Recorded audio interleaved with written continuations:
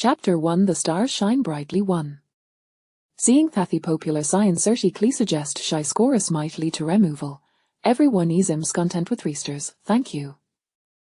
The protagonist experiences growth, becoming powerful on life after traversing several worlds. The pressed thrives amid the house of three kingdoms, where she fights firstly. Before a journey through time, Tangu was an insecure, chubby girl, a thigi of 25, schmadi fervent wish that the heavens siphon Lisha cold become beautiful, she would pay an ipris. Utter tendridge, she was knave, unaware of what her corpus truly entailed. Tangu merrily thought, housed and wish for something, dreaming is permissible, isn't it? Howled and Desia Boti, especially her self-conscious girl like here, little did Geno that so course called indeed begrinted. It remains Zambasterai which day I took notice of her plea, but the wish was fulfilled. Tragically, that year, Tangu me third demise an accident eyes waste the cost of her wish. Then she was reborn, transforming into an unparalleled led beauty, yet her first reincarnation brought her to an apocalyptic world. In this harsh environment, where every one of her truthlessly for resources, Tangu became a stunning beauty albeit a devoid of power. June realized that the beauty brought her peril and cruel torment. After enduring a period of being rated a surprised possession, she wakened her unique ability during a moment of rebellion or with basic power. Initially, the med promising Tangu felt finally had hemianstosist. However, the apocalypse was rife with formidable adversaries. Here would be cedar bill timerly allowed her Johannes plant stowy alwines. Beauty did no televerty her to the ranks of the strong. Ultimately, succumbed to the brutal realities of survival in that world. Tangut Hatch had concluded her experiences a beauty, believing she would finished. Yet this time, she was banned to a system.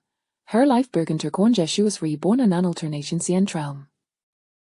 Thy life in Thysensiant world was made to realize scarce and fraught with inconveniences. Tangu felt a profound sense of relief. She was finally free from the mardny sound brutality of the apocalypse. This time, she became amenably lady through Marnalestria's family. The Qingyang Tangclan, a prestigious lineage with her heritage spanning over a century. A thigi of 15, duetto her frail held hand the obligation to mint. Tangu inexplicably passed away and found herself in her biting the bojo for another Joe who shared her name. After Thryer softening, life weighs austere habitat leastward of danger, through familiarizing herself with her memories and adapting to her new life, she learned the intricate customs of the ancient world. Upon completing her mening at 18, just as she was poised to of her life, indulge delectable treats, and explore the beauty around her, she found herself unexpectedly betrothed. From a least complex rulistic tatitot, old hive shekel does here we bay cedar billy tie tonerish herself, escaping her marriage and living freely in this society ways impossible, with Harry incarnation nourished by a powers, shad on sea gain become their breathtaking beauty shoes in her previous life. Such beauty Medea touch a lie impossibly tolivi leisurely life unless shrove royal blood. Unfortunately, she was not despite her famous prominence, a marriage alliance was inevitable, leaving her with no possibility of refusal. Thus, on a winter's day, without even having met the future husband, Tangu was married off. The wedding took place at dusk. Nervously, she stepped before the guests to partake in the ceremonial rites of marriage. However, once Tangu appeared before the assembly, gasps of astonishment filled the air. This bright eye simply too beautiful, what fortune for you ancient, whose care of flowers is, tomorrow is a stunning bride. Feeling gamik embarrassment from the compliments surrounding her, Tangu noticed Thetel, handsome a man beside her gazing at his new wife in astonishment. Before their engagement, stories of the Tang family's beauty and virtue had circulated, yet Yuanshan had never anticipated such captivating allure. Chapter 2 The Stars Shine Brightly 2.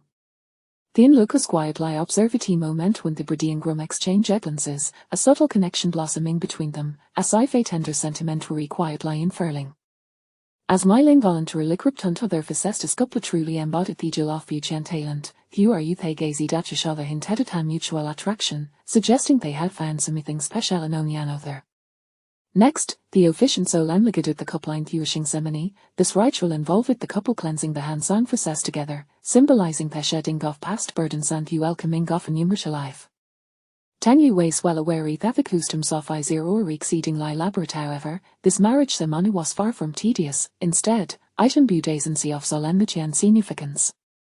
The copper basin filled with clear water shimmered in the candlelight, and as the cup led up to the hands and future, it full taste how they were cleansing their past and opening at auto a fresh future.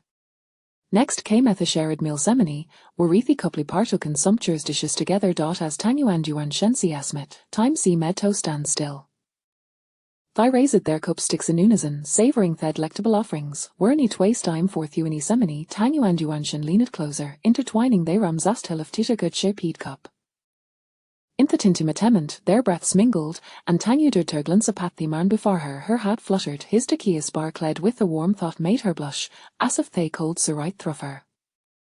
Only at this momentage master their corrigetto rule examine his features, using the gentleman of remarkable charm, evoking agency of admiration, thoughts of gratitude filled her thankfully, she was not wed to an unattractive eman.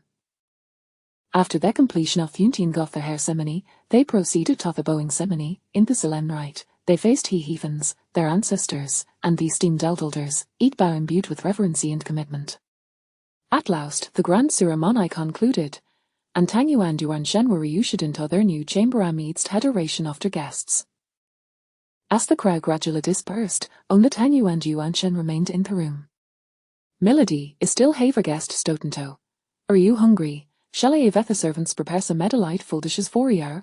Yuan Shen's voice was deep and dissonant, drawing Yarto Tanyu chic. High's warm breaths and Darush of het thruffer, wash flating with her.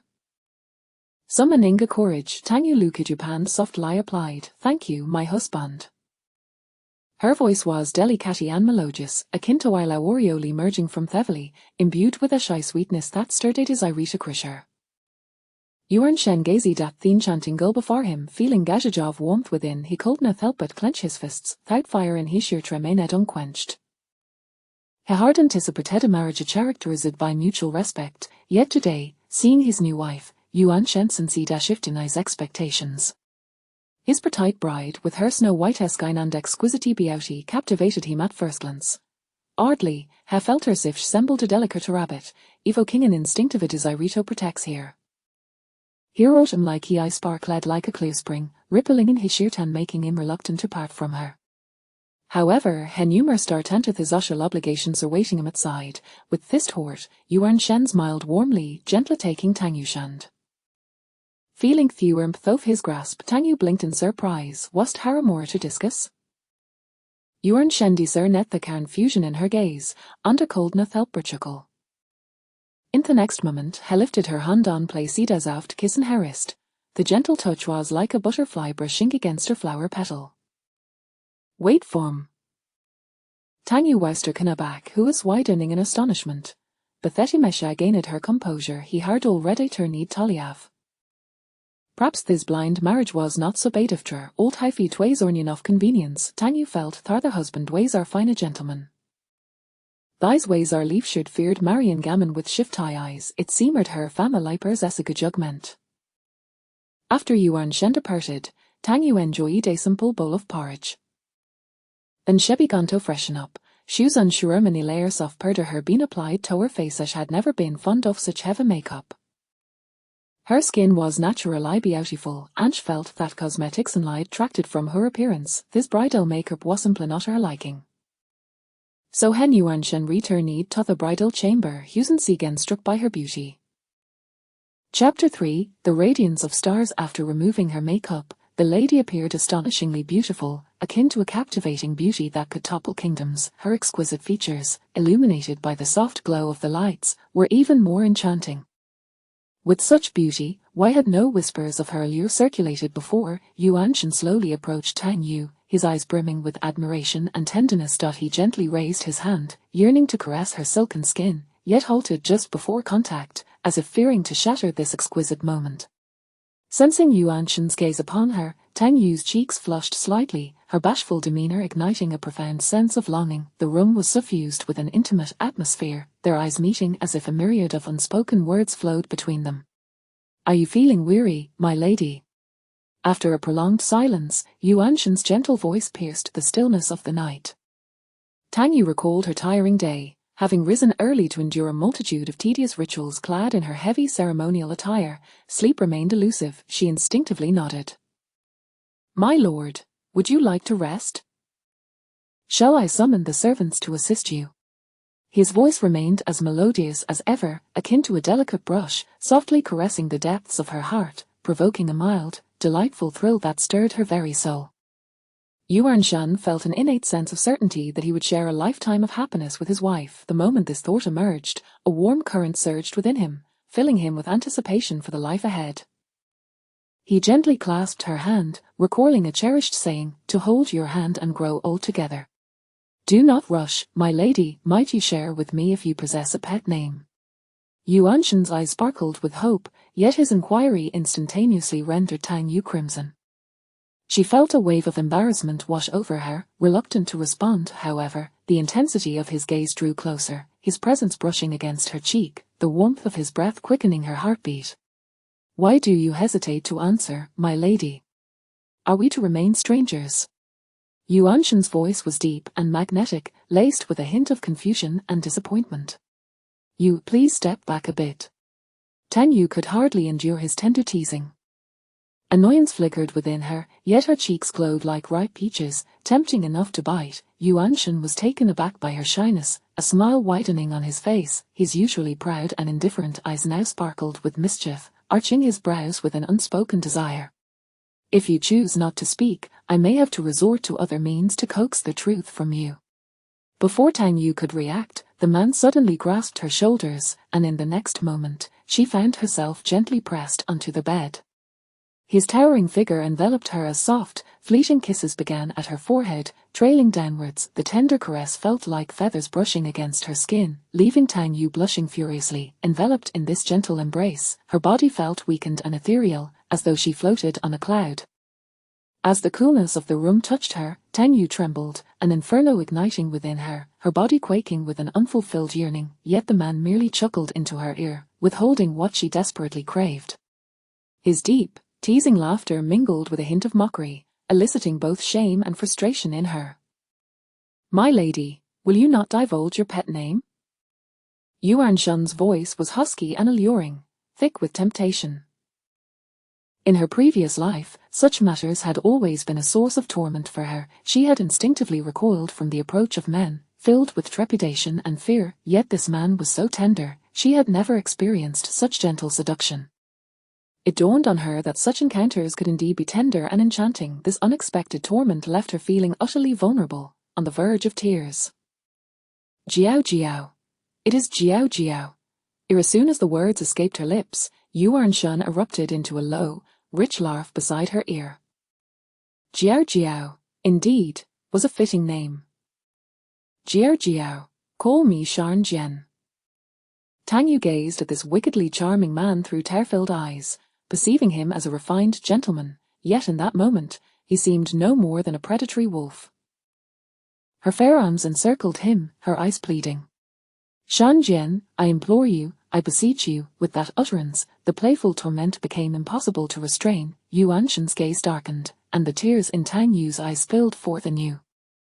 This night was truly something extraordinary. As the night unfolded, it was as if flowers bloomed and snow fell. As they embraced amidst the silken drapery, the mandarin ducks danced in unison, entwined in a delicate embrace. Their brows furrowed in bashful delight, lips warmed and melting together. The air was rich with the fragrance of orchids, and her skin glowed like jade. She felt languid, her wrist slack, overwhelmed by the sweetness of their intimacy. Sweat beaded upon her skin, her hair dishevelled in soft disarray. The night, it seemed, was still young. Chapter 4. The radiance of the starry sky on the following day. As the first light of dawn began to break, the couple rose early to pay their respects to their in-laws. In this era, they were required to address their father-in-law as a lord uncle and their mother-in-law as a lady aunt. After a solemn ceremony, they proceeded to the ancestral hall, where Tang Yu's name was ceremoniously inscribed within the Yuan family shrine. From that moment forth, she truly became a member of the Yuan household. My lady, are you feeling weary? Yuan Shan inquired softly, observing the fatigue evident on Tang Yu's countenance. Having risen early to partake in numerous rites and having encountered a multitude of relatives and servants, Tang Yu indeed felt quite exhausted, her spirit somewhat diminished. Particularly, as she recalled the previous night's exertions with the man beside her, an involuntary glimmer of annoyance flashed in her eyes, yet Yuan Shan found a certain charm in her reproachful gaze, a smile escaping his lips. My lady, do not let your heart be troubled. Matters within the family are not to be rushed. There will be time to become acquainted gradually. Please, take a moment to rest, and I shall attend to any affairs that arise." His gentle and considerate words lifted Tang Yu's spirits somewhat. This newlywed husband appeared to possess a commendable character, aside from his somewhat mischievous tendencies in their intimate moments. "Then I shall leave you to your tasks, my husband. I will retire for a while," Tang Yu replied candidly, turning to make her way to the bedroom, intending to rest properly. However, she did not anticipate that the man would follow her to the edge of the bed. Tang Yu felt a sudden wave of nervousness. "What do you follow me for? I warn you, it is daytime. Do not act inappropriately." Her embarrassment and sharp words elicited a raised eyebrow and a chuckle from Yuan Shen. "What nonsense is my lady speaking? Acting inappropriately? I merely came to retrieve an item." "Could it be that my lady's thoughts are inclined towards desiring your husband's affection?" Upon hearing these suggestive words, Tang Yu quickly placed her hand over his lips. "You do not speak such foolishness. Hurry and take what you need. Do not disturb me." Observing his little wife becoming flustered by his teasing, Yuan Shan ceased his playful antics and turned to retrieve a box of ointment from the cabinet beside the bed. "If my lady feels any discomfort, this may be of assistance," he stated. At first, Tang Yu did not comprehend, for she was uninjured. However, upon catching the ambiguous look in his eyes, her entire being flushed with heat. "Silence. I wish to sleep." Embarrassed and crimson-faced, Tang Yu turned to lie on the bed, pulling the blanket over her head, too bashful to face anyone. Yuan Shen, understanding the importance of discretion, set the ointment aside and stood with a smile. "Good dreams, my lady." Once his footsteps faded into the distance, Tang Yu finally dared to lower the blanket, left alone in the room. Weariness enveloped her, and she found no inclination to ponder her husband's true feelings towards her. She simply succumbed to a deep slumber. When she awoke once more, the day had waned. With a slight thirst upon her lips, she refrained from summoning a servant immediately. Instead, she engaged in conversation with the system residing in her mind. "Little Seven, have you completed the scanning of the plants in this courtyard? Once you confirm the findings, I shall assist you in gathering the flora." The system Tang Yu had bound herself to originated from a far-future interstellar realm, where the genetic makeup of humanity, as well as that of flora and fauna, had undergone profound transformations. The system's purpose was to guide its host through various small worlds to collect diverse plant genes, aiming to replicate them in a future where such vegetation was exceedingly scarce.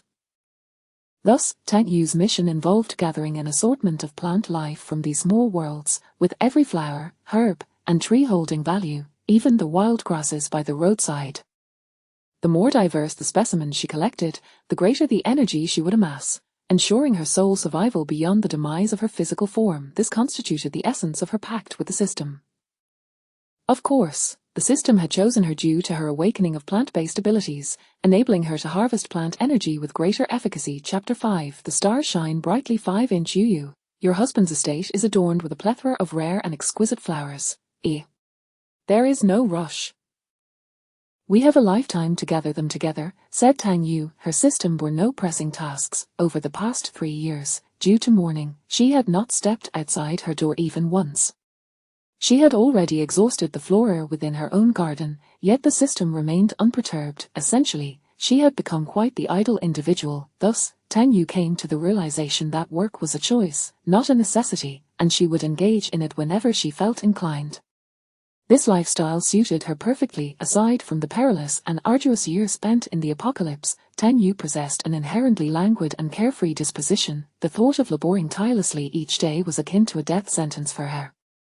When Yuan Shen returned home at dusk, he found his young wife sitting by the bedside, lost in thought. The dim light illuminated the contours of her face, casting a soft, ethereal beauty that stirred the tranquil waters of his heart once more.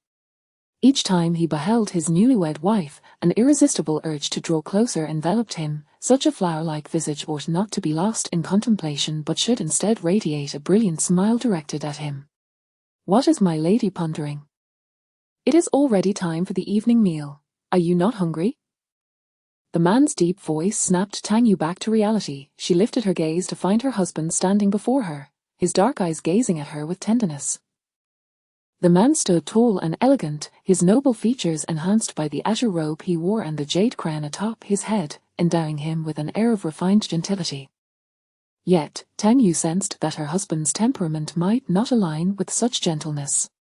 "My lord, I was actually waiting for you to return so we could partake in the evening meal together," she replied, her slightly raised cheeks and innocent eyes evoking a gentle warmth. Tang Yu's demeanor was always soft and inviting. This was not merely her nature but a survival instinct cultivated during the harshness of the apocalypse, leaving her unsure of how genuine her tenderness truly was. Yuan Shen tightened his grip on the fan in his hand, suddenly struck by the realization that his wife seemed to be accustomed to smiling, rather than expressing joy specifically at his presence. Despite their 10-year age gap and his past romantic tribulations, he had matured beyond the arrogance of his youth. Now possessing a remarkable patience for others, his wife appeared to diverge from his initial expectations, yet she brought him immense joy. He relished the control he wielded over his own life, while simultaneously feeling drawn to the unpredictable elements within it. With a smile gracing his lips, Yuan Shen approached, taking his wife's hand. "It is my fault for keeping you waiting, dear wife. The servants have prepared a feast for us, let us go enjoy it together."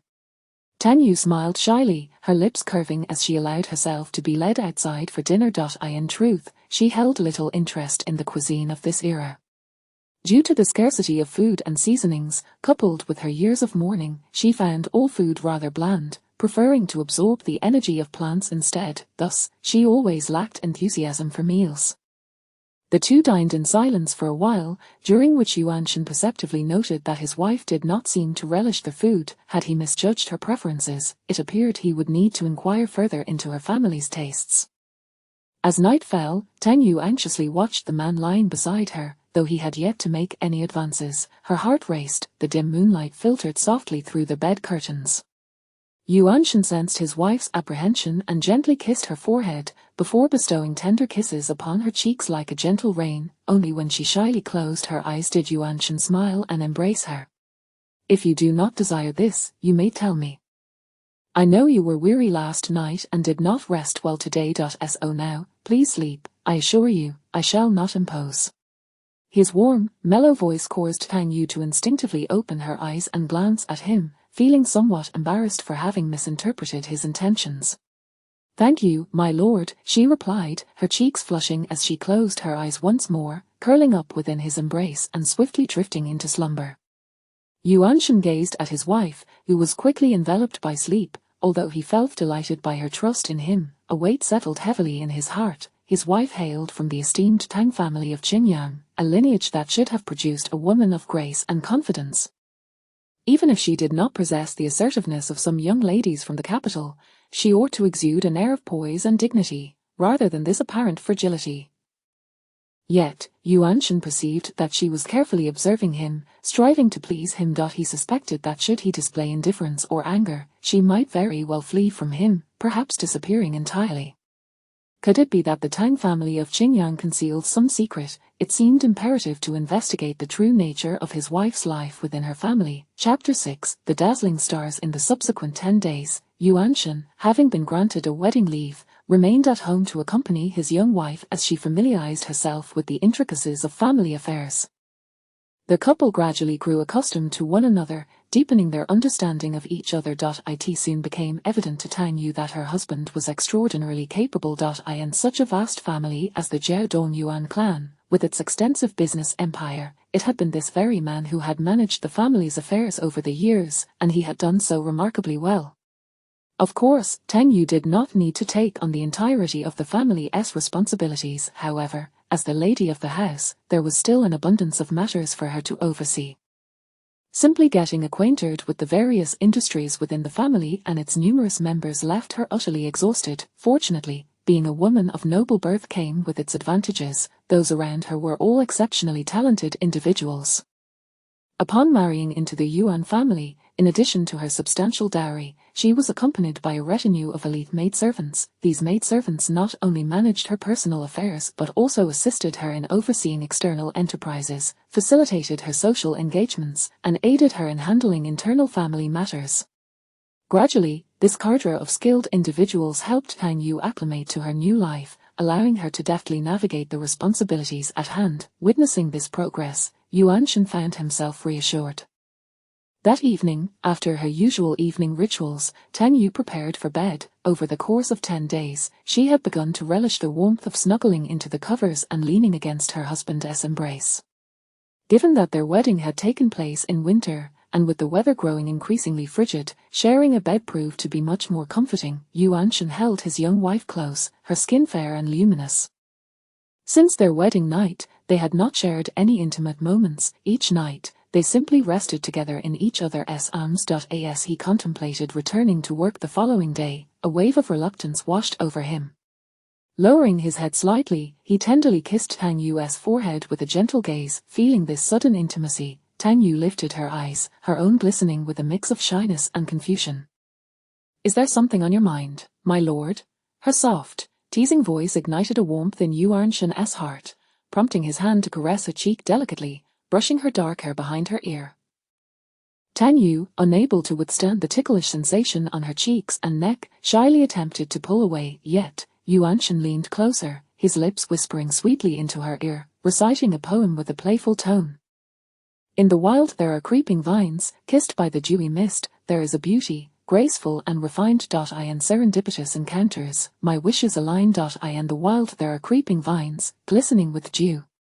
There is a beauty, as gentle as the breeze. In serendipitous encounters, may we together thrive." The gentle, teasing sensation sent shivers down Tang Yu's spine, making her squirm slightly. Yuan Shen chuckled softly, leaning closer to inquire, "Do you not desire it, my dear?" Upon uttering these words, Yuan Shen raised his gaze to meet hers. At that moment, Tang Yu's eyes shimmered with moisture, rendering her particularly endearing, though her throat felt tight and her heart raced. Yuan Shen's expression was tender, as if he awaited her response, ready to withdraw should she decline. With her waist nestled against Yuan Shen's warm embrace, the intimate closeness stirred a tempest within her, evoking a sense of longing. Her past experiences in a tumultuous world had left her somewhat hesitant towards intimacy. Yet, the gentleness radiating from the man before her, coupled with his delicate kisses, began to evoke a sense of fondness within her. In this era, was it not true that such matters required her consent to proceed? Tang Yu found herself in a state of bewilderment, yet she relished the feeling of being respected, since she did not find it unpleasant. Surely it was permissible, after all, they were now husband and wife. Would she truly push him away? In a haze of confusion, Tang Yu contemplated for a moment before shyly conceding. Thus, she reached out her arms to embrace him, gradually lifting her head to press her lips against his. This was an unequivocal signal of her acceptance. Chapter 7, The Splendor of the Stars. After 10 days of companionship, Yuan Shen discovered that his gentle and amiable young wife, who always wore a smile, actually harbored a heart that was particularly guarded. He yearned to inquire about her past life and interests over the years, yet he found himself unable to extract the truth. Thus, Yuan Shen understood that he must not be hasty or forceful. Fortunately, this evening, his young wife was willing to draw closer to him. In that fleeting moment when their lips met, Yuan Shen lowered his head and tenderly kissed her, enveloping her in a passionate embrace. His young wife, with her delicate skin and graceful form, was truly captivating and irresistible. In the final moments, Yuan Shen could no longer contain himself and claimed his young wife with fervor, bringing tears to her eyes. The following day, while Tang Yu was still lost in the warmth of her bed, Yuan Shen arrived at the court of the Chief Justice. Invigorated and refreshed. To his surprise, he found the Crown Prince present as well. The current Crown Prince was known for his unyielding and impartial nature, cold and ruthless, ever since the previous Crown Prince was deposed a few years ago and the third prince, when Zidane, ascended to the position. The political landscape had become perilous. The Crown Prince was resolute and decisive, never swayed by personal interests or favoritism. Be it his own sister or the scoundrels of the Yu family, all would face the consequences under the third prince's hand. As a newly appointed Chief Justice, Yuan Shen sensed that certain officials were likely to face misfortune. Indeed, after performing his respects to the Crown Prince, when Zidane initiated the conversation. "It seems you have been enjoying your newlywed life." Yuan Shen chuckled inwardly. The Crown Prince had yet to marry a Crown Princess, largely due to his inability to find a woman who met his high standards. The ideal candidate would possess not only grace and virtue but also intelligence and understanding, along with a family background steeped in loyalty and integrity. Such a woman was likely unattainable. Among the aging bachelors in the capital, only he and the Crown Prince remained. This time, he had finally escaped that list. Gazing at the Crown Prince's stern visage, Yuanshan could not help but smile gently as he thought of his young wife. Your Highness speaks truly. I have been exceedingly joyful these past few days, for my wife is a source of great delight. While his response was sincere, the overly sweet smile elicited a wince from Wenzidan, who felt a twinge of discomfort. Was it possible that after his good friend Wubui succumbed to the allure of romance, his trusted aide Yuanshan would also find himself ensnared by a woman? Taking a deep breath, Wenzidan chose not to prolong the pleasantries and instead placed a confidential report before Yuanshan. The remnants of the previous tyrant's regime, which we believed had been eradicated, have recently resurfaced. I have heard rumors suggesting that someone of the tyrant's bloodline is attempting to re-establish connections with old allies. We must investigate thoroughly and uncover any remaining threats. Upon hearing these words, Yuanshan's expression shifted to one of grave seriousness. The last time remnants of the former tyrant had emerged, it had led to a catastrophic incident that nearly cost both his and the Crown Prince's lives. The mere thought of the tyrant's remnants resurfacing was enough to warrant utmost caution. I shall exert every effort to uncover the truth behind this matter. As the sun set, after concluding his official duties for the day, Yuanshan did not hurry home but instead made his way to Linglong Pavilion, renowned for its exquisite jewelry, where ladies from all over the capital flocked to purchase adornments. After selecting a delicate hairpin adorned with red gemstones, he finally boarded his carriage to return home. Just as Yuanshan arrived home, the individuals he had previously dispatched for investigation returned with news. What have you discovered? He inquired.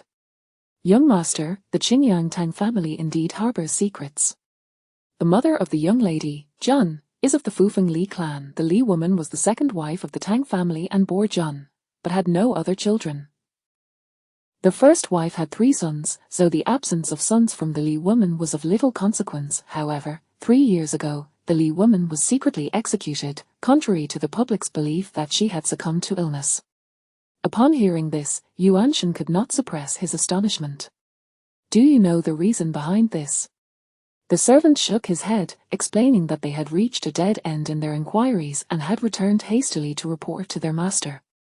As for the rumors of the lady's beauty, did the Tang family deliberately suppress such tales? The servant again shook his head.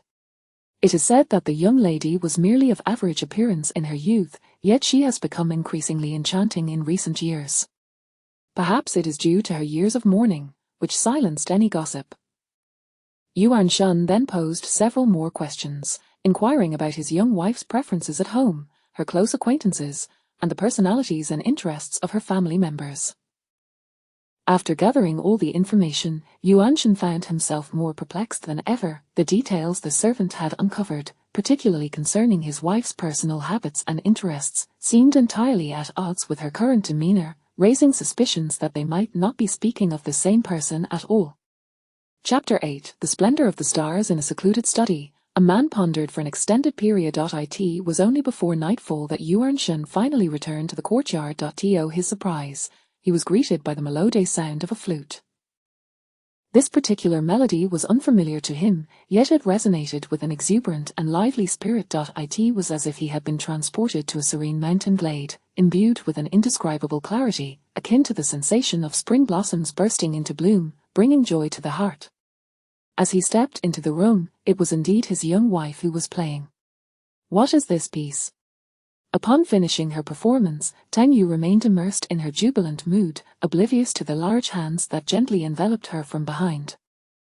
She felt herself entirely cradled in a warm and expansive embrace, the familiar scent of sandalwood wafting around her. When had he returned home? Why such intimacy? Upon entering, Tang Yu felt a flush of shyness.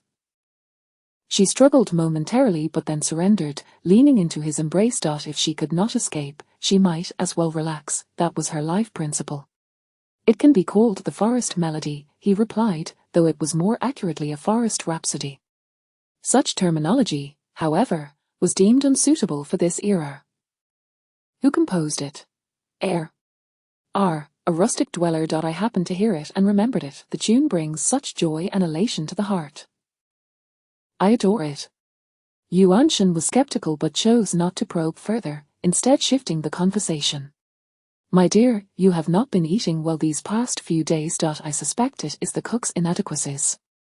Should I write to your father and request a few chefs who can cater to your tastes? This suggestion left Tang Yu momentarily stunned before she promptly shook her head. Not only did the Tang family lack chefs to her liking, but even if there were, she could never muster the courage to voice such a request. Her stern father would surely scold her mercilessly. My lord, it is unnecessary. I have always eaten very little, it does not bother me. Were Tang Yu to appear frail, Yuan Shen might have accepted this claim. However, after several intimate nights spent together, he was acutely aware of the fullness beneath his palm. His wife was quite voluptuous, and when angered, her heaving bosom exhibited an alluring curve that left one parched with desire. Such words from you leave me feeling quite disheartened. Is it that I have failed in some regard, causing you to endure in silence, even denying yourself your preferred dishes? It is merely a matter of a few cooks. If those at home do not suffice, we can always dine out. Why must you suffer, my dear? This statement instantly flustered Tang Yu. She quickly turned to face him, tilting her head back to draw closer. At that moment, her gaze was as clear as water, and her fair neck bore a hint of pink. No, my lord treats me exceedingly well, always respecting me. It is just that I do not favor the household cooks, so there is no need to write to my father. As for cooks from outside, I am unsure where to find good food, but I doubt it would suit my palate. I have always wanted to. At this point, Tang Yu found herself unable to continue. She longed to venture into the kitchen and prepare her own delectable dishes, whether barbecued or fried, anything that could satisfy her craving for junk food. Alas, it had been over a decade since she had indulged in such flavors. Having just emerged from a post-apocalyptic existence, she found herself in the role of a highborn lady, yet the constraints of etiquette were overwhelming and the family rules stringent. Once, when she had expressed a desire to cook for herself, she had been met with a severe reprimand from her father, who claimed it was unbecoming of her status. The rigid customs of this ancient world were stifling, and Tang Yu did not wish to attract undue attention to her desires. Thus, she resigned herself to the situation, accepting it as it was. After all, merely surviving was preferable to the hardships of the apocalypse. Yuan Shen observed the hesitation and resignation in his young wife's eyes. It seemed she had endured some form of hardship at home, for how else could such a simple desire remain unspoken? With a sigh, he gently caressed her inky black hair and leaned down to plant a tender kiss upon her lips. After a prolonged moment, his lips trailed down to her flushed earlobe, the warmth of his breath igniting a fervor within her. Tang Yu felt a tingling sensation wash over her as the deep timbre of his voice seductively whispered in her ear, "My dear, whatever you wish at this moment, I shall grant." Tang Yu felt as though she had been ensnared by his charm, unable to resist such exquisite tenderness. Actually, I wish to cook for myself. The dishes I enjoy are not ones they can prepare.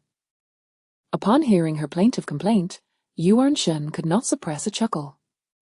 Such a simple desire, and you have hesitated to voice it? This entire household belongs to you. You may go wherever you please. The kitchen is at your command. My only concern is for your well-being, but if this is what you desire, why should there be any hindrance? Tang Yu was taken aback by his response. Her previous father had been steeped in the strictures of decorum, as had her brothers and sisters-in-law initially. Her unfamiliarity with the customs had led to her receiving a harsh chastisement for her lack of propriety. Thus, she had always assumed that ancient society was unforgiving and rigid. Fearing that her thoughts would be met with disdain, disgust, or ridicule, she had resigned herself to a life of compliance.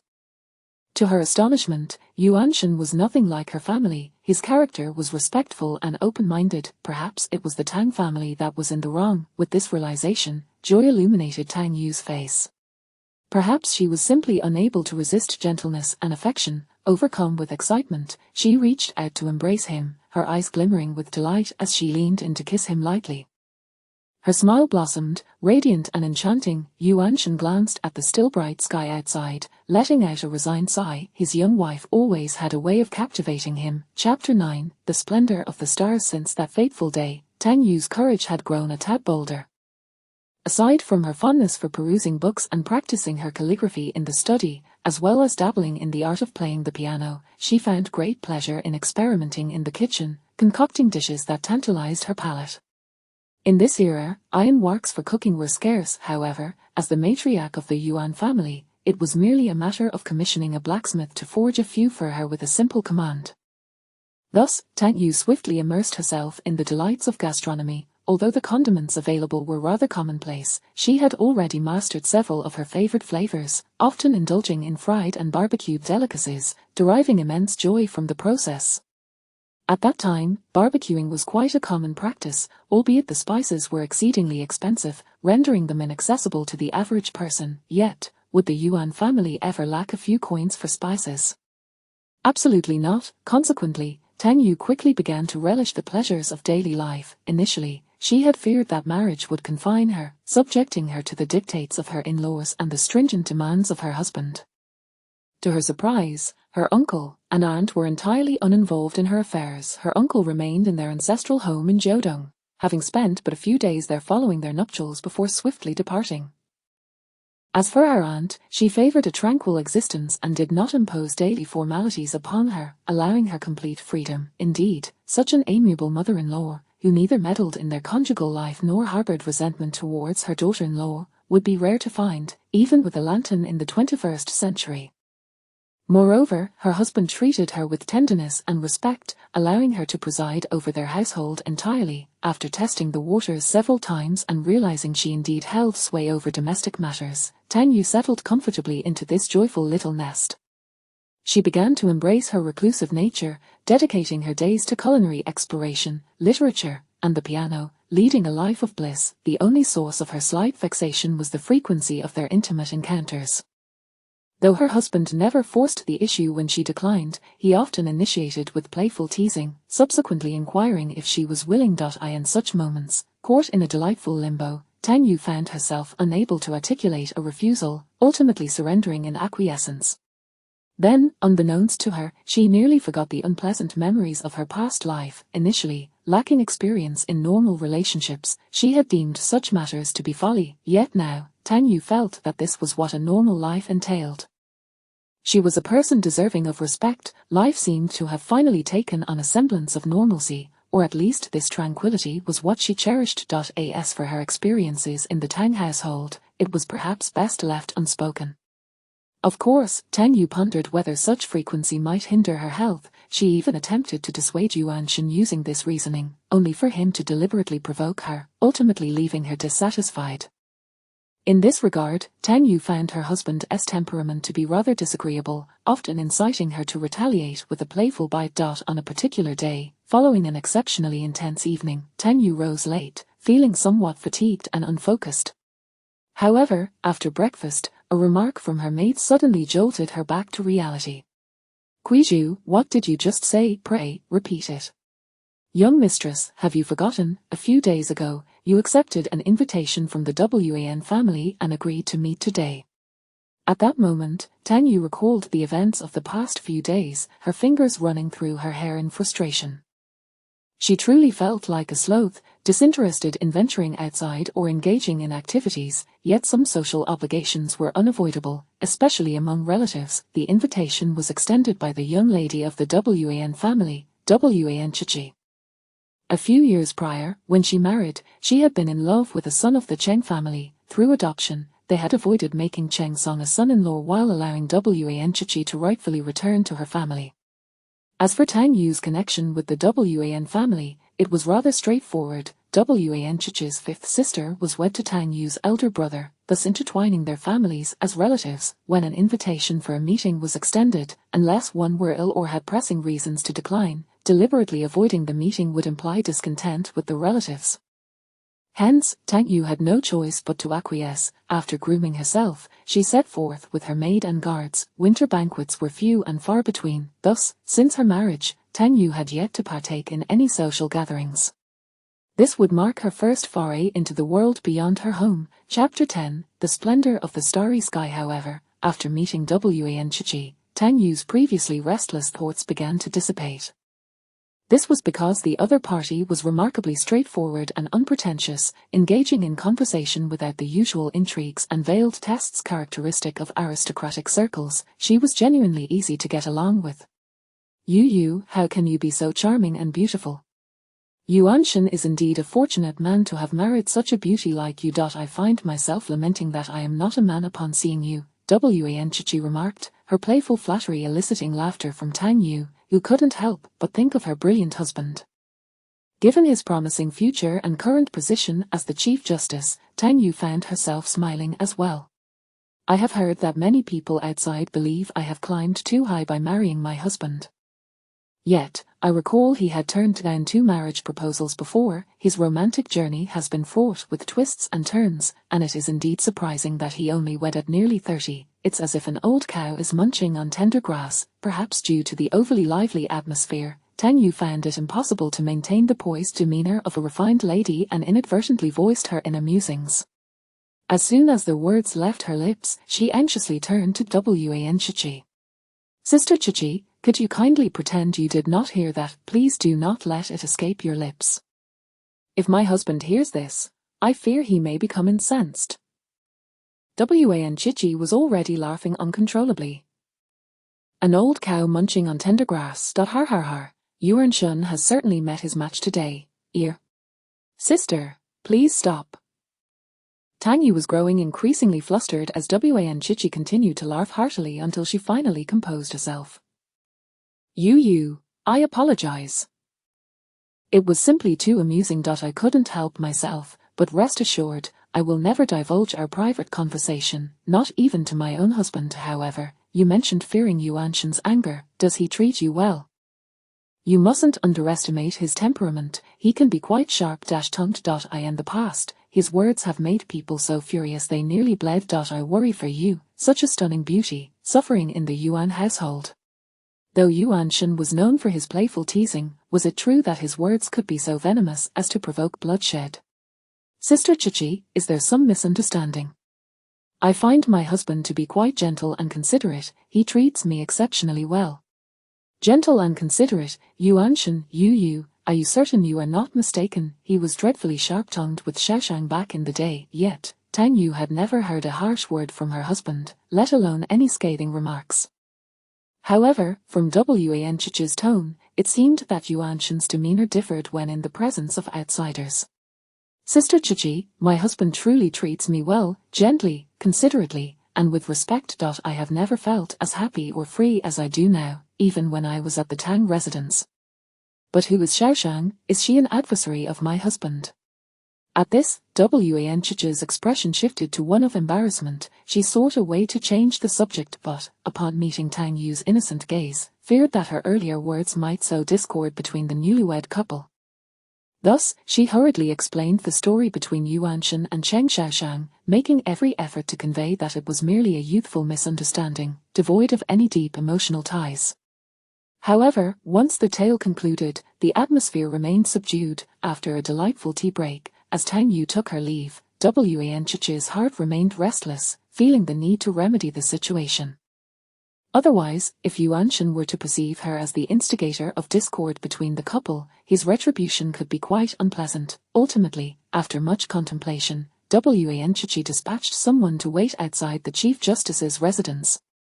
When Yuanshan departed from the Chief Justice's office, he had not anticipated receiving a letter from Wan Chichi. Although they were old friends, it was customary for men and women to interact less frequently after marriage.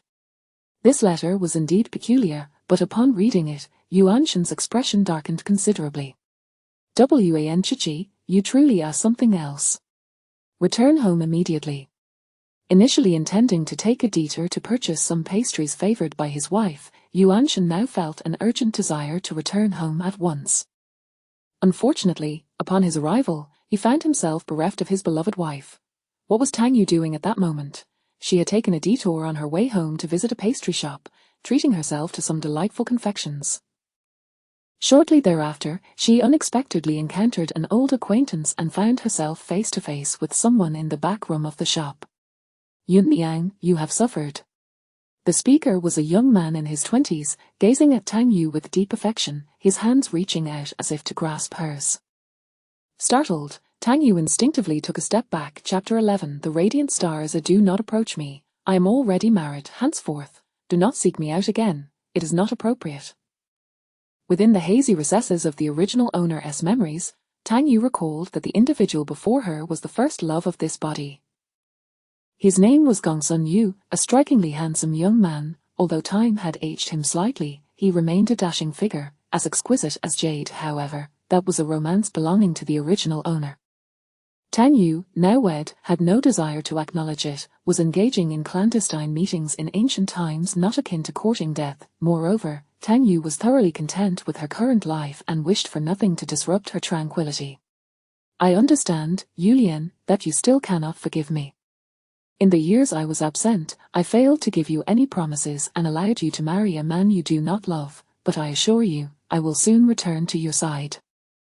Please believe me, Yulian. Was she truly exuding an air of dissatisfaction with her marital life and yearning for escape? This time, Tang Yu's rejection was even more resolute. Gongsun Yu, I shall reiterate. I am married. Do not seek me out again. I have my own life. What is past is past. If there is no destiny between us, it signifies that we were never meant to be together. Henceforth, do not come to see me, nor disturb my life. After delivering this statement, she ignored his pitiful expression of hurt. With a cold demeanor, Tang Yu turned on her heel and departed, instructing the carriage driver to hasten their return home in a fit of vexation. What a disappointment! She had originally set out in high spirits, only to have the latter part of her day completely soured. At this point, Tang Yu could scarcely recall the trifles involving Yuanshan and Chen Xiaoshang. Her frustration stemmed from the troubles of this body's past. Seeing Gongsun Yu had only sharpened her memories, a troublesome predicament indeed. Upon returning home, Tang Yu's spirits remained notably low. She lacked the inclination to engage with anyone. Retreating to her room to find a spot to sit and lapse into contemplation, she was oblivious to the servants announcing that her husband had returned. Yuanshan had been waiting at home for quite some time, even dispatching someone to search for her. To his relief, just as the messenger had departed, his wife returned, yet, observing her lost in thought upon the soft couch, he felt a pang of concern. He watched her for a long while as she remained in a daze. Yuanshan sighed helplessly and slowly approached, sitting beside her. As he reached out, Tang Yu, still lost in her reverie, suddenly felt a gentle embrace encircle her. What occupies your thoughts, my dear wife? His voice was as warm and deep as ever, and Tang Yu could feel the warmth of his breath against her ear, a sensation that seemed to possess a certain enchantment, causing her heart to race involuntarily. In that moment, Tang Yu felt a flicker of anxiety. If her connection to Gongsun Yu were to be discovered, would a normal man not be angered? Surely, he would be. My lord, if someone were to whisper unfounded claims in your ear, you would not take them as gospel, would you? Surely, an astute individual would not be so easily swayed. Tang Yu reassured herself that Yuanshan was no fool. However, her words left Yuanshan momentarily speechless. Shouldn't his wife be confronting him about past grievances? Why was it now she who appeared apprehensive? Had something else transpired? He sensed a lingering discontent within her. Furthermore, upon hearing her words, he noted a distinct hesitation and tension in her gaze. The sparkle in her eyes, usually so lively, now revealed a troubling conflict, filling Yuanshan's heart with affection. He adjusted his position, causing Tang Yu to inadvertently settle upon his lap, her arms instinctively wrapping around him as they drew closer, face to face. Such intimate proximity caused Tang Yu's cheeks to flush a delicate shade of crimson. She could distinctly feel his heartbeat, the powerful rhythm seemingly narrating an unspoken sentiment. In the next moment, Yuanshan gazed earnestly into his wife's expressive eyes, gently tilting his head to plant a tender kiss upon her forehead, as light as a dragonfly kissing the water's surface. The gentleness of that touch seemed to melt Tang Yu's heart. If you have any doubts or fears, my dear, you may share them with me. Even if you have erred, it is I who failed to protect you. Do not be afraid. At these words, Tang Yu nearly divulged the events of the day, yet hesitated, realizing it was not her first love she was addressing. How could she explain?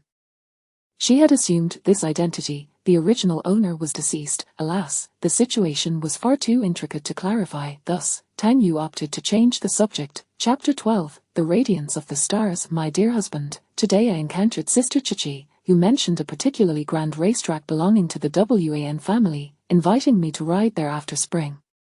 Father previously insisted that a lady should maintain her decorum and disapproved of my desire to learn horseback riding, yet I am quite eager to pursue it. Is that permissible? Tang Yu's voice brimmed with anticipation, her lively eyes sparkling with a yearning light, reminiscent of resplendent stars that stir one's heart. Her slightly raised cheeks resembled blooming peach blossoms, so enchanting and vibrant that one couldn't help but feel drawn to her. Yuanshan discerned that his wife was evidently attempting to divert the topic. However, such matters were not suitable for pressing inquiries. A gentle smile graced his lips, revealing a tender warmth. His gaze was filled with affection as he softly replied, "What is there to prevent?" In Jirdong, the Yuan family also boasts a racetrack, though we lack one in the capital. If you desire, my dear, once the weather warms, you may learn to ride, and I shall select a few gentle steeds for you. Upon hearing this promise, Tang Yu's face lit up with delight, her radiant smile akin to the most dazzling flower of spring, captivating all who beheld it. She forgot the troubles of the day, her heart brimming with visions of future horseback rides. In the deep of night, upon the fiery warmth of their bed, the long tresses of both man and woman entwined in a delightful disarray, the atmosphere of the room suffused with a seductive allure. Tonight, Yuanshan was exceptionally gentle, every movement he made seemed infused with boundless tenderness. Leaning slightly forward, his handsome visage appeared even more refined under the soft glow of the light. Delicate, tender kisses traced the contours of Tang Yu's brow and eyes, as gentle as a breeze caressing flower petals. Tang Yu obediently closed her eyes, savoring the intimacy of the moment. Her fair skin glimmered alluringly in the light, and her softly fluttering lashes resembled the delicate wings of a butterfly. Just as she began to drift into slumber, Yuanshan's gentle inquiry suddenly resonated in her ears. "My lady, in a few days, it will be your mother's Memorial Day. Should we prepare something?" Having been lulled into a dreamy haze, Tang Yu abruptly awakened, her emotions almost beyond her control, her eyes reflecting shock and hesitation. In truth, she ought not to be so astonished. The memories within her began to awaken today, and many previously murky matters became clear. Yuanshan immediately noticed his wife's unusual demeanor. The unutterable shock and distaste she displayed only deepened his curiosity about what had transpired. Nevertheless, Yuanshan refrained from pressing her for answers, instead gently embracing her, drawing them close together. His embrace was warm and steadfast, as if it could shield Tang Yu from all storms. Then, with utmost gentleness, Yuanshan took hold of her palm, bringing it to her cheek, kissing it tenderly. "Do not be anxious, my dear, you are now the wife of a virtuous man. No one can harm you. Please, share with me what troubles your heart." Regarding the matter of his wife's mother, Yuanshan had yet to uncover the truth. The Tang family had concealed their secrets so well that it was as if they had obliterated all traces. Ordinarily, if such matters did not impact the future, there would be no need for deep investigation. However, Yuanshan sensed that the secret held great significance for his wife. If he could not ascertain the truth, perhaps he would be unable to earn her complete trust and reliance. He did not favor a shallow and overly formal marital relationship. He yearned for his wife to depend on him a little more. Perhaps it was the night's obscurity, perhaps it was the absence of defenses, perhaps it was the burgeoning trust between them, or perhaps Yuanshan's tenderness was simply too compelling. Tang Yu found herself unable to resist confiding this secret to him. Chapter 13. The dazzling stars. Tang Yu's mother, a scion of a prestigious family, was raised in an environment of luxury and indulgence. However, following the downfall of the previous dynasty, her family faced a gradual decline, compelling her to become a second wife. Nevertheless, this decline was merely relative to the grand aristocracy. In reality, she still lived a life free from want, surrounded by numerous servants, ensconced in a haven of wealth, and burdened by little worry. Yet, the Li matriarch encountered a significant setback in her life. Although she had not borne a son, her husband's first wife had 3 sons, allowing her, as the lady of the house, to live a leisurely existence. When Tang Yu was 5 years old, the Li matriarch fortuitously discovered a woman who bore an uncanny resemblance to herself. This woman had been rescued from a bandit lair and had reportedly endured a harrowing journey, having been sold from place to place, living in dire conditions. The Li matriarch recalled her mother mentioning that she had given birth to twins, but due to the ravages of war, one daughter had been abducted by enemies and had never been reclaimed. Thus, the Li matriarch instantly realized that this was her sister. However, even with the truth dawning upon her, she dared not let her guard down and felt it necessary to ascertain the facts, lest this individual be a spy. Consequently, the Lee matriarch provided her sister with shelter in a residence and dispatched individuals to investigate her sister's life over the past years. In her original plan, once the truth was uncovered, she intended to erase her sister's past and arrange for her to have adoptive parents, allowing. Yet, perhaps due to misfortune or the toll of years spent in suffering, her sister's character had become distorted upon overhearing a conversation between her sister and a maid, wherein it was mentioned that if her past were to be revealed. Subsequently, she feigned an encounter with bandits, claiming to have been injured and recuperating for several years, thus fully assuming the identity of the Tang family's matron, effectively erasing all traces of her past. To avoid exposure, during those years, she used the pretense of recovery to reside with Tang Yu at the ancestral home of Qinyang, allowing Tang Yu's father to pursue his official duties in distant years past, and she had adept learned to mimic the lifestyle of an aristocratic lady, completely usurping her sister's identity. Upon learning this concealed narrative, Yuan Shen was profoundly astonished. So, the death 3 years ago was not due to illness. Tang Yu instinctively nodded. After inhabiting this body, many memories remained hazy, some matters were once clear, yet only now did she fully comprehend the preceding events and their ramifications. Did the lady subsequently live poorly? Was she unkind to you? Upon hearing this, Tang Yu was taken aback, astonished that Yuan Shen had discerned this detail. It was beyond mere unkindness. Reflecting on her memories, Tang Yu was uncertain whether that woman's disdain stemmed from guilt or genuine animosity towards her sister's daughter. She simply felt that the girl in her memories had been relentlessly belittled and scorned, deprived of any semblance of joy in her childhood. Punishments were a daily occurrence, and hunger was a norm. Whenever that woman found the opportunity, she would scold her Dobby. By the time Tang Yu finally matured and was on the verge of betrothal, that woman seemed to harbor resentment towards Tang Yu for the prospect of marrying. Chapter 14: The Splendor of Stars. Thus, the woman deliberately orchestrated an opportunity for Tang Yu to meet with an outsider, and it was in this manner that Gongsun Yu made his appearance. Gongsun Yu possessed the elegance of a refined gentleman, with features as exquisite as a painting, strikingly handsome and ethereal. However, the original Tang Yu was oblivious to the schemes that accompanied Gongsun Yu's arrival. Yet, now that Tang Yu had discerned the truth of her memories, she could naturally surmise why she had frequently encountered an outsider in the past. It was evidently a chance crafted by that woman. Perhaps at that time, the woman took pleasure in subjecting Tang Yu to hardship, believing that marrying her off to a man of lowly origin would bring her satisfaction. However, fate intervened unexpectedly, as Tang Yu fortuitously encountered a former servant of her mother, revealing the truth that the person by her side was not her biological mother. Consequently, she commenced an investigation into her past. Upon discovering this, the woman began to poison Tang Yu, intent on sending her to her demise. Ultimately, this matter came to the knowledge of Tang Yu's father. In truth, the original Tang Yu had succumbed to the poison, while she herself had traversed into this body. Subsequently, that woman ostensibly died of illness, yet in reality, she was executed in secret.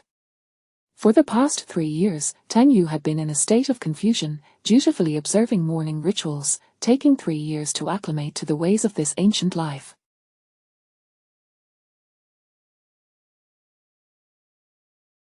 Of course, regarding the matters disclosed by Yuan Shen, she refrained from mentioning Gongsun Yu for the time being. It was simply not the appropriate moment to discuss a former lover, even if he were merely a fictitious one.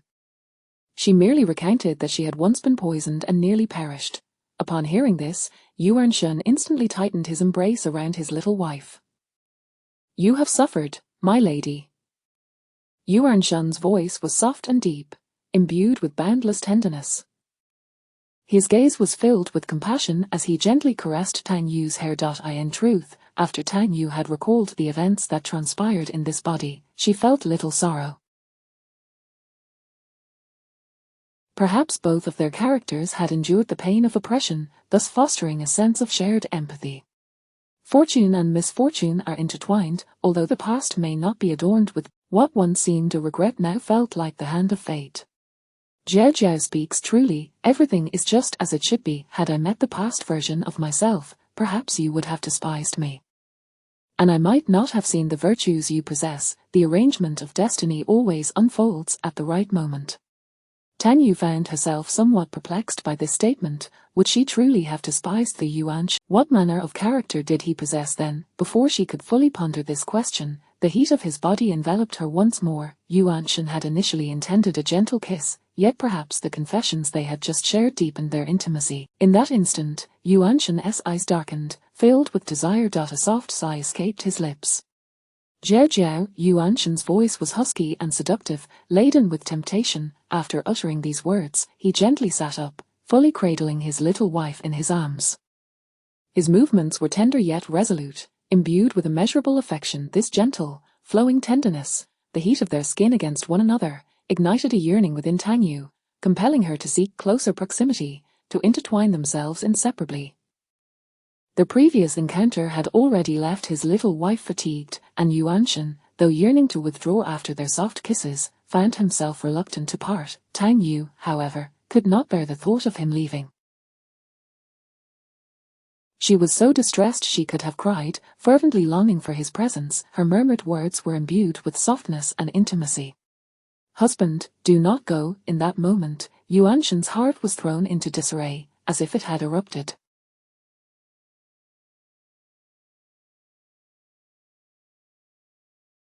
Hair disheveled, words lingered unspoken. Chapter 15. The radiance of the stars. As the winter chill deepened, Tang Yu found herself cocooned within her home, clutching a hand warmer. Ever since the night she unveiled the secrets of the Tang family, she noticed that sometimes it was delectable snacks, at other times exquisite jewelry, or intricate shoe embroidery from the south, and occasionally delicate glass ornaments. Just yesterday, he gifted her a precious chain. Hence, Tang Yu recently relished the time spent at home, poring over musical scores and playing the piano. In the 21st century, she had harbored a passion for music, delighting in playing the flute and the piano, albeit with limited skill. Now, however, she could dedicate herself wholeheartedly to it. Such a tranquil existence seemed devoid of surprises, yet for Tang Yu, being a languid fish, the joy of hibernating at home during winter was unparalleled. However, this serene life began to stir with unexpected tumult. A person she had previously disregarded began to intrude upon her life. Following her encounter with Gongsun Yu, Tang Yu had believed her rejection was sufficiently resolute to deter any further advances. Yet, unbeknownst to her, Gongsun Yu's connections enabled him to deliver letters to Yuan's residence, beseeching her to meet and professing his deep affections. Would Tang Yu acquiesce? Certainly not. That would be akin to inviting trouble. Consequently, he continued to send her letters in secret, each one more fervent than the last, amounting to 5 or 6 missives within a month. Each time she read one, she promptly incinerated it without a trace of hesitation or change in expression.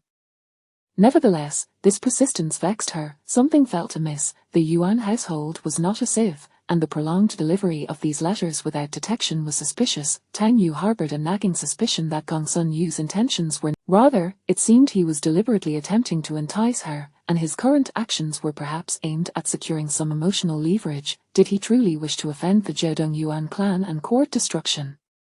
In this atmosphere of unease, Tang Yu eventually received a threatening letter, its tone shifting from ardor to menace. The sender possessed a letter she had once written, inviting him to elope, a potent piece of evidence.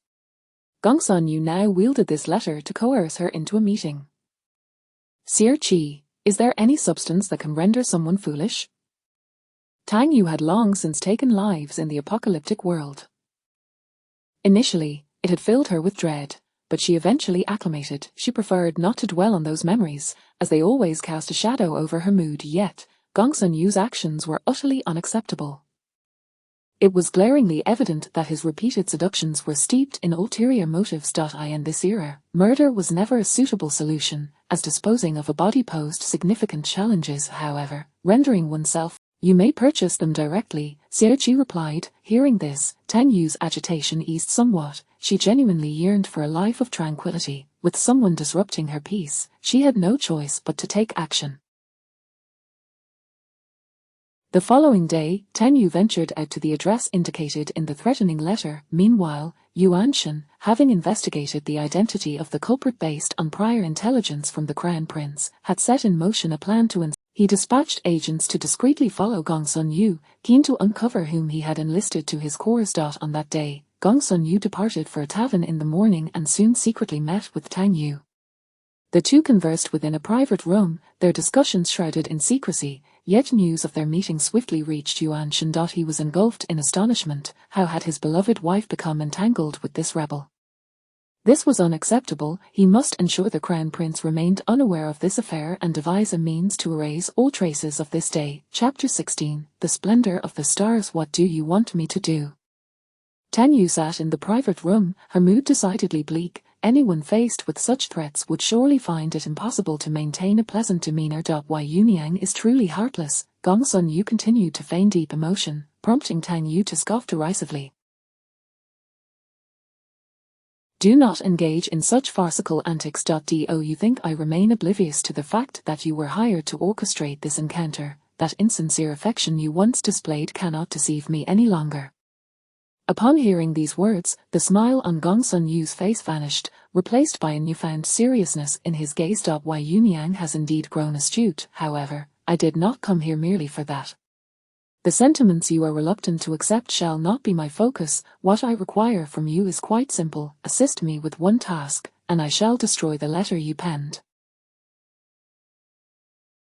What task? As she spoke, Tang Yu began pouring herself a cup of tea, also filling Gong Sun Yu's cup. Discreetly, she added the prepared potion to his drink. It is rather straightforward. Your dowry includes a fabric shop. Simply transfer ownership of that shop to me, and I assure you, I shall not trouble you again in the future. The fabric shop, a gift from her family upon her betrothal, had been acquired less than a year prior. Was there anything particularly special about it? Regardless, she decided against outright rejection, for her purpose today was not to delve into his intentions, but rather to eliminate her adversary swiftly, irrespective of his schemes.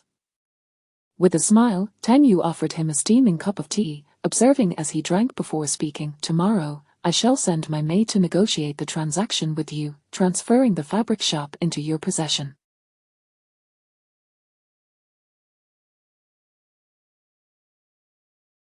How does that sound? Gong Sun Yu's face lit up with satisfaction. Excellent. Yunyang is indeed forthright. After concluding the transaction, Tang Yu left the tavern without hesitation, taking a carriage home.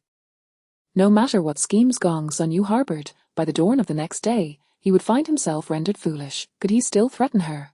Perhaps he would end up confused about his own intentions. Meanwhile, within the Yuan family estate, Yuan Shen isolated Kuizhu in a secret chamber for questioning. "Kuizhu, this is not the time for hesitation. Who exactly is Gong Sun Yu? What connection does he have with the young lady? You must clarify this, for the court is currently investigating him as a potential rebel. If you remain silent, do you wish to implicate the young lady in treason? Speak clearly so that I might resolve this matter." Yuan Shen was fraught with anxiety. Though he had stationed guards around the tavern to ensure his wife's safety, he was more concerned about the nature of her association with Gong Sun Yu. This was no trivial matter. As his young wife had not returned, he suspected that those who closely attended her would possess some knowledge. Given that she had always taken Kuizhu with her on her outings, Yuan Shen was convinced that Kuizhu must know something. Kuizhu, typically reticent, understood that as a close attendant, she could not easily divulge her mistress's secrets. However, the gravity of Yuan Shen's revelations, linking them to a potential rebel, left her in a state of panic. "Young master, this is not the young lady's fault. It is that man who relentlessly pursues her in a daze." Kuizhu was unsure how much she had revealed under pressure. By the time she finished speaking, her back was drenched in cold sweat. Tang Yu returned home around noon, only to find Yuan Shen already there, which struck her as quite peculiar. "Why has my husband returned so early today?" Chapter 17. The stars shine brightly today. Matters concluded rather swiftly. "It seems the lady has been occupied with some errands outside," Yuan Shen remarked with an air of normalcy, his gaze still tender and considerate. Tang Yu, not pondering further, approached and took a seat opposite him. "Having spent a considerable time at home, I ventured out for a leisurely stroll and returned with a few bangles," she disclosed, attempting to mask the events of the day. Yuan Shen chuckled softly at her words, as the nearby clay stove exuded the aroma of wine. He then lifted the stove and began pouring liquor into a cup. The porcelain cup brimmed with clear sake, and Tang Yu assumed Yuan Shen was in high spirits, wishing to enjoy a drink while gazing at the falling snow outside the window.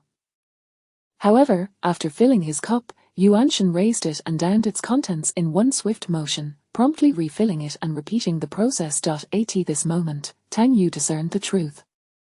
He was drowning his sorrows in drink. "Has my lord encountered some difficulties today? You seem somewhat troubled," she inquired gently. "Indeed, it has been rather dreadful," Yuanshan replied, pouring himself another cup, his intention clear as he prepared to drink it all. Tang Yu quickly reached out, grasping his wrist.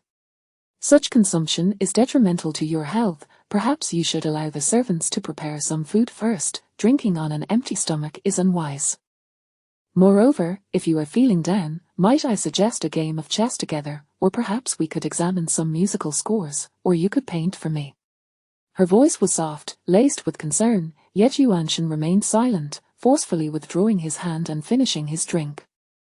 At this juncture, Tang Yu ceased her entreaties. When faced with a person in distress, especially one who is ordinarily gentle and patient, it is perhaps best to offer quiet companionship during their indulgence.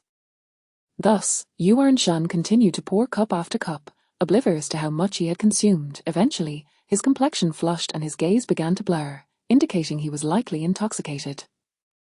Observing his unsteady state, Tang Yu hurriedly stepped forward to support him. "My lord, might I assist you to the bed for some rest?" However, Yuanshan offered no response, appearing to have lost consciousness. Fortunately, his inebriation did not manifest in any erratic behavior. He remained quietly amusing in his state. Tang Yu chuckled softly as she helped him to his feet, guiding him step by step to the bed. Once she had removed his outer garments and shoes, she covered him with a blanket, wishing for him to rest soundly. Yet, midway through her task, Yuanshan suddenly opened his eyes and grasped her hand firmly with his large one. In his drunken state, his gaze was unfocused, his lips a rosy hue, and the sight of him looking up at her evoked a sense of fragility. At that moment, he was no longer the astute gentleman she was accustomed to. Instead, he appeared vulnerable and delicate. A tide of emotion surged within Tang Yu, and without realizing it, her hand gently caressed Yuanshan's cheek. "At this moment, my lord, you resemble a tender beauty, inviting one to tease you," she remarked playfully. Upon hearing her words, Yuanshan remained in a daze, prompting Tang Yu to stifle a laugh. "Very well, I do not share your penchant for teasing others. Do rest well, my lord." With that, she pressed a gentle kiss upon his forehead. Normally, she refrained from such displays of affection, for Yuanshan, though appearing dignified, possessed a strong desire for control. Typically, he would initiate such moments, yet, Tang Yu held no ulterior motives. She simply felt an impulse to express tenderness. However, at that instant, unbeknownst to Tang Yu, Yuanshan's brow furrowed slightly. As she finished her kiss and attempted to withdraw her hand, he suddenly inquired softly, "Do you care for me, my lady? Would being Yuan's wife bring you unhappiness?" Was he not yet thoroughly intoxicated? It seemed that inebriation unveiled hidden emotions, sparking concern for such matters. Tang Yu smiled warmly in reply. "My lord, you are a refined gentleman, your visage akin to exquisite jade, and your kindness towards me is unmatched. Who could fail to admire such a husband? As for the title of Yuan's wife, my uncle and aunt treat me with utmost kindness, and I find joy in the Yuan household, even more so than in my own." Upon hearing her response, Yuanshan's gaze shifted subtly. "Then, if Gongsun Yu were to perish, would you be saddened?" Chapter 18. The stars are brilliant. Upon hearing those words, Tang Yu's expression changed dramatically. She realized something was amiss. At that moment, she was almost certain that the person before her was not drunk. Yet, Yuanshan, with piercing eyes, continued to press on with his inquiry. "Madam, you must answer me earnestly. Would you feel sorrow if Gongsun Yu were to perish? He is entangled with the rebels and is on the brink of losing his life. The Crown Prince has already uncovered his involvement. If you have any connection to this matter, I implore you to disclose everything so that I may assist you in erasing the traces." The implication of his involvement with the rebels left Tang Yu utterly astonished. Wasn't he merely a scoundrel who seduced women? How could his status shift so drastically? "Is my husband not angry? Do you know what I have done today? Furthermore, are you not afraid that I too might be a rebel?" "Angry?" No, I am fearful, should the Crown Prince learn of your actions before I do, I dread for your life. If you truly have ties to the rebels, I must hastily devise a means to eradicate any evidence of your deeds. As for whether you are a rebel, if that were the case, I would have no choice but to transform it into something else. Do you grasp my earnest intentions? At that moment, Tang Yu found herself momentarily speechless. She was indifferent to life and death, for after all, death merely led to another place. However, Tang Yu possessed a significant flaw. She could not bear to see those she cared for. In a world filled with indifference and harsh demands, she would have remained unconcerned, yet, the thought of those who cared for her suffering due to her actions was something she could not bear to witness. My husband, Gongsun Yu, was brought here by that woman with money. She had hoped to entice me into eloping after luring me out. This plan ultimately failed. I was well aware that it was a trap and had no intention of going out today. However, he threatened me with letters from the past, compelling me to meet him, and then, I poisoned him. Upon uttering this confession, a bittersweet smile appeared on Tang Yu's face. My husband, I am not a virtuous person. I was unaware of his connection to the rebels. I merely thought that once poisoned, he would no longer be able to influence me, but now it seems trouble is brewing, for today he insisted that I sell him a fabric shop. I have no knowledge of any issues concerning that shop, but it is evident now that it must have some link to the rebels. At this juncture, Yuan Shen had already risen from the bed, his understanding of the situation growing increasingly grave. Do not fear, my lady. Even if Gongsun Yu were to die, I will ensure he does not implicate you. Any dealings you have had with him, please reveal them to me. I must act swiftly to prevent the Crown Prince from discovering your involvement. As he spoke, Yuan Shen gently embraced her. Tang Yu was taken aback by Yuan Shen's lack of anger upon learning of her actions. After all, her first instinct in dealing with danger had become akin to that of a post-apocalyptic survivor, contemplating silencing threats. The only reason she had not resorted to murder was that it seemed inappropriate. Gongsun Yu will not die. The poison I administered would render him a fool tonight. I had initially believed that once he was incapacitated, he would cease to affect me. However, if he is indeed a rebel, he must have many allies. He possesses a letter, the one in which I once implored him to elope with me. As these words escaped her lips, Tang Yu felt a tightening in her chest, her breath hitching. Although she was not directly implicated, how could she clarify the situation? Yuan Shen felt a pang of anguish. Unable to contain himself, he enveloped his young wife in a tight embrace, then fiercely bit her neck. Wait for me. This matter must be resolved immediately. If anyone seeks you out again, do not go to them. Let me handle any issues that arise. Chapter 19, The Splendor of the Stars. The days of waiting were somewhat arduous. Throughout the entire night, Yuan Shen did not return. The capital was on high alert, with a considerable number of imperial guards deployed, and several households were stormed by the guards under the cover of darkness. As for Gongsun Yu, he met his demise, shot by an arrow amidst his resistance. Is the objective of these individuals to seize this 1,000 stones of gold? In the courtyard of the cloth shop, after a night of excavation, the gold buried underground was finally unearthed, with initial estimates revealing a total of approximately 1,000 stones. This amounted to nearly 30 tons of gold. Hearing the Crown Prince's inquiry, Yuan Shen respectfully responded, Your Highness, it is rather a coincidence. While my new wife was preparing her dowry, her family purchased this cloth shop for her. Over the past few months, numerous individuals have attempted to relay messages to my wife, expressing a desire to buy this shop. She had consistently declined their offers. However, just yesterday, they resorted to underhanded tactics, slandering me by alleging that I was keeping a concubine outside, aiming to sow discord between us. Fortunately, my wife has faith in me, and thus we turned the tables, meeting with the adversary, only to discover that it was Gongsun Yu. It was then that I comprehended the reasons behind Gongsun Yu's recent movements. Upon hearing this explanation, the Crown Prince, Wen Zidu, finally grasped the situation. After receiving the intelligence, they quickly focused their attention on Gongsun Yu, beginning to track his movements to discern who else in the capital was colluding with the rebels. However, the results of their surveillance were rather perplexing, as Gongsun Yu's associates were not prominent officials but rather several merchants from the capital, discussing matters of trade. In recent times, Gongsun Yu had indeed made substantial purchases of goods from the capital and had bribed certain officials to facilitate their transportation. The entire operation appeared to be that of an ordinary merchant. At that moment, neither Yuan Shen nor the Crown Prince could fathom the intentions behind Gongsun Yu's actions, yet, upon witnessing the room filled with gold, the purpose became abundantly clear. They intended to transport the gold out of the capital, thus, they had disguised themselves as merchants to conduct their dealings, establishing a FAA that would allow them to transport the gold without raising suspicion. Such a vast amount of gold nearly. Luckily, the culprits have been apprehended, regardless of whether Gongsun Yu was of the bloodline of the previous dynasty. His demise is indeed a fortunate turn of events. Yuan Tingwei, accompany me into the palace to report this matter to His Majesty. Emperor Wen was indifferent to the death of Gongsun Yu, a mere pawn who could not stir significant ripples, as there remained doubts regarding his lineage.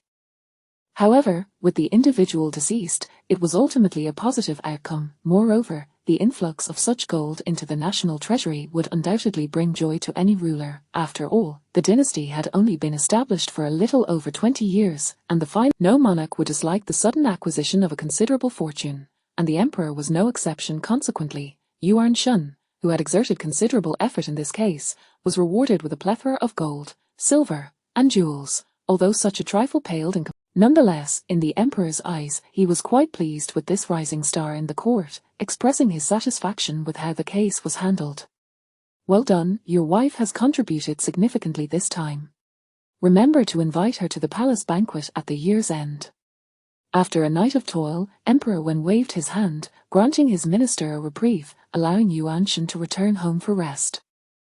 Thus, by midday, Yuan Shen finally arrived back at his residence. Gongsun Yu is dead. The courtyard of the cloth shop is filled with gold.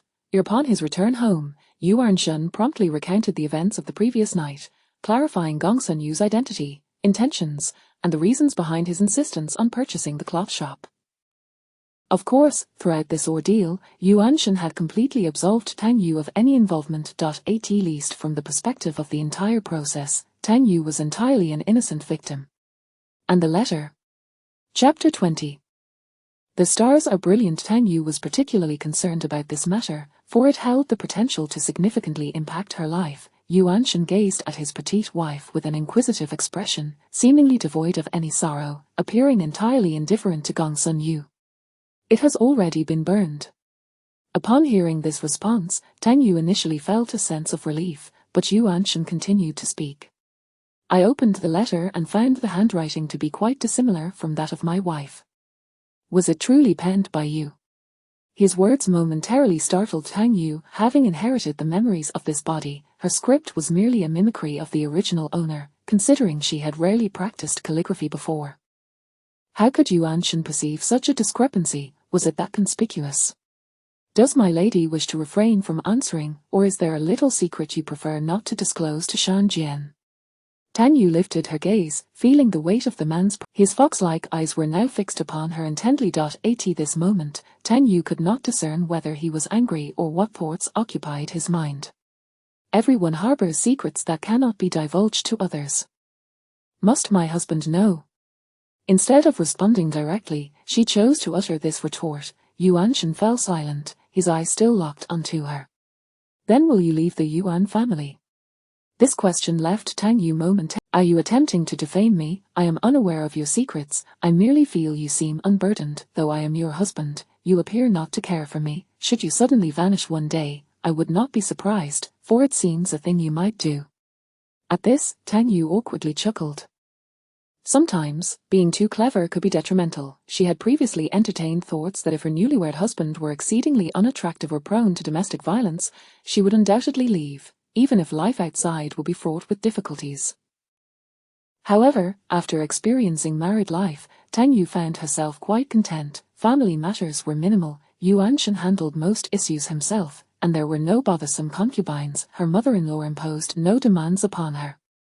Each day, she enjoyed a leisurely existence as a homebody, playing the guqin and reading. Did life truly necessitate venturing out into the world to endure hardships? She was no fool.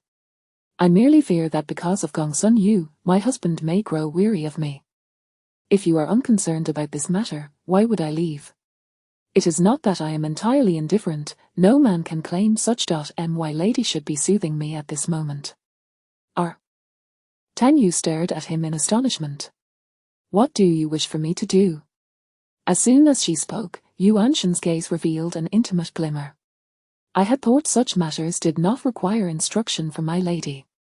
A sudden realization struck Tang Yu, her mind overwhelmed with myriad unspeakable images, particularly those of the night when this man's provocations could be exceedingly tormenting.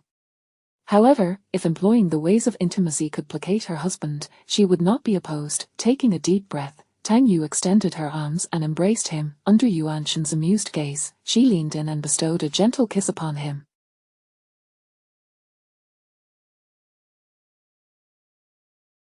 Yet, as she withdrew, Yuan Shen swiftly encircled her slender waist. My lady, I am not yet appeased. Chapter 21, The Splendor of Stars. Tang Yu's face instantly flushed crimson. But it is daytime. You wish to. The latter part of her sentence remained unspoken, yet her embarrassment was palpable, while Yuan Shen erupted into laughter. What is there to prevent? Today, it is the lady who is at fault. You ought to soothe me. With that remark, Yuan Shen stepped forward and effortlessly lifted his petite wife. Striding towards the bed, the curtains were drawn, casting a soft haze over the room. Yuan Shen gently pressed her beneath him, lowering his head to bestow a tender kiss, their heated breaths intertwining in a dance of warmth and intimacy. The sensation of their cheeks brushing against one another sent delightful shivers through her heart, as if it were trembling in response. For reasons unknown, Tang Yu found Yuan Shen particularly enchanting today. His countenance, as smooth and warm as jade, radiated a tenderness that was utterly captivating, leaving her heart feeling soft and vulnerable. With a surge of courage, she ventured to touch his sculpted abdomen, feeling an inexplicable allure. At that moment, the man above her chuckled softly. Do you like it, my lady? Unable to contain herself, Tang Yu surged forward and sealed his mouth with her own, wishing to silence his teasing. However, this gesture only deepened their embrace, as his kiss grew more tender and irresistible, enveloping her like a flame, igniting her very being. After an eternity, their hair became intertwined, yet Yuan Shen ceased his movements, pulling up the covers to envelop them both. You did not sleep a wink last night, rest with me for a while. His voice, tinged with a husky quality, hinted at the fatigue that lay beneath. Tang Yu, feeling a twinge of guilt for the trouble she had caused, nestled closer to him. Very well, I shall keep you company for a time. Upon hearing this, a smile graced Yuan Shen's face. The two lay in the warmth of the blankets, the outside world blanketed in snow, while the room remained cozy and inviting. Since their first night together, Yuan Shen had come to perceive his wife as a source of warmth akin to a radiant furnace, particularly comforting during winter's chill. The fragrance that clings to you seems to change with each passing day. Today, it resembles the crisp scent of plum blossoms on a winter's day. Tang Yu, feeling a hint of grievance, lifted her head. Didn't you say we were to sleep? Yet with this utterance, his lips brushed against her neck, his warm breath kissing her skin, igniting a delightful itch in her heart. I visited the plum garden today to admire the blossoms. In truth, she had gone to gather energy from the plants, collecting data on the plums, which infused her with their delicate scent. I too often admire plums, yet I have never encountered their fragrance. This statement left Tang Yu at a loss for words. Yuan Shen, however, did not pursue the matter further, instead contenting himself with a comfortable slumber, his eyes gently closed. I met with His Majesty today. You must visit the palace for the year-end banquet. The thought of the palace stirred a sense of trepidation within her, as it seemed a place rife with intrigue. Must I truly go? It feels rather troublesome. His Majesty personally requested it today. You ought to acquiesce, my lady. It will likely take only half a day before you return home. Perhaps the Empress will wish to see you. However, do not concern yourself too much. She will be meeting many noble women that day. Should any questions arise regarding today's events, simply provide the answer I shared. If there is anything you do not understand, claim ignorance. Of course, should anyone trouble you, remember that you are the matriarch of the Yuan family, my wife, and fear no one. If anyone speaks disrespectfully, do not hesitate to teach them a lesson. I doubt they will trouble me. I have heard that my husband was quite popular in the past. This remark prompted Yuan Shun to reminisce. The ones they favor, I certainly not me. Your husband has never caught their eye. Chapter 22 The Splendor of the Stars. At that time, Tang Yu had yet to comprehend the underlying implications of Yuan Shun's words. The distance from Qingyang to the capital was considerable, and in truth, Tang Yu was not well versed in the events that had transpired in the capital over the past few years. Furthermore, her lack of social engagements with noble women meant that she was largely unaware of the past affairs involving Cheng Xiaoshang and Huer Buyi, as well as the poignant love story that had unfolded, which included the princess who played a supporting role and her husband's unrequited love. All of this was quite beyond Tang Yu's understanding. After all, the years spent in mourning had been exceedingly frugal. She had suffered through days of inadequate food and sleep. As for gossip, it was a laughable notion. She had no visitors at all. Thus, upon awakening early that day, Tang Yu remained in a haze, allowing her maidservant to attend to her grooming. She had no inkling that the banquet later would reunite her with many of her husband's acquaintances from the past. "Allow me to style the lady's hair," Yuan Shen said, having completed his own grooming. He stepped forward to take the comb from the maid and dismissed the others. Only then did Tang Yu, still in a drowsy state, open her eyes and weakly utter, "We are to go to the palace today. If you make me look unappealing, it shall reflect poorly on you. Do ensure I look presentable. Rest assured, my dear wife. I have observed your maidservants closely over the past few days and have learned their ways.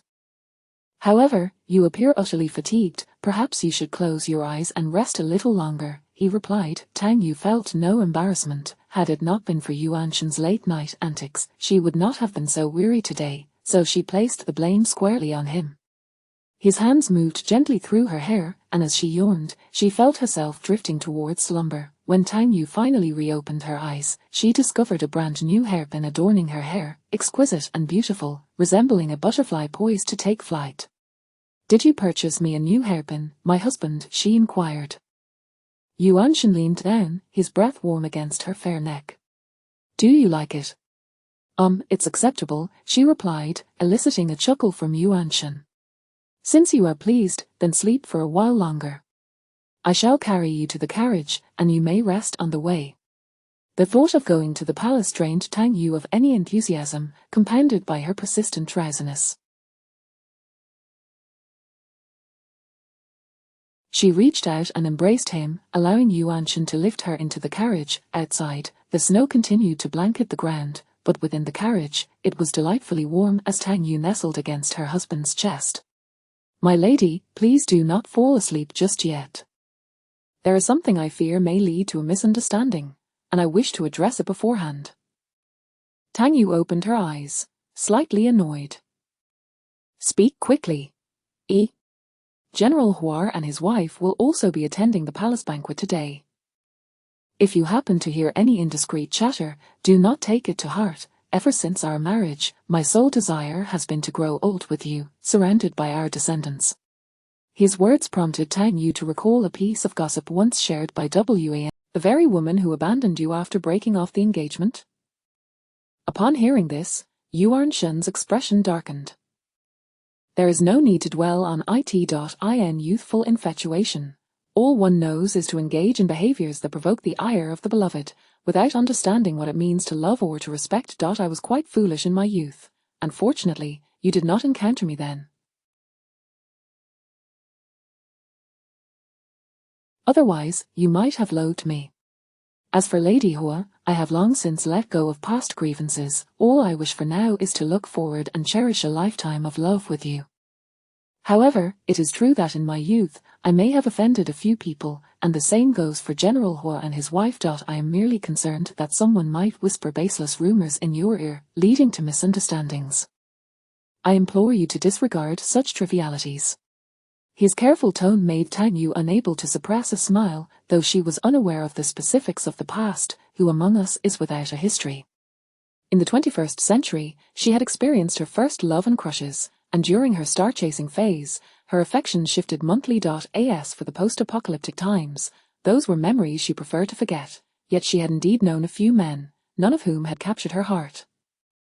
Rest Unless you express deep affection for another woman in front of me, I shall remain unaffected, and as for your youthful infatuations, who does not have a past, are you not aware of mine?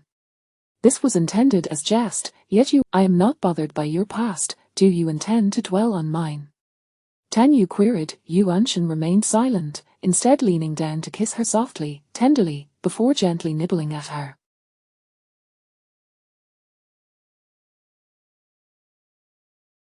Just as Tang Yu was about to retaliate, he began to nuzzle against her neck affectionately.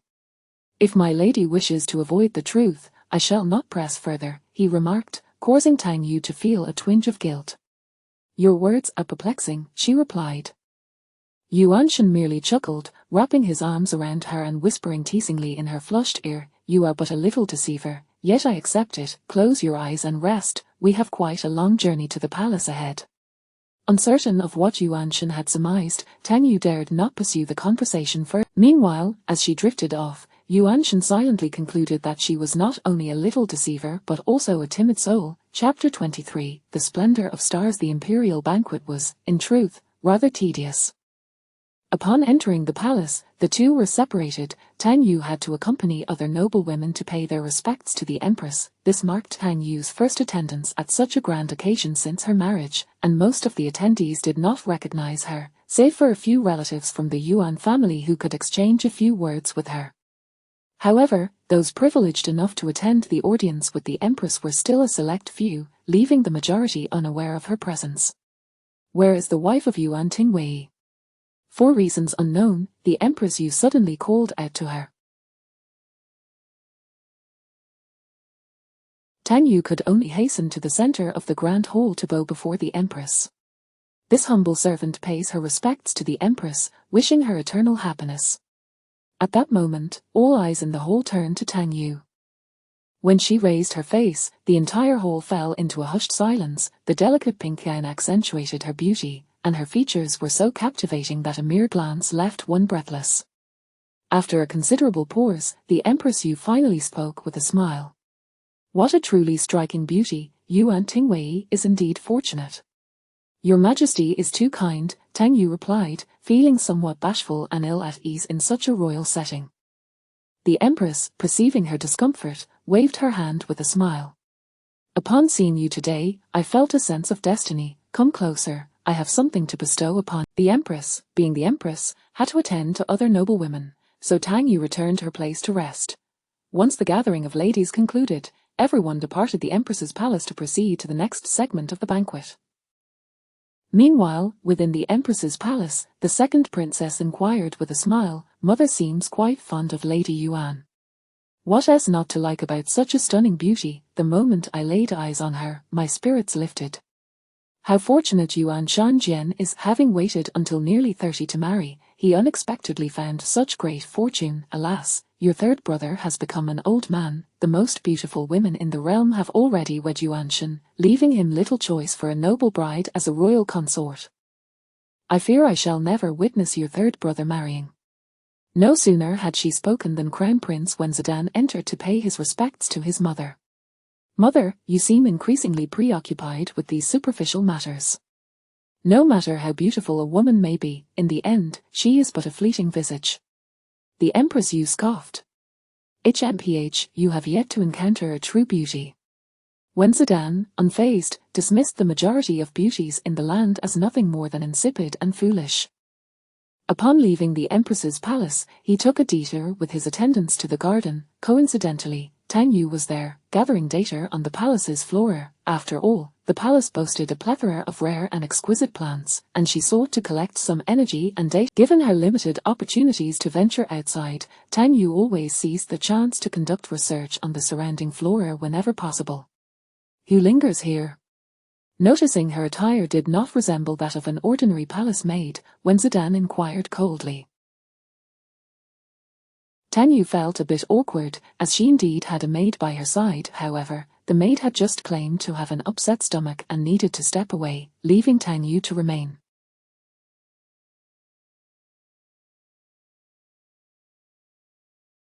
Now, suddenly confronted with such a stern inquiry, it was evident that the person held a high status. Slowly turning around, Tang Yu bent slightly and performed a curtsy. I am Yuan Shi, a humble lady, drawn here by curiosity regarding the plum blossoms in the garden. Her figure was graceful. As she turned to bow, her silhouette was enchanting, even clad in a heavy winter coat, her curves remained evident, exuding an indescribable allure. When Zidane wished to refrain from perceiving the wife of Yuan Shen through a yet, for reasons unknown, despite her being a married woman, she possessed an innocent charm reminiscent of youth, making her appear both delicate and endearing. A sudden wave of emotion surged within him, and his expression darkened. Given that, why does Lady Yuan live? Should you not depart at once? Chapter 24. The stars are brilliant. Upon receiving an unexpected reprimand, Tang Yu felt quite disheartened, for she had committed no act of rudeness. Just then, a palace maid hurried back, and with a gentle reminder, she realized that the individual in question was none other than the Crown Prince. Consequently, Tang Yu promptly performed a respectful bow before turning to leave. Before long, the palace banquet commenced. Tang Yu took her place, and at that moment, Yuan Shen returned as well. The couple sat closely together, their heads leaning in as they exchanged intimate whispers. "Did anyone give you trouble, my dear?" Tang Yu recounted her encounter with the Empress, emphasizing that the entire process had gone smoothly and that the Empress had. However, after reflecting on her later experiences in the garden, she could not contain her indignation. "My husband, the Crown Prince, is indeed as rumored, unyielding and devoid of warmth. Thankfully, he has yet to take a consort. One could only imagine the daily torment of being his wife, enduring constant vexation while having to stifle one's grievances, especially considering his lofty status. In modern times, marrying such a husband would surely lead to daily distress, perhaps even resulting in grave health issues." Observing his wife's animated expressions, Yuan Shen, a steadfast loyalist to the Crown Prince, could not help but smirk mischievously. If the pursuit of power were the sole motivation, there would indeed be. Yet, for those seeking a loving husband, the noble women of the capital do not appear to be so desperate. Thus, the concubines in the Crown Prince's harem are primarily women of lower status. He recalled hearing gossip about the Crown Prince's harem, rumored to consist of over a dozen women. Thus, one wondered whether it was true love or mere superficiality. Were these women merely tools for procreation? Indeed, the women in the Crown Prince's harem must lead rather pitiable lives, often subjected to reprimands, perhaps even restricted in their meals. They mused. Their light-hearted banter drew the attention of those around them. Yuan Tingshi and his wife appear quite affectionate. They have been so engrossed in each other that they seem oblivious to their surroundings. A voice from the couple looked up, and Tang Yu quietly inquired, "Who is it?" A sense of foreboding washed over her. "The Princess of Yuchang," came the low reply, deepening Tang Yu's confusion. "Someone who once fancied you." "Not quite." The princess was enamored with General Hua.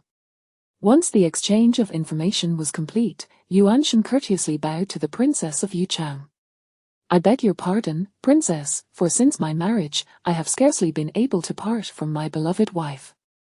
I was just sharing a jest with her and momentarily failed to notice your presence. I hope you can forgive my oversight." The expression on Yuchang's face grew increasingly sour. She had long since married a new husband, yet her current marital life left her unsatisfied, as she remained haunted by memories of the past.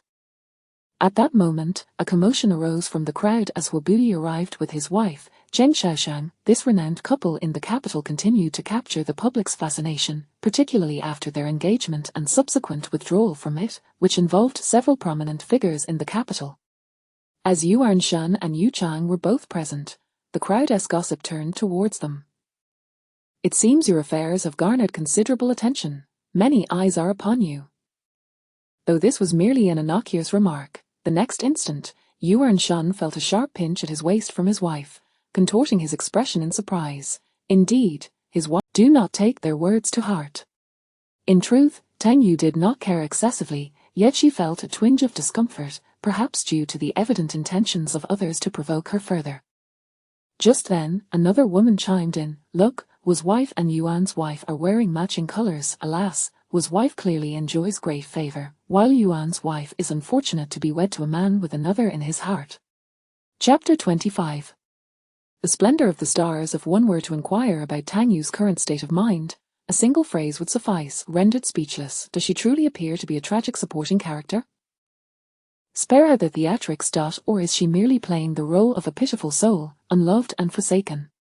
My lord, we are match made in heaven, a perfect pair, yet some unrefined individuals lack the vision to see it.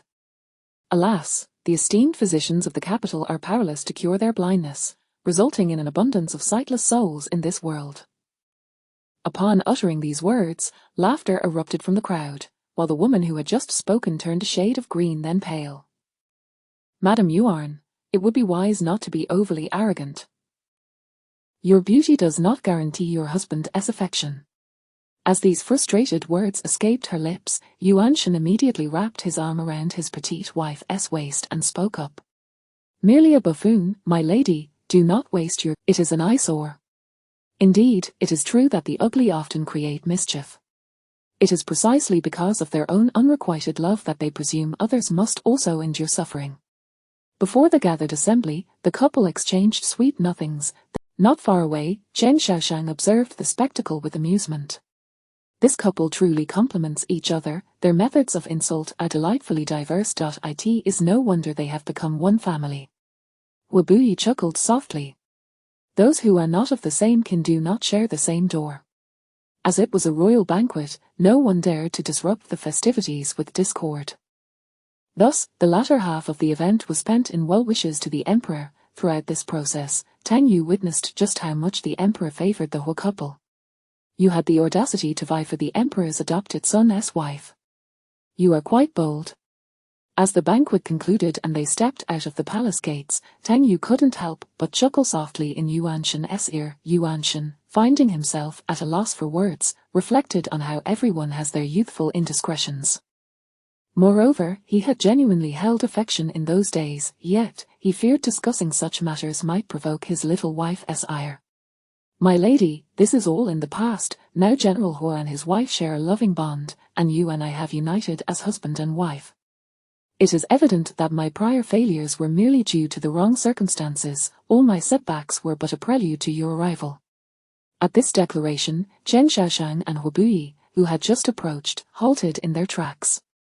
As for Tang Yu, she stood on her tiptoes and affectionately kissed Yuan Shan on the cheek, her smile radiant as a blooming flower. My lord, your words are music to my ears. Yuan Shan, caught off guard by his wife's sudden affection in front of others, felt a twinge of shyness. Yet, inexplicably, he yearned to proclaim to the world that he had found his beloved. She was the one with whom he wished to share his life. Lost in thought, Yuan Shan swept his wife into his arms, and outside the palace, amidst the bustling crowd, one could see a gentleman of exquisite grace embracing an unparalleled beauty, both smiling tenderly at one another. It was a sight both foolish and charming. My lord, everyone is watching us. After lifting Tang Yu in a playful manner, Yuan Shan leaned down to plant gentle kisses along her warm neck, grinning affectionately. The onlookers could not help but gaze, and Tang Yu felt a rush of embarrassment. We are a pair of exceptional talents, they will only envy our bond. But the couple laughed unabashedly, and Chen Xiaoshang could no longer contain herself. Yuan Shan Jian, you currently resemble a fool. Once she had spoken, Chen Xiaoshang turned to Tang Yu with a smile. Madam Yuan, you are truly stunning. Well, madam, it is a pleasure to make your acquaintance. You are equally lovely. At this moment, Yuan Shan finally set Tang Yu down, and the couple exchanged greetings with Webuyi and Chen Xiaoshang. The crowd's curiosity was piqued as they watched these two pairs, old flames and newfound loves, wondering if another spectacle awaited. However, to their disappointment, the two couples merely exchanged pleasantries, inviting one another to visit at their homes. After their conversations concluded, they each boarded their carriages to depart. To display such intimate affection in front of so many is indeed a breach of decorum. After marrying, it seems Yuan Shan Jian has truly lost his senses. Chapter 26 The Splendor of the Stars. Since the conclusion of that fateful banquet, the affectionate bond between Yuan Shan and his wife has become the talk of the entire capital. However, with the arrival of the new year, the weather remains harshly cold, prompting Tang Yu to decline all invitations and devote herself to the comforts of home during the winter months. As for Yuan Shan, inexplicably, after the New Year holiday, the Crown Prince suddenly inundated him with a plethora of urgent matters to attend to. Thus, Yuanshan has been preoccupied with court affairs, returning home only to collapse into slumber, leaving both of them bereft of the leisure to sip tea, admire the snow, or play music together. Madam, trouble has arisen. We have just received word from the Court of Judicial Review that Master Yuan is missing. What? Yuanshan is missing? Tang Yu was taken aback and sprang to her feet. What on earth has happened? Explain yourself clearly. Only then did Yuanshan's guard reveal the truth. It transpired that Yuanshan had been investigating a substantial smuggling case. As the Imperial Horse Breeding Ground, Dai County has annually supplied a plethora of war steeds to the military. The Crown Prince had received intelligence indicating that, for several years, there had been clandestine sales of these war horses, resulting in the court receiving fewer steeds and an increasing number of entries in the ledgers for horses that had perished from illness. Sensing something amiss, and with reports suggesting the involvement of several families in the illicit trade, the Crown Prince tasked Yuanshan with uncovering the truth. So this must surely be an act of retaliation by those families, intent on destroying the evidence, am I correct? The guard, bowing his head in silence, dared not respond. Tang Yu, suppressing her rising anxiety, pressed on with her inquiries. Has there been any communication from the Crown Prince regarding the Yuan household? What are the court's intentions in light of this situation? The abduction of a high-ranking official, the Crown Prince has already deployed troops to locate him, yet they have failed to uncover any leads. It appears these families are resolute in their defiance, emboldened by the fact that the court is still in its infancy, barely 20 years established. Without concrete evidence, they feel invulnerable. Thus, Yuanshan's predicament grows perilous. Should these individuals eliminate Yuanshan to obliterate the evidence, the matter could be buried entirely. After all, even the emperor cannot execute without justification, especially in an era dominated by powerful aristocratic families. Summon the hidden guards from our household. We cannot rely on the court's military. Time is of the essence. Upon hearing this, the guards were taken aback, astonished by the madam's resolute demeanor. During the assembly of the hidden guards, Mrs. Liang, Yuanshan's mother, arrived. Are you truly intending to lead troops personally in search of Shan Jian? This is exceedingly dangerous. He would never consent should he learn of it. Tang Yu was aware that her actions might appear reckless and impulsive to outsiders, yet she felt confident in her ability to navigate the situation safely. Dear aunt, please trust in my capabilities. I possess the means for self-preservation, as well as unique methods to locate my husband. I will not place myself in peril. Mrs. Liang remained silent for a considerable time, eventually letting out a long sigh. Do not deceive me. If you were to risk your life while Shan Jian safely returns home, he would not endure the loss as he did previously. You must recognize that he truly cherishes you. He would be utterly unable to bear the cost of losing you. It is precisely because Yuanshan has always treated her with such kindness that Tang Yu feels compelled to act.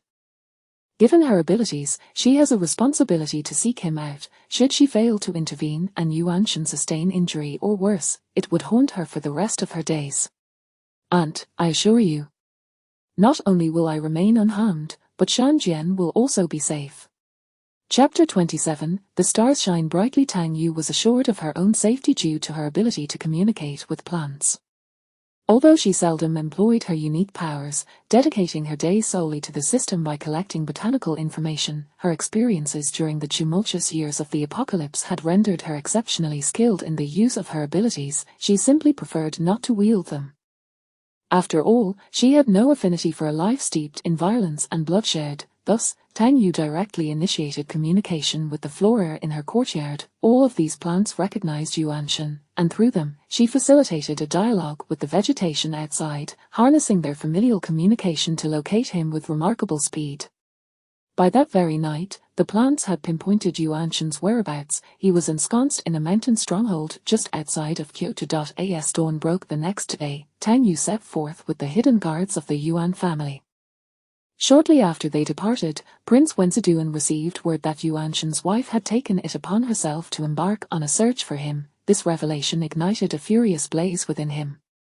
Foolishness! What chaos can one woman create at this juncture? Dispatch someone to follow her at once. Meanwhile, Tang Yu and her entourage had arrived at the foot of the stronghold. Caught off guard by the rapidity of their approach, the defenders stationed at the stronghold were few in number. The over 500 elite warriors from the Yuan family swiftly unleashed a barrage of arrows, decimating the sentinels at the base of the hill. However, though the guards at the foot had been vanquished, the inhabitants of the stronghold quickly sensed the disturbance, and a throng began to descend in an effort to thwart their advance. As more and more foes rushed down the mountainside, the situation grew increasingly precarious, yet Tang Yu bided her time. Upon witnessing the influx of adversaries to the battlefield, she unleashed a toxic miasma into the air. This poison spared none, and soon, a multitude collapsed.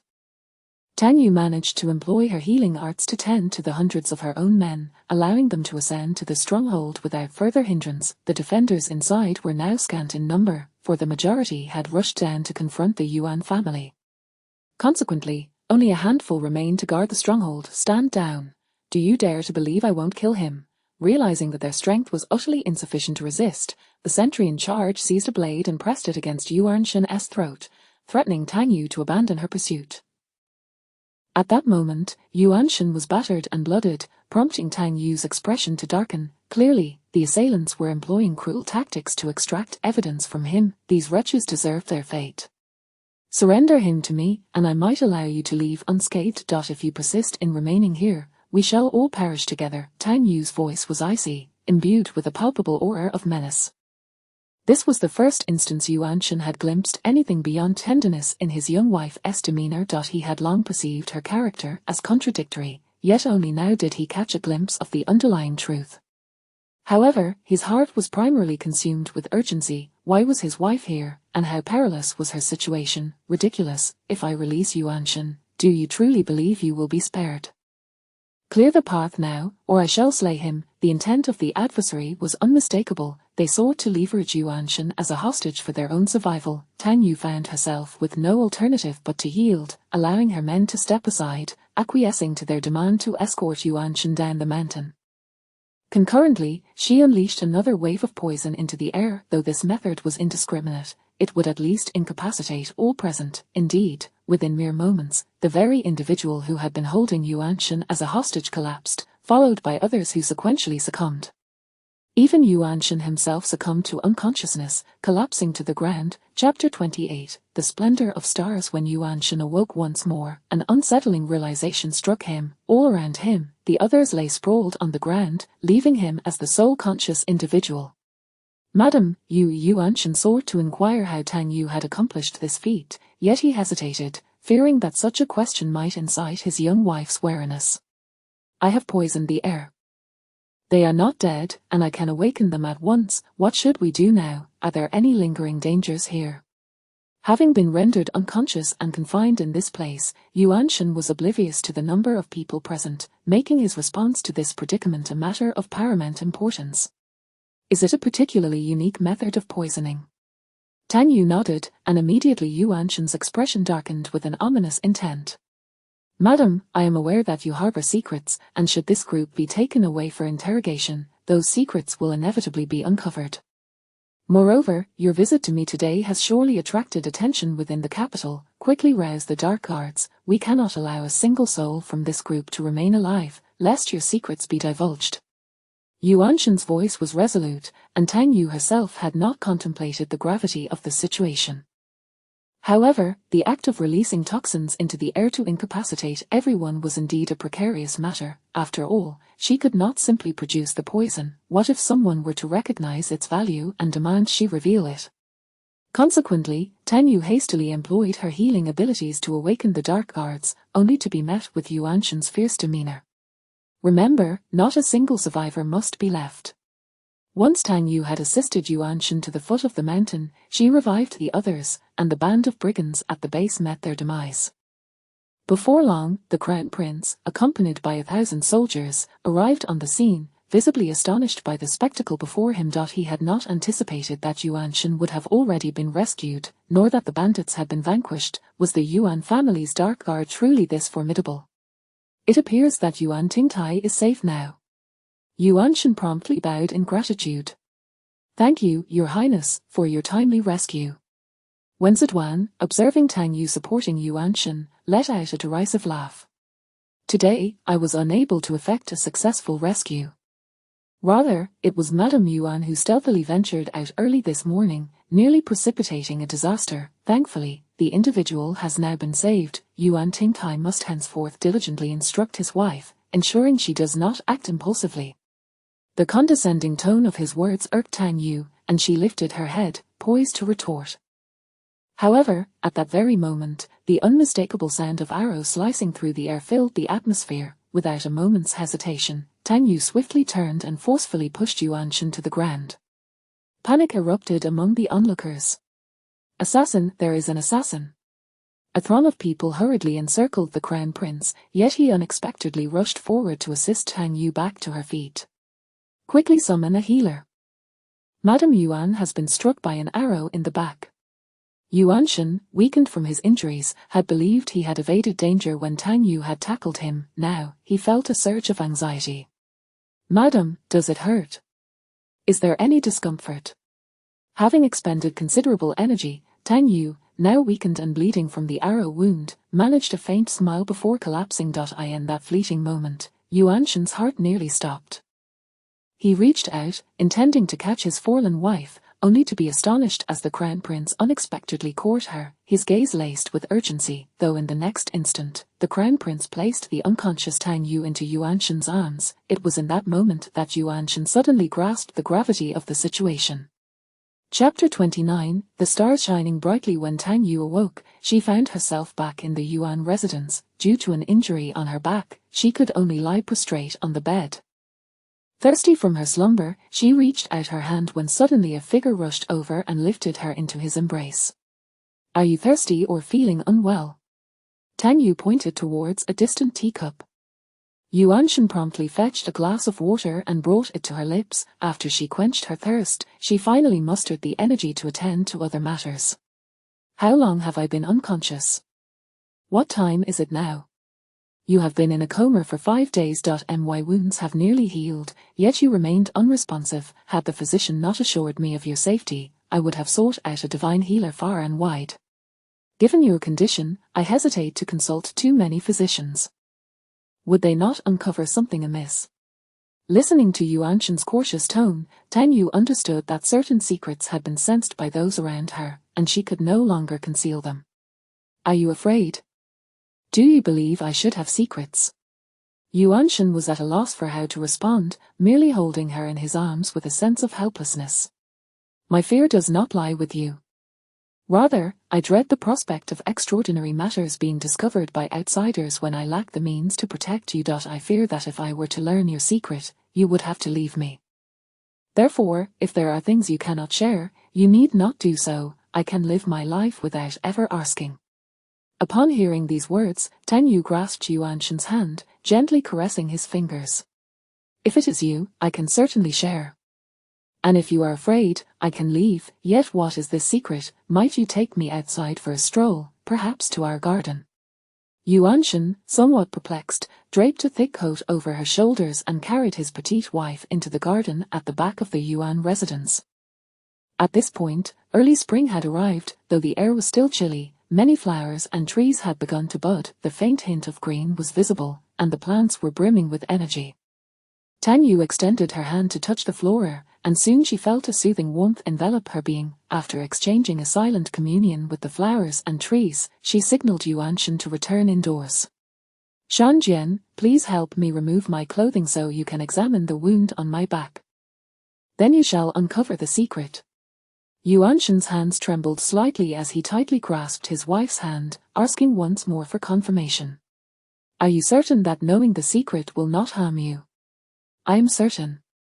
With that assurance, Yuan Shen summoned his courage and cautiously began to unfasten her garments.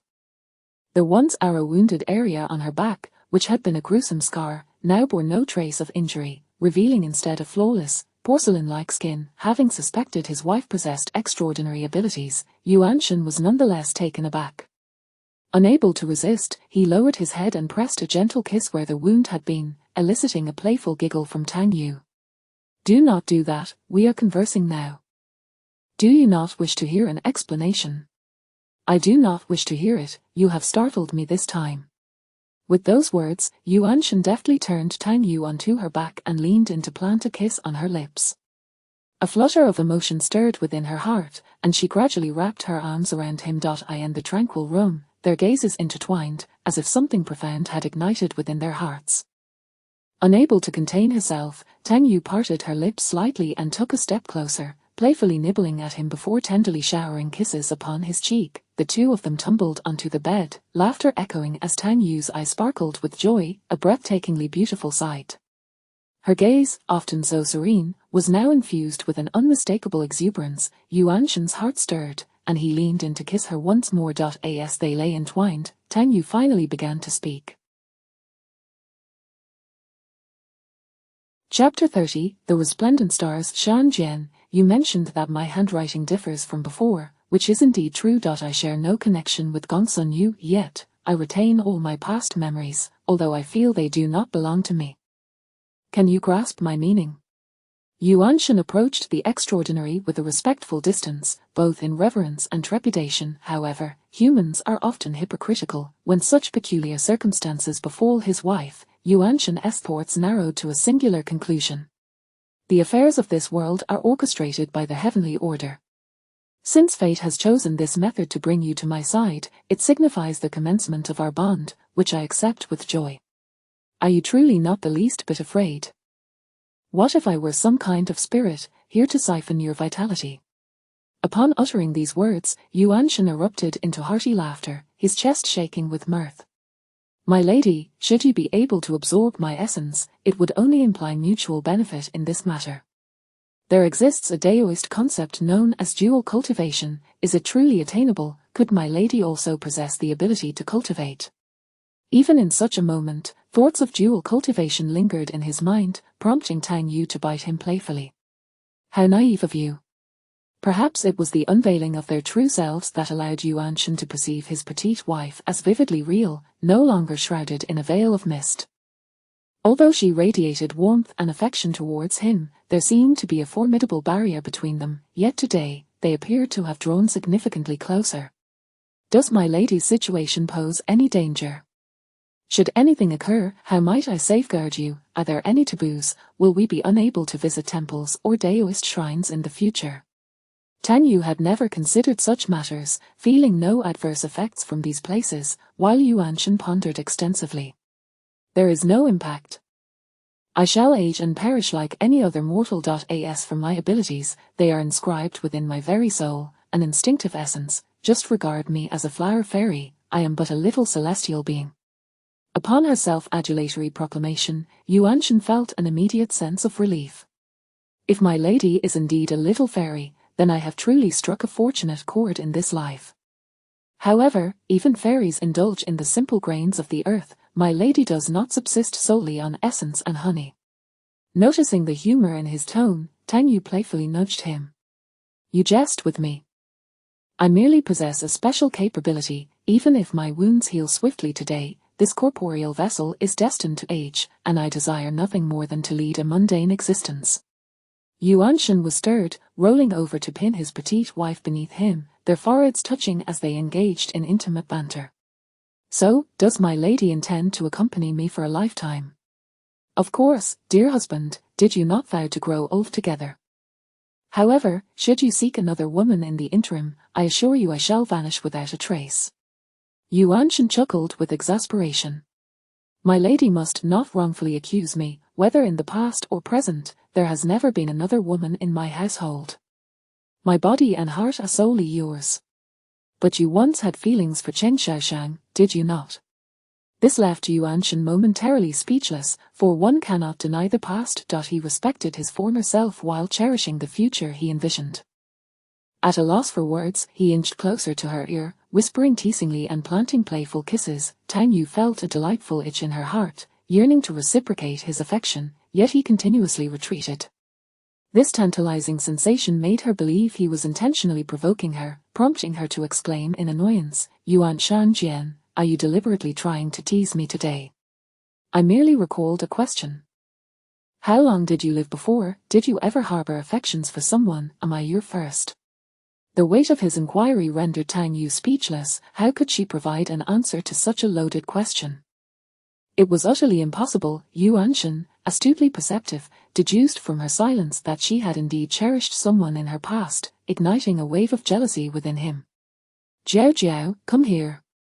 Yuan-shen extended his hand with a beaming smile, yet Tang Yu recoiled in fear. Let us maintain composure. We must remain calm and not act impulsively. Yuan-shen let out a soft laugh. Is Jiao Jiao feeling guilty? Do not speak nonsense. Why would I feel guilty? It is you who appears to be angry. I am not angry. I merely wish to hold my lady. He added, you are not contemplating your former lover and avoiding intimacy with me, are you? Despite his claims of being unperturbed, his words betrayed his emotions. Tang Yu, at a loss for a response, found herself cornered against the wall as Yuan-shen drew closer, his hand clasping hers. Stay calm, you must remain calm. Yuan-shen found amusement in her nervousness. His heart was far from anger. He simply longed to embrace her, regardless of her past affections. In this moment, she belonged solely to him, and no one could take her away. My lady, grant me a kiss, and I shall no longer feel jealous. Chapter 31. The starry sky. The act of feigning vulnerability came all too easily to Tang Yu, yet a sense of guilt began to creep in. After all, her romantic history was undeniably more extensive. She took the initiative to embrace her partner. In the next moment, Yuan-shen, with a smile, swept her off her feet and they tumbled onto the plush carpet, where he kissed her deeply. The fervent kiss gradually morphed into something as gentle as a cloud, yet still imbued with intense passion. Their garments became disheveled as their hands ignited the flames of desire, each eager to possess the other. However, this heated intimacy was abruptly interrupted. My lord, the prince has arrived. The sudden disruption left Yuan-shen brimming with frustration, his expression darkening. Tang Yu shared his displeasure, who could feel joy when such a moment was so rudely interrupted. The two hastily composed themselves, adjusting their attire before proceeding to meet the prince. Driven by a subtle mindset, Yuan-shen, while tidying his wife's hair, left it intentionally somewhat tousled, imbuing it with an air of languid post-coital bliss. Moreover, he playfully placed several strawberry-shaped marks upon her neck. When the couple entered the grand hall to pay their respects to the prince, they bore an unspoken aura of springtime romance. As Prince Wenzedan, he felt it his duty to visit his subordinate, especially given the significant sacrifices Yuan-shen had made in his recent endeavors. The nuance of their relationship was of little concern to him. He was a responsible prince who valued capable ministers within the court, yet, upon witnessing the couple's approach, he could not help but notice the enchanting beauty of Tang Yu, who radiated a languid allure after their intimate encounter.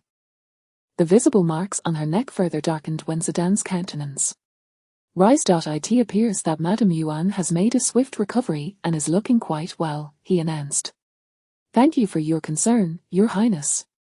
My husband has taken excellent care of me in recent days, facilitating my rapid recovery, she replied. At her words, Wenzedan tightened his grip on the teacup, engaging in small talk with Yuan-shen regarding matters of the court. However, after a brief period, he found it increasingly difficult to remain, as Yuan-shen, while conversing, continually caressed his wife's fingers. Their occasional lingering gazes, filled with affection, made him feel like a mere spectator. I have pressing matters to attend to. Yuan Tingwei, please ensure your wife rests well, he stated. The couple quickly escorted the prince to the door, yet, just before his departure, Wenzedan could not suppress his irritation and turned to Tang Yu, speaking coldly. Madame Yuan, your recovery is indeed remarkable. Having sustained such serious injuries, it is unbecoming to neglect proper rest. Yuan Daren ought to exercise better control over his wife. With that, the prince turned on his heel and stepped into his carriage. Tang Yu, initially taken aback, soon found herself seething with indignation, while Yuan-shen attempted to soothe her. My lady, do not let your temper flare over someone unworthy of your ire. The prince is simply of that temperament, he consoled. Tang Yu stormed back into their chamber, exclaiming, Husband, when did I ever offend the prince? Was it merely because I lingered in the palace for a short while? I did nothing inappropriate. Why does he always speak to me with such coldness and sarcasm? Is he unwell? Yuan-shen nearly chuckled at her frustration, but was well aware that any display of mirth would only exacerbate her anger. You may find this hard to believe, my lady, but the prince's remarks stem from his admiration for your beauty. His words are merely a reflection of that infatuation. From that single glance, Yuanshan had been convinced of this, and today's encounter only solidified his certainty, yet, he was confident that the prince, despite his temperament, would not take any extreme actions. Otherwise, Yuanshan would genuinely fear the prospect of a sovereign coveting his wife. Amusingly, the prince's behavior only heightened Yuanshan's amusement, as it was evident that Tang Yu was growing increasingly disdainful of him. Indeed, as soon as Yuanshan voiced his thoughts, Tang Yu responded with irritation. Husband, refrain from uttering such alarming statements. I fear I shall lose my appetite tonight. If being admired entails enduring daily ridicule, humiliation, and scorn, then such admiration is nothing short of a horror. Chapter 32. The starry sky. Previously, Tang Yu had not reacted, but upon Yuanshan's explanation, she recalled a behavioral pattern that had been summarized in the 21st century. It was that type of young boy who delighted in toying with a young girl's hair daily, snatching her homework, publicly confessing his feelings, or deliberately provoking her to tears. Such expressions of affection filled Tang Yu with a sense of dread. Thus, if the crown prince truly harbored such sentiments, she would indeed be at a loss for words. Having been entangled with madmen during the apocalypse had already left her in despair. Abnormal expressions of affection were exceedingly unpleasant. It seems that the timing of my encounter with you, dear wife, is quite fortuitous. Had it been a few years prior, my words would not have been so amiable, and I would have I recall Sister Chichi mentioning that your attitude towards Lady Ho was rather peculiar. You professed affection yet often resorted to sarcasm. Was your expression of fondness akin to that of today's crown prince? Noticing the astonishment in his young wife's eyes, Yuanshan felt a touch of embarrassment. Indeed, he had not been the most amiable person in the past, though perhaps not as severe as the crown prince. Many times, he had maintained a gentlemanly demeanor. I did not adopt the crown prince's cold and aloof facade, ridiculing everyone indiscriminately. However, I will admit that I was not the easiest person to converse with. I harbored certain biases and exhibited a somewhat haughty attitude. Hearing his somewhat guilty response, Tang Yu smiled knowingly. No wonder Lady Ho rejected you in the past. However, it matters not. After the incident involving Lady Ho, you have evidently corrected your shortcomings and are now perfectly suited for me. Yuanshan promptly embraced his young wife, flashing a charming smile. My dear wife, you are as beautiful as a fairy. If I were to treat you poorly, many would covet you. I am not foolish. Tang Yu was utterly unconcerned with matters regarding the crown prince or Yuanshan's past. In that moment, she smiled and nestled into his embrace, feeling an unexpected sense of security despite their brief time together. Husband, I wish to create an expansive garden. Let us purchase a manor in the countryside. I long to cultivate an abundance of flowers. Very well, I shall make arrangements for a vast garden filled with countless blossoms, for my dear wife is akin to a little fairy and naturally deserves to dwell amidst a sea of flowers. In the past, Tang Yu would not have voiced such desires, but now that their hearts were open to each other, she felt emboldened to express her wishes. For a long time, she had yearned for a grand garden, a dream that had eluded her both in the 21st century and during the apocalypse. At last, she could tend to her flowers and reside within her very own garden. Dear wife, are you weary? Perhaps you should rest for a while. I would like to rest, but I sense that you are not inclined to do so. Yuanshan chuckled at her words. You cannot seem to forget what transpired earlier. Truly, it is the crown prince's fault. Indeed, it is all the crown prince's fault. After exchanging these words, they shared a knowing smile. Tang Yu's eyes sparkled as she tilted her face to rest against his neck, then lifted her head to plant a gentle kiss on his chin. In the future, should any woman approach you, you must coldly refuse her advances, allowing them to witness the icy indifference of Lord Yuan, which should be even more daunting than that of the crown prince. I must confess, my dear wife, I am only tender with you. Many officials outside despise me for my sharp tongue. When I speak, they feel utterly humiliated. Imagining Yuanshan's caustic demeanor in public brought an unexpected amusement to Tang Yu. If women outside dislike you, it must be because your looks have been marred. Their admiration for you only proves my discerning taste. Yuanshan felt his heart melting at her words. Leaning down, he whispered sweetly into her ear, his voice laced with affection, "Rest assured, I shall love only you." Encouraged by his tenderness, Tang Yu grew bolder. She settled onto his lap and playfully nipped at him. "I know you deliberately left marks on my neck earlier. Consider it tit for tat. Jiao Jiao, if you continue like this, do not blame me later. Come on, do you think I fear you?" Could a man tolerate such provocation? Certainly not. The two of them erupted into joyous laughter, rolling playfully on the carpet. Chapter 33. The stars shine brightly many years later, after both had welcomed 2 children, a son and a daughter, and the third prince had ascended the throne point one day. Yuanshan, who had already been appointed as one of the 3 dukes, was summoned to remain by the emperor. "Yuan Xikong, what is this talk of resigning from your official duties and returning to your hometown? You are a pillar of the court, and at merely 35 years of age, is it not too early for retirement? Are you merely seeking to return home to enjoy a life of leisure?" Yuanshan recalled the year prior when he had been consumed by the demands of court life, ultimately succumbing to a severe stomach ailment that had vexed his young wife. "Your Majesty, since your ascension 5 years ago, I have devoted nearly all my energy to the affairs of the court. Despite my diligent efforts over the past years, my health has deteriorated significantly. Now, in seeking to resign, my sole desire is to recuperate. The court is brimming with youthful talents. Remaining here as an elder only serves to hinder the rise of these promising individuals, and it would be far better for me to withdraw." Upon hearing these words, Wen Zedwan found himself momentarily at a loss. To refer to oneself as an elder at 35, what then could be said of him, a man in his 30s? "You are indeed quite remarkable. I suspect it is your wife who urged you to resign and rest. Are you truly so fearful of inciting her displeasure? Yuan Xikong, do you not feel the slightest shame in being labeled as under the thumb of your wife by others?" Rather than feeling affronted by the emperor's veiled jibes, Yuanshan took pride in the sentiment. "Your Majesty, those who speak such words are merely envious of the deep affection I share with my wife. Those who experience discord in their marriages often believe that all couples should operate in a hierarchical manner, with wives dutifully obeying their husbands and lacking their own opinions. I find such notions to be utterly devoid of understanding regarding the essence of mutual respect in marriage. My wife cares for me, loves me, and respects me. She has never demanded that I resign, only that I honor my own will. Being it is I who wish to take the time to rest and cherish my family."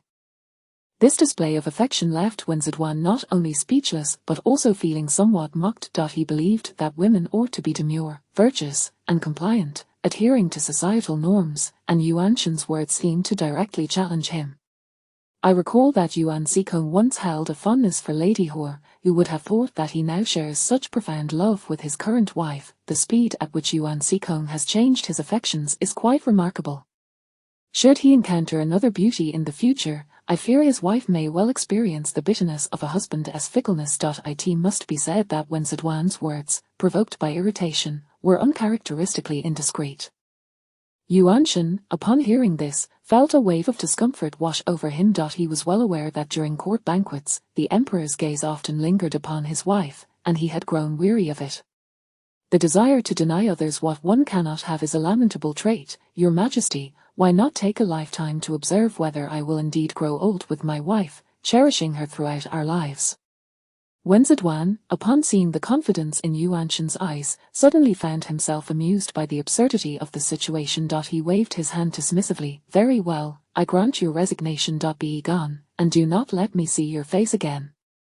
Your servant humbly thanks your Majesty. When Tang Yu learned that Yuanshan had completely resigned, the two had already retreated to their countryside estate to recuperate. She had initially thought that Yuanshan had merely taken a leave of absence, but after a few days in their new abode, he finally revealed the truth.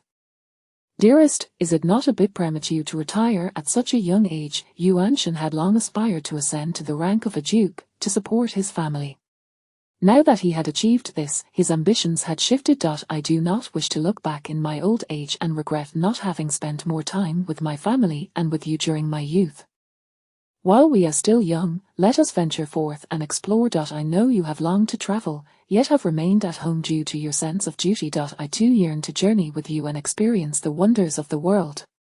It was not that she was particularly fond of travel, At heart, she preferred the comforts of home, yet, like many, she found that staying indoors for an extended period could become wearisome. Tanyu's nature was such that after a year of being cooped up, she craved an escape to refresh her spirit. It was akin to the modern desire to seek new destinations for leisure and rejuvenation, merely a reflection of human nature. Little did she know, Yuanshan had already perceived this yearning within her. Are you truly unregretful? Yuanshan grasped his wife's hand firmly, lowering his head to plant a gentle kiss upon it. Of course I am unregretful. Do you not delight in discovering the diverse flora and fauna of the world? Let us embark on our journey together. Very well. Chapter 34. The dazzling stars conclude. What is it like for a couple to be inseparable every day?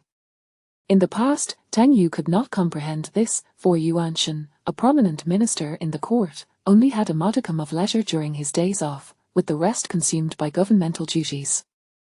It was only after Yuanshan resigned from his official post that Tangyu discovered the existence of such a clingy soul in this world. It was utterly exhausting. Each day left her feeling weak at the waist. Yuanshan, you are to go to the study today. I wish to spend time with the children. Yuanshan looked at his fiery wife in astonishment. After a moment's contemplation, he did not refuse but obediently took the blanket and retreated to the study. That evening, Tangyu settled down with their two children in the bedroom, believing it would be a night of relaxation. However, that very night, someone in the adjoining courtyard began to play a mournful tune on the xiao, the piece being the Liangju melody that Tangyu had taught Yuanshan. Mother, this piece sounds so sorrowful, their daughter innocently remarked, while their son frowned in response. Mother, it is father playing. He does not wish for us to sleep soundly. Was this a midnight melancholy? Pay him no mind, let us rest, Tangyu insisted resolutely, refusing to relent. Yet, over the following days, this fellow continued to play an array of melancholic melodies, as if he had been forsaken. Their daughter was the first to succumb. Mother, father looks so pitiful. I truly wish to return to our courtyard to rest. I dream of weeping all night long. Their son chimed in with a serious expression. Mother, father is cunning. Please spare me and my sister. That night, Yuanshan returned to the bedroom he longed for, only to be fiercely bitten by his petite wife. Madam, you have no idea how I endured these past few nights without you. In the future, feel free to bite me more, but do not send me away. Tangyu could only feel speechless. At your age, you ought to exercise some restraint. Do you understand? Those suggestive words caused Yuanshan to blush deeply. Since my lady has demands, I shall humbly comply. Yet, Tangyu soon found herself ensnared by Yuanshan's clever antics. Each night, her husband would cheerfully present a delicate spring palace painting and invite her to admire the exquisite artwork alongside him, followed by a gentle kiss before turning away to sleep. Tangyu was consumed with frustration, turning away in exasperation. To tease her with such paintings at night, only to then fall asleep. This was surely an act of revenge. It had to be.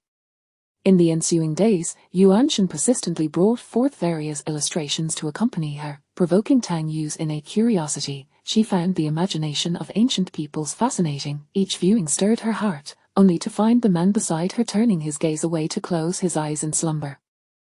During such moments, she was reluctant to acknowledge her own feelings, resulting in several evenings of intertwining emotions between them. Finally, after several days had passed, the cunning Yuanshan set aside the illustrated books and instead recited the intimate details of the protagonists from the tales. Unable to contain herself, Tangyu flipped over, pinning her husband beneath her. Yuanshan, enough, today, I shall punish you. How does my lady intend to punish me? Yuanshan asked with a playful smile, embracing his petite wife, his laughter akin to that of a fox who had succeeded in its scheme. Are you not clever? Today, let us follow the male protagonist's approach from the book. Allow me to witness your capacity for learning. Tangyu initially aimed to challenge him, but soon found herself regretting her words. Hubby, I was wrong. Jiao, that will not do. I have yet to master it. Allow me to serve you well. You are insufferable, hypocritical. Oh, that is what the male protagonist says. My lady, how well am I imitating? From that day forth, the couple traversed the world together, ultimately growing old side by side. Thus concludes this tale. The following day, the wind deity found herself inexplicably pregnant. This time, Lin Xiu had been married to the water deity, Luo Lin, for a century, with the couple residing separately, seldom crossing paths. This renowned pair in the celestial realm was famously known as a mismatched couple, yet the sudden emergence of a child, although attributed to a mystical conception, necessitated communication between them.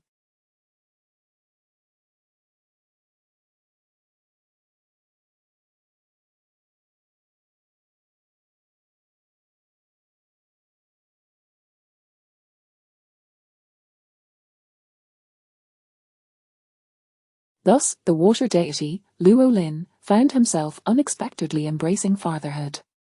Junior's sister, since this child is yours, I shall cherish and love him dearly. From this moment forth, this child shall belong to both of us as husband and wife. Lin Xiu finally smiled, feeling a profound connection to the life growing within her. She was certain that this child would be a delightful girl, radiantly beautiful. However, thoughts of the celestial emperor's decree regarding their marriage momentarily cast a shadow over her joy. Senior brother, how shall we address the matter of the betrothal? The child is still young. There is no need to overthink. Are we not capable of safeguarding a single child, regardless of the scheming of the empress and the emperor? They cannot possibly compel a newborn to wed.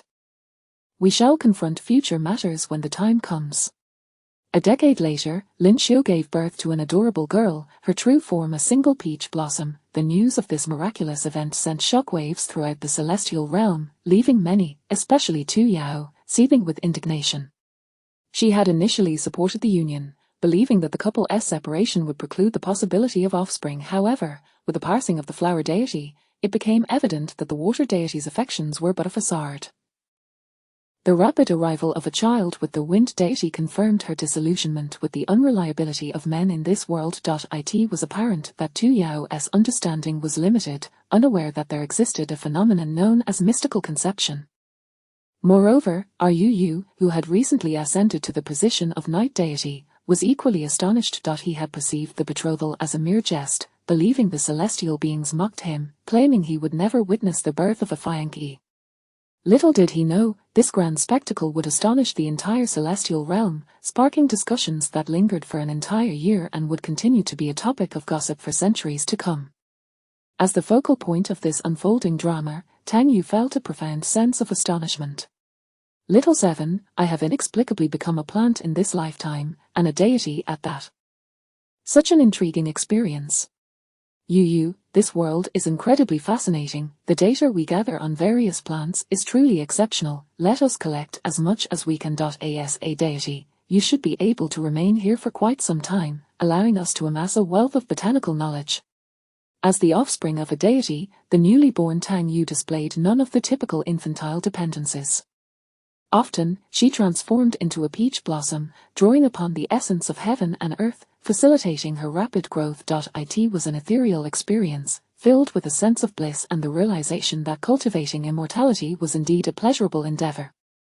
However, this idyllic existence soon encountered a vexing dilemma. Upon reaching the age of 10, Tang Yu, still resembling an infant, discovered that the pace of growth in the realm of deities was exceedingly slow.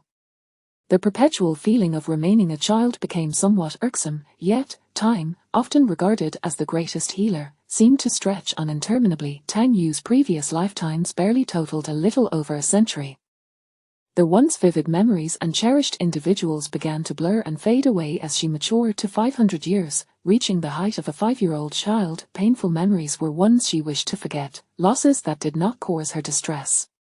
However, the joyous souls she once held dear appeared to slip away, as if time itself was far too protracted. By the time she reached over 1,000 years, only faint impressions of the past lingered, accompanied by a bittersweet sense of yearning, while the specifics of her memories eluded her grasp. At that moment, her form had matured to that of a girl of 12 or 13, appearing diminutive and youthful. It was then that an even more astonishing revelation unfolded before her. Mother, please repeat that. Did you just say I have an arranged fianc? Chapter 2, Fragrant Honey. To the wind god Lin Xiu looked at his daughter with a bemused expression. Ever since the day this child was born, any lingering affection he once felt for his senior brother seemed to have dissipated entirely. The past millennium had been filled with such joy. This child truly brought a refreshing perspective to his life. Yu, this betrothal was arranged before your birth, and your mother has no say in the matter.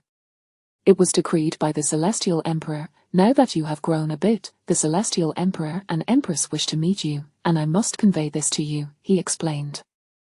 Though arranged marriages were not a novel concept, Tang Yu was indeed taken aback, yet she did not harbor any strong aversion. She pondered the myriad rules governing the immortal realm, especially concerning alliances through marriage.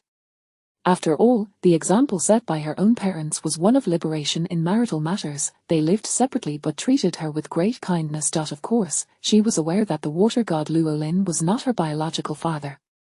She was the product of her mother's profound emotions. Nevertheless, the water god treated her quite well, presenting her with exquisite artifacts every century, which spoke volumes of his regard.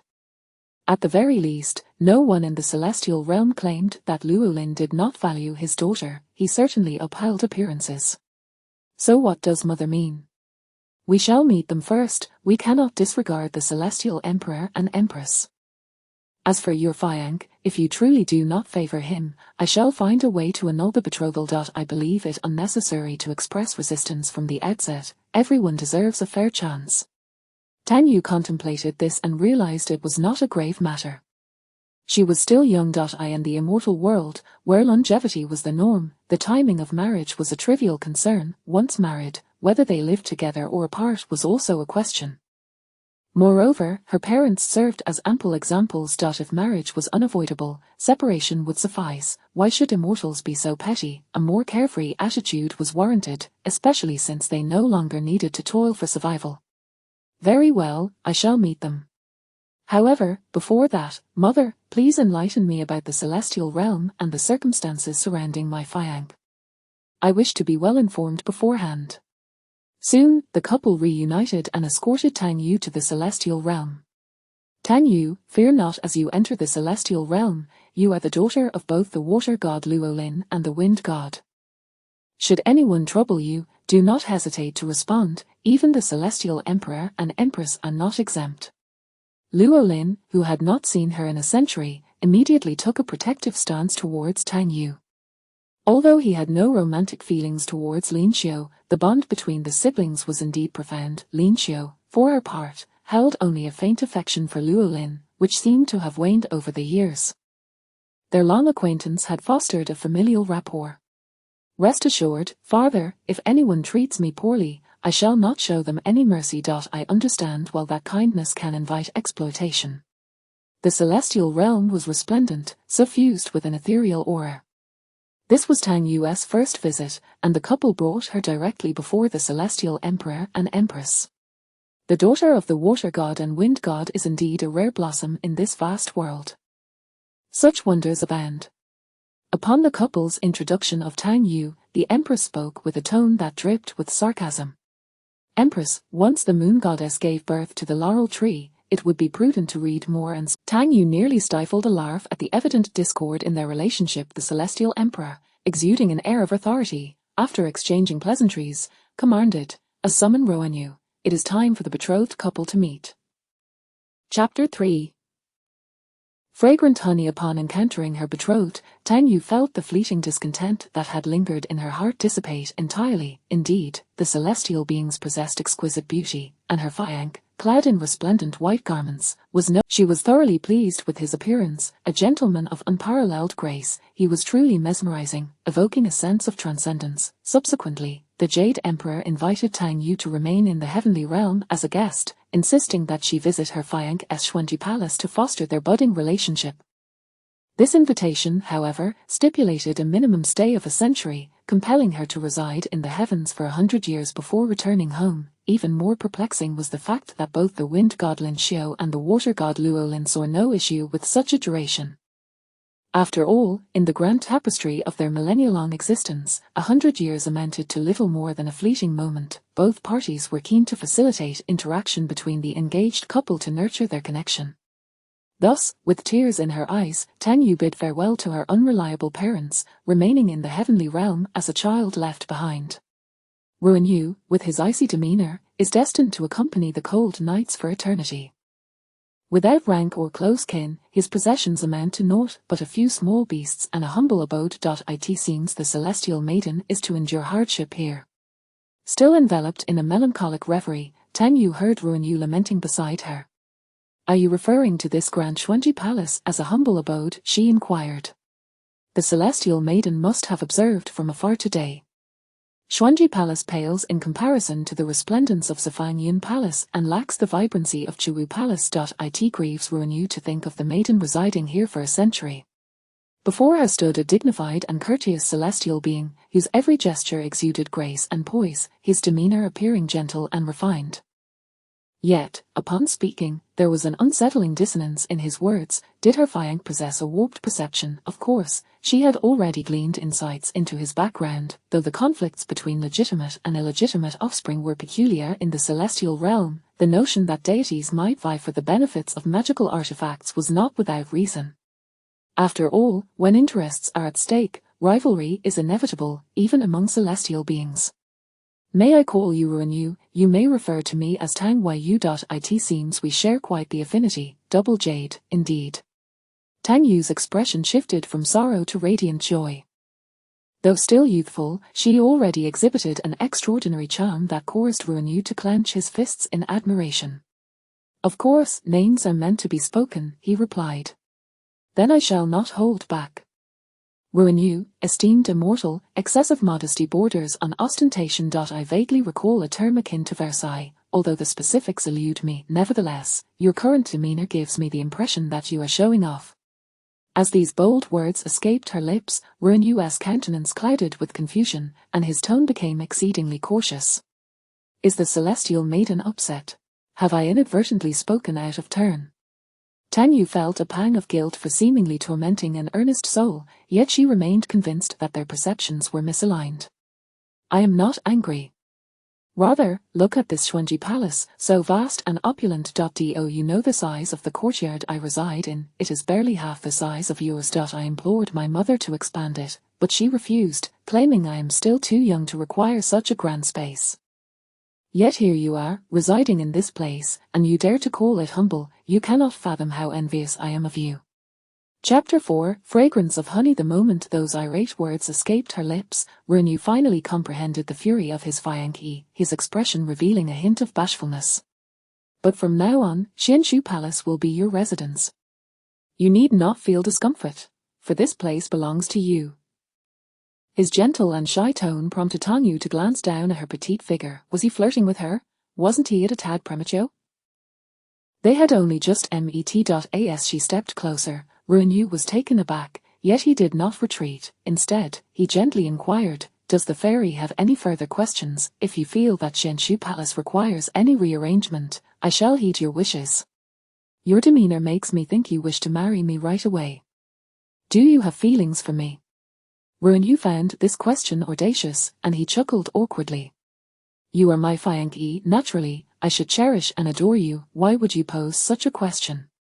At this moment, Tang Yu became increasingly convinced that this fellow had a distorted perception. Remaining silent, she gazed intently at him, as if attempting to discern the essence beneath the surface. Initially, Ruanyu maintained his composure, pouring himself tea and keeping a smile, but as time passed, he began to feel as though he were sitting on needles. Why do you keep staring at me? Is there something peculiar on my face? I am pondering whether you have considered a particular question. What if I do not harbor feelings for you and wish to annul our engagement? What would you do then? Upon hearing this, Ruanyu was utterly astonished, and his complexion paled immediately. I have been deemed ugly and loathsome since childhood. If the fairy finds me truly unbearable, as a celestial being, the water god and the wind god would undoubtedly devise a means to dissolve our betrothal.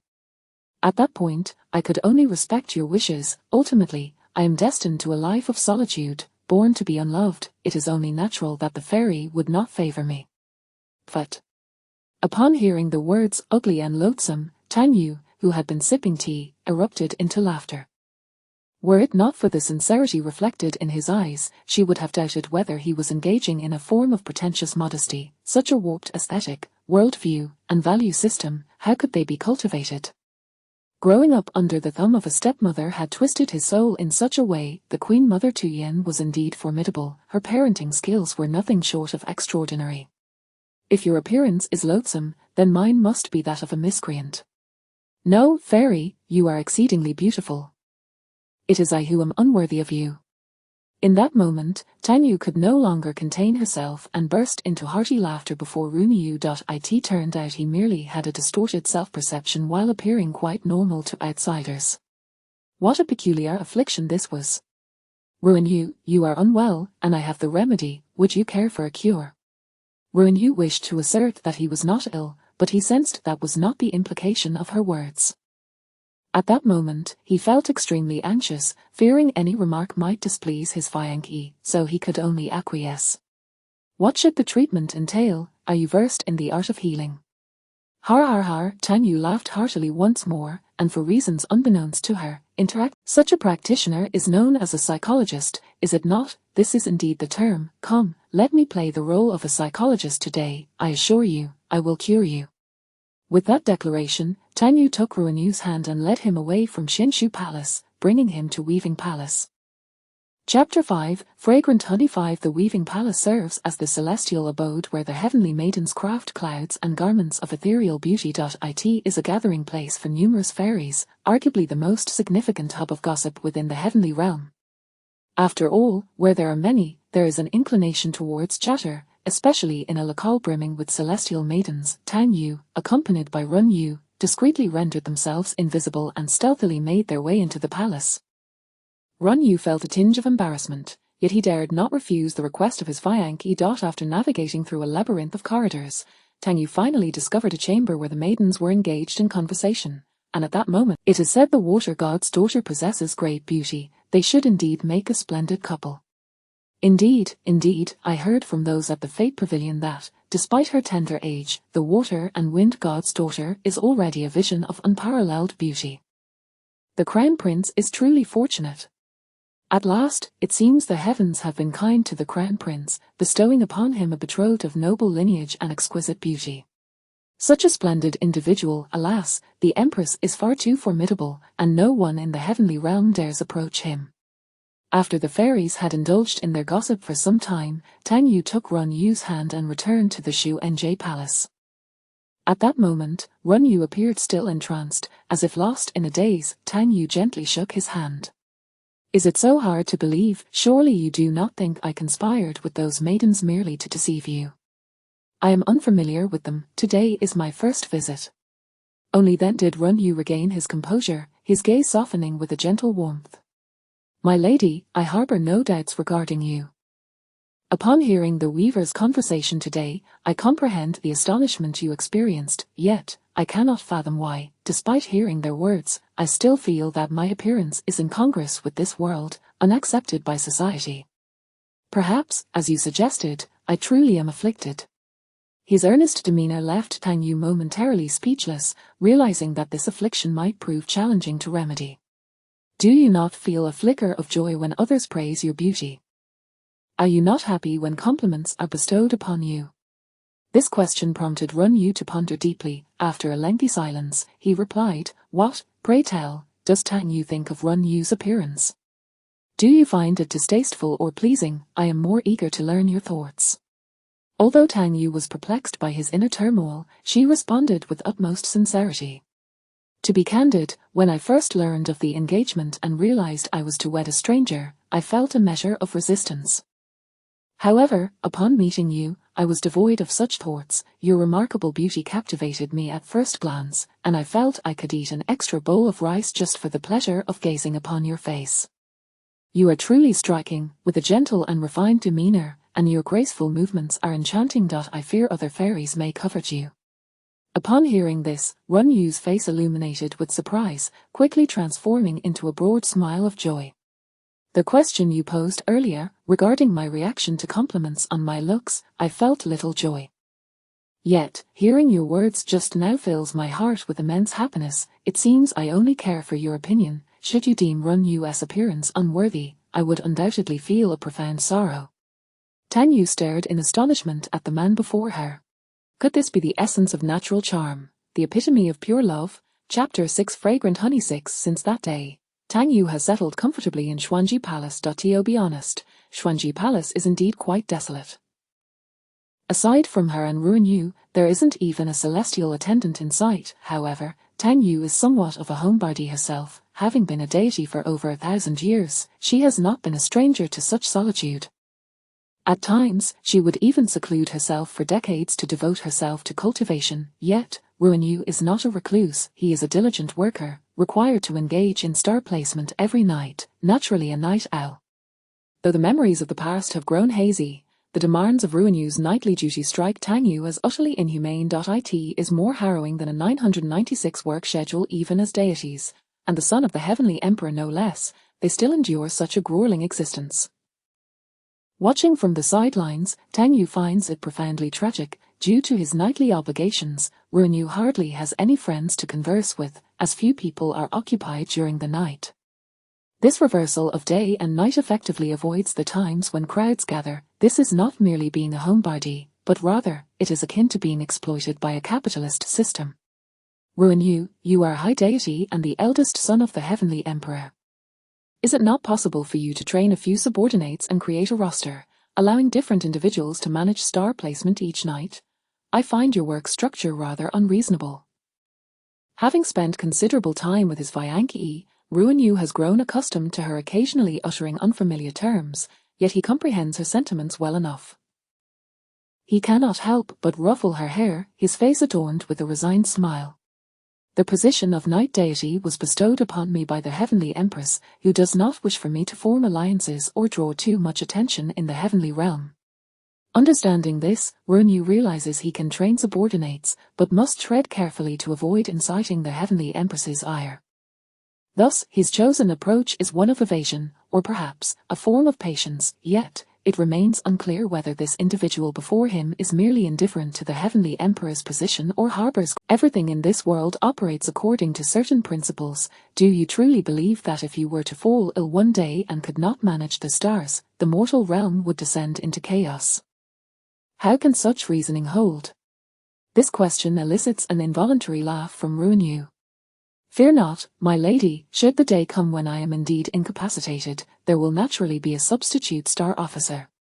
The heavenly realm is not lacking in talent. The heavenly empress would prefer I neglect my duties, as it would provide her with an opportunity to punish me. Thus, I diligently manage the stars each day, not daring to slacken in the slightest.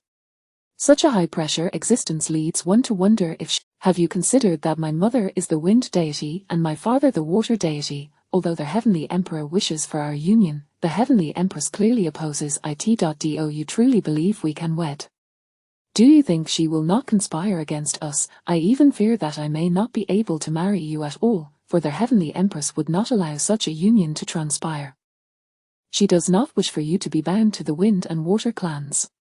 Having resided in the heavenly realm for an extended period, Tangyu has come to discern the distribution of power within this realm.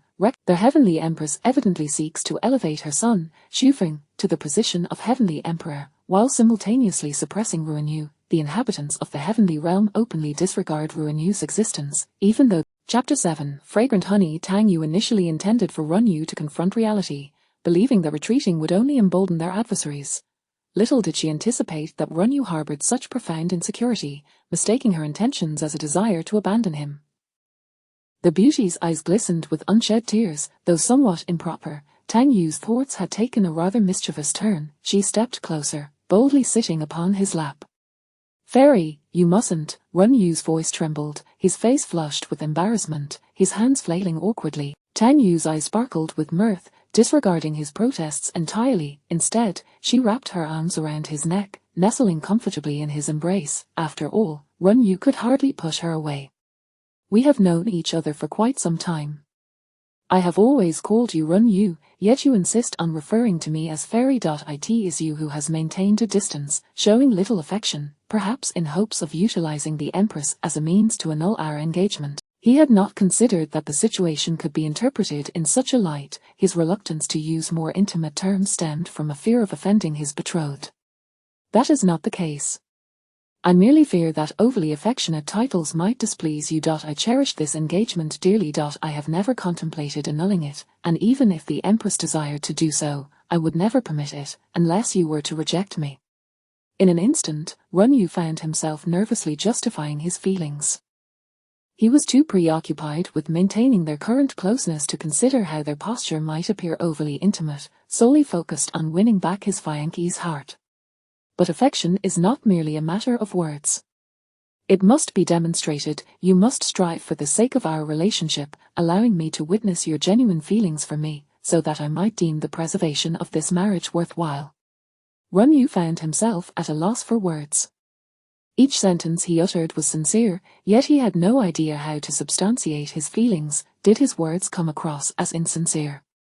What must I do? Do you not perceive that your demeanor towards me is no different? While your kindness is evident, it lacks intimacy. You care for me simply because I am your fiancée, rather than out of genuine affection for who I am. Do you not realize that you are ensnared by this engagement? True romantic feelings arise from genuine affection, not mere contractual obligations. Furthermore, should you truly cherish and protect me, do you not understand, if the Empress were to trouble me in the future, would you kneel and plead for her mercy, or stand before me in defiance? Have you truly contemplated this? The gravity of her question struck Run-Yu profoundly. He had never considered such possibilities, as the future felt too distant. Maintaining the warmth of their current bond felt daunting enough without daring to hope for more.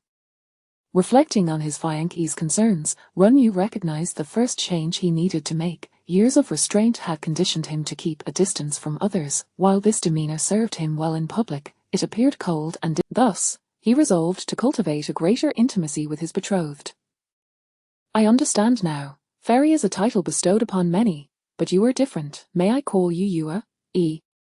That will not do. We are both Yua, and such a name. I prefer those dear to me to call me Jiao Jiao.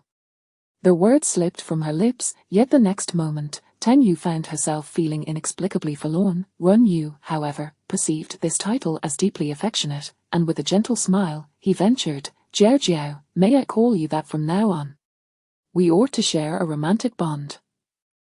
In that instant, Run-Yu experienced an unprecedented rush of emotions. The beauty, like a flower amidst the clouds, was now within arm's reach. Her captivating gaze seemed to possess an enchanting power, drawing his heart inexorably towards her.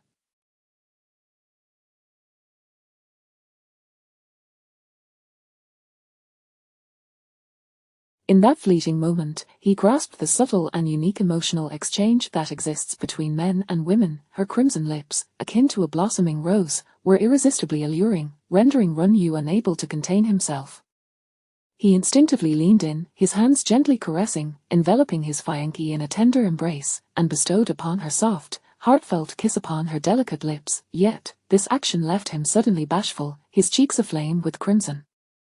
He hastily retreated a few steps, yearning to escape this unexpected intimacy. However, in the next moment, a glimmer of mischief danced in Tang Yu's eyes as she smiled softly. Swiftly, she wrapped her arms around Run-Yu's neck, leaning close to his ear, whispering sweetly, I cherish reciprocity, Yu.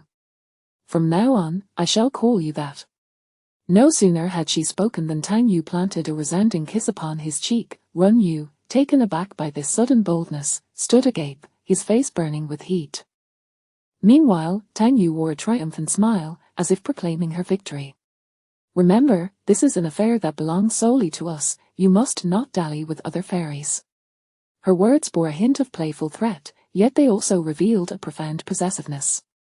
Run-Yu felt no aversion, rather, a wave of joy surged within him. Chapter 8, Fragrant Honey 8-inch. Of course, it is only you, no one else can surpass you. It seemed that after experiencing such intimate contact, Run-Yu's courage quietly blossomed. He tightly embraced the other, feeling that this warm and affectionate embrace was utterly captivating, making it difficult to part. Therefore, you should now understand that I have never contemplated annulling our engagement. What I genuinely care about is your heart. If your affections waver, I would undoubtedly choose to withdraw from our engagement. Furthermore, I do not wish to face the Queen Mother's trials every single day in our married life. Run-Yu, I can love you and marry you, but I will never endure the Queen Mother's insults and torment alongside you. I refuse to suffer in silence, for that is not in my nature. I do not believe that enduring such treatment is a manifestation of love, nor do I think I should accept such indignities. In my view, the relationship between husband and wife should be like this. You will protect me, standing before me to shield me from those who wish to bully me, rather than kneeling together before others, begging them not to trouble me. Ruan, you must understand that only by becoming strong can one be impervious to the harm inflicted by others. You may retreat step by step in pursuit of temporary peace, you may endure such a life alone, but you have no right to demand that I accompany you in such a life, even if we love each other.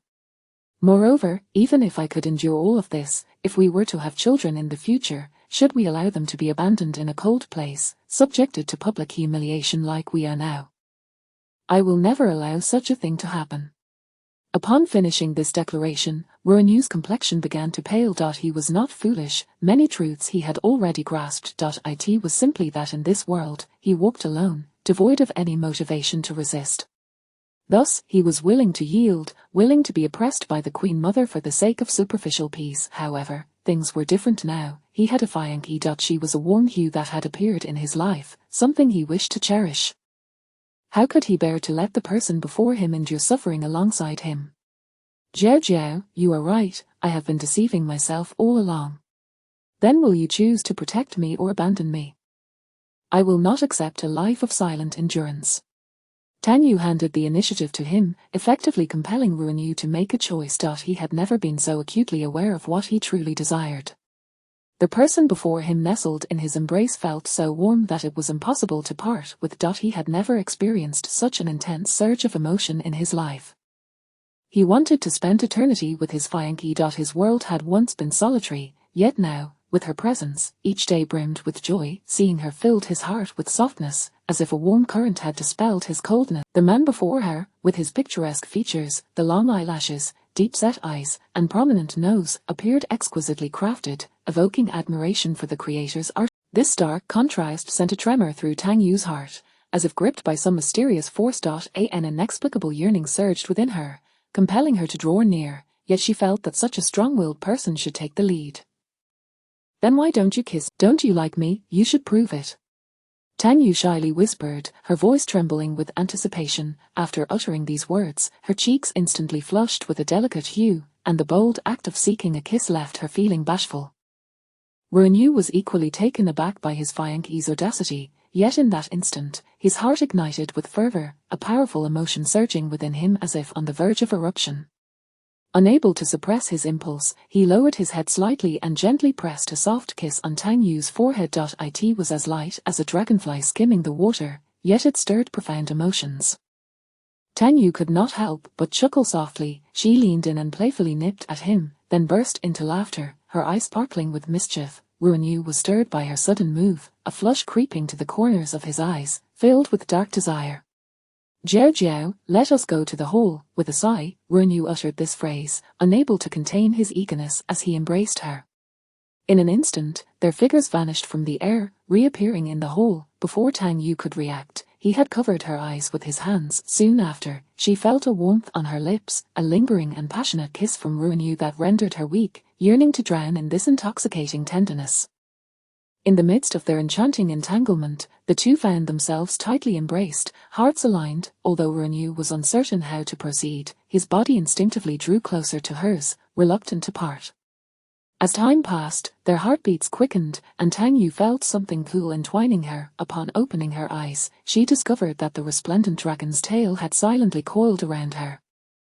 Chapter 9, Fragrant Honey. 9 Lo and behold, the little white dragon, a resplendent creature indeed, who knew that a dragon's body could radiate such brilliance, such a stunning. Yet in the next moment, Ruan had already anxiously retracted his dragon tail, stepping back with a pallid countenance. Jiao, please don't come to despise me because of this, Ruan implored, his grip on Tang Yu's hand tightening in desperation.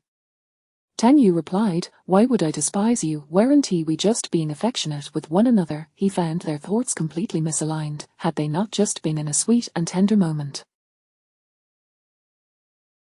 I find my dragon form utterly unsightly. I lost control earlier, and I must have frightened you. Jiao, please don't let this incident turn you against me. I shall strive to restrain myself in the future and never reveal my true form again. Silence, the stillness hung over them like a foggy evening at Cambridge. What nonsense was this?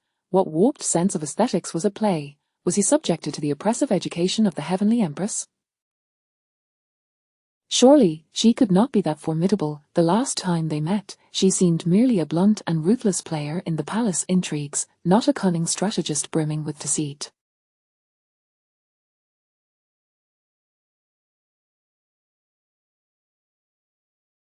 Tang Yu remained silent for what felt like an eternity, while Run Yu's expression grew increasingly tense.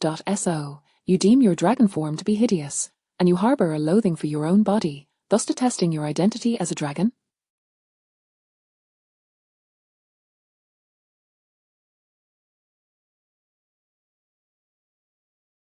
Run Yu's visage reflected profound anguish.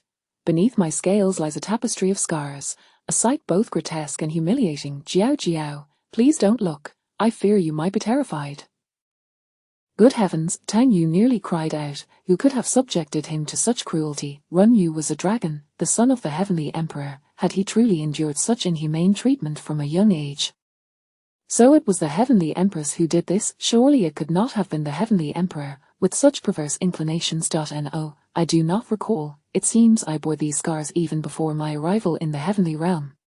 Is this then the reason you perceive yourself as grotesque, with a twisted sense of beauty? Run Yu nodded hesitantly, but could this truly be labelled as a warped aesthetic? Were scars truly appealing?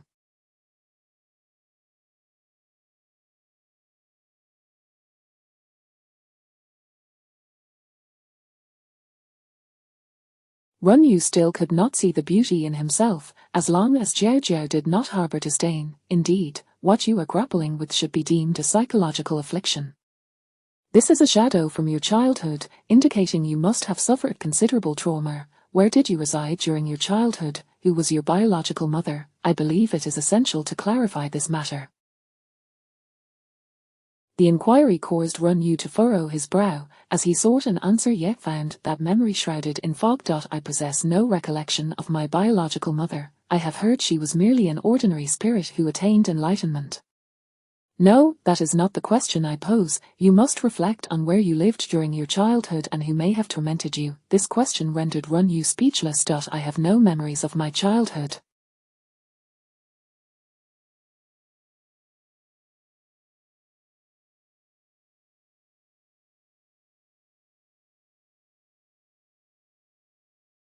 Is it merely a matter of unclear recollection, or is it a complete void? There is a distinction between the two. Run Yu, being astute, realized through Tang Yu's prompting that his memories of the past were indeed abnormal.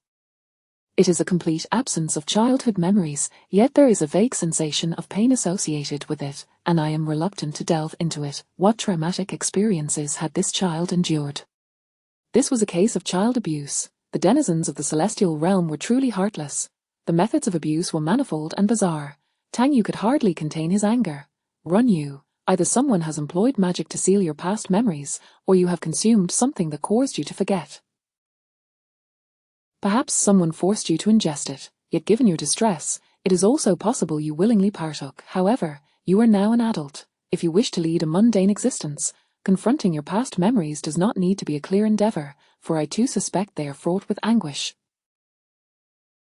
Yet if you wish to take control of your own life, you must seek to uncover the identity of your biological mother and elucidate your past memories. I shall not pressure you.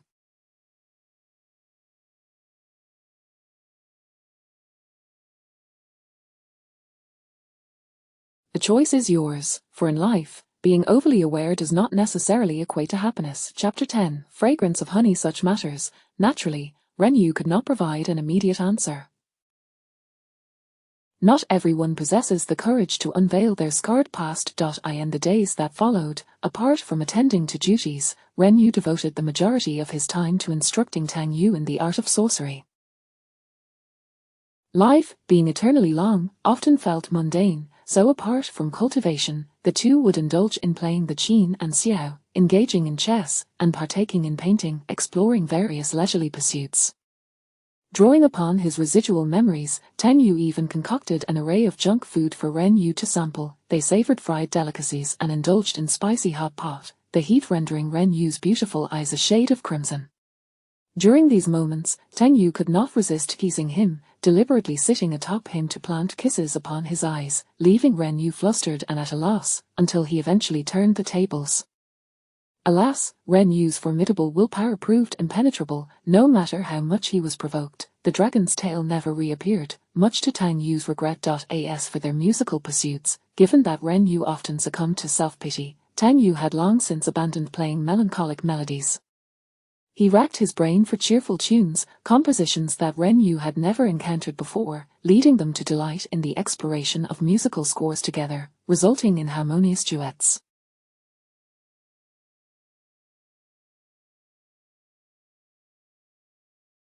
When it came to chess, Tang Yu was equally perplexed. Despite Ren Yu's appearance as an adorable beauty, he exhibited a cunning depth in strategy, effortlessly obliterating her pieces time and again. Often, Tang Yu mused that he was merely feigning pity. Such aptitude in chess indicated a high level of cunning. Unbeknownst to her, the Empress had long sought to catch Ren Yu in a misstep, yet had failed to do so, for Ren Yu's defensive prowess was simply too formidable.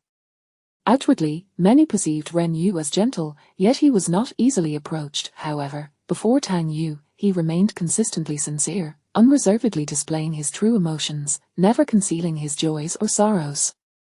Thus, Tang Yu perceived her fiancé as a pitiable figure. Only during their chess matches did she sense a striking contrast, an impression of him as a master strategist. As time flowed by, approaching the century mark, Tang Yu finally met the Empress's son, Xu Feng. This time, Xu Feng had come personally to meet his elder brother, and naturally, he encountered Tang Yu, his future sister-in-law. "Fairy, you and my brother are a splendid match. This is a gift from Xu Feng to you." To her, at the very least, Xu Feng's demeanor towards her was quite amiable. Tang Yu accepted the gift with a smile and reciprocated with a token of her own. They engaged in light conversation for a while, after which Ren Yu began a game of chess and chat with his younger brother, seemingly having endless topics to discuss. Their brotherly bond appeared to be quite harmonious. Was this the reason Ren Yu had been so accommodating? As Xu Feng departed, Tang Yu remained in a daze, contemplating the intriguing dynamics of the heavenly realm. Their heavenly emperor was a scoundrel, indifferent to the Empress's oppression of the eldest son, lavishing affection on Xu Feng instead. The Empress desired Xu Feng to succeed the heavenly emperor, yet the latter remained ambiguous about them. "However, I suspect the Empress would not approve of her son befriending you. Ren Yu, is it because you wish to preserve the brotherly bond that you have been so restrained?" This query elicited a bitter smile from Ren Yu. "It is not a matter of my ambition, but rather, I have never possessed the qualification to contend." These words prompted a laugh from Tang Yu, for had she posed this question in the past, Ren Yu's immediate response would. Yet now, it was evident he had begun to consider the prospect of contention, only to realize that the timing was not in his favor. There is no need to rush into these matters.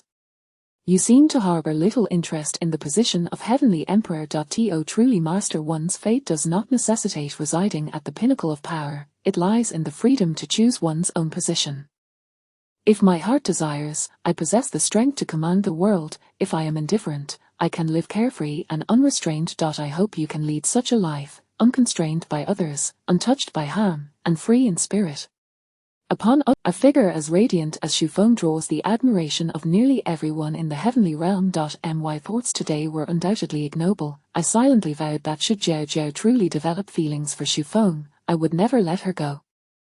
In that event, I would go to any lengths to ensure she remained by my side, even if it meant opposing the entire world.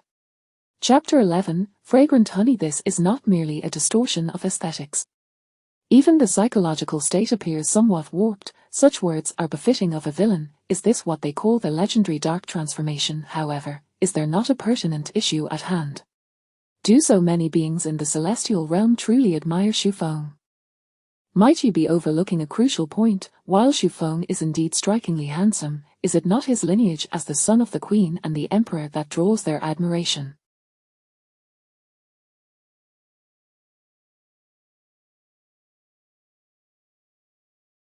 Surely, his remarkable military achievements and exceptional abilities, alongside his handsome visage, contribute to his appeal as well. Yet, the multitude that adores him, is it not largely due to the perception that he is the future emperor?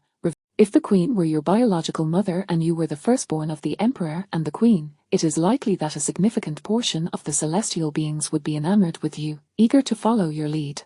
Often, only from an external perspective can one truly discern the nature of affairs in the celestial realm. The queen is domineering and fierce, employing ruthless methods. Thus, even if the celestial maidens find Ruanyu handsome and gentle, none dare approach him, fearing retribution from the queen, which could lead to their demise. What does Jiao Jiao see in me? I seem to possess no advantages in the presence of Shufeng. Spring flowers are beautiful, summer lotus blossoms are beautiful, autumn harvests are beautiful, and winter's white snow is beautiful. The gentle breeze is beautiful, the warm sun is beautiful, the dawn is beautiful, and the evening glow is beautiful. The world is replete with myriad forms of beauty.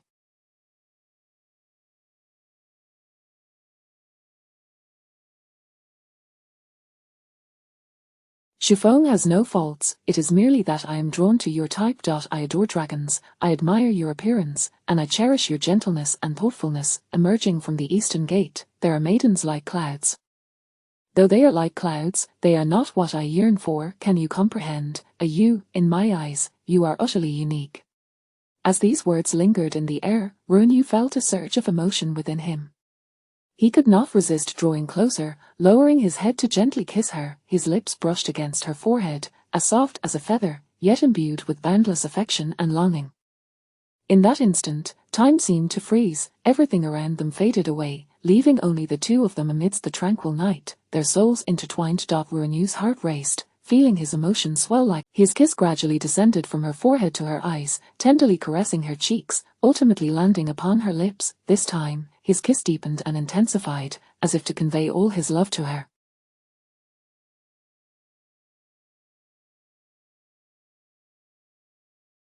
The overwhelming sensation of being needed enveloped Tang Yu, who responded to the kiss with a gentle tremor, wrapping her arms tightly around him. Let me see your tail.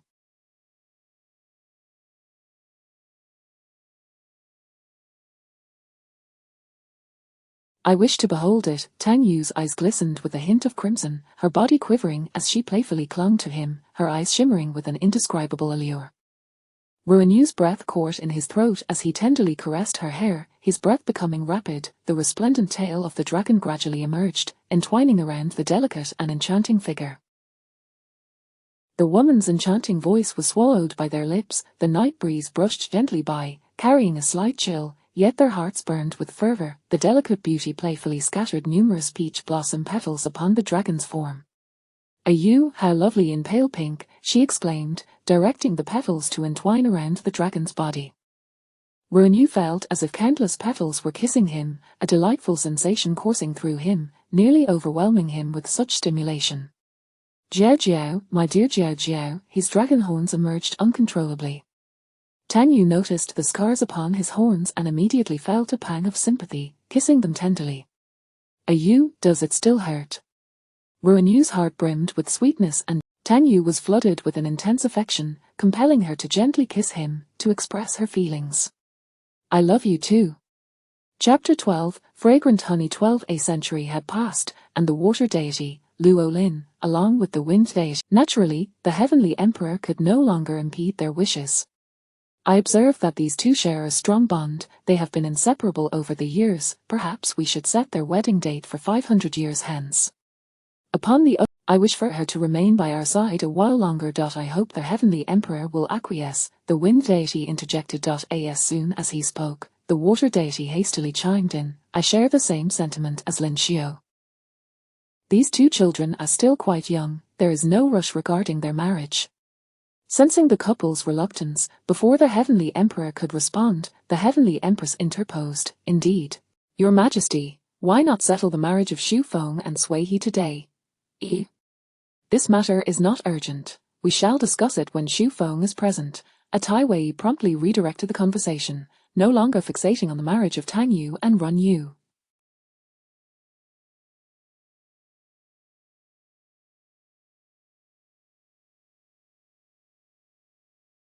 Although Run Yu felt a tinge of disappointment, he quickly composed himself and made a concerted effort to impress his future in-laws. The couple decided to depart the following day. That afternoon, Run Yu conversed with the water deity for the entire duration until nightfall, at which point he finally found an opportunity to speak with Tang Yu.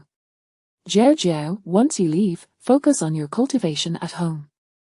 I have resolved to investigate my past. The Heavenly Empress has made her hostility towards me abundantly clear. I hold little interest in that position, but I will certainly grow strong enough to protect our family. Tang Yu gently grasped his hand.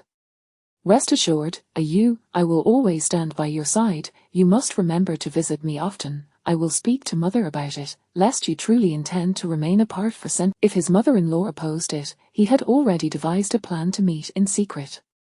Before we part, allow me to present you with a gift, one that will remind you of me every day. As soon as Tang Yu finished her words, she lightly waved her hand, and miraculously, a magnificent peach tree began to grow in the courtyard of Shenji Palace.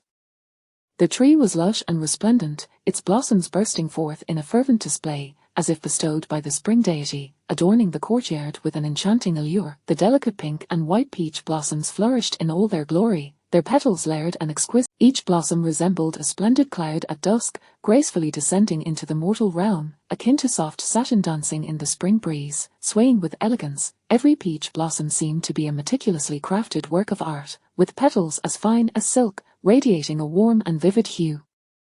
The slender, delicate stamens quivered gently at their tips, as if whispering the secrets of spring. What do you think? Do you like it? Having lived as a peach blossom spirit in this lifetime, Tang Yu sometimes found amusement in her true form. Run Yu, naturally, was filled with delight, yet certain images flickered in his mind, causing his cheeks to flush. This was due to Jiao's penchant for showering him with petals and playfully teasing him during such moments. Thus, while the blossoms were beautiful, Run Yu's thoughts took a slightly mischievous turn. Jiao, I wish to kiss you. Rarely had Run Yu been so proactive and filled with urgency, causing Tang Yu to turn towards him with a hint of surprise in her gaze. She noticed the slight reddening at the corners of his eyes, which sparkled with an indescribable yearning. This sudden outpouring of emotion transported Tang Yu's thoughts back to their intimate moments, stirring a teasing sensation within her. You enjoy that, don't you? Surely you have been thinking about it. Faced with such a question, Run Yu found himself at a loss for words to convey his feelings, instead enveloping Tang Yu tightly in his embrace, as though he wished to merge their beings into one. Tang Yu smiled, lightly rising on her toes, and gently placed a kiss upon Run Yu's lips. This kiss ignited a fervent flame deep within Run Yu's heart. He responded with urgency and affection, drawing Tang Yu closer into his arms, their breaths intertwining in that moment. Later, within the Shenji Palace, once the barrier was established, it became exceedingly difficult for outsiders to intrude. Thus, countless pink and white petals enveloped a resplendent dragon in a cocoon of beauty. Chapter 13, Fragrant Honey. Upon departing from the heavenly realm, Tang Yu's first destination was the abode of the water deity, Luo Xiang. Both spouses were laden with. Do you believe this betrothal ought to be maintained? Tang Yu, you must make a decision after this century. The first to pose the question was the water deity, Luo Lin. Although they had previously mentioned to the heaven. After all, over the past century, they were keen to ascertain whether there existed a genuine bond between Tang Yu and Run Yu. Certain matters can only be discerned through interaction. If compatibility is lacking, preparations must be made to dissolve the engagement. Farther, Run Yu and I share mutual affection, and I am willing to marry him. However, I fear that the matter of marriage may prove somewhat arduous, as the Heavenly Empress is likely to disallow our union. Upon hearing this, the water deity Luo Lin furrowed his brow, prompting the wind deity Lin Xiu to interject. Their Heavenly Empress has long harbored wariness towards the Great Hall. The Heavenly Emperor's initial grant of the betrothal was intended to maintain a delicate balance with the Avian clan. Nonetheless, the Heavenly Emperor holds great expectations regarding this matter. Should the Heavenly Empress insist on thwarting the marriage, she may have to resort to extraordinary measures. Yet, should her methods be excessively severe, it could provoke the Heavenly Emperor's ardor. If he were to act against you, neither the Water Clan nor the Wind Clan would remain idle. Despite the Heavenly Empress's formidable powers and the formidable support of the Avian clan, this does not equate to her possessing the true capability to obstruct the smooth progression of this engagement.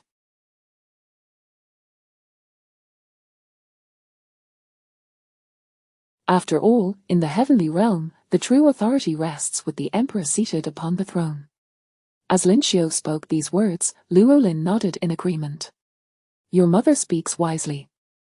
Unless it comes to matters of life and death, the Heavenly Empress is unlikely to sever ties with us, therefore, her opposition holds little weight. Even if the betrothal is postponed today, it is likely that 500 years she had inadvertently overestimated the Heavenly Empress's influence. It was merely a matter of the Heavenly Emperor's decree, however. The thought of having such a savage and ruthless figure as a mother-in-law made her reluctant to marry prematurely. Mother, if I were to wed Run Yu, would I be able to resist her? If she were to go too far, could we devise a way to have the Heavenly Emperor depose her? At this declaration, both spouses were taken aback. Has Run Yu taught you this? Does he wish to use the Water and Wind clans to vie for the Heavenly Emperor's position? Have you been deceived by his affections? Listening to Lin Xiu's concerned tone, Tang Yu quickly shook her head. How could you think such a thing? Run Yu has no desire to usurp the Heavenly Emperor's throne, he merely wishes to live freely as a deity, enjoying the cosmos together with me. Yet the Heavenly Empress does not trust Run Yu. Instead, she relentlessly pressures him, constantly surveilling him, wishing for nothing more than his demise. Father, mother, to the Heavenly Empress, Run Yu's mere existence is a threat, only the dead pose no danger, and she harbors such a mindset. If I were to be with Run Yu, the Heavenly Empress would only perceive him as cunning, with the Water and Wind clans backing him, thus intensifying her desire to eliminate him. A woman driven to madness can be terrifying. If we reach the most perilous juncture, shall we simply wait and pray for her to relent? I believe that is not an option. Should the time come, we must be prepared to fight and see who prevails. The Wind Deity and Water Deity were inherently gentle and laid-back individuals, leading a life of leisure. In the realm of deities, while there existed figures like the Heavenly Empress, who were fiercely ambitious, there were also carefree deities like the Wind and Water Deities. Thus, they felt no pressing urgency for conflict, believing instead that Tang Yu was overthinking the situation. Yu, it has not yet reached such a dangerous level. Over the years, the Heavenly Empress has consistently behaved in this manner. Should she truly overstep her bounds, the Heavenly Emperor would not let her go unpunished. Upon finishing her statement, Lin Xiu was echoed by the water deity Luo Lin. Your mother is correct. One should not dwell on the worst-case scenarios. Although the Heavenly Empress has the Avian clan as her support, the Heavenly Emperor merely utilizes the Avian clan for his own purposes. If the Heavenly Empress were to ever provoke his ire, he could easily appoint a new Heavenly Empress at any moment. The couple's thoughts aligned closely, leaving Tang Yu feeling somewhat helpless, realizing that she could not sway their opinions. Very well, let us set this matter aside for now. Instead, may I inquire if you both know who Run Yu's birth mother is? At this question, Lin Xiu instinctively shook her head, while Luo Lin's expression momentarily faltered before he ultimately denied knowledge. Tang Yu immediately sensed something amiss. However, she chose not to pursue the matter further, though the reactions of those before her had undoubtedly provided her with a clue. Chapter 14, Fragrant Honey. Afterward, she speculated that Luo Lin might possess knowledge of Run Yu's biological mother, especially considering Run Yu's identity as a water dragon. It was highly probable that his mother hailed from the aquatic lineage.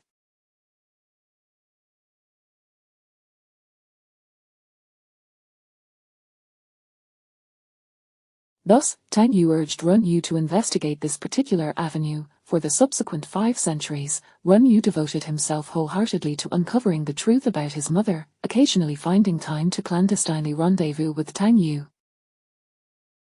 Over the span of 500 years, Tang Yu had transformed into a statuesque and voluptuous beauty. No longer the delicate girl she had been centuries prior, the girl had embodied youth's naivety, whereas the mature beauty now resembled a succulent peach, soft and juicy.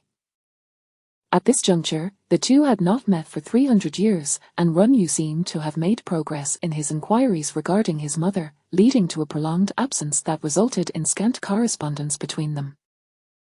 On one particular day, Run Yu sent word that he would visit her, and Tang Yu, surveying her current ample form, smiled in satisfaction. The pace of celestial maturation was excruciatingly slow, yet she had finally reclaimed her resplendent physique.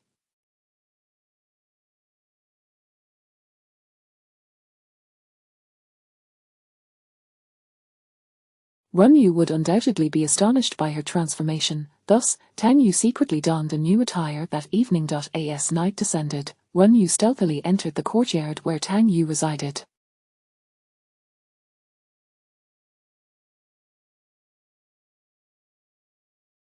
The air was infused with the fragrance of wine, and upon looking up, Run Yu beheld Tang Yu reclining atop a peach tree, her smile enchanting. After centuries apart, the sight of his betrothed in her present state made his heart race uncontrollably.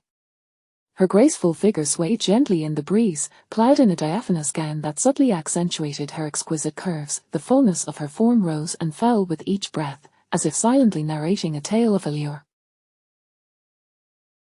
Her eyes sparkled like autumn waters, their delicate movements effortlessly captivating. Her luscious crimson lips appeared to await a tender caress. Jiao Jiao, I have arrived. Upon hearing his raspy voice, Tang Yu turned and smiled as she gracefully descended from the peach tree. Do you like the way I look now? As Run Yu approached, his gaze was filled with awe and fervent admiration, as though he wished to ignite her very essence. Jiao Jiao, you have become even more beautiful, breathtaking to the point of near suffocation.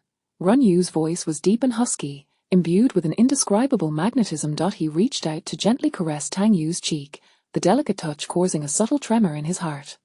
Tang Yu, blushing, lowered her gaze and softly murmured, I have waited for you for so long. Run Yu leaned in slightly, tenderly tucking a stray strand of hair behind her ear, his movements imbued with utmost gentleness, as if handling the most precious treasure in existence. His fingers brushed lightly against her ear, eliciting an involuntary shiver from Tang Yu, a sensation akin to electricity coursing through Run Yu's entire being. Jiao Jiao, I have missed you too.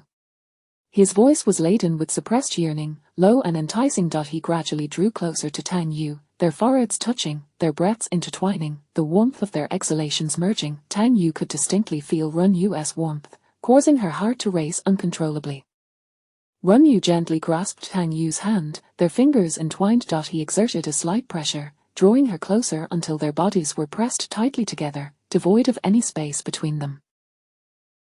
Tang Yu's cheeks flushed crimson, yet she offered no resistance, surrendering to Run Yu's embrace. Feeling the powerful rhythm of his heartbeat, Run Yu lowered his head and placed a tender kiss upon his kiss, as soft as a feather, traveled upward until it reached her earlobe, where he bestowed a gentle nibble. Tang Yu let out a soft gasp, her voice tinged with shyness and playful reproach, her delicate demeanor deepening the intensity in Run Yu's gaze.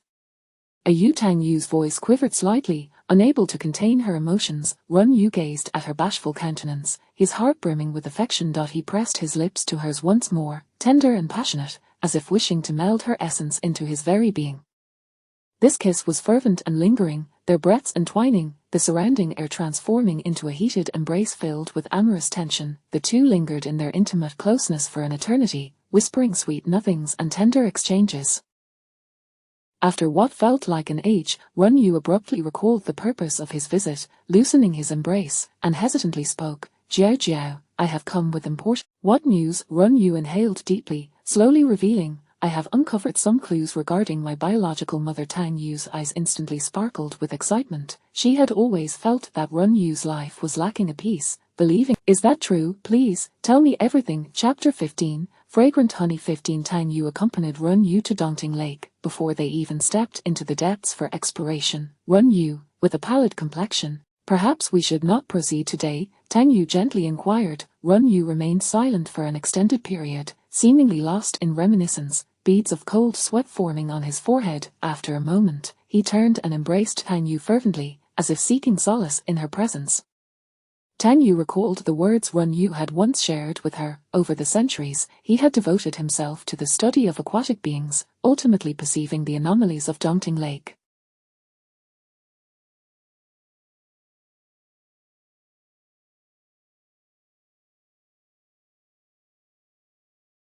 Although his memories had yet to fully resurface, he instinctively sensed that this place held the secrets of his forgotten past. Jiao Jiao, if my past is fraught with shame and turmoil, would you come to despise me?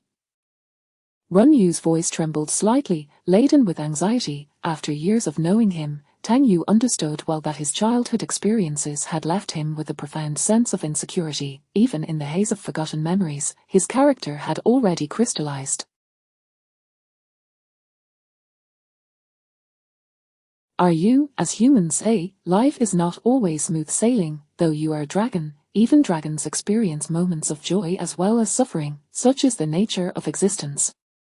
Do not mistake the brilliance of Shu Feng as the standard for a normal life. I firmly believe that fate will ensure even such a favored child endures hardships. Though the reasons may be obscured, there is always a design.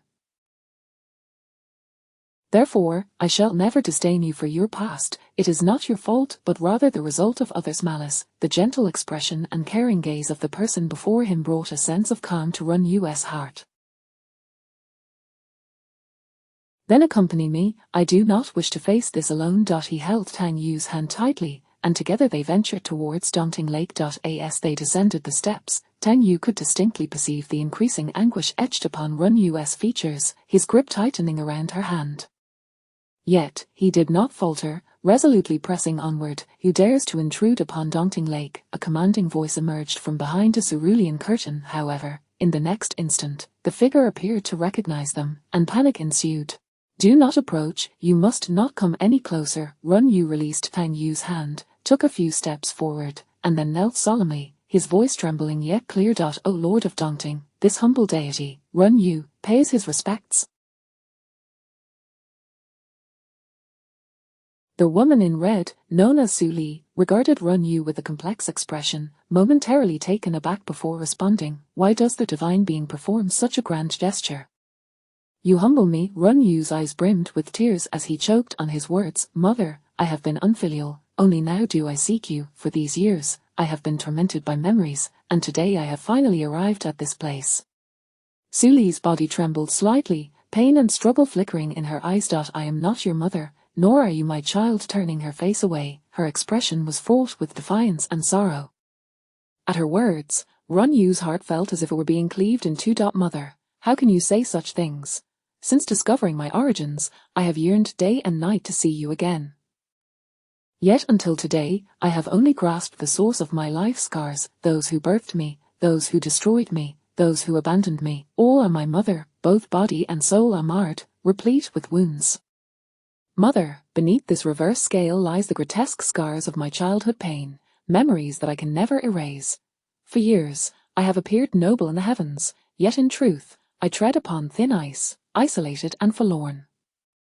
Run Yu's voice quivered with emotion, he even revealed the scars beneath his garments. Tang Yu, witnessing this, felt a surge of anger. Though she was unaware of the specifics of Run Yu's past, the mere implications of his words led her to believe that his mother was indeed deranged. This was unmistakably abuse. Su Li's gaze lingered on Run Yu's scars for a moment, her hands clenched into fists, yet her heart hardened as she spoke. Leave now, do not return. I have no ties to you.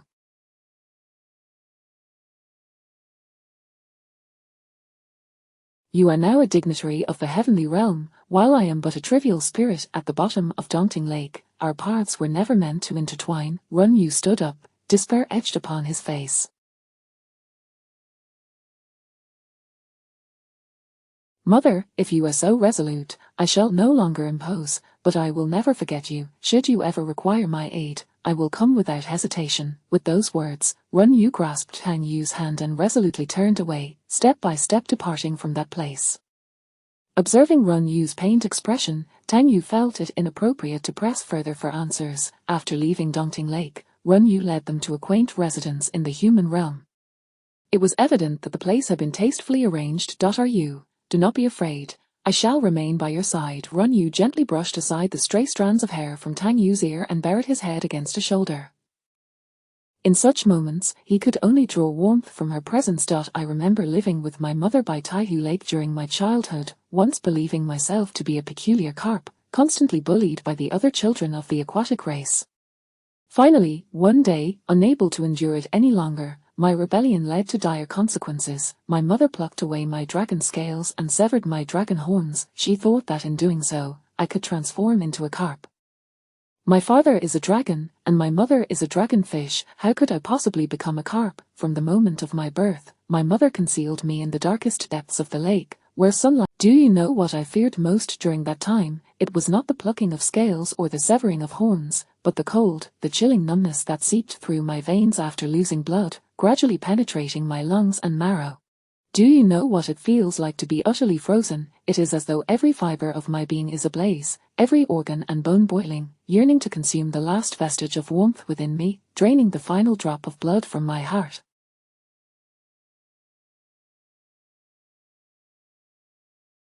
Even now, the memory sends shivers down my spine.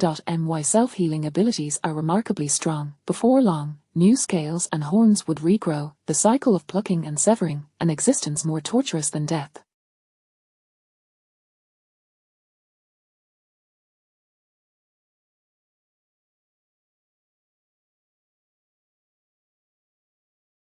It was unbearably difficult. Each day, I wished for an end.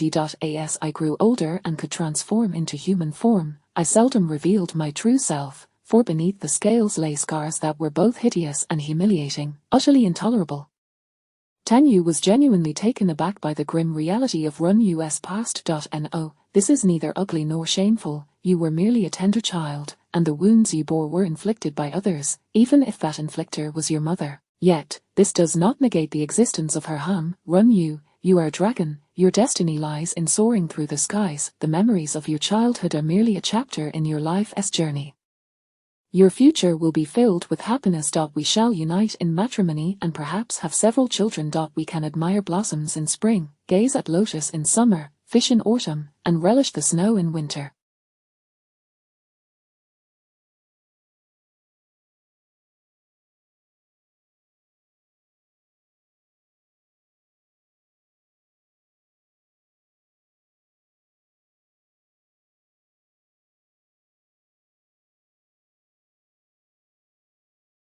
I will take you to explore renowned mountains and rivers, allowing you to experience the beauty of the world. In your future, boundless happiness awaits. Those past memories are insignificant, unworthy of being etched in your heart. Never allow painful recollections to torment you. Run you gazed at the person beside him, his eyes reddening. Really, you will always be by my side? Of course, it is true. After saying this, Tanyu smiled and added, Run you, let us marry. We will create a small family of our own, living our own lives. Let those inconsequential individuals fade from our hearts. We shall live for ourselves. A warm sensation coursed through Run Us' heart, dispelling the cold that had enveloped him. Unable to resist, he lifted his head and kissed her gently. Very well, we shall marry. It is only you. All I desire is to have you. Chapter 16. Fragrant honey. Tanyu kept her promise. After spending a considerable time in the mortal realm with Ruanyu, the two of them proceeded to meet the wind god, Lin Xiao. Ruanyu personally implored his mother-in-law to grant her approval for their union. My child, you have always been resolute in your beliefs. Regarding your marriage, I harbor no reservations, as long as it brings you joy. So, do you truly wish to wed Ruanyu? I'm certain. Upon hearing this, Ruanyu's face lit up with delight, while Lin Xiao gazed tenderly at the enchanting couple before her, expressing her heartfelt blessings. I only wish for your lifelong happiness together. I consent to your marriage, but you must first inform Luo Lin about this matter. Naturally, the couple then visited the Luo residence. Upon learning of their decision to marry, Luo Lin sighed with a hint of nostalgia. What reason could there be to obstruct such love? We, who have not attained fulfillment ourselves, often hope to witness it in the lives of the younger generation. I shall personally appeal to the Heavenly Emperor regarding this. Tanyu was aware of the entangled grievances between the wind god, water god, and flower god of the previous generation, yet she understood that these were their affairs. Beyond what Tanyu sought was more than just a marriage. Father, I have been your daughter for nearly 2,000 years, and I have a humble request. Luo Lin appeared in high spirits, responding with a smile. Speak freely. As the god of night, Ruanyu must fulfill his. I hope that after our marriage, the Heavenly Emperor might grant us a few hundred years of respite, allowing other celestial officials to oversee the stars, so that I may explore the world with Ruanyu. After all these years, Ruanyu had never taken a single holiday. Such a solitary and austere existence only served to strip him of joy. Tanyu wished for him to behold the majestic landscapes of the world, to immerse himself in its beauty, and not dwell on the past. I understand. Fear not, the Heavenly Emperor will certainly not be stingy in this matter. Moreover, the Empress's concern revolves around Ruinu's responsibilities to the Water Clan after marriage. The Heavenly Emperor was overjoyed at the prospect of their marriage, while the Empress welcomed the idea of Ruinu being liberated to wander the realms as a free spirit. Thus, this union, initially marred by conflicting interests, was smoothly arranged. In their 2000th year, Tang Yu and Ruinu celebrated a grand wedding in the celestial realm. Following the wedding festivities, they promptly retreated to a refined courtyard in the mortal realm. This residence was a property acquired by Ruinu, surrounded by protective barriers, where they decided to spend the next few centuries exploring the world together. Only those who have experienced revelry can comprehend the essence of solitude. I have always been destined for a life of isolation, dining alone, cultivating alone, reading alone, and retiring alone, never having known the warmth of companionship. Yet, since you, Jiao, graced my existence, the world seems to have transformed. You are like a flame, capable of incinerating all darkness and coldness that pervades this realm. I have never felt such joy, nor such trepidation. As Ruinu spoke, he slowly leaned closer to her, his eyes brimming with joy and profound affection. Jiao, are you happy today? Without uttering a word, Tang Yu chose to convey her happiness through action. She smiled and bestowed a gentle kiss upon him, causing his expression to shift instantaneously, revealing an overwhelming desire restrained within. Unable to resist, he let his fingers glide softly across her cheek, eliciting a shiver of delight from Tang Yu. Their breaths brushed against each other's faces, an atmosphere of intimacy enveloping them gradually. Ruinu's kiss descended, traversing her nose before finally resting upon her lips. The moment their lips met, it felt as though electricity coursed through their bodies, a sweet and fervent sensation igniting within. Tang Yu's heart raced, her cheeks flushing crimson. Ruinu's gaze was filled with longing and passion, as if he wished to consume her entirely. You are truly beautiful, he murmured, his voice husky and alluring.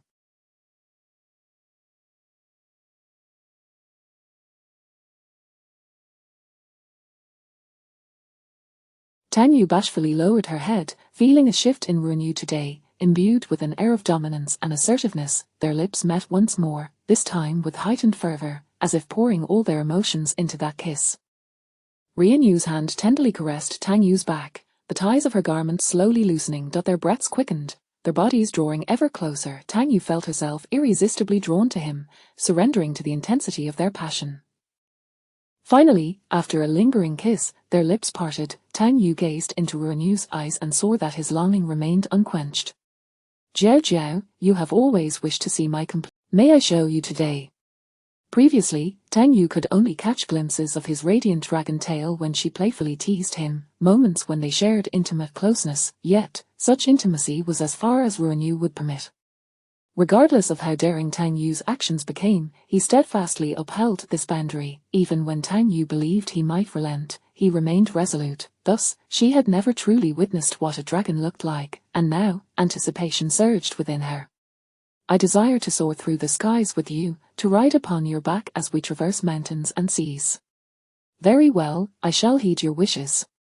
No sooner had he spoken than he transformed into a magnificent white dragon, soaring into the sky.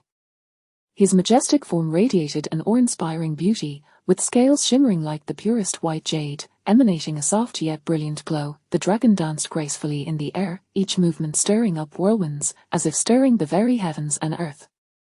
Tang Yu's heart raced as she beheld the true essence of a dragon for the first time. Jiao, do you find me unseemly? The long silence had rendered Ruinu somewhat anxious. He remained in his dragon form, communicating with her in this majestic guise. No, you are breathtakingly beautiful.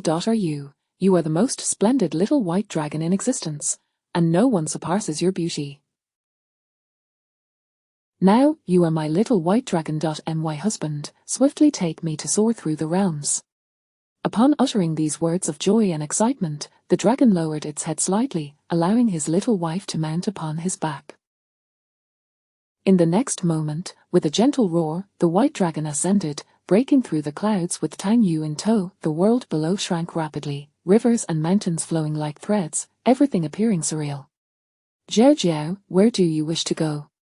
To the ends of the earth, just you and I. Chapter 17. Fragrant Honey. The first festival that the two of them celebrated in the mortal realm was the Chishi festival. Neither Ruanyu nor Tanyu had lingered in the human world for long before, which made their outing all the more astonishing. On this day of Chishi, they strolled through the streets donned in splendid attire, much like the young men and women around them. The roads were flanked by beautiful lights, with exquisite lanterns illuminating the surroundings in a dazzling display. Amidst such a lively and picturesque scene, men and women revelled in joyous laughter, and Tanyu suddenly recalled a poignant line, "In the crowd, I searched for him 1,000 times. Upon a sudden turn, I found him in the dim light of the lanterns." Ruanyu also relished the atmosphere of couples parading together, feeling invigorated by the bustling streets. The lights cast a hazy yet intimate glow, imbued with a tender warmth and a delightful hint of festivity, alleviating any sense of. Hearing Ruanyu's heartfelt exclamation, Tanyu playfully rose onto her toes to steal a kiss from him. Yet, the mortal world harbors its own troubles. However, for now, everyone is blissful. Let us venture ahead. I fancy that lantern. Will you purchase it for me? As Ruanyu approached, he discovered it was a lantern shaped like a peach blossom, which filled his heart with warmth. After purchasing the lantern, they clasped hands and continued their leisurely stroll. A crowd had gathered ahead, engaged in a riddle-solving game, creating quite a commotion. Further along, they encountered a lion dance troupe. Laughing and playfully teasing each other, they made their way to the riverside, joining the throngs of ordinary folk in relief. Although it was somewhat unusual for celestial beings to make wishes, the shared joy of the crowd was truly delightful. As the lotus lanterns were set afloat, they began to drift gently away, and the entire city resonated with laughter and cheer, seemingly devoid of any worries. "What wish did you write?" Ruanyu inquired with a smile, but Tanyu, feeling playful, insisted, Do tell, do tell." Leaning in closer, Ruanyu whispered a few words in a flirtatious manner, causing Tanyu's ears to flush a deep crimson. Only after their marriage did Tanyu come to understand the reason behind Ruanyu's reluctance to engage in spiritual cultivation. Dragons were truly fearsome. The intimacy they shared in everyday life was merely a facade.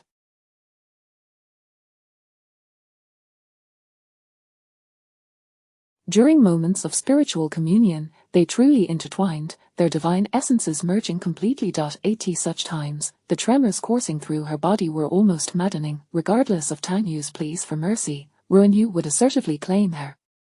Thus, from their wedding day onward, Tanyu confined herself in the courtyard for a month, taking 3 months to recuperate. Truly, marrying a dragon was a daunting affair. Ruanyu remarked that she was too young and lacked sufficient cultivation to endure it. "How unfair. I am 2,000 years old, and you are over 10,000. How can that be the same? Are you? Even celestial beings must exercise restraint." Ruanyu merely smiled in response, and the two continued to joyfully wander hand in hand through the bustling streets. When the fireworks suddenly erupted in the night sky, their radiant brilliance illuminated the heavens. Without hesitation, Ruanyu drew his petite wife into his embrace, leaning down to bestow a deep kiss. The fireworks above exploded in a resplendent display, their flickering lights cascading like dreams upon them. Unable to contain herself, Tanyu discreetly opened her eyes to steal a glance at him. Before her stood a man, enveloped in gentle radiance, kissing her with utmost tenderness. His profile was bathed in a soft glow, brimming with affection. His kiss was earnest. Tanyu's heart raced uncontrollably, and she instinctively wrapped her arms tightly around him. In that moment, they embraced fervently, exchanging breaths, their connection so intense that it felt as if it could ignite the very air around them. After what felt like an eternity, Ruanyu reluctantly released his beloved wife. Tanyu tilted her head back, softly gasping for breath, her cheeks flushed and her gaze dreamy. Looking at the radiant smile gracing his face, she whispered, Are you happy? Jiao Jiao, with you by my side, I have always been blissful." Chapter 18. Fragrant Honey. In the ensuing long years, Tanyu, accompanied by Ruanyu, embarked upon a journey through the snowy realms of the northern territories, where they revelled in the resplendent landscapes adorned in a silvery embrace of pristine snow. Together, they traversed the enchanting land of Shu, meandering amidst the undulating mountains, marveling at the exquisite craftsmanship of nature and its boundless allure. Their odyssey did not cease there. Their footsteps graced the water towns of Jian. Subsequently, they arrived at the vast and boundless grasslands, where the sky stretched high and azure, dotted with fluffy clouds, and the gentle breeze caressed the low-lying grass. revealing grazing cattle and sheep. Tang Yu and Run Yu galloped through this verdant sea, liberating their spirits and passions. By night, they gazed upon the starry heavens, counting the twinkling stars, while Run Yu delighted her with the sight of beautiful shooting stars. Their travels extended to the shores of the South China Sea, where the sands were soft and delicate, the waters crystal clear, and the refreshing coconut breeze wafted through the air. They frolicked by the sea, constructing sandcastles and chasing the waves, brewing tea while admiring the snow, listening to the wind under the moonlight, playing the flute and the xiao, inhaling the fragrance of blooming flowers. Tang Yu introduced Run Yu to an array of romantic and delightful experiences.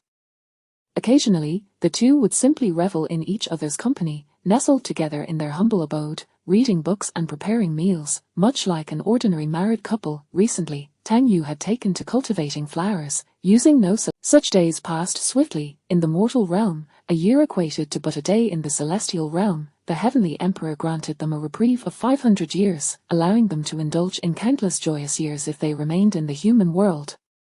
At times, they would focus on their cultivation, sequestered for decades at a time. Amidst these leisurely days, Run Yu gradually blossomed into a more cheerful and approachable individual, shedding his previous aloofness for a true warmth akin to Jade. Time sculpted him into an even more handsome and gentle being, dispelling his former trepidation. Even upon learning of the machinations surrounding his mother's past, he approached the affairs of the previous generation with equanimity.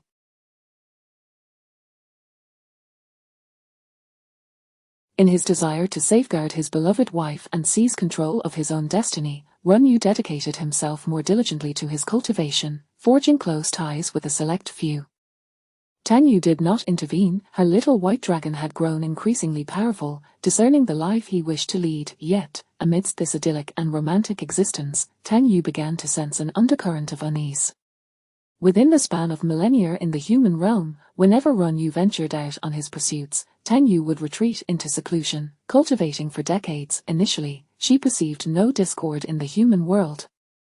However, as thousands of years elapsed, she noted with dismay that the technological advancements remained stagnant, mirroring the state of affairs from millennia prior, with emperors embroiled in warfare and common folk still clad in the same fabric. Progress seeming. It felt as though humanity was ensnared within this technological stasis. While she understood that each world bore its own peculiarities, this situation left Tang Yu feeling profoundly unsettled. Were the inhabitants of this realm destined to endure such a life for millennia?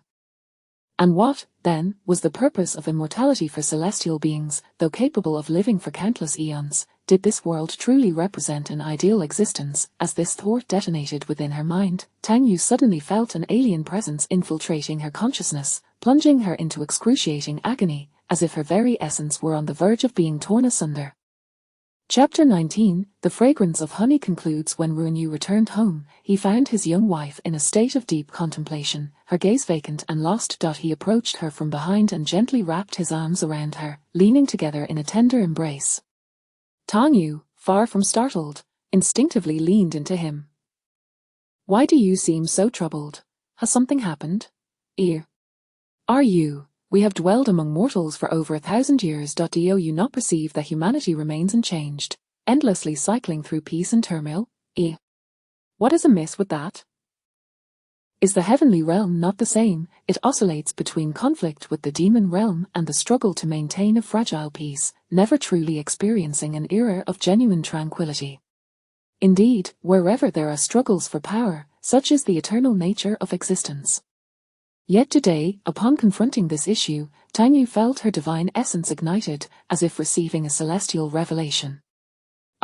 This world must undergo transformation. I may lack the power to effect such change, but I can offer guidance. There are signs of destiny intertwined with us. It is our duty to embark on this journey together. Run Yu was perplexed, but Tang Yu simply smiled and bestowed a gentle kiss upon him. Matters of the heavenly realm have become inconsequential. I believe the way of heaven has hinted to me that the mortal realm is where profound blessings lie for the future. By altering this domain, the heavenly realm shall inevitably transform as well. Those who engage in power struggles and deceitful machinations are but trivialities in the face of the great way. In this abnormal world, the way of heaven sought to redeem itself.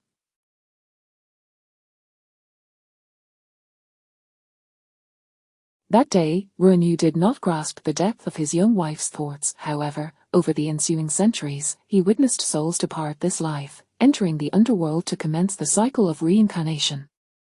He observed the underworld gradually evolve, establishing itself as an independent force, separate from both the heavenly and demon realms. Simultaneously, the mortal realm began to transform. Humanity, utilizing its ingenuity, commenced the pursuit of science and birthed astonishing technological advancements. Ruanyu started to sense within himself a burgeoning power bestowed by the way of heaven, heralding an era of restoration and the emergence of new celestial laws. In the year when the judicial deity appeared, the couple ascended back to the heavenly realm, where the way of heaven compelled this just and discerning deity to mete out punishment to those negligent within the celestial domain.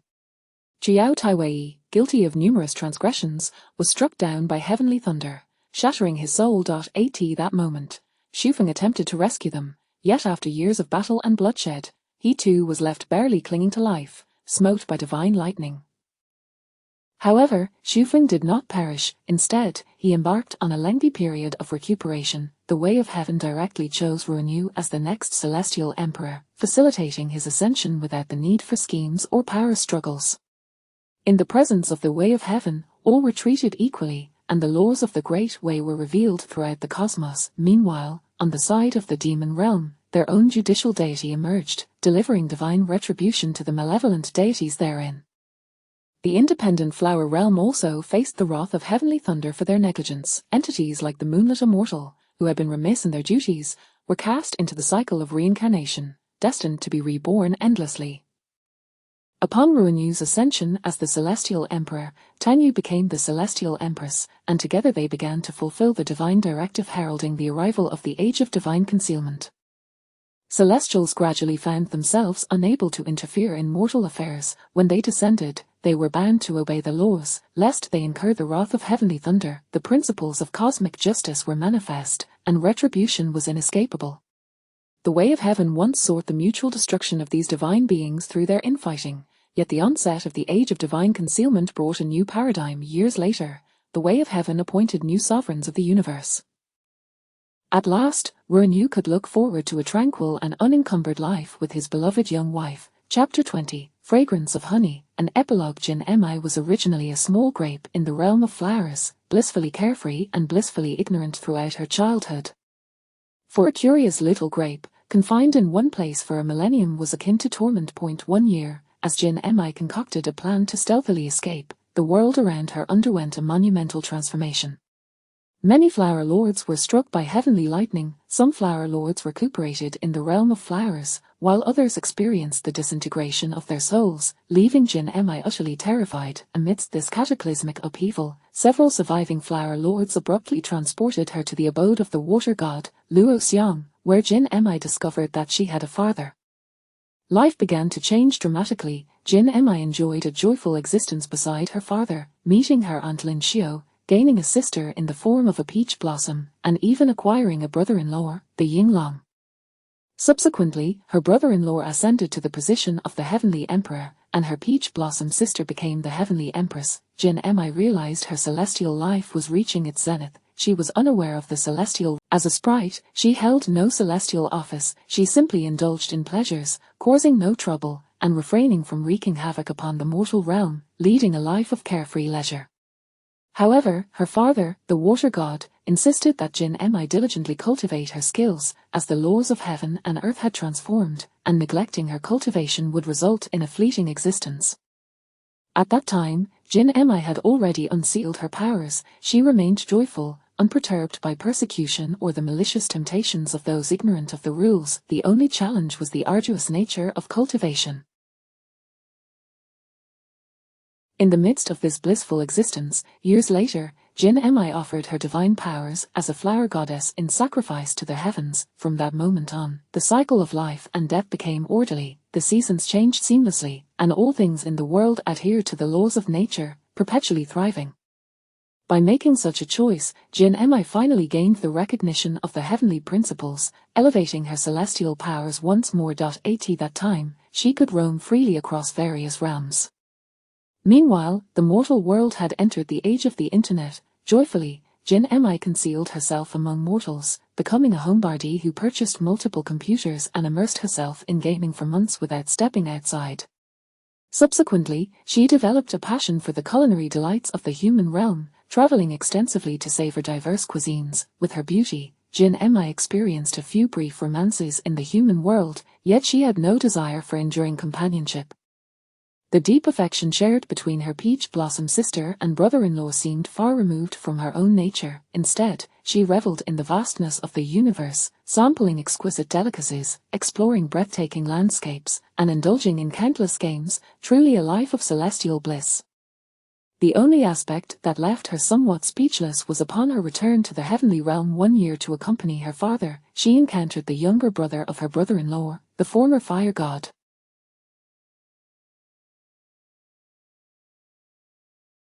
This Shufeng boldly professed his affection for her, expressing a desire to be together. Alas, did he not realize that his mother, Tu Yao, had slain her mother, the flower goddess?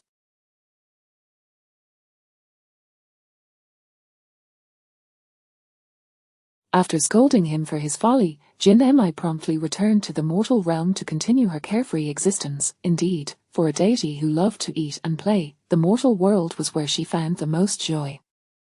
She heard that her peach blossom sister and brother-in-law were also enjoying their leisurely adventures in various parts of the human realm. Many years later, as GirI's returned to the primordial chaos, on the verge of losing consciousness, she seemed to glimpse the lingering soul of her mother. "Child, have you found happiness in this life?" "Mother, although you wished for me to be resolute and unfeeling, free from attachment, I have found joy in love and affection.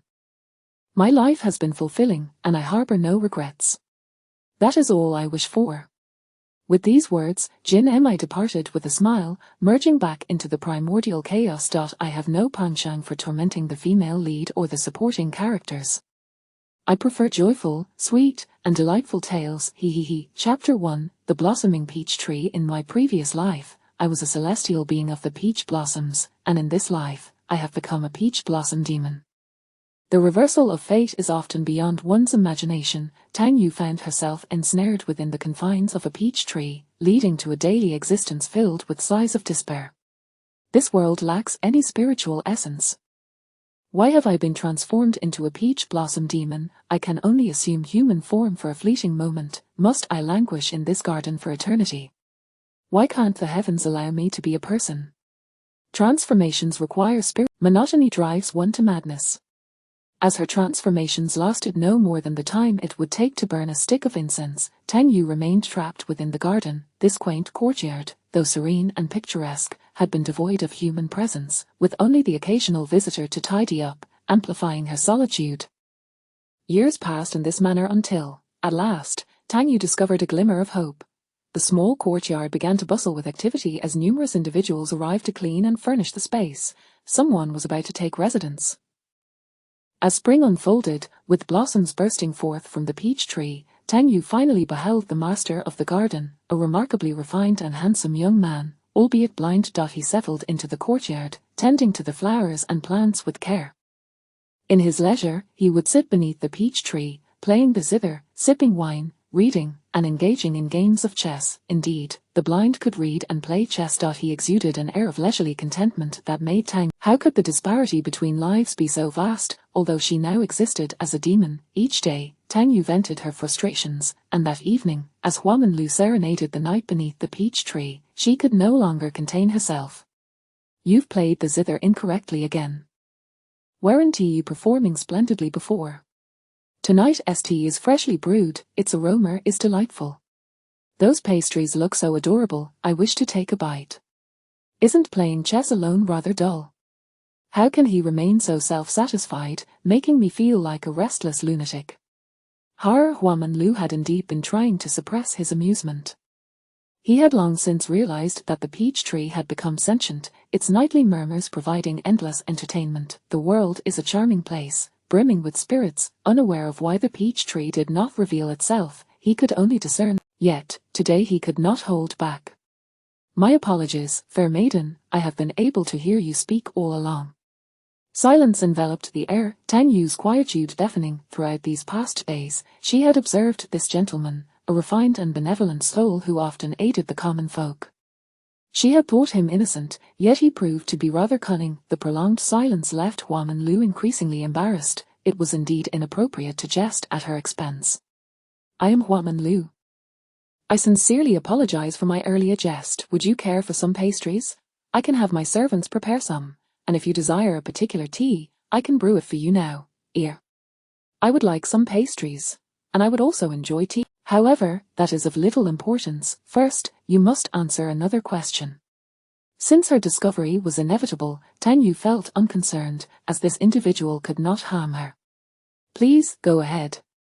Given that you can hear my words, when I praised your handsome appearance, commended your zither playing, lauded your gentle nature, and likened you to a dashing young gentleman, were you not secretly reveling in your heart? Chapter 2. Hua Manlu too. Upon uttering those words, Hua Manlu's hand, clutching the fan, became instantly rigid. Meanwhile, Tang Yu had already emerged from within the peach tree, for each day afforded her a moment to breathe freely. Observing the awkward blush on the face of the individual before her, Tang Yu couldn't help but chuckle. You are permitted to mock me, yet I am not allowed to return the jest. Does young Master Hua wish? Sensing the rich fragrance of peach blossoms nearby and hearing the soft sound of footsteps, a wave of warmth surged to Hua Manlu's cheeks. The lady's compliment undoubtedly brings joy to my heart. I believe few in this world would despise being praised, he replied. You speak with such honesty now, yet had you not laughed this evening, were you planning to feign ignorance of my existence? This question had not crossed Hua Manlu's mind until Tang Yu. However, I felt that your status rendered it inappropriate to appear before others, which is why I refrained from intruding. Yet, I surmised that given time, I would find an opportunity to be forthright, for after listening to your words for so long, I believe you to be a candid and delightful person. However, when one suppresses emotions for too long, a mischievous thought inevitably arises, and thus she resolved to tease the individual before her. Oh, I see what you mean. My identity is special, and you are wary of any potential danger I might pose. Thus, you have been observing me from the shadows, evaluating my character based on my soliloquies. How clever of you. Hua Manlu discerned the sarcasm in her tone and chuckled lightly. It is indeed my fault. I implore the lady to grant me an opportunity for atonement. I have observed you for quite some time as well. The delicacies in the kitchen were not crafted by your hand but purchased by your household servants. Therefore, I shall not trouble you further. Please prepare some tea, for it has been ages since I last savoured a cup. At this suggestion, a smile broke across Hua Manlu's face. He arranged the tea-making utensils and began brewing a pot, the gentle aroma of tea gradually wafting through the air. As he moved with grace and poise, Tang Yu found herself pondering the remarkable nature of a blind man achieving such elegance. Lady, please enjoy this tea. After taking a sip from the cup, Tang Yu let out a contented sigh, relieved to inject some amusement into her previously monotonous life. Meeting Hua Manlu today proved fortuitous. At the very least, she now had a companion for food and drink. Since we have acquainted ourselves today, do call me Tang Yu. I am already aware that your name is Hua. It is only fitting that you learn mine. Tang Ji Yu, it is a pleasure to make your acquaintance. A courteous young gentleman indeed, Hua Manlu observed as Tang Yu nibbled on a pastry from the table before inquiring with genuine interest, Are you not at all surprised by my identity? Although I harbour no ill intentions, your acceptance seems rather swift.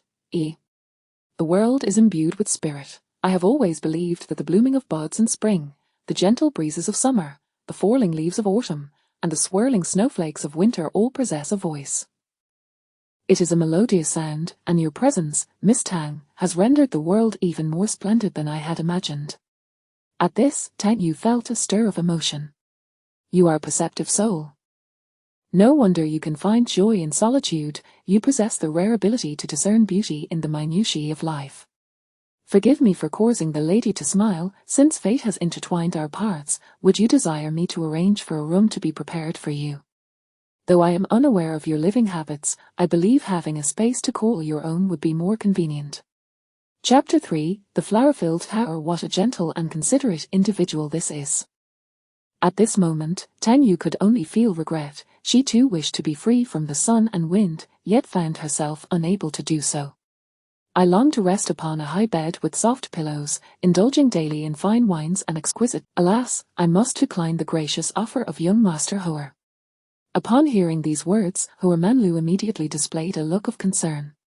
Miss Tang, is there something troubling you? Is there any way I could impose numerous conditions upon you, given your noble background. Perhaps you have been shielded too well by your family, unaware of the treacheries that abound in life. Instead of taking offense, Hauer Manlu appeared rather unfazed, a hint of nonchalance gracing his features. In this world, who has not encountered deception? If you, miss, have intentions to deceive me, it is likely that you find yourself in desperate straits, with no escape in sight. If I can extend my hand to aid someone in distress, why should I quibble over your sincerity? After hearing these words, Tang Yu could no longer regard the man before her as a simpleton. To utter such sentiments could only stem from absolute strength or sheer folly, yet it was evident that he was no fool. It was clear he possessed wealth without concern, yet when it came to matters of principle, one could discern his seriousness. I concede, I am humbled. Your magnanimity and sincerity, young master, reveal my own pettiness. As for the matter you inquired about, to be frank, there is likely no one who can assist me at present. I must seek the answers myself. This answer was soon uncovered by Tang Yu. In the days that followed, Hauer Manlu accompanied her each evening, engaging in conversation and sharing fine wines and delicacies. The reason for this phenomenon lay with Hauer Manlu. This fellow possessed an aura of spiritual energy, allowing her to absorb some of it each time they conversed. This led Tang Yu to momentarily ponder whether he might be a reincarnated celestial being. Miss Tang, you seem a bit off this evening. Have you perhaps indulged too much? That night, in an effort to test her hypothesis, Tang Yu deliberately consumed a bit more wine and inched closer to Hauer Manlu. Of course, it was not an intimate gesture, merely a matter of proximity, yet Hauer Manlu immediately took notice. He was indeed a man of keen perception. Pray do not take offense, young master, I merely observed that there seems to be hope for your eyes. I intended to approach quietly for a closer inspection, but it seems I was caught. I beg your forgiveness. Upon hearing this explanation, Hauer Manlu was momentarily taken aback, yet his expression soon reverted to its customary grace and poise. I have long accepted my blind. You have known of my condition yet refrained from discussing it since our acquaintance. Your considerate attention to my eyes is truly thoughtful. In truth, the ability to see has ceased to be an obsession for me. The world of the blind, though it lacks many joys, reveals beauties unnoticed by others, the delicate dance of spring rain, the passionate exuberance of summer winds, the melancholy chill of autumn breezes, and the serene peace of... Should you wish to examine my eyes, feel free to speak openly. I have always been cooperative with physicians. His candid words left Tang Yu feeling somewhat embarrassed. What had begun as a mere excuse was now transformed. She had no intention of allowing it to remain so. For her, healing a blind man was hardly a daunting task. The individual before her was open-hearted and gentle, his intentions pure and respectful, truly deserving of her friendship. Chapter 4, Hauer Manlu. Then I kindly ask young Master Hauer to remain still for a moment while I examine your eyes. Upon uttering these words, Hauer Manlu politely gestured for her to proceed.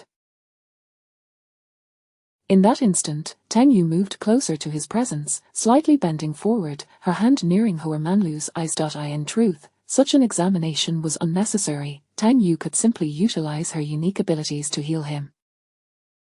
Yet, at that moment, she was merely curious to see if she could sense the spiritual energy by getting closer. As her fingertips approached his eyes, she indeed felt the flow of spiritual energy. Instinctively, she checked his forehead and other areas, only to find no trace of energy except around the eyes. This revelation left her astounded. Could it be that the spiritual energy was escaping due to an injury to Hauer Manlu's eyes? If she were to heal him now, would that not result in the cessation of the energy's escape? Tang Yu found herself in a state of inner turmoil. While she knew she could heal him, she desired to delay it. Lost in thought, she failed to notice that her hands remained gently resting against his cheeks. What began as an examination had transformed into an intimate gesture. Hauer Manlu, striving to maintain... Was this prolonged contact truly an examination?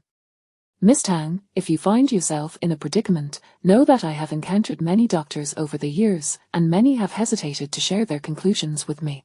It is perfectly acceptable. My acceptance of the possibility of not being cured has long been established. If a cure were to be found, that would indeed be a delightful surprise, so there is no need for hesitation on your part.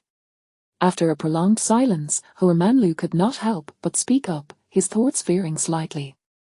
Tang Yu was jolted back to reality and took a step back, her expression becoming somewhat complex. No. I can heal you, but I harbor a selfish desire. Perhaps in the presence of such an open and gentle soul, one would find it difficult to lie. At least, Tang Yu felt that way. Huarmanlu, though not fully comprehending, inquired with genuine concern. Everyone has their own selfish motives. Miss Tang, please speak candidly. Perhaps I may be able to accommodate your request. This matter is, have you not recently noticed, I have been able to maintain my human form for over a stick of incense. I discovered that this phenomenon is connected to you. When I examined your eyes earlier, I sensed the spiritual energy emanating from them, which I could observe. If my suspicions are correct, it will take me some time yet to fully transform into a human, and this can only be achieved with your assistance. Therefore, I wish to postpone healing your eyes. Is that not rather selfish? I could easily heal you at this moment. After digesting her words, Huarmanlu pondered them carefully before responding. The energy emanating from my eyes is essential for your cultivation. Tang Yu nodded in affirmation. Just as humans require food and water daily, we spirits in pursuit of cultivation equally require spiritual energy. As for why your eyes emit such energy, I cannot say. I merely speculate that you might be a celestial being descended from the heavens. Yet, this remains a mere conjecture. This notion elicited laughter from Huarmanlu, as he realized it was a seemingly trivial matter. I had been concerned that if Miss Tang were never to fully transform into a human, remaining confined here for eternity would be a most desolate plight. Now, if I can lend you my aid, it would be the most fortuitous outcome. As for my eyes, having been shrouded in darkness for many years, I am not in a rush. Rather, I hope to assist you in breaking free from your constraints and attaining freedom. Such a warm and magnanimous individual is truly a pleasure to be around. Consequently, Tang Yu also felt a sense of relief. Knowing she could heal him later, she decided to prioritize her transformation. Chapter 5, Huarmanlu 5. In the days that followed, in order to assist Tang Yu in her transformation, Huarmanlu continued to visit her every evening for companionship and conversation. Occasionally, they would play music together, discussing various musical scores. Tang Yu would also perform pieces that Huarmanlu was unfamiliar with, passing the time in this manner. However, Tang Yu soon realized that this method was too slow. While she could indeed absorb a small amount of spiritual energy each day, prolonging her time in human form, the progression from 1 incense stick's worth of energy to 2, and then to 3, would take at least a month or more. This meant that her transformation was still far off. Given the rich spiritual energy emanating from Huarmanlu's eyes, she began to wonder if the approach was flawed. After all, once spiritual energy dissipated into the air, its concentration diminished significantly. Perhaps a different method was required. After contemplating for several days, Tang Yu, having transitioned from spring to summer, made a decisive choice to take a risk. That evening, Huarmanlu instructed his servants to prepare. Tang Yu soon appeared, and Huarmanlu's face lit up with a smile. These are hibiscus cakes and lotus flower pastries. I noticed you have been enjoying these delicacies lately, so I had some extra purchased. Although she relished the treats, indulging in fine cuisine was not her primary focus that evening. Tang Yu took a seat directly opposite Huarmanlu and spoke with utmost seriousness. I have discovered something significant. The spiritual energy emanating from your eyes is not fully absorbed by me. Instead, much of it dissipates. At this rate, it seems I would need several years to complete my transformation. Therefore, I wish to try a different approach. This method may be somewhat presumptuous and not necessarily correct, but I need your cooperation to ascertain its efficacy. Her words were laden with hesitation, leaving Huarmanlu somewhat perplexed. How can I cooperate? He inquired. Upon hearing this, Tang Yu felt a twinge of embarrassment, as it might involve taking advantage of him. Since the energy emanates from your eyes, I wish to draw nearer to absorb it directly. Her words were delicately phrased. A faint blush crept across his face. Is there truly no other way? At least, for the moment, I cannot conceive of an alternative. Huarmanlu did not hesitate long. After a brief pause, he acquiesced. If it can aid you, then let us proceed. With that, he slowly closed his eyes. Though he had resigned himself to the situation, an inexplicable tension began to build within him. He could distinctly sense a rich fragrance of peach blossoms wafting towards him. Moments later, a warm breath, imbued with an intoxicating aroma, brushed gently against his cheek, causing an involuntary tingling sensation in his eyes. The distance between them was so minimal that they could almost feel each other's heartbeat, a profound intimacy that threatened to ensnare them both. The air was thick with the heady scent of peach blossoms, overwhelming him as Huarmanlu struggled to rein in his thoughts, refusing to let them run rampant.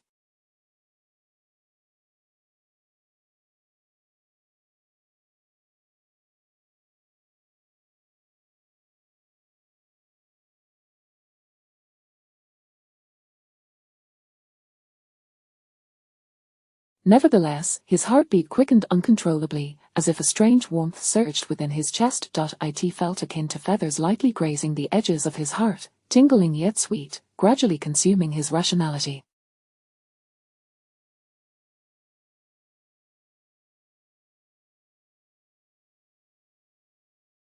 In that electrifying moment, he suddenly felt something warm and soft, akin to delicate petals drifting down, gently touching his eyes. Was that a kiss? This thought struck Huarmanlu like a bolt of lightning, causing him to clench his hands tightly.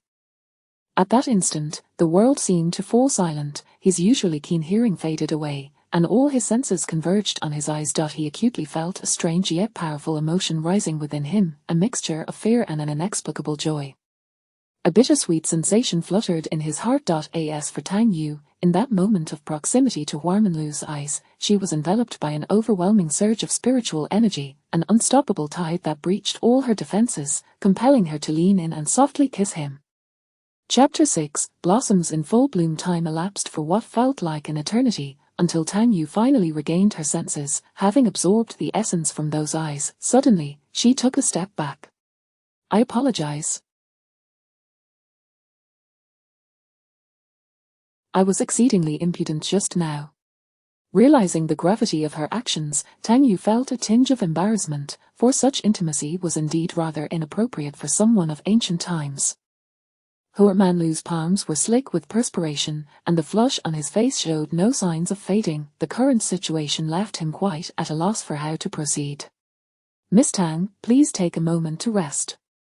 We shall meet again tomorrow."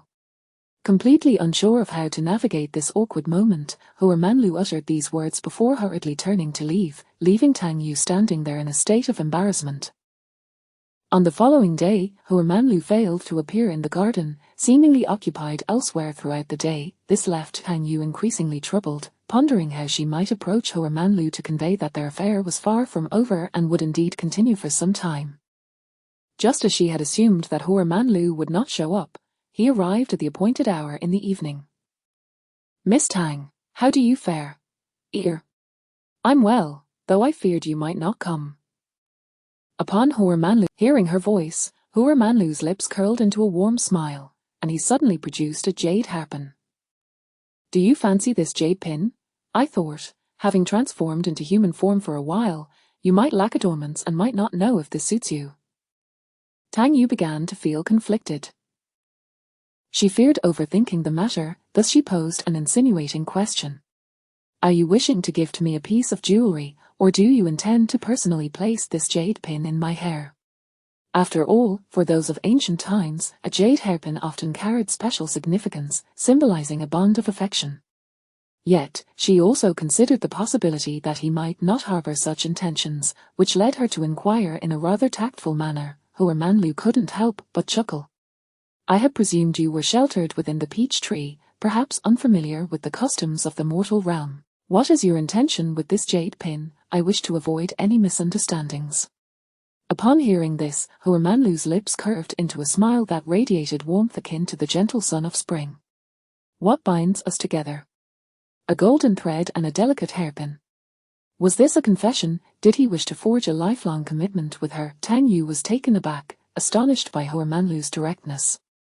"Is it due to last night's incident?"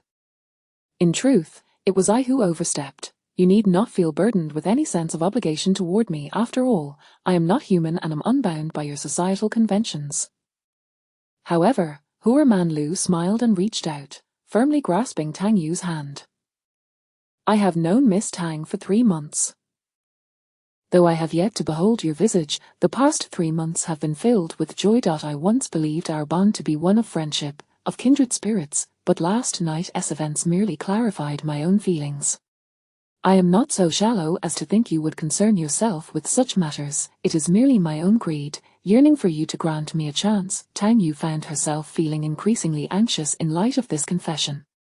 You possess a striking. From a friend's perspective, I hold great affection for you, yet, if viewed through the lens of romantic interest, my feelings may not be entirely pure at present, for I find myself in need of you. Can you comprehend that? When it came to whether she liked someone with Hua Manlu's character, Tang Yu indeed did. Her preferences seemed to have remained consistent, yet, if she were to agree to become his romantic partner, she felt her intentions might not be entirely sincere. Chapter 7, Hua Manlu. Upon uttering those words, Hua Manlu could not help but chuckle. You need me, and this is a chance bestowed upon me by fate. If, during the time we spend together, you cannot cast aside the reason of spiritual energy and come to cherish me, then that is my failure, unrelated to you.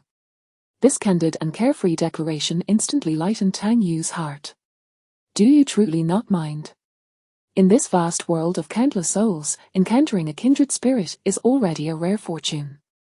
To have the opportunity to fall in love again is perhaps a blessing accrued over 100 lifetimes. If one were to bicker over who loves more, how could such a person ever find happiness with their beloved? Many matters do not warrant such calculations. These words resonated deeply with Tang Yu. She might have an innate inability to resist someone so gentle and warm-hearted. He rose and moved behind Tang Yu, swiftly finding her tresses with his hands. Then, he personally secured the jade hairpin into her hair. Afterward, Tang Yu invited him to sit down, and this time, she perched herself upon Hua Manlu's lap, laughing triumphantly. Then I must confess a truth. The spiritual energy absorbed last night was insufficient. You will need to assist me further. It would be my honor. Hua Manlu's unabashed demeanor amused Tang Yu, prompting her to forego kissing his eyes and instead wrap her arms around his neck, playfully planting a kiss on his cheek. Have you ever had someone you liked before? You are the only one. These words caused Tang Yu to lower her head instinctively, kissing him fervently. Their warm breaths intertwined, with soft lips brushing against each other's corners, infused with tender affection. The atmosphere was thick with a hint of ambiguity, surrounded by silence. As they drew closer, their breaths mingling, Hua Manlu found himself unable to resist wrapping his arms tightly around her. A fragrant aroma of peach blossoms enveloped them, and he could no longer contain himself, kissing her passionately. His once gentle visage seemed to take on an alluring haze. After a prolonged moment, Hua Manlu finally withdrew from the fervent kiss. His hands gently caressed Tang Yu's cheeks, tucking her hair behind her ears. Their foreheads touched, with Hua Manlu's nose lightly brushing against hers, warm breaths intertwining. He tilted his head slightly, his lips softly. The scent of peach blossoms grew ever more intense as they embraced quietly, time seemingly standing still. How long until you can take on human form? I yearn to take you home. Upon hearing Hua Manlu's words, Tang Yu could not help but laugh. If you remain by my side every day, perhaps it will take a month. Then, is there not yet a matter left unaddressed today? Hua Manlu broached the subject, prompting Tang Yu to chuckle heartily. She leaned against him and playfully bit him. Lower your head, I wish to kiss your eyes. Hua Manlu's face radiated warmth as he complied, both of them smiling brightly. A powerful surge of spiritual energy enveloped them, and when they are filled with the stars of the night sky, they will be breathtaking. I rather hope they are filled with you. Chapter 8, Blossoms abound. From that moment onward, the relationship. Each day, Tang Yu began to receive delightful offerings, an array of delectable foods, exquisite pastries, delicate gifts, and stunning jewelry. Hua Manlu would venture out daily to procure these treasures, returning to with so many pieces of jewelry, it feels as if I could never use them all, Tang Yu remarked, yet, Hua Manlu harbored different sentiments. You are confined here every day, while you may tolerate the sensation of being each night, only these small tokens can grant you a semblance of joy and freedom. I wish to see you live more comfortably and freely. Well then, Tang Yu reclined and relished the gestures of affection. As time passed, the duration of Tang Yu's transformation into human form gradually lengthened. Finally, after a month, she completely liberated herself from the peach tree and officially took on human shape. On this day, Tang Yu, overwhelmed with excitement, embraced Hua Manlu and planted a couple of kisses on his cheeks. At last, I can treat your eyes. However, Hua Manlu instinctively posed a question. Perhaps we should wait a little longer. I fear you might still be ensnared within the peach tree, and then you would lose your spiritual essence. Truly, this man was less concerned about his own eyesight and more about her predicament. I assure you, I possess the discernment to determine my own. I am certain I have attained my freedom. At last, Hua Manlu felt a sense of relief wash over him. How shall we proceed with the treatment? Tang Yu could not suppress a mischievous smile. A kiss from the little fairy upon her beloved shall dispel all ailments. This statement elicited an involuntary chuckle from Hua Manlu. Then let the little fairy rescue her beloved. He is most eager to witness her cuteness. With that, Tang Yu, her eyes sparkling with joy, embraced him and leaned in for a kiss. Subsequently, she began to employ her extraordinary abilities to seek out. During this process, Tang Yu was astonished to discover that Hua Manlu's eyes were indeed poisoned. However, when Hua Manlu opened his eyes for the first time, Tang Yu refrained from immediately disclosing this revelation.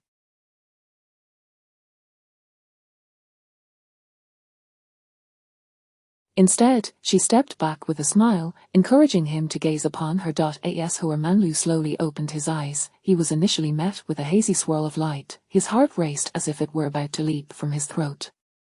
Gradually, as his vision cleared, Tang Yu's figure began to materialize before him, a visage he had envisioned countless times in his mind, now vividly real. Her eyes sparkled like stars, her smile radiant as a blooming flower. In that moment, he felt as though he beheld the most beautiful sight in the world. Hua Manlu couldn't help but extend his arms and envelop Tang Yu tightly, as if fearing that this wondrous experience might shatter like fragile glass. He lowered his head and kissed her forehead, savoring her warmth and breath. They exchanged smiles, their eyes brimming with happiness and joy. Is it as you envisioned? Hua Manlu's voice was warm and sweet as he rested his forehead against hers, feeling that such intimacy allowed him to connect more deeply with her, to truly see her. Indeed, you is stunningly beautiful. When she smiles, it seems to fill my heart with warmth. Tang Yu glanced outside, realizing that night had fallen. The sky was adorned with twinkling stars, and at this moment, Hua Manlu need not fear the harsh glare of daylight, but could instead revel in the nocturnal beauty. Shall we venture out now to witness the nightscape of Hangzhou? Hua Manlu nodded eagerly, smiling as he took Tang Yu's hand and led her outside. This marked their first outing together. His beloved had successfully transformed into human form, and he had regained his sight. There was nothing more magnificent in this world than this moment. Chapter 9. The flower-filled pavilion. On that evening, the two of them indulged in the enchanting night scenery, leisurely rode on the lake, and admired the blooming lotus flowers, returning to the small courtyard only at. Within this courtyard, the flower-filled pavilion had already arranged a resting chamber for Tang Yu. Thus, in the early hours of the morning, Tang Yu was finally able to enjoy a restful slumber on a warm and soft bed. It was only the following day that Tang Yu remembered an important matter. Chitong, although your eyesight has been restored and you need not dwell on past sorrows, there is something I must clarify. How was it that you could not see during your childhood? Why the sudden urgency? We have only just risen. Let us partake in breakfast first. I shall share all about my past with you, replied Hua Manlu, smiling as he then summoned the servants to prepare a lavish array of breakfast dishes, each more delightful than the last. The rich aromas instantly tantalized Tang Yu's palate, igniting a genuine hunger within her. After relishing a sumptuous breakfast, Hua Manlu took Tang Yu's hand and strolled through the city, all the while addressing her earlier inquiry. It was a lengthy tale. Once, a notorious thief known as the Iron Shoe Bandit sought to harm the Hua family but was ultimately besieged by a host of martial arts masters. In a shocking twist, This miscreant had even abducted the young Hua Manlu and cruelly blinded him. Upon hearing this, Tang Yu was immediately incensed. What a despicable scoundrel, resorting to violence against a child when he could. This transpired many years ago. A while back, my father convened the masters of the martial world and allied sects to eliminate the Iron Shoe Bandit, avenging me, Hua Man. Upon hearing this resolution, Tang Yu instinctively asked, for all these years, did the esteemed physicians you consulted not discover any other reasons for your blindness? Before encountering you, those physicians had deemed my eyes beyond hope. Your method of treatment is rather unique, they must not have been mistaken, he replied. However, Tang Yu disagreed. Is it possible that no one ever examined the notion of poison, or was the method of— I believe there is a problem with someone in your vicinity. Her words left Hua Manlu perplexed. He halted, standing by the lakeside beneath the willow trees, their closeness palpable. He inquired earnestly, do you have a specific suspect? I have not noticed anything amiss among those who have served me for years. Tang Yu shook her head, clarifying that her suspicion lay not with the servants of the courtyard but rather with an individual within the Hua family. Do you know? While treating your eyes yesterday, I discovered a significant accumulation of toxins present there. This is not a sudden poisoning but rather a gradual build-up over the years. Having lived in your home previously, is it not plausible that someone has been poisoning you? This individual is obstructing your vision from returning to normal, which is why I assert that there is an issue with someone close to you, and that person is still within the Hua family. At this revelation, Hua Manlu's expression grew complex. He seemed to have suddenly recalled something, instinctively grasping Tang Yu's hand. In truth, I have harbored a suspicion that the Iron Shoe Bandit is not dead. My father believed this to be a mere fixation of mine, continually offering me comfort. Yet now, I sense that my intuition may indeed hold truth. Tang Yu, uncertain of whom Hua Manlu was alluding to, pressed for details. Subsequently, she learned of the esteemed Dr. Song, who had long been revered by the Hua family for prescribing remedies to maintain their health. Thus, it was most plausible that Hua Manlu's poisoning originated from the very concoctions administered by this physician. Would you accompany me back to the Hua family? Of course. Chapter 10, The Blossoming of the Hua family. Upon returning to the Hua residence, before Dr. Song could make his acquaintance, Tang Yu found herself enveloped in the warm embrace of the Hua family's hospitality. Indeed, this was a grand clan, with Hua Manlu ranked 7th among his siblings, boasting 6. The affluence of this family was truly remarkable. As the betrothed of Hua Manlu, Tang Yu faced no adversity, rather, she was showered with an abundance of gifts, monetary treasures, shops, jewelry, textiles, and property deeds. The family's wealth and warmth were so overwhelming that she felt her hands might cramp from receiving such generosity. It was no wonder that Hua Manlu's demeanor was so carefree and gentle, exuding a sense of amiable grace. After all, growing up in such a nurturing and harmonious environment, it would be quite a challenge not to radiate warmth and positivity. At this moment, however, no one was aware that Hua Manlu's sight had been restored, for he wished to personally verify his suspicions. Therefore, he merely requested his father to invite Dr. Song over, intending to probe the man's true identity under the pretense of seeking treatment for Tang Yu's health. Hua Manlu was genuinely concerned for his fiancé's well-being. After residing at home for 4 to 5 days, the physician, known as Song Wen Kao, was summoned. Dr. Song, it has been a while, how have you been? Hua Manlu inquired. Much the same as always.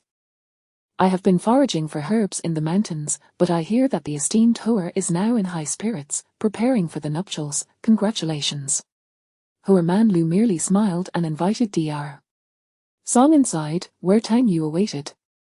I kindly ask you, Dr. Song, to examine my fiancé's health. She has been experiencing insomnia and a lack of appetite lately. Song, without further ado, followed Hua Manlu into the room, where he was met with the sight of Tang Yu, poised and dignified. At the first glance, Dr. Song's expression transformed, revealing a moment of astonishment. How fortunate was this? Suddenly struck by a thought, Dr. Song lowered his gaze, displaying a sinister smile. He then regained his composure, taking on the demeanor of a physician as he felt Tang Yu's pulse, to which she readily complied. After ascertaining her condition, Dr. Song concluded that Tang Yu was suffering from gastrointestinal discomfort, likely due to an unfamiliar environment. and mentioned that he would prescribe a remedy shortly. He appeared to be an exceptionally kind and gentle doctor. Had it not been for the malevolence lurking behind his eyes, Tang Yu might have been completely deceived. Is he the Iron Shoe Bandit? Hua Manlu could not provide an answer. I suspect he is, yet his features differ from those associated. I cannot discern if this is merely an illusion. My father has assured me that he confirmed the demise of the Iron Shoe. Tang Yu recalled. Hua Manlu, skilled in martial arts, knew that there were many adept practitioners. It allows one to completely assume the appearance of another. This revelation struck Hua Manlu like a bolt of lightning. You are absolutely correct. The possibility of disguise had completely eluded me. I felt that his aura bore a striking resemblance to that of the Iron Shoe Bandit, yet such a simple explanation had hindered my deductions. This Dr. Song must indeed be in disguise. Tang Yu believed that the individual would take the initiative to. Song will engage in any suspicious activities tonight. I have a strong intuition that he is bound to act. When the time comes, we shall unmask him. Tang Yu's instincts proved accurate. In the afternoon, the medicinal concoction sent by Dr. Song contained a potent sedative. He dares to harm you. Even the usually gentle Hua Manlu was consumed with fury. Do not be agitated. I sense that tonight presents an opportunity for us to catch him red-handed. You should converse with your father. This evening, we shall ensnare him in our trap. Chapter 11. The full bloom of flowers. On that fateful night, Tang Yu feigned the appearance of being unconscious from a drug. In the dead of night, Song Wenkao, clad in dark attire, stealthily made his way into the courtyard where Tang Yu resided. At that moment, an eerie silence enveloped the surroundings, with even the twinkling stars in the sky devoured by dense, ominous clouds. The night was so profound that it seemed capable of swallowing all light. The atmosphere was eerily tranquil, interrupted only by the occasional whisper of the midnight breeze rustling through the treetops, shattering the almost palpable stillness. In such a hushed environment, every minute sound was amplified manifold. What an exquisite beauty you are, yet you are possessed by a blind man. How utterly unjust. Years ago, I blinded his eyes, and now he brings forth a beauty that pleases me. How delightfully ironic. Fear not, for tonight I shall grant you a taste of earthly ecstasy, my dear beauty. As these words escaped his lips, a lascivious grin spread across Song Wencao's face, his hands reaching brazenly towards Tang Yu. Suddenly, a sound pierced the stillness of the night, and Song Wenkao sensed an ominous presence approaching. Yet, before he could ponder the nature of this threat, petals shot forth from Tang Yu, piercing directly into his body. In an instant, he froze, unable to utter a single word. Before long, the courtyard was ablaze with light. Hua Manlu personally removed the mask from Song Wencao's face, revealing the disguise beneath. As the mask was lifted, Hua Ruling gasped in astonishment. You are still alive. I distinctly recall you being surrounded and killed by my men. How can this be? Song Wenkao, he had fallen into a trap. Hua Manlu recognized the features of the man before him. This was someone he could never forget, for the last person he saw before losing his sight was the notorious Iron Shoe Thief. Over the years, he had always believed that the Iron Shoe Thief had not perished. It turned out he had been lurking within their family all along. Can you make him speak? I wish to uncover the truth. After binding Song Wenkao, Tang Yu finally relinquished her power, rendering him powerless, at which point Song Wenkao erupted with maniacal laughter. Har har har har, Hua Manlu, you pitiful blind man. Indeed, I am the one who blinded you. What can you do about it? Did you think it was I who perished those years ago? How naive. That was my brother. I am alive and well.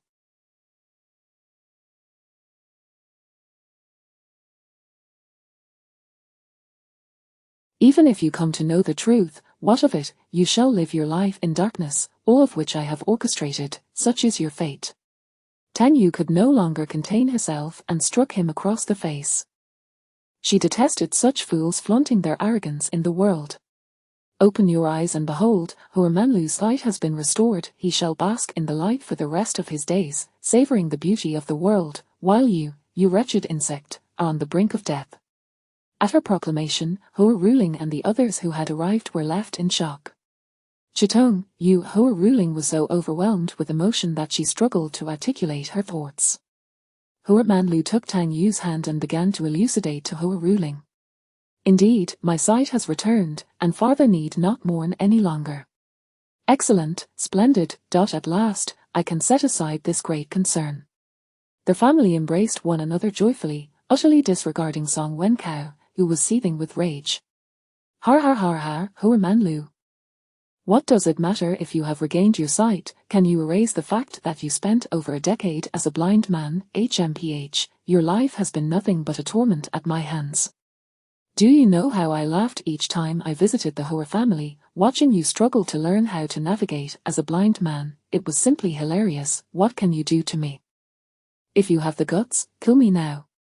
Is this what they call a defeated person's breakdown? Observing Hoa Ruling's furious demeanor, Hoa Man Lu, however, smiled reassuringly. What you perceive as torment, though it was challenging, how many things in this world are not, my life has never been destroyed, and I shall continue to live well, while your existence is at an end. Farther, since this man is indeed the Iron Shoe thief, we should hand him over to the authorities. Chapter 12. The flourishing flower pavilion Song Wenkao was utterly astonished. How could it be that he had been sent to the authorities? He had intended to coerce Hoa Man Lu into taking his own life, but Tang Yu had already grown weary of the villain's incessant chatter and swiftly rendered him unconscious with a decisive strike. Once the matter concerning Song Wenkao was resolved, Hoa Man Lu engaged in conversation with his father, Hoa Ruling, and several of his elder brothers regarding his eyesight. It was not until the following dawn that everything finally settled down. You've not slept a wink this entire night. You should return and rest well, Ewer, he suggested.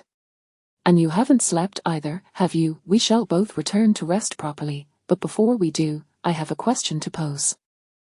Why did you voluntarily mention being sent to the authorities? Isn't this a matter of the martial world? Having known each other for several months, Hoa Man Lu had previously discussed the nature of their world, which resembled a variant of the Ming dynasty. It was considered a variant because the inhabitants of this realm possessed the ability to practice martial arts and perform lightness skills, enabling them to traverse the skies. Thus, it was clear that this was not the typical. At that time, did you not remark that such scenes are rather undesirable? There are too many martial experts. How many can truly refrain from harming the common folk? Those who presume to take the lives of others often include those who delude themselves into believing they have the right to slaughter innocent civilians. Therefore, it is far more prudent for criminals to be judged by the authorities. Individuals from the martial world should not possess the power to decide the fates of others. Hoa Man Lu's words elicited an involuntary laugh from Tang Yu. My words are likely only comprehensible to someone like you, a wanderer of the martial world. Others might revel more in the thrill of vengeance and retribution. Perhaps there is another who might understand you. I have a friend whom everyone claims has 4 eyebrows. The next time we meet, you shall see what those 4 eyebrows truly look like. Tang Yu had heard of Lu Xiaofeng from Hoa Man Lu's lips.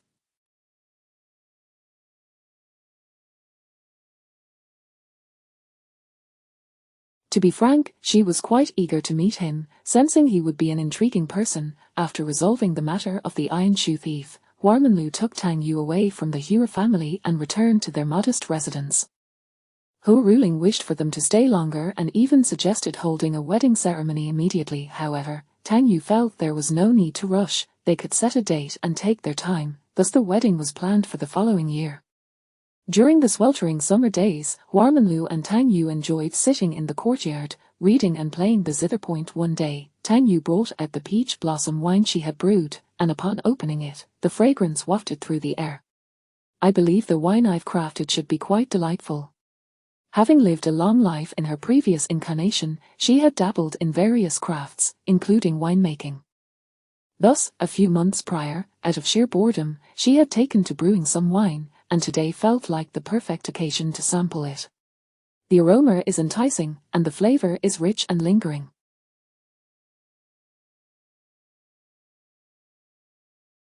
It is indeed excellent wine. The two poured each other a glass and savored the newly brewed beverage. Hoa Man Lu found the taste quite pleasing and took a sip. Suddenly, an individual leapt into the courtyard, seizing Tang Yu's glass of wine with a hearty laugh. Excellent wine, excellent wine.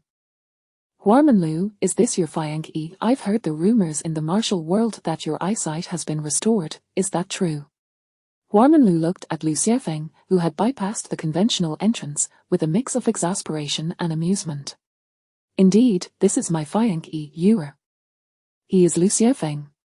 After introducing Tang Yu, Huarmanlu turned back to Lu Xiaofeng with a smile.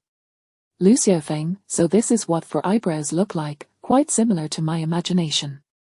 Upon hearing this, Lu Xiaofeng burst into laughter. He proudly stroked his 2 tufts of mustache and addressed Tang Yu with an air of candor. Greetings, sister-in-law, I am Lu Xiaofeng. Lu Xiaofeng was a charming yet respectable individual. Although Tang Yu's beauty was striking, he was already aware of her identity. Since she was to be his sister-in-law, he had no other thoughts but to feel joy for Huarmanlu. Chapter 13, Blossoms Abound. Tang Yu was aware that the two had not seen each other for quite some time, so she concocted an excuse to depart, claiming she would summon the kitchen staff to prepare a feast. After Tang Yu's departure, Lu Xiaofeng began to jest. Huarmanlu, you are indeed fortunate, your sister-in-law is both beautiful and gentle, and now that your eyesight has improved, I am genuinely happy for you as a friend. Huarmanlu did not appear flustered by the teasing. Instead, he responded with an air of calmness and laughter. I too believe that fate has been kind to me, life has bestowed upon me such a serendipitous connection, our wedding is set for next year, and you must certainly attend. I will however, before that, allow me to indulge in some fine wine. Huarmanlu chuckled helplessly and summoned an array of exquisite wines. After the kitchen delivered the dishes, the two engaged in spirited conversation while sipping their drinks. Huarmanlu only partook occasionally, while Lu Xiaofeng drank to the point of inebriation before retreating to his guest room for rest. The following day, Lu Xiaofeng had vanished. Is he always like this? Huarmanlu mused with a laugh, recalling how intoxicated Lu Xiaofeng had been the previous night, only to disappear early in the morning. He is a lovable rogue, yet the most trustworthy friend in the world. It seems you hold a great fondness for this friend. Huarmanlu appeared touched by these words, turning to embrace the person beside him. I have many friends, but Lu Xiaofeng is among the most precious. However, I have but one beloved, who stands before me, unique in this world. This sentiment struck a chord deep within Tang Yu. Huarmanlu, I suddenly feel that we ought not to remain confined here.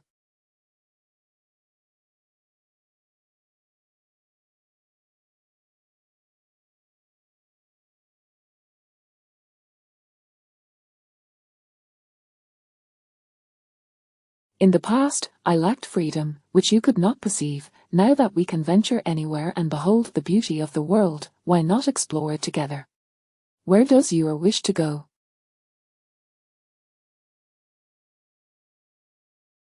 We must prepare many things for our journey. It would be wise to plan our destination first.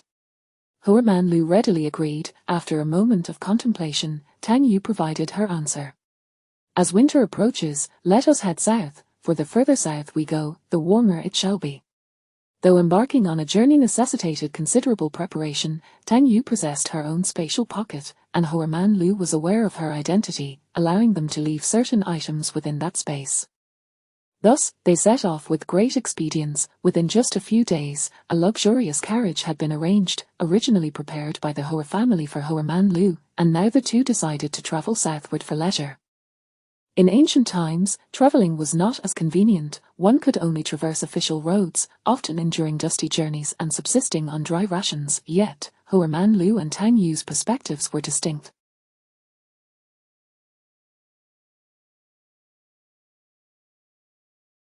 Both had been confined for many years. Now that they had gained freedom, they naturally yearned to appreciate the scenery of the world, and thus their journey was filled with joy. One day, they rested at the foot of a mountain for the night, where Huarmanlu attempted to catch fish in a nearby stream while Tang Yu laughed heartily nearby. Today you took the initiative to cook and chose to stop here. Be honest, have you grown weary of peaches? Finding an inn during their travels was not always guaranteed, and they often found themselves in the wilderness. Tang Yu was not fond of dry rations, so she conjured peaches to eat. After all, as a peach blossom spirit, consuming peaches was a simple task, It was even easier when she had been a peach blossom fairy in her past life. However, the constant consumption of peaches finally prompted Hoerman Lu to express a desire to grill fish. Thus, Tang Yu laughed unabashedly, having thoroughly exhausted his patience. Chapter 14. Blossoms abound. Though peaches are sweet and succulent, one should occasionally indulge in some meat. Hoerman Lu proclaimed with utmost seriousness. However, Tang Yu was not inclined to let him off the hook so easily. Unable to restrain herself, she approached the riverbank and splashed a handful of water onto Hoerman Lu. If you don't speak the truth, you shall face the consequences. Are you weary? Have you grown tired?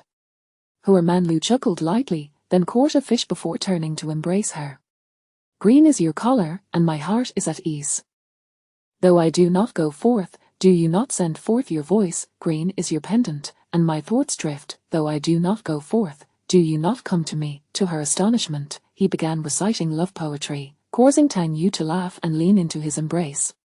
Even as you recite poetry, you simply do not wish to eat peaches today, but rather fish, am I correct? Hoerman Lu found himself helplessly amused by her.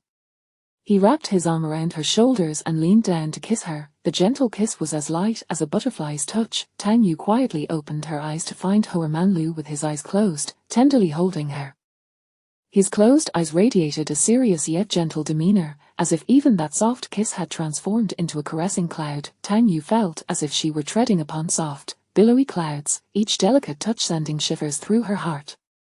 After a while, Hoerman Lu gently withdrew, resting his head in the crook of Tang Yu's neck, his eyes twinkling with mirth. In truth, peaches and fish can be enjoyed together. Tang Yu, still slightly breathless, bore a hint of allure in her gaze. Are you suggesting something with that statement? Hoerman Lu burst into hearty laughter, his chest vibrating with amusement. If your wishes to interpret it that way, who am I to object? Hoerman Lu, you have become quite mischievous. This remark did not fluster Hoerman Lu. Instead, he suddenly bent down and swept Tang Yu up from the riverbank, making his way back to shore step by step. Are we to grill fish? Hoerman Lu shook his head with a subtle smile, then gracefully settled down beside the grass, gently pulling Tang Yu into his embrace. Actually, I find myself yearning for peaches at this moment. I have changed my mind. Tang Yu laughed as she tilted her head back, her gaze meeting Hoerman Lu's, instantly sensing the playful glint in his eyes. But I wish to have grilled fish later. She attempted to shift the topic, but as her words fell, Hoerman Lu's the slight tickle sent delightful shivers coursing through her. Tang Yu instinctively pulled back her neck, yet could not bear to withdraw. Let us save the fish for later. Hoerman Lu whispered softly, leaning down to place a gentle kiss upon her forehead. That kiss slowly descended, scattering delicate pecks upon her brows and eyes. Tang Yu wrapped her arms around Hoerman Lu's waist, playfully huffing twice, her fingers lightly tracing his back. I believe we ought to retreat to the car. Do you not notice the mosquitoes in the vicinity? This suggestion only elicited a more resonant laughter from Hoerman Lu, his chest vibrating slightly, causing Tang Yu's cheeks to flush even closer to him.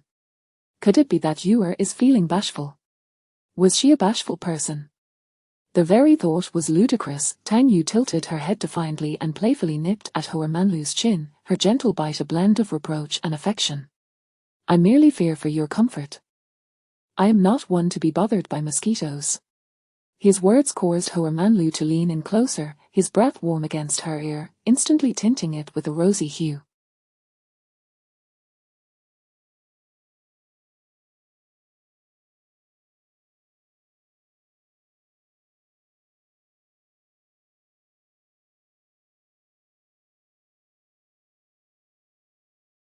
He chuckled softly, his voice laced with adoration.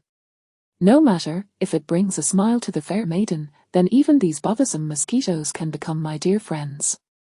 The two soon erupted into playful banter, Hoerman Lu's hand inadvertently brushing through Tang Yu's hair, while she mischievously traced circles on his palm with her finger.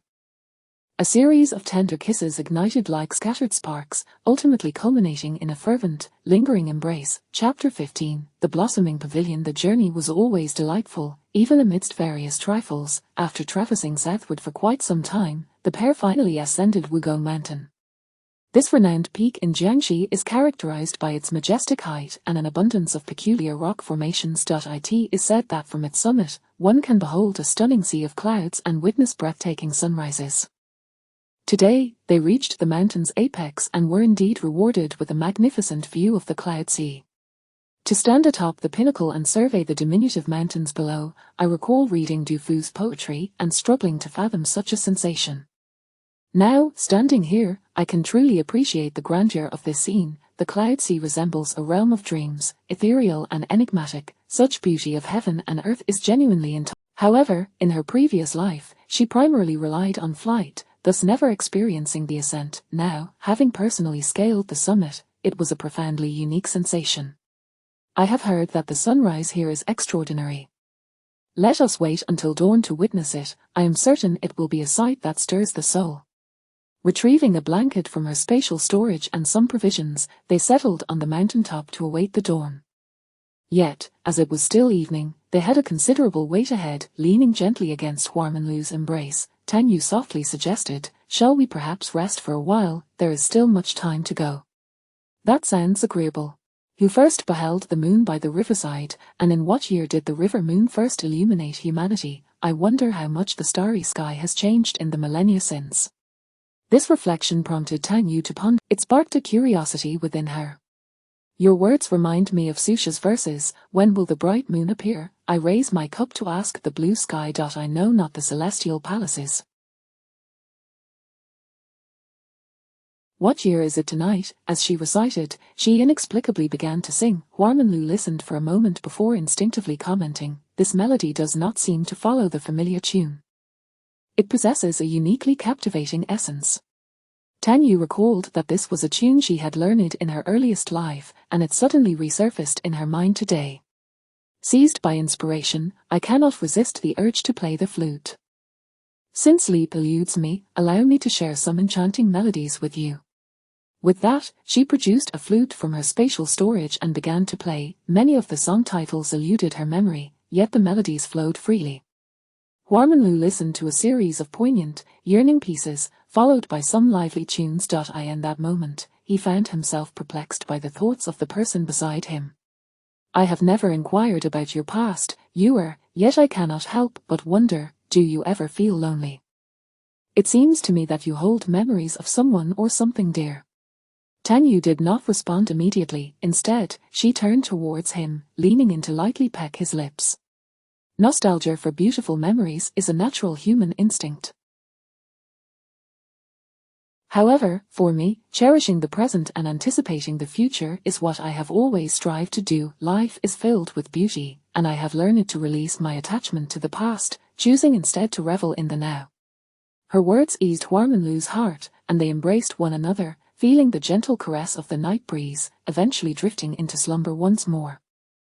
When dawn broke, Huarmanlu was the first to awaken, noticing that the sun had begun its slow ascent from the horizon. Chapter 16, Blossoms in Full Bloom. Yuer, the sun has risen. Tan Yu, still in a state of dreamy slumber, opened her eyes to behold the magnificent spectacle before her. Observing the sunrise from the mountain peak, she was overwhelmed by a breathtaking beauty. Above the undulating sea of clouds, a resplendent sun ascended gradually, initially manifesting as a mere whisper of light. Gradually, that radiance intensified, as if it sought to ignite the entire ocean of clouds. Golden beams of light began to spread forth, painting the layered clouds in vibrant hues of orange and gold.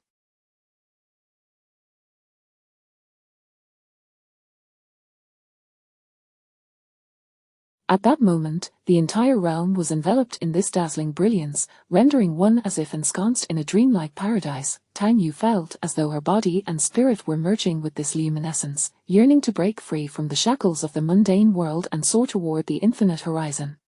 "I truly feel an urge to ride the winds and return home." The grandeur of nature invariably evokes an appreciation for the wonders of life and the vastness of the cosmos. Sunlight cascaded through the clouds, illuminating the undulating mountains, where golden rays intertwined with verdant greens, creating a heart-stirring tableau. Every inch of earth, every leaf, appeared remarkably vibrant under this light, as though infused with newfound vitality. The air was imbued with a refreshing scent, a delightful blend of earth and blooming flora, rejuvenating the spirit.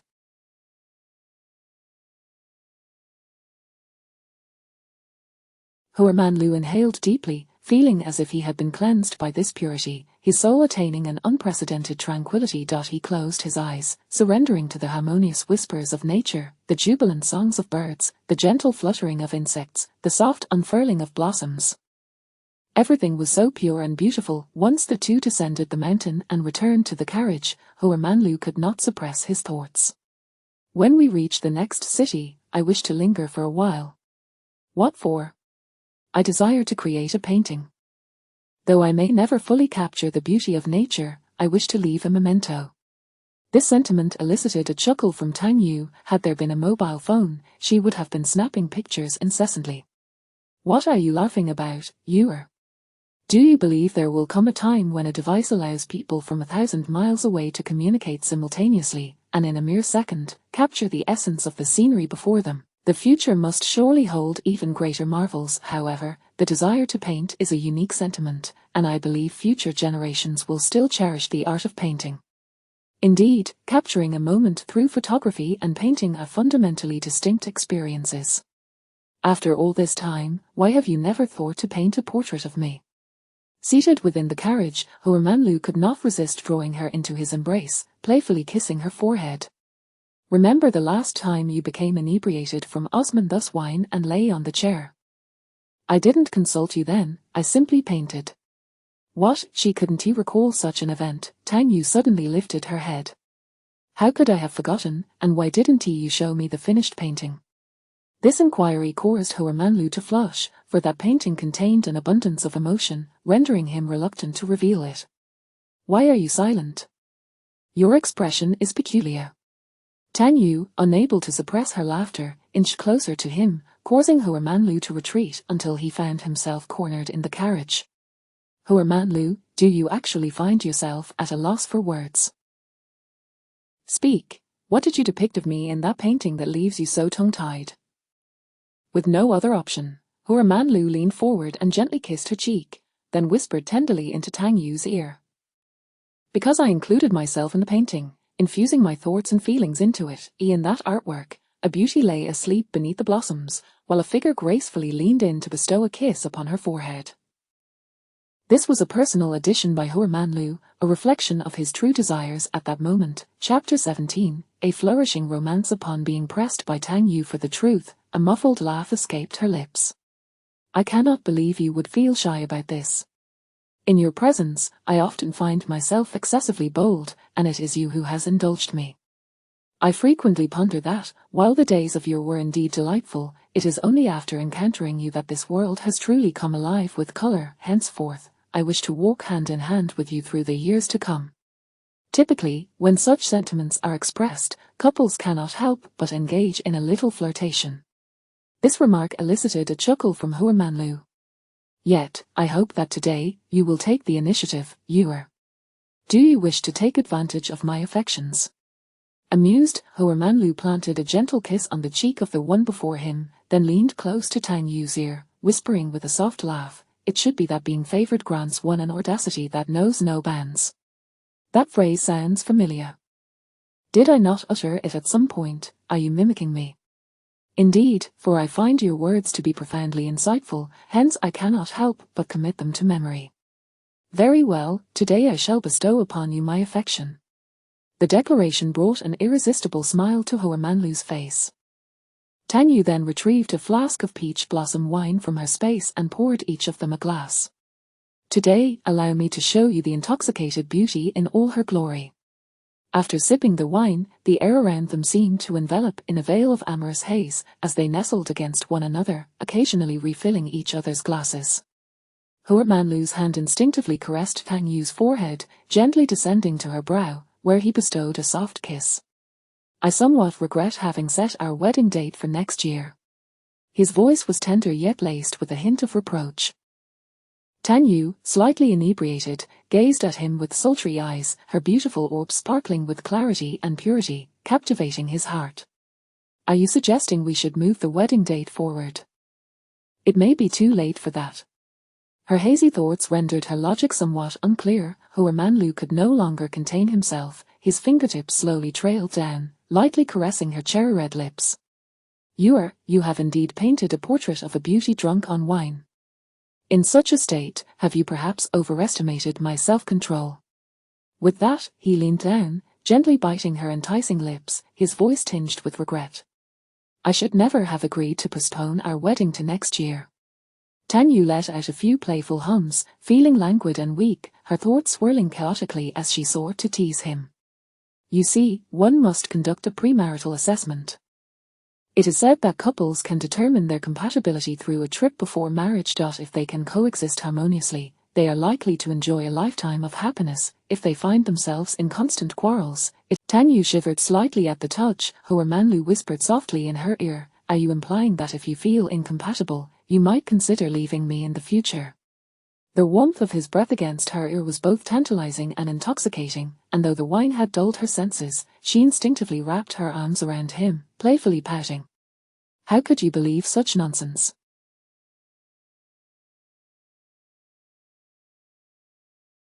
I am merely teasing you.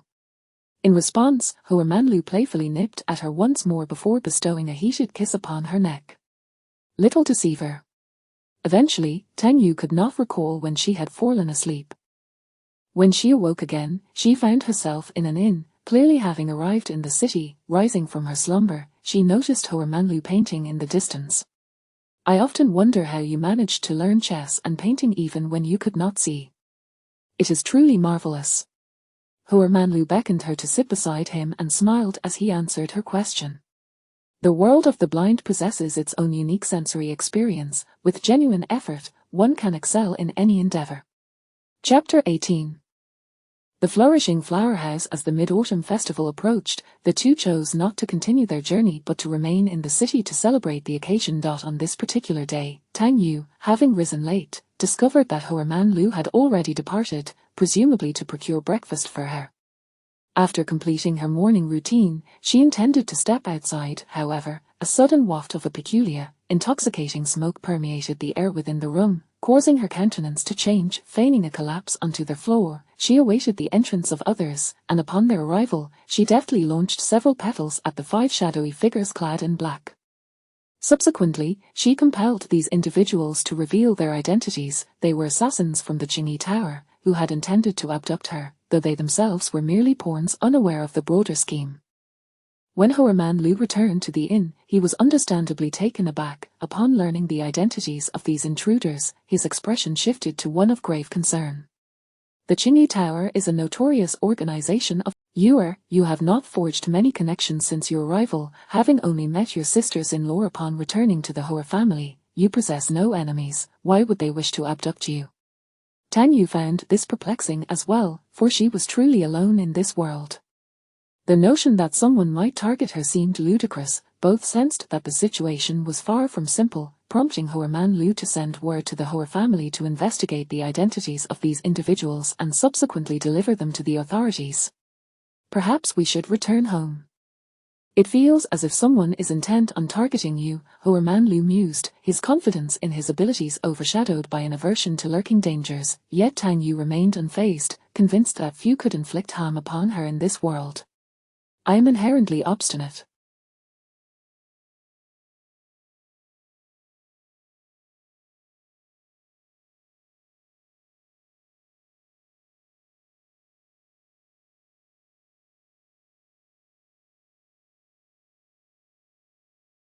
If they seek to confront me, I shall compel them to submit. If they possess the audacity to return, I am eager to see what they are capable of. Hua Manlu, respecting Tang Yu's resolve, agreed, and they continued their journey southward in a carriage. Along the way, they encountered several more assassins, all of whom Tang Yu effortlessly dispatched, sending them to the authorities once more. After enduring multiple failed attempts to harm her, the group of assassins eventually vanished.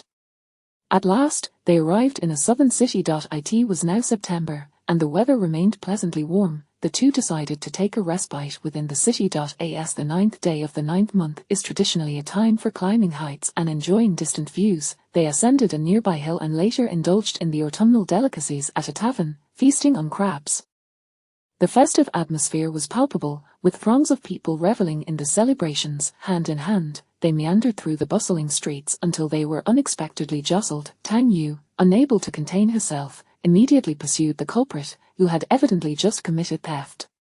Man Lu had already surmised the identity of this individual, yet seeing Tang Yu's swift reaction compelled him to follow suit. Thus, they surged beyond the city limits, and just as Tang Yu was about to take action, Man Lu interjected, "He is Xikong Jiaxing, a friend of Lu Xiefeng." Well, it seemed the world of martial arts was indeed home to a master thief, and since he was not a malicious figure, Tang Yu opted not to strike but to continue her chase. Consequently, Xikong Jiaxing found himself in a vexing predicament, wondering why this person relentlessly pursued him and why he could not shake her off. After an hour of running, "Are you merely toying with me to witness my disheveled state?" Chapter 19, The Blossoming of Flowers. Tang Yu was not one to hold back, and with a smile, she spoke, "You finally figured it out. I thought it would take you much longer to come to this realization." Xikong Jiaxing, feeling helpless, reclined on the ground. "Man Lu, I had no idea your Fianchi was so formidable."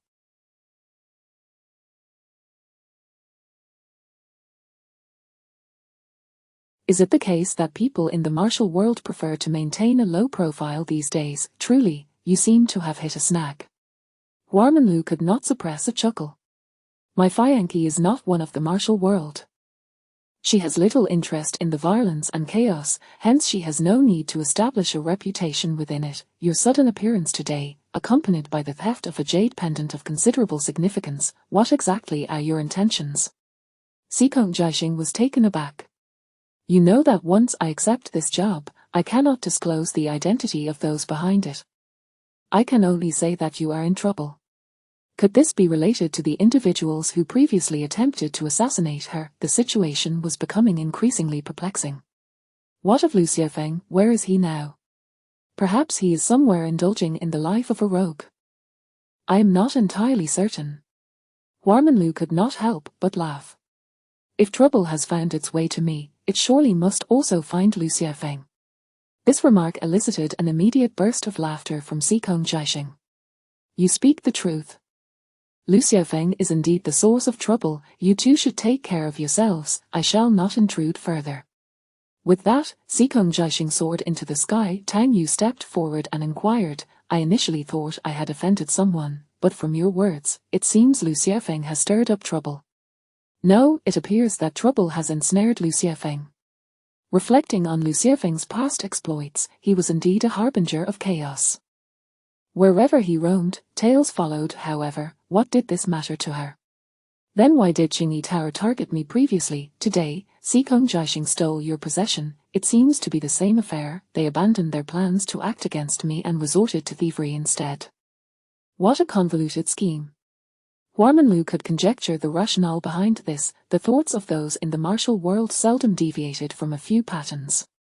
Perhaps their initial intention was to kidnap you, compelling me to seek you out, thus leading me to Lu Xiefeng for assistance. Upon realizing they could not act against us, they resolved to steal an important token from me, intending to deceive Lu Xiefeng into believing we were in peril. Such a roundabout strategy prompted Tang Yu to gaze at Man Lu intently, instilling within him an inexplicable sensation. "Why do you regard me with such an expression, Yuer?" Tang Yu spoke with utmost sincerity. "I merely wish to inquire, although Lu Xiefeng is rumored to be a rogue with numerous female confidants, is it not common knowledge that your relationship with him is that of good friends? Hence, those in the martial world believe that if they can locate you, they can find him. Whenever you find yourself in a predicament, he is inevitably dragged into it. Your relationship, does no one find this notion peculiar?"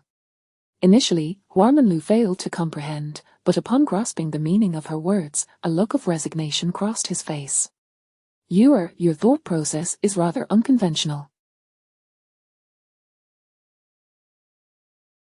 Those in the martial world value loyalty. Though Lu Xiefeng is indeed a rogue, he is a charming rogue who values camaraderie. Thus, they would not force him into action, knowing he is amenable to gentle persuasion rather than coercion.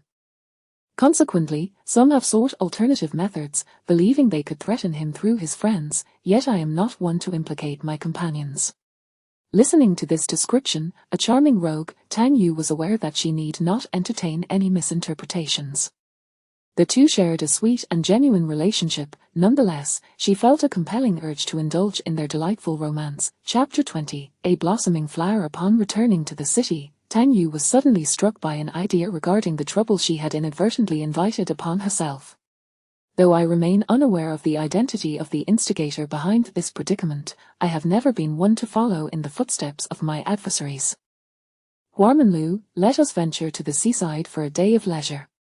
If her intuition served her correctly, the epicenter of this trouble was not in the south, prompting Tang Yu to resolutely choose the uninhabited shores as their destination. In this world, troubles typically arise from schemes for wealth or entangled enmities. Such significant matters seldom unfold in the vicinity of a small village, and Tang Yu was determined to reject the patterns set by her foes. She resolved to play the role of a mere bystander, completely shunning any form of trouble. Very well, I have yet to behold the ocean, so let us make our way to the seaside, she agreed. Without further ado, they hastened southward with great speed. Meanwhile, the masterminds behind this plot, Wu Xiu and Shangguan Feiyan, were left bewildered. Why were these two defying the expected course of action and retreating so far? Time was of the essence, leaving them no choice but to alter their plans. As a result, Lu Xiaofeng found himself ensnared in yet another predicament, for he was simply unable to resist the allure of a beautiful woman. However, such matters were of little concern to Huarmanlu and Tang Yu, for they had already arrived at a quaint seaside village. The vastness of the ocean stretched endlessly before them, its azure expanse seemingly merging with the heavens above.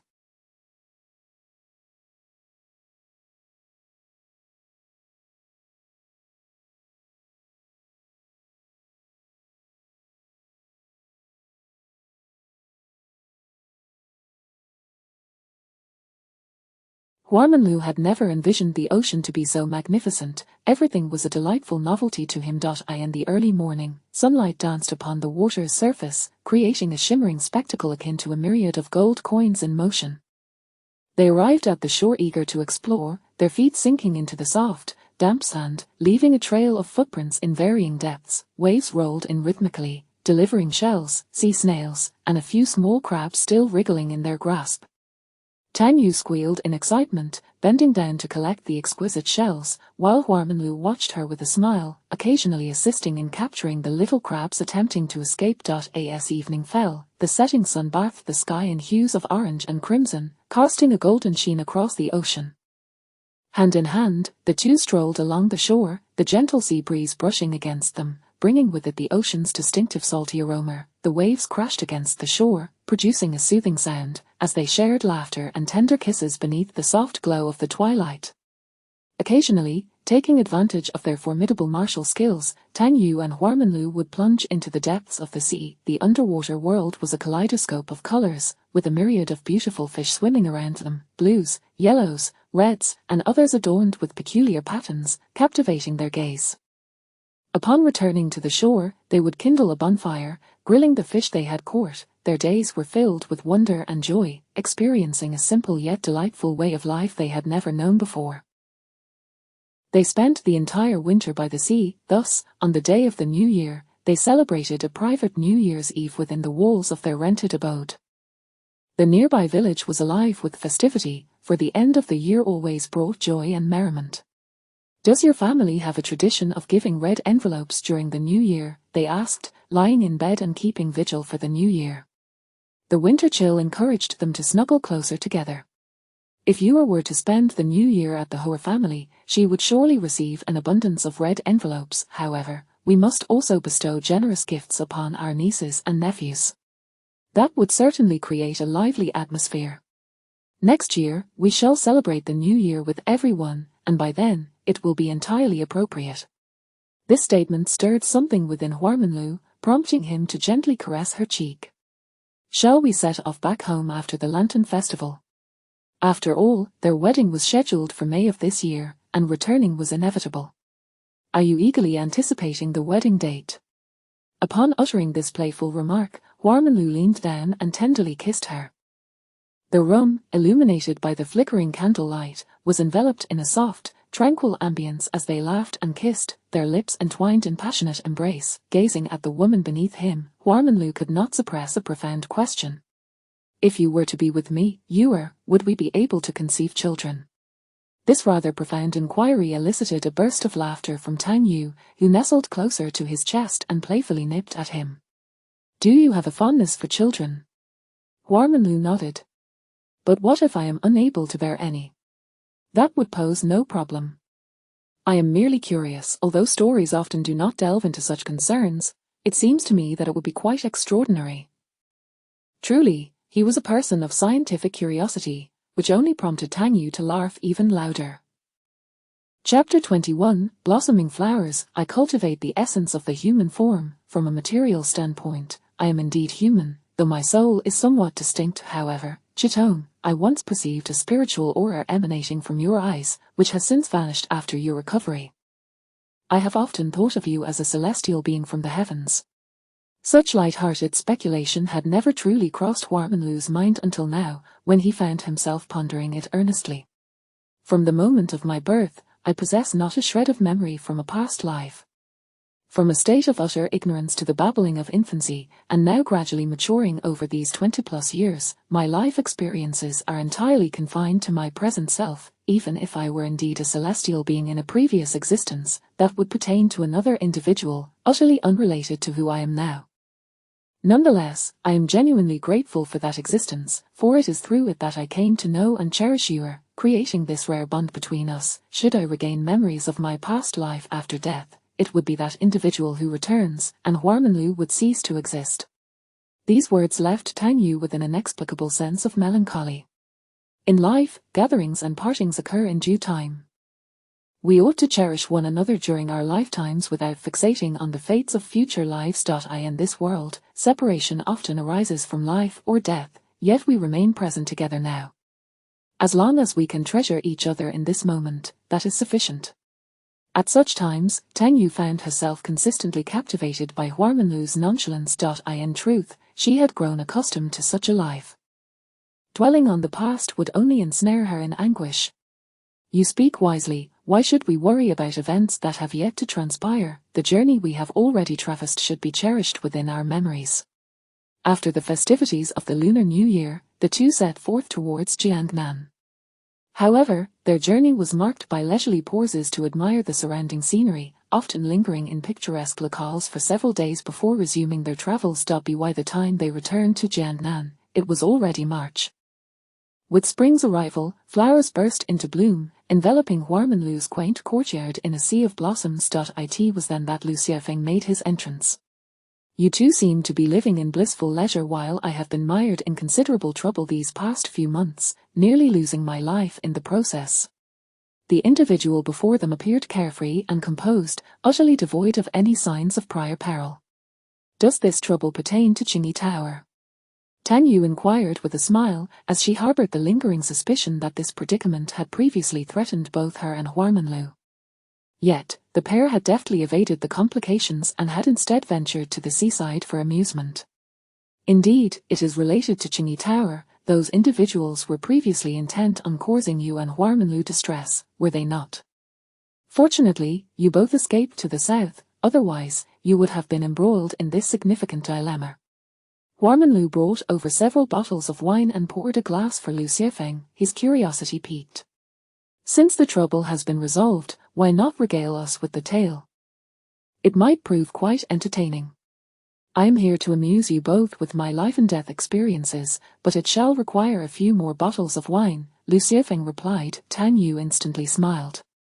Very well, let us procure a few more bottles of peach blossom wine. I assure you it will be a delightful experience. Then, as Lu Xiefeng sipped his wine, he began to recount a story concerning the Jinping dynasty. The royal descendants fleeing their fallen kingdom, accompanied by their loyal retainers, ultimately found themselves ensnared in a treacherous plot driven by greed. So, that Shangguan Feiyan neither harbors affection for you nor for the dashing young talent Wu Qingqian, nor for anyone else, but solely for that old man Wu Xiu. Tang Yu's focus was intriguing, and Lu Xiefeng found it amusing. Indeed, she is solely enamored with Wu Xiu, perhaps due to his considerable wealth. With such beauty and cunning, it was rather absurd that she ultimately fell for a decrepit old man. Perhaps, one could say her intellect was lacking. Chapter 22 Conclusion. The affairs of the Golden Phoenix dynasty had no bearing on Tang Yu or Huarmanlu, they were merely listeners to a tale. Liu Xiaofeng departed after a few days, only to reappear on the day of their wedding.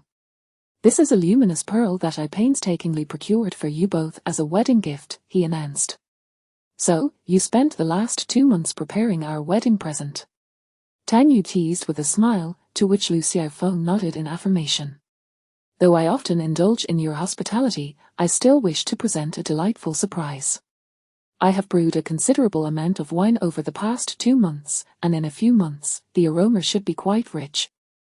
Do remember to come and partake," he added. At this, Huerman Liu chimed in, "My door has always been open for you. You are welcome to visit at any time. My wine differs from that of my wife. When the time comes, you can taste both and decide which you prefer." This remark elicited laughter from Liu Xiaofeng. "I shall not be a fool, both your wines are surely exquisite, and it would be impossible to determine which is superior." After bestowing the wedding gift, Liu Xiaofeng ventured out to drink, while Huerman Liu, as the groom, attended to the guests. The banquet continued until darkness enveloped the sky, and it was only then that Huerman Liu retreated to their chamber. "Why have you changed into a different outfit?" he inquired, noticing the slight intoxication in his demeanor, though he was not completely inebriated. Tang Yu had already shed her red wedding attire and donned another elegant red dance dress, prompting Huerman Liu's curiosity.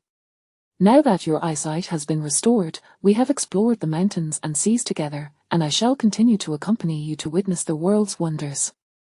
However, there is something you have yet to behold. While we may explore it together in the future, I wish to present it to you first." Upon concluding her words, Tang Yu rose and took Huerman Liu's hand, guiding him to sit upon the bed. She then stepped back a few paces. "On the bed lies a flute. Please play a melody for me, as I perform a dance for you." A smile instantly graced Huerman Liu's face, as he had not anticipated such a delightful surprise today. Following his wife's request, he began to play, and Tang Yu gracefully swayed her skirts, executing a dance she had meticulously prepared for months. Though this was not her first foray into dance, it was her inaugural performance before an audience in this lifetime. Her movements were light and elegant, akin to butterflies fluttering in spring. Her supple waist twisted in harmony with the melody, and her skirt blossomed like a radiant flower. Huerman Liu gazed upon her, overwhelmed with joy. The music grew increasingly melodious, his eyes never straying from Tang Yu's figure, feeling as though they were the only two souls in existence amidst the vast expanse of the sky. As she danced, Tang Yu scattered a cascade of petals around her, her face lighting up with a smile. Indeed, creating such effects for herself was quite enjoyable. To Huerman Liu, the swirling petals, combined with her enchanting dance, resembled the most exquisite sprite in the world, breathtakingly beautiful and utterly captivating. As the performance drew to a close, Huerman Liu gently lowered the flute and approached her. He enveloped Tang Yu in a tender embrace, feeling her rapid heartbeat and the warmth radiating from her cheeks. Their gazes met, igniting a fervent flame within their hearts. Huerman Liu leaned down to kiss Tang Yu's lips, a kiss imbued with tenderness and deep affection. He then lifted her into his arms, gradually making their way to the bed. As the curtains fell, the dim light cast a hazy glow around them, intensifying their kisses, their breaths intertwining. "Tang Yu, do you think I dance beautifully?" "Quite beautifully. I think I was not a celestial being in my past life." "You must surely be the fairy," he replied. This elicited a soft laugh from Tang Yu, who then leaned in to kiss the side of his neck. "You guessed correctly. I too believe I was a little fairy in my past life. Then I am truly fortunate in this lifetime." With that, the two of them broke into playful laughter, lost in a deep kiss. Chapter 23, Sweet Epilogue. Liu Xiaofeng's tumultuous life in the martial world continued unabated, and he frequently visited Huerman Liu and Tang Yu for a drink, regaling them with tales of his intriguing adventures. Yet, there were still those who sought to trouble Huerman Liu and Tang Yu, believing they could use such antics to coerce Liu Xiaofeng. After enduring much provocation, Tang Yu once unsheathed her sword and sent a formidable opponent flying, thus earning her a reputation far and wide. Upon learning the truth, Liu Xiaofeng could hardly contain his laughter. "Sister-in-law, had I known you were this formidable, I would not have needed to seek the cold-faced Shaman Shui Shui for assistance each time. Liu Xiaofeng, do take a look behind you." Startled, Liu Xiaofeng turned to find Shaman Shui Shui approaching. After defeating Yi Guqing, Shaman Shui Shui found his life rather mundane, Thus, following Tang Yu's rise to fame, he sought her out to engage in a duel. You wish to spar with me? Shaman Chuaishue nodded, affirming, you are indeed strong. Tang Yu sighed. The two were clearly not on the same playing field, making such a competition rather unfair. What if I refuse? Then I shall wait here in Jiangnan until you are willing to oblige. The most challenging individuals to deal with are often those who are obsessively stubborn. I shall show you but one move. Thereafter, do not seek me out again. Upon uttering these words, Shaman Chuaishue prepared to present his sword. However, Tang Yu had already summoned the swirling sands, leaves, and withered branches from the courtyard, coalescing them into a colossal sword that lunged directly at Shaman Chuaishue. With a single strike, he was vanquished, yet Shaman Chuaishue did not succumb to despair, rather, he was invigorated. Thank you for enabling my breakthrough. I believe I now understand the source of my stagnation. Tang Yu nodded, choosing not to elaborate further. Was it not true that Shaman Chuaishue was trapped by his own sword? Everything could be a sword. Once this concept was grasped, clarity would follow. Thus, Shaman Chuaishue departed, content and unperturbed by his defeat, retreating home to resume his seclusion. As for Lu Xiaofeng, his eyes sparkled with excitement. What is the name of that move? It is simply astounding. Tang Yu replied, it has no name. Why are you still here? Did you not welcome a new child into your family? I have yet to see her. I wish to be the child's godfather. This declaration instantly brought a gentle smile to Tang Yu's face. Meanwhile, Huarmanlu had emerged with a half-year-old child, a remarkably beautiful girl, which left Lu Xiaofeng utterly enchanted. I always knew your child would be stunning, but to be this exquisite, will she not captivate all the young lords in the world? This remark prompted Huarmanlu to chuckle heartily. Why must you leap to such conclusions? Perhaps she will not desire marriage in the future. Lu Xiaofeng's eyes widened in astonishment. Huarmanlu, are you already dreading the prospect of your daughter being pursued by the young lords of the world? Preposterous. HMPH, I am certain I am not mistaken. Alas, I have no son, otherwise, I would truly wish to raise him in my household. Tang Yu scoffed at this. With your many beautiful acquaintances, are you truly childless? Are you quite certain? Have you never pondered the possibility that there may be an issue with your own constitution? This statement instantly cast a look of terror across Lu Xiaofeng's face as he spun around and fled. Has he truly been frightened away by me? Tang Yu leaned against Huarmanlu, inquiring, having merely jested. This situation seems rather serious. Perhaps we shall attend his wedding after all. Oh, I see, only the truth can breach one's defenses. I inadvertently struck at his sensitive spot.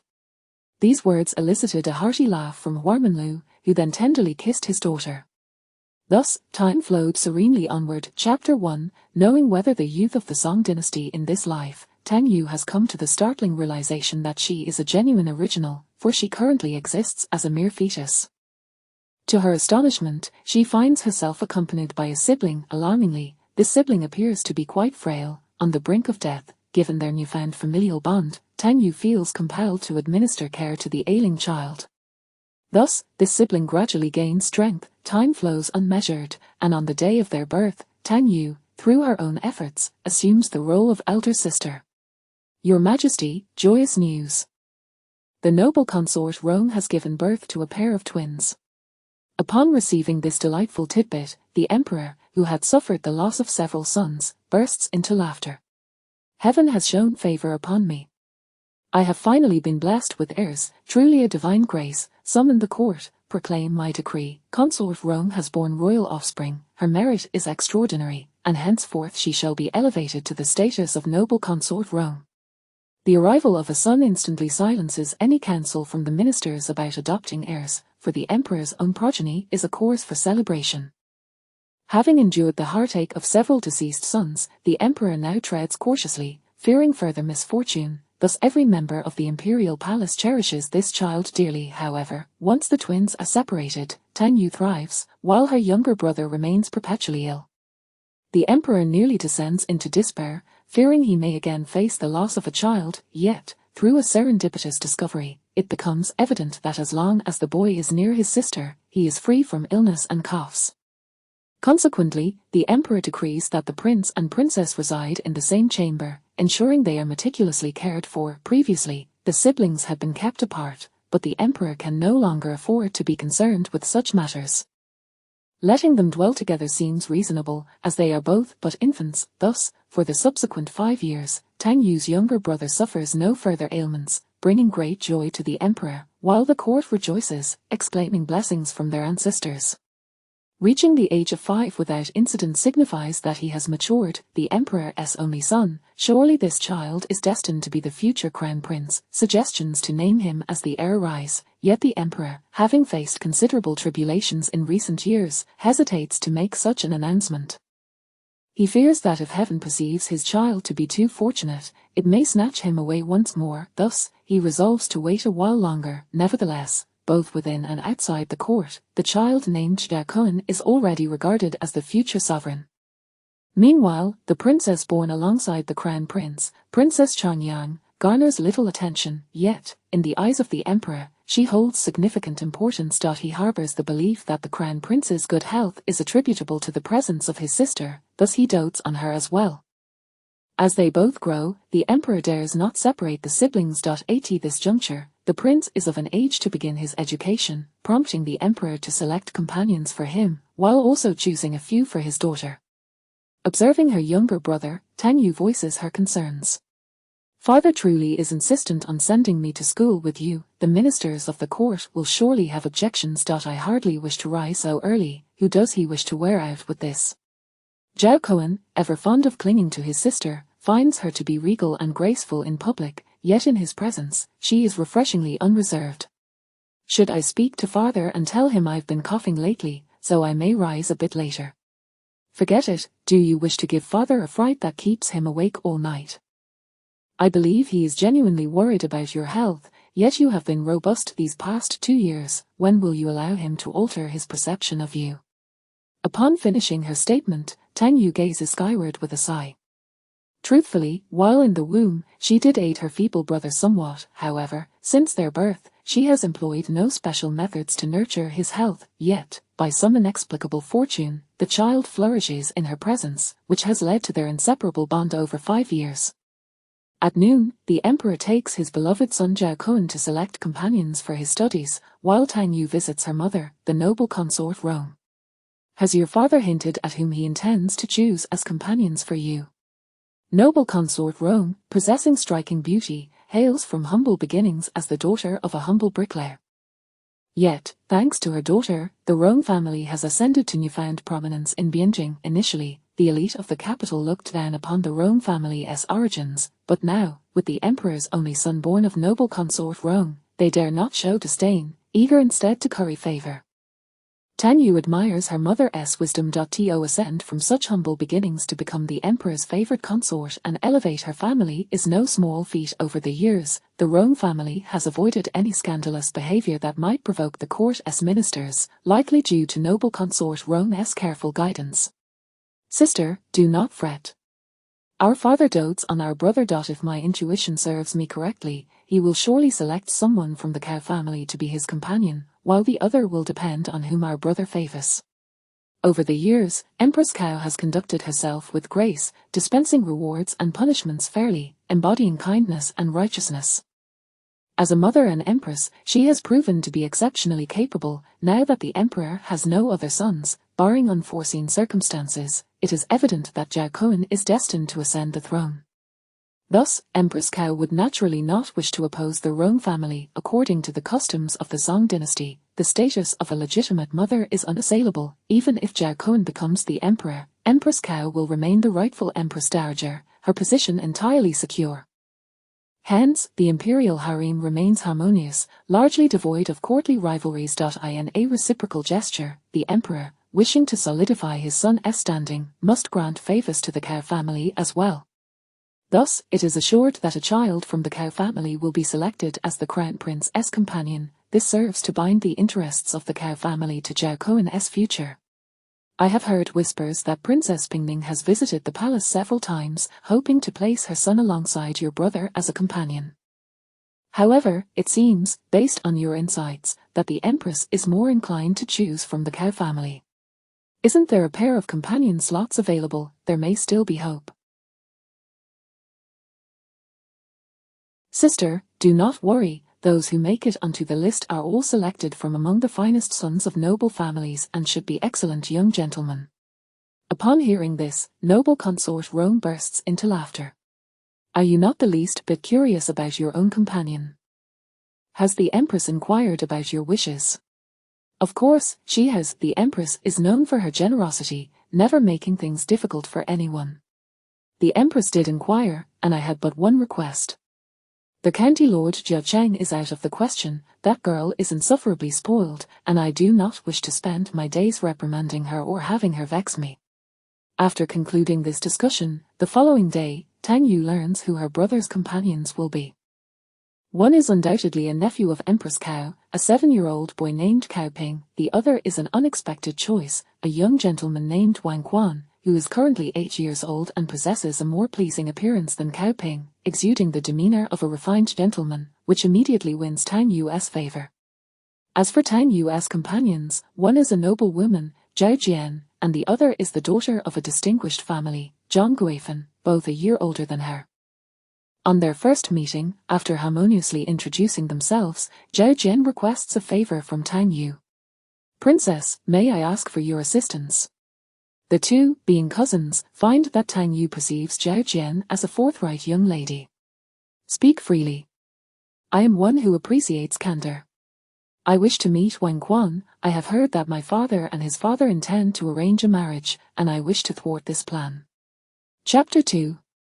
Knowing and understanding the young heroes of the Song Dynasty too. Upon hearing these words, Zhang Guifan beside her was utterly astonished. Can children like them truly intervene in such significant matters of marriage? Are you certain? Have you thought this through? Tang Yu saw no issue with such a situation. If one could make their own decisions, then it was imperative to prevent others from meddling. It seemed her cousin was quite a perceptive individual from a young age. I am certain. I beg you to assist me, Your Highness. Very well, this matter is straightforward. I shall send a maid to inform my brother to bring the person over, and the two of you can converse privately. Today being the first meeting with their companions, there were no formal classes, thus ample time was available for everyone to become acquainted with their respective partners. After receiving the message from his sister's maid, Zhao Kuan led the two companions to the garden. At the same time, Tang Yu also brought Zhang Guifan and Zhao Jian to the garden. After the formal greetings, Tang Yu glanced at the sky before lowering her gaze to speak. I seem to have dropped a handkerchief behind. Xierfen, let us go back and search for it. Her performance was exceedingly amateurish, prompting Wang Quan to look quizzically at the sky before returning his gaze downwards. Zhao Kuan, understanding his sister's intentions, took Cao Ping's hand and spoke. I'm feeling a bit parched. Would you accompany me to have some tea over there? The siblings artfully concocted an excuse and quickly led the others away, leaving Wang Quan and Zhao Jian in the garden, exchanging glances. You need not speculate. I sought the princess's assistance because I have a matter to discuss with you. Wang Quan revealed a gentle smile. Please feel free to speak openly, young master. My father and your father intend to arrange a betrothal for us, but I do not wish for this to come to fruition, so I ask for your help in preventing our fathers from formalizing this engagement. Wang Quan's smile faltered slightly, becoming somewhat awkward. May I inquire why, young lady? Zhao Jian felt a bit uncomfortable but contemplated before responding earnestly. It is of no concern to you. I simply believe that marriage is not worthwhile. Do not assume I am too young to act with maturity and reason. I have considered this thoroughly. Regardless of you or anyone else, I do not wish to marry. Wang Quan fell silent, and after a considerable pause, he spoke earnestly. I understand your sentiments, young lady. I shall endeavor to persuade my father and will not mention your request, though I cannot guarantee success. That was sufficient for Zhao Jian, who immediately expressed her delight. Thank you, young Master Wang. Later, Zhang Guifan, astonished, asked, Can we truly make our own decisions in such matters? It depends on your strength and how much your parents care for you. If you are strong, no one will dare to control you. If your parents dote on you, then you can choose for yourself. Xierfen, have you been betrothed? Tan Yu found her plump and adorable, thus affectionately calling her Chefin. I am still young. Typically, engagements do not occur at this age. I did not expect the princess's family to arrange one so early. Zhao Jian interjected with a direct remark. Thus, my father is being unreasonable. He merely believes that the Wang family has a good background, education, and talent, and does not want to miss the opportunity, disregarding my own wishes. Tan Yu offered a comforting smile. Your father is a first-time parent without much experience. He believes securing a good husband for you is in your best interest. If you can persuade him successfully, it would show he is not entirely stubborn. After that encounter, the three grew familiar with one another. Their personalities being quite open, Tan Yu gradually developed a close rapport with her two companions. In the following days, Tan Yu accompanied her two new friends to school with Zhao Kuan. Rumors suggested the previous dynasty had some objections, yet the emperor remained indifferent, and the ministers could do little. It was improbable they would truly risk their lives to oppose him.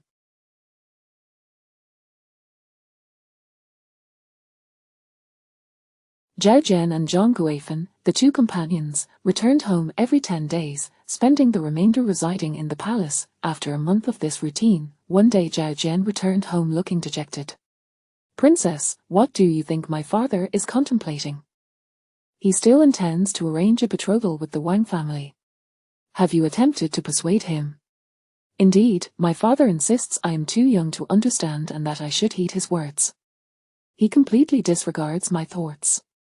In truth, it was already quite indulgent for a daughter in this in an official family. If a daughter proactively sought to prevent her father's betrothal arrangement, she would likely face severe consequences. Then perhaps you should resign yourself to fate.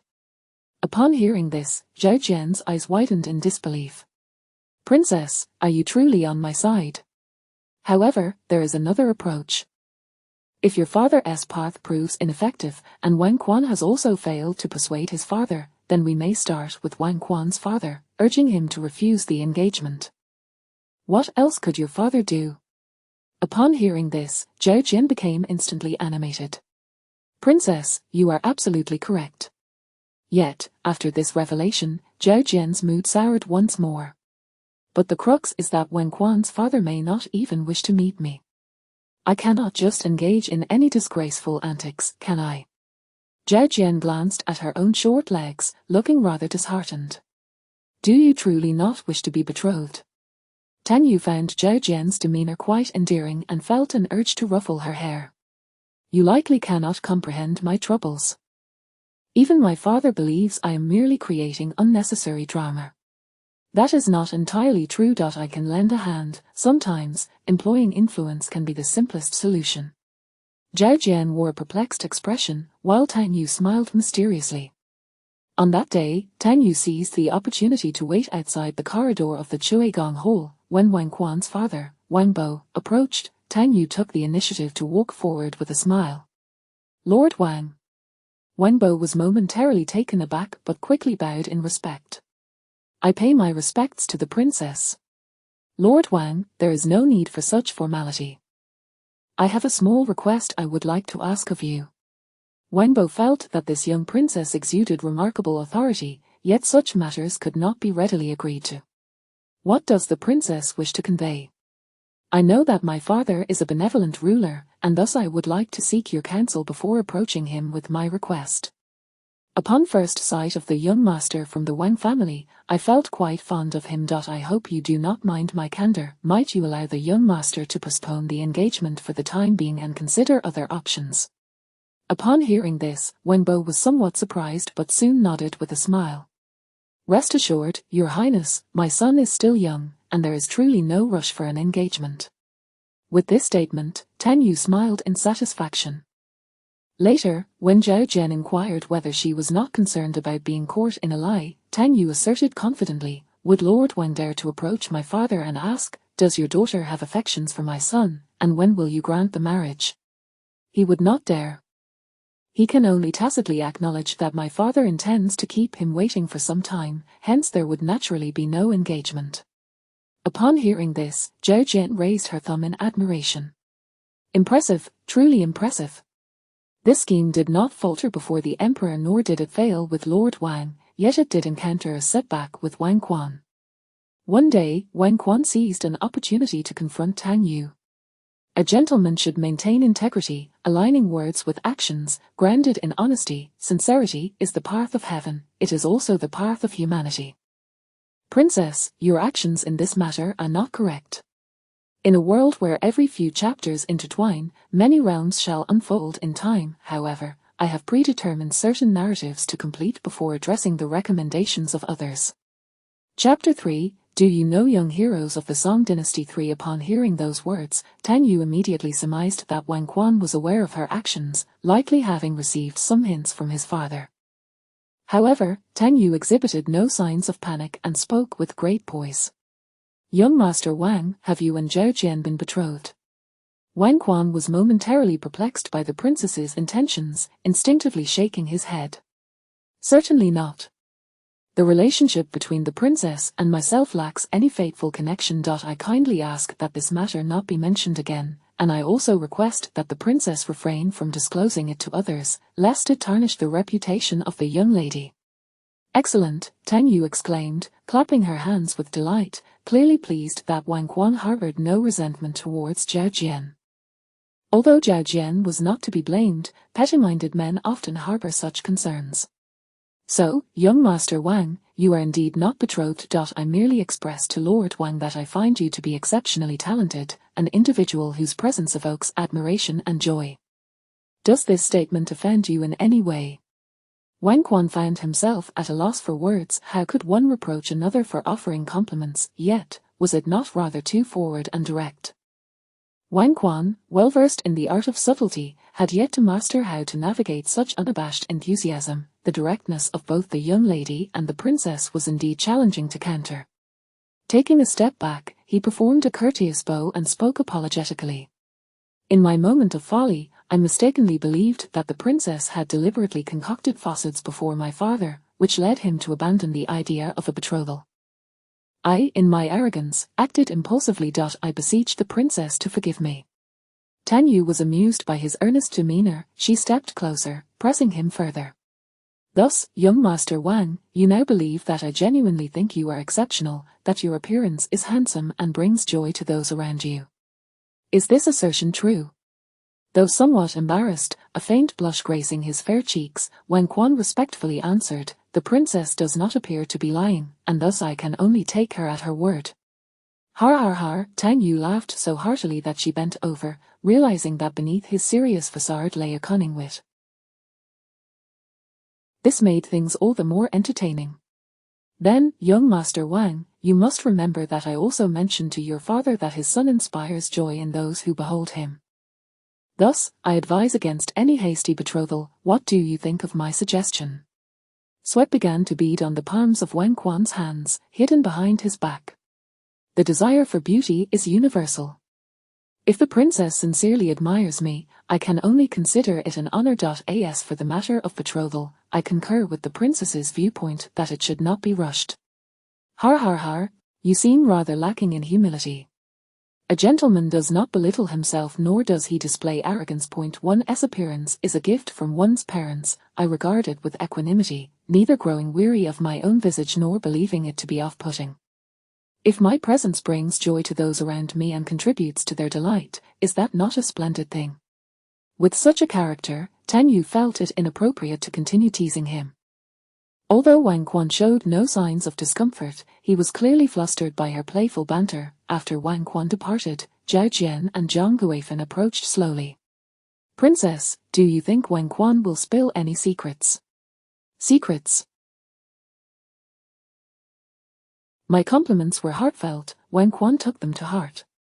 Zhang Guifan, astonished, interjected. Are you considering choosing young Master Wang as your consort in the future? Tang Yu chuckled as she turned to Jen. My praise is sincere. He does not perceive it as a matter of romantic significance, nor do I. Let us not overthink. It is perfectly normal to commend someone for their looks and talents, and he graciously accepted. Zhao Jian also chuckled at this. Wang Quan indeed possesses such a nature. He has stated he would never lie, so let this matter rest here. In the ensuing years, they all studied together within the palace, growing increasingly familiar with one another. Life in the palace could at times be rather dull.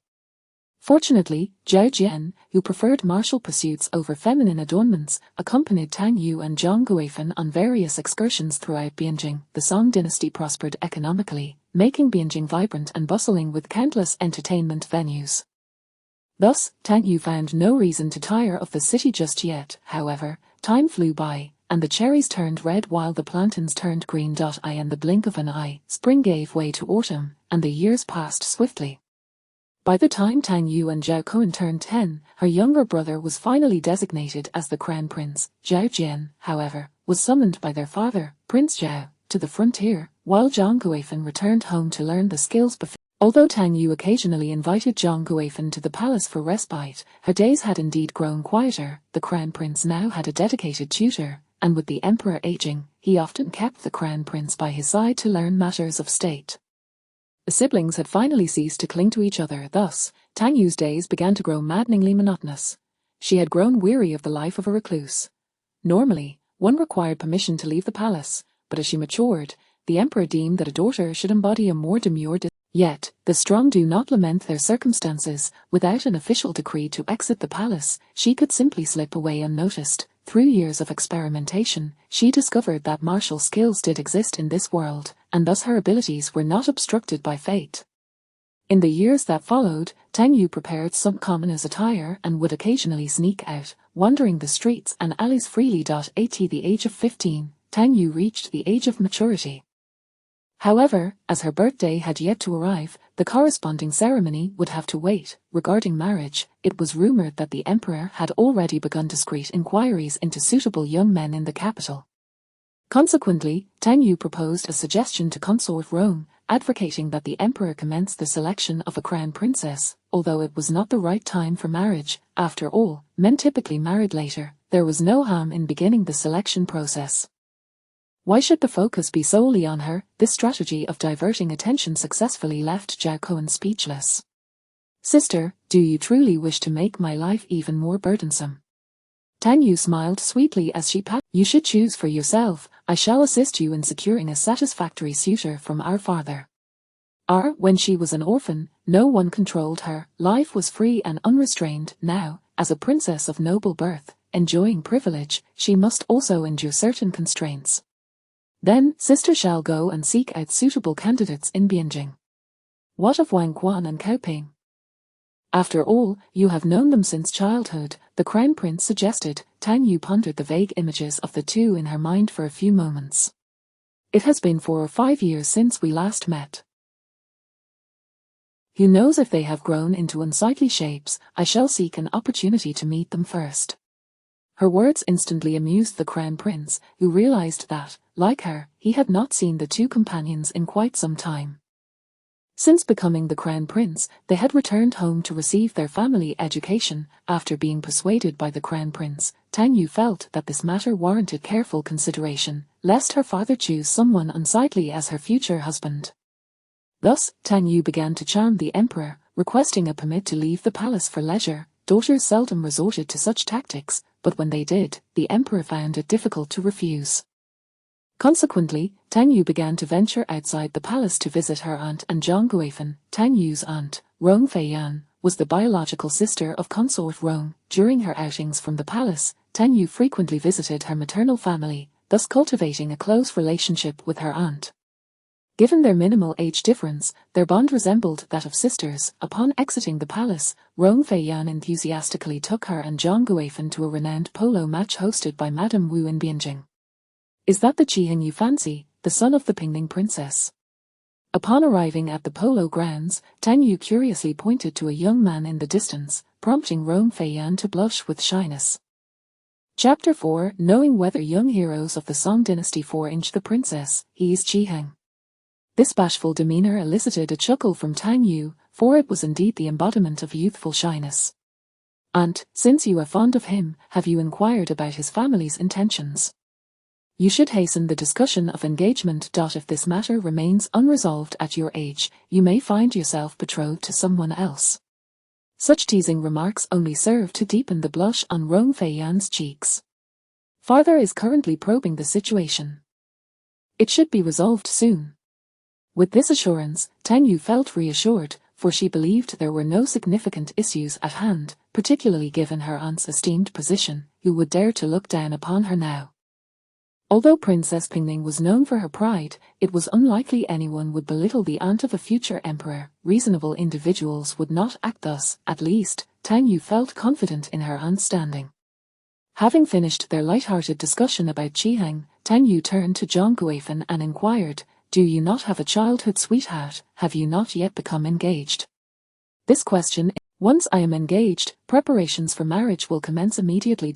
I also wish to spend more time honoring my parents."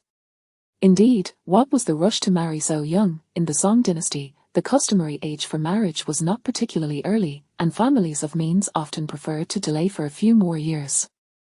The trio strolled and chatted while a retinue of maidservants followed closely. In the distance, Madame Wu had already received word of their arrival and hurriedly approached with a group of attendants, beaming with joy. "I did not expect your esteemed presence today. Please, have a seat over here." "Madame Wu, there is no need for such formality. I am merely incognito today. There is no need to summon others for greetings. Let everyone enjoy themselves." Although few were acquainted with Tang Yu, these noble women frequently visited the palace to pay their respects to the Empress and to concubine Rome. Thus, Tang Yu was somewhat recognizable within their circles. Consequently, her arrival stirred a buzz among the attendees. Those familiar with her countenance quickly offered their respects, while others speculated about the identity of this extraordinarily beautiful young lady whom they had never seen before. "She is the illustrious Princess Changyang." "How do you know the princess?"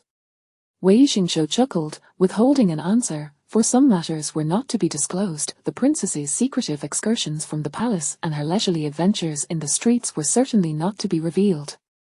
Nearby, Princess Jiqing let out a huff, displeased. How disappointing that such a noble figure from the palace had ventured out today. Meanwhile, under Madame Wu's arrangements, Tang Yu and her companions settled in a spot with an excellent view of the polo field.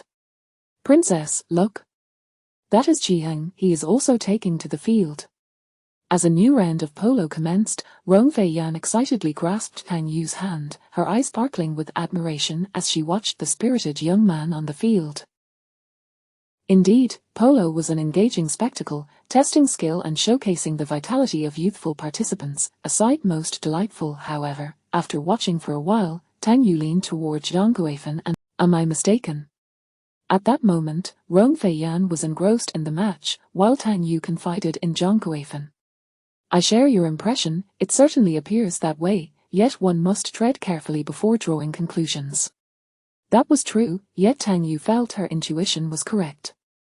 Her aunt might be harboring youthful affections. Alas, Qiheng seemed a fine young man, yet fate appeared to be unkind. In the days that followed, Tang Yu began to frequent various gatherings in the capital, observing the young men of Kyoto.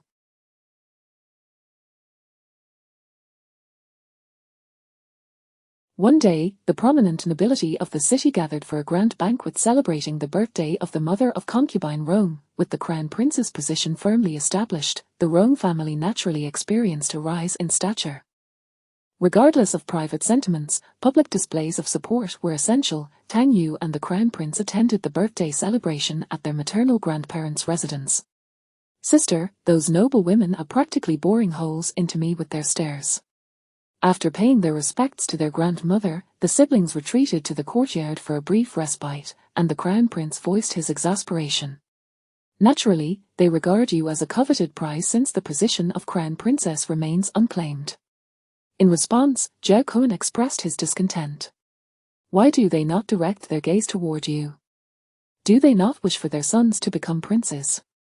"Perhaps so, but the prince consort cannot achieve significant advancement in his career." Upon hearing this, Zhao Kun raised an eyebrow in confusion. "How do you know this?" "There is no such regulation in the court."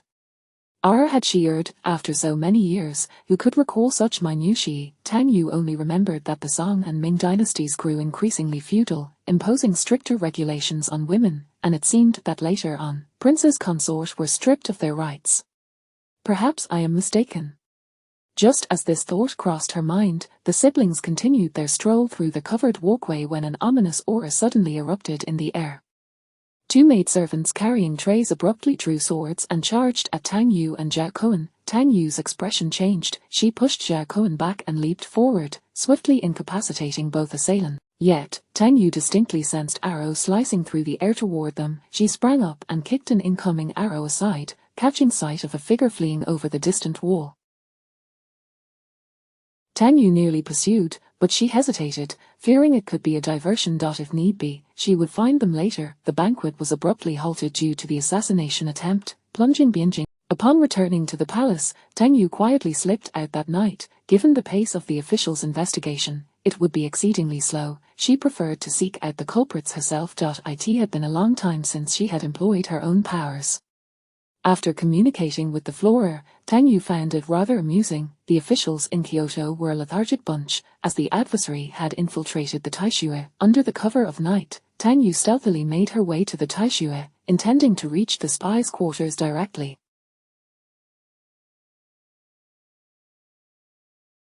Yet, inexplicably, someone detected her presence. Consequently, Tang Yu was compelled to engage in a scuffle, and the situation threatened to draw unwanted attention. Wang Quan, is that you? Stop.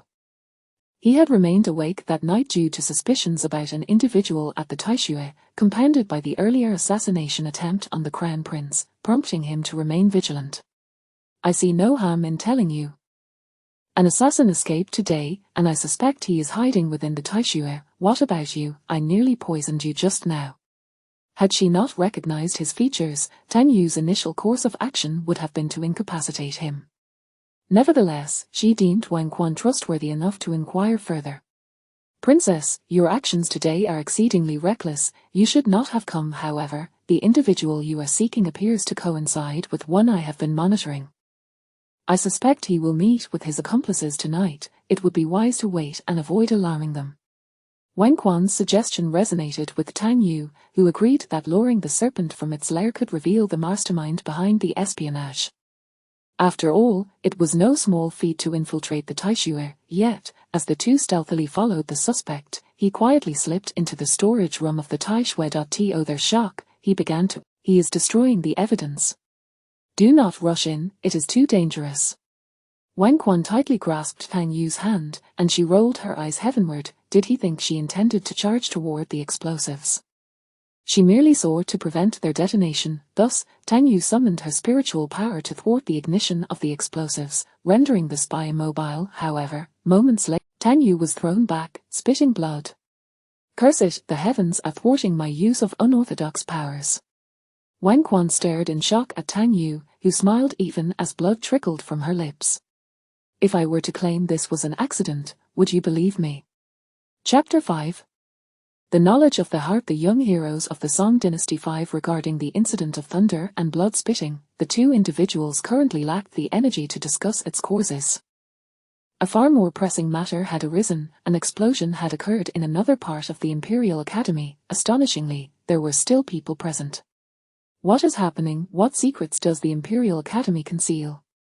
Tang Yu felt. However, she could no longer afford to interrogate the perpetrator on the spot, for the entire academy was in an uproar, with footsteps echoing all around.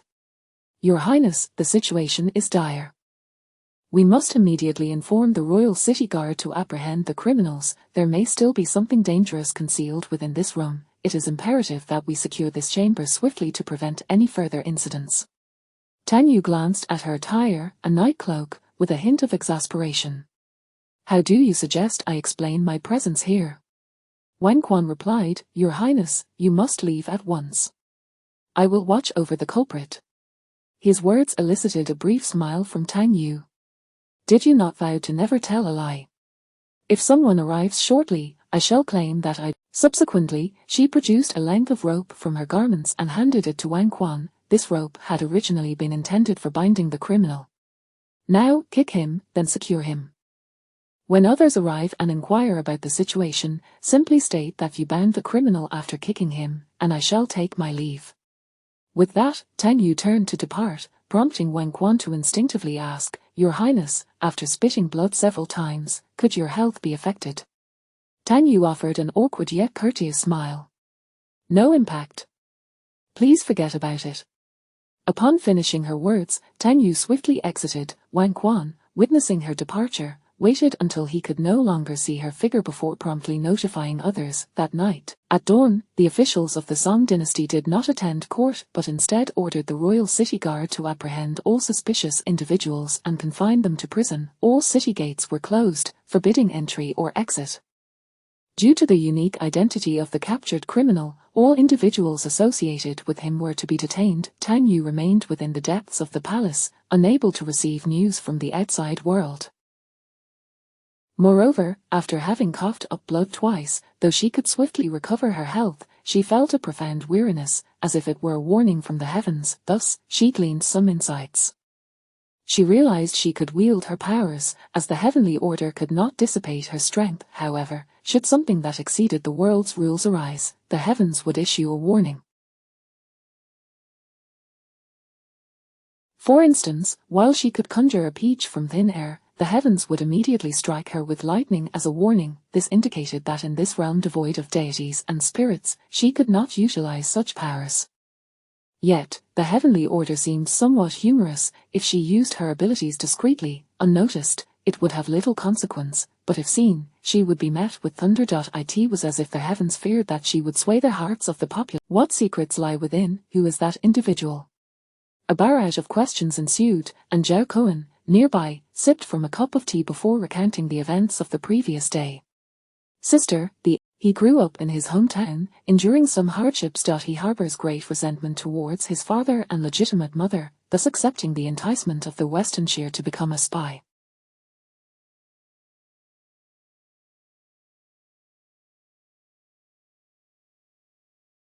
After arriving in Beijing last year, Kui Jun was sent by his father to study at the Imperial Academy. Intending to cultivate him, however, he secretly stole secrets from the Ministry of Works, transmitting all information to Westonshire. With a sigh, Zhao Cohen lamented, "The current court is indeed in utter disarray. We shall discuss that later. You have yet to finish your account. Since we have ascertained the identity of this individual, why did he attempt to assassinate you yesterday, and what of those two maidservants? Were they not also apprehended for questioning? What else is concealed within the Imperial Academy that remains undiscovered?" Zhao Cohen continued, revealing that the two maidservants who had attempted to assassinate him were also spies for Westonshire. They had been placed in the Rome family for several years without revealing any flaws, biding their time for the crown prince to make an appearance, as he was the only heir of the emperor. Their aim was to create chaos within the court of the Song dynasty by eliminating him. After waiting for years, they finally realized he would be present at the birthday banquet and had prepared Kui Jun as an additional accomplice to ensure the plan's success. Unfortunately, their efforts had ultimately failed. As for the explosion within the academy and the room Kui Jun intended to destroy, the situation was not overly complicated. The other explosion had occurred in the servant quarters, where a person had been responsible for relaying messages to Kui Jun, serving as a menial worker within the academy. It was uncertain what secrets were hidden therein, but it likely contained many confidential items that needed to be destroyed. Kui Jun had anticipated that the two maidservants would be captured and felt that it would not be long before the investigation led back to him. Thus, he sought to eliminate evidence to prevent further incrimination. However, his plans had failed, and the court was now investigating the sources of these crossbows. Is father not furious? However, her anticipated life of seclusion was soon to be appended. In just a few days, she was summoned to the Chuegong Hall for a discussion, where she encountered the esteemed Minister L, who had gained the emperor's favor. Was this truly the venue for her presence? Before long, Tang Yu understood the reason for her summons. She had inadvertently drawn attention to herself. It was said that many years prior, the court had established a secret pavilion to gather the most talented youths from across the realm to engage in covert. This secret pavilion was populated by numerous gifted individuals and had been operational for many years, surveilling spies from neighboring nations and discerning those exhibiting unusual behavior in Beijing. Tang Yu, a master of stealth, often slipped out of the palace, disguising herself in various forms to frolic through the streets, and had caught their eye. This group had long suspected her of being a spy from a foreign land, yet they had been unable to locate her. It was only now that they realized she was a runaway from the palace. Tang Yu pondered, is the Song dynasty truly so perilous? She had always donned disguises when venturing out, and yet she had still been noticed. Ironically, it was her ever-changing appearances that had drawn attention to her unusual behavior. Chapter 6. The knowledge of it. The young aspirants of the Song Dynasty 6. Moreover, the other party had conducted an investigation for several years before uncovering her identity, which was indeed quite clandestine. The reason why Minister L came forth to expose her matters this time was due to the fact that Bianjing had apprehended numerous individuals and subjected many lively locals to interrogation. Consequently, the affairs of Tang Yu were inadvertently revealed. After all, she had acquainted herself with several individuals in tea houses where light music was played, and over time, she had ceased to conceal her identity.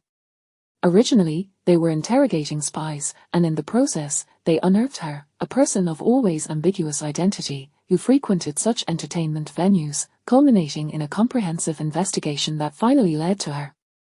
Once Minister L departed, Tang Yu hurriedly donned a conciliatory smile.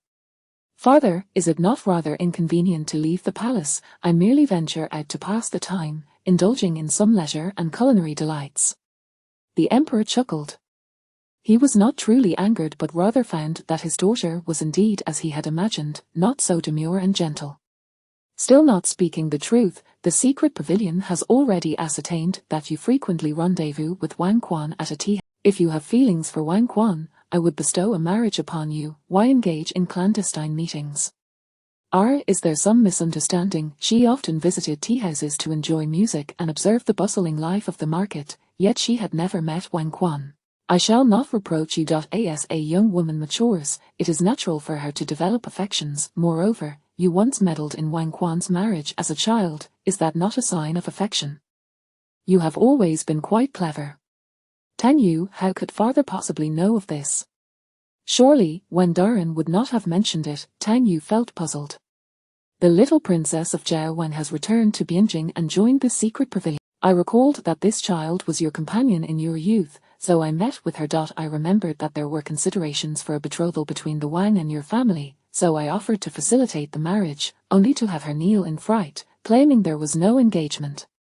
At that time, I found Wang Quan quite admirable and suggested the marriage could still proceed, which terrified her further, as she claimed the reason for the lack of engagement was that Wang Daren was dissatisfied with her, pleading with me not to bestow a marriage." At this point, the emperor chuckled. "I would not wish to impose upon a young girl." Subsequently, I met with Wang Daren to inquire why the two families had never formalized the engagement. Wang Daren replied, "The princess's affection is too great, we dared not engage. Now that the secret pavilion has discovered you frequently leave the palace to meet him, what further denials do you have?" Tang Yu, it hardly mattered anymore. She had grown accustomed to such mishaps. Why must an emperor, burdened with state affairs, concern himself with these trivial matters? The emperor was amused by the gloomy expression on his daughter's face. Then he did something that left Tang Yu even more astonished, as he summoned none other than Wang Quan. "Your servant pays respects to the esteemed ruler and greets Princess Changyang. You may rise."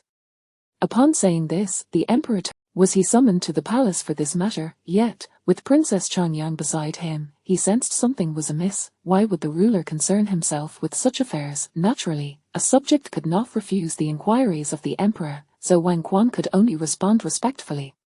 "In response to your majesty, I am but a foolish dreamer, enamored with Princess Changyang. Please forgive me." Upon hearing this, the emperor burst into hearty laughter, and Tang Yu was left in shock. Was it truly so straightforward? Had he not considered a more tactful approach, or did he not feel it inappropriate to speak so candidly? Yet, recalling Wang Quan's honest nature, Tang Yu thought this was indeed a typical manifestation of his character. After dismissing Wang Quan, the emperor turned to Tang Yu with a smile. "Look at you, since there are mutual affections, you should boldly inform me. Wang's child is worthy of you. Should I bestow a marriage today?" Tang Yu was taken aback by this efficiency. "Father, wait, may I speak with Wang Gongzi personally?" The emperor agreed with a smile, allowing the two to converse in a quiet place. "Though I am aware of your character, I must still inquire.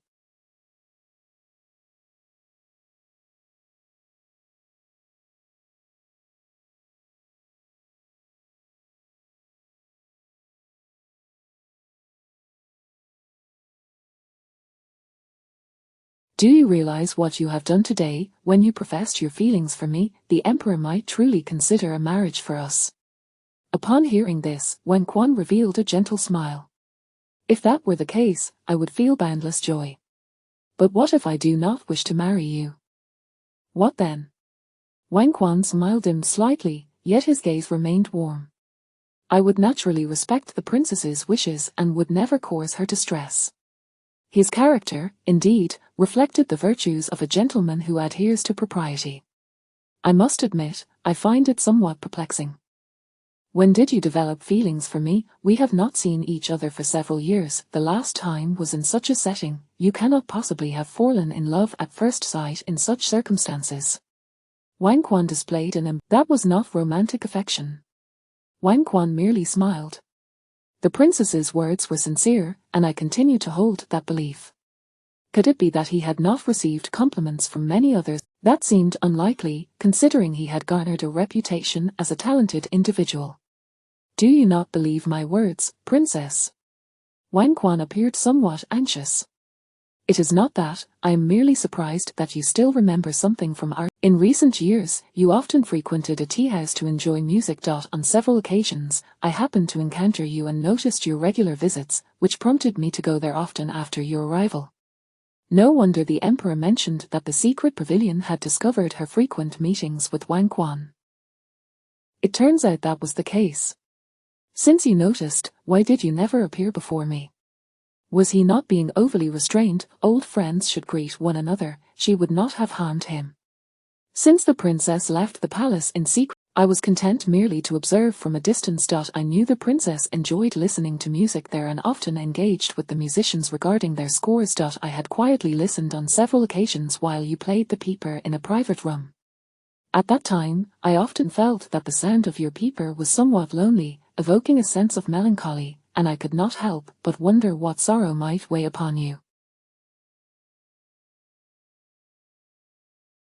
Over time, I found myself developing feelings. Today, I do not regret confessing my feelings, but the princess need not feel burdened. Matters of fate rely on coincidence. If I were to harbor unrequited love, I must endure its pain, and the princess should not sacrifice her life for my unilateral affection.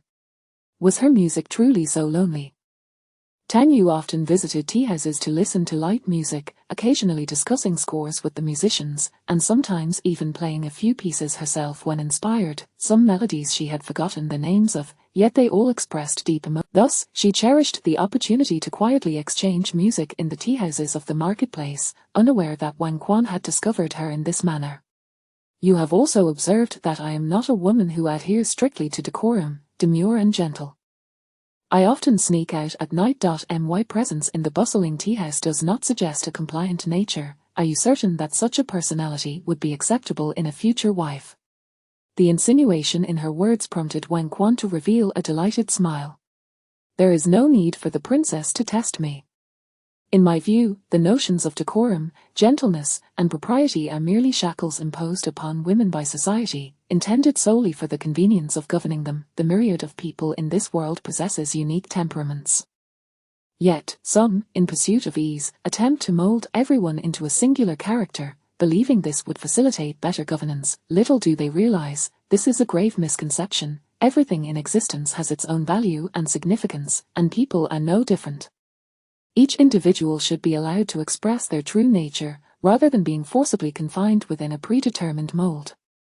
Chapter 7, Knowing and the Young Heroes of the Song Dynasty. A month later, the incident of the assassination had subsided.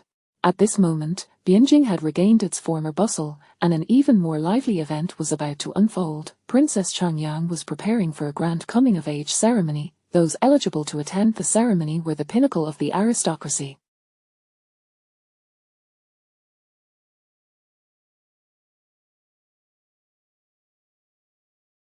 Unexpectedly, Princess Pingning discovered that the esteemed Wang family's Chelin son would also partake in the event. In theory, it was inappropriate for a male to attend such a ceremony.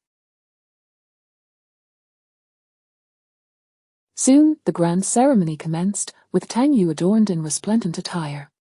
On this auspicious day, let us commence the rites of adulthood, cast aside your youthful aspirations, and embrace the path of... May longevity and blessings be yours, and may fortune bestow upon you. The officiant recited the auspicious words in a resonant voice, followed by the ceremonial hairpinning. After the ceremonial bowing and listening to the proclamations, Tang Yu felt utterly exhausted. Wishing to recline, however, a more significant announcement was forthcoming. The emperor declared a marriage decree. Thus, the entirety of Bianjing learned of the betrothal between Princess Changyang and Wang Quan that very day. Wang Quan hailed from the illustrious Wang clan, renowned for his prodigious talents since childhood, and as he matured, he earned the title of the Wang family's Jilin son. Such a golden son-in-law had instantaneously become a royal consort. However, our branches diverged long ago. Over the years, we have supported one another in the officialdom, thus maintaining a semblance of kinship. What are your thoughts on this? Xinghang harbored some thoughts of his own. Though the madam's father had once held a position of great power and was honored posthumously in the Temple of Ancestors, the subsequent generation had proven rather mediocre, leading to a decline in the family's fortunes.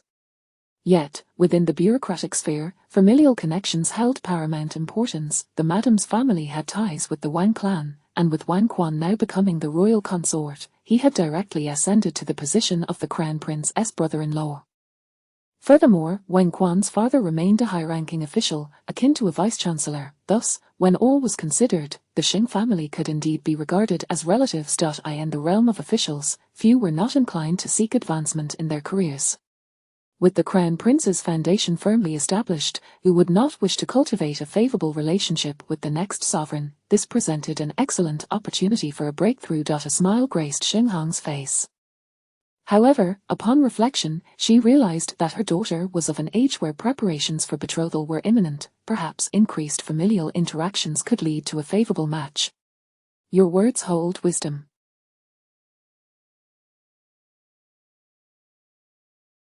I shall take your advice to heart. The marriage decree stirred ripples throughout Bianjing, yet Tang Yu remained largely indifferent. What excited her was the emperor granting her the privilege to bear a waist token, allowing her to exit the palace freely, provided she returned before the palace gates closed. The following day after the coming-of-age ceremony, Wang Quan arranged to meet her in a picturesque location behind the Taishui. Upon arriving by carriage, as Tang Yu lifted the curtain to step out, Wang Quan extended his hand. With a smile, she reached for him, but just as he prepared to assist her down, she playfully withdrew her hand. Today, I wish not to walk, I want you to carry me inside.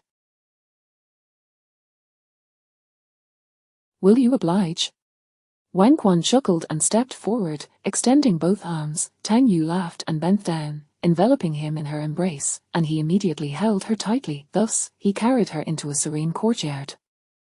Nestled in his embrace, Tang Yu leaned closer and teasingly inquired, "They say Wang Quan is a well-known gentleman, although we are betrothed. Is this level of intimacy not against decorum?" To provoke a gentleman was one of Tang Yu's greatest delights. Rituals are established for the sake of human sentiment. While they hold significance, they pale in comparison to the heart. Although we are not yet wed, we are already engaged. If you find amusement in teasing me, I shall gladly accompany you in your merriment. Would it be acceptable for you to be intimate with other women? The question instantly cast a serious expression upon Wang Quan's face. Certainly not. I cherish you, princess. However, should you request me to act inappropriately, I would naturally refuse. This declaration did not irk Tang Yu, rather, it heightened her amusement. If I were to request a kiss from you now, would you agree or decline? Wang Quan hesitated, his face flushing, before leaning slightly to plant a gentle kiss upon her cheek. Is the princess satisfied? Overcome with a delightful sense of guilt, Tang Yu buried her face in Wang Quan's embrace, laughing uncontrollably. Spending a lifetime with such a person promised to be exceedingly entertaining. When she initially consented to the engagement, it was his character that had captivated her. Now, their interactions were becoming ever more intriguing. Perhaps you would need to kiss me once more to be truly content? As the words escaped her lips, Tang Yu tilted her head back, her face radiating joy, her alluring eyes betraying an indescribable mischief. Her luscious, crimson lips formed a silent invitation. Wang Quan, having admired the princess since he first heard her melodious peeper, longed to see her smile, yet now, as they were truly engaged, and with her making such. The princess gazed at him with such allure, her eyes inviting, her lips reminiscent of the petals he had once caressed, vividly soft and tempting, evoking an irresistible desire to pluck. Her voice, akin to a gentle spring breeze, caressed the most tender corners of his heart, causing it to flutter uncontrollably. I beg the princess's pardon, I may have overstepped my bounds. Before Tang Yu could continue her playful teasing, Wen Quan had slowly seated himself upon a stone bench. In the next moment, as Tang Yu felt herself settling upon him, he leaned down, drawn irresistibly toward the place he longed to kiss. He parted his lips, delicately brushing against her tender petals, initially intending only to savor their fragrance, yet knowing full well the consequences of his actions. What began as a gentle peck quickly spiraled beyond control, as if he were sampling the sweetness of a flower. The intoxicating essence enveloped him entirely, igniting a yearning to delve deeper, to draw closer. The sensation of their bodies brushing against one another proved to be utterly addictive. Tang Yu found his gentle kisses to be exquisitely tender, and she playfully nipped at him, prompting Wen Quan to instinctively tighten his embrace. Princess, he sensed that they could not linger in this manner any longer, as it was becoming increasingly difficult to restrain his desires. Tang Yu, sensing his struggle, tenderly wrapped her arms around his shoulders and, with a radiant smile, teasingly inquired, "Did you enjoy that? Have you ever dreamed of such moments with me?" At her words, Wen Quan's face flushed crimson, yet he answered earnestly. "In your presence, I am filled with boundless joy. In my dreams, the princess is never so audacious. It is I who am more forward." This confession sent a wave of uncontainable laughter across Tang Yu's face. "Then surely your dreams will change from now on, will they not?" She leaned closer, her breath warm against his ear, and Wen Quan softly acquiesced, acknowledging the truth of her words. "Indeed." As he spoke, his breaths quickened, and his earlobes flushed a deep red. Tang Yu withdrew slightly, only to find him unable to meet her gaze, as he shyly averted his eyes from her. Chapter 8, Understanding the Youth of the Song Dynasty. 8. After a considerable time, Wen Quan finally regained his composure, gently taking Tang Yu's hand as he introduced the courtyard. "In solitude, amidst the tranquil bamboo grove, I play the lute and let out a long cry. The deep forest is unknown to man, yet the bright moon comes to illuminate. During my studies at the Taishui, I stumbled upon this secluded mountainous area, and upon discovering this thatched cottage and bamboo pavilion, I felt it perfectly echoed the essence of Wang Wei's verse. Thus, I beseeched my father to invest in this place, and ever since, I have frequently come here to find solace in solitude." Having spoken these words, Wen Quan led Tang Yu inside, where he retrieved various instruments, including the guqin, guzheng, peeper, and xiao. "Ever since the princess consented to our union, I have longed to bring her here, believing that in this sanctuary, she need not worry about her melodies being scrutinized. There is no need for her to cautiously play in the bustling streets, always burdened with the effort of disguising herself. Here, free from disturbance, the princess can play to her heart's content without fear of unwarranted speculation regarding her music."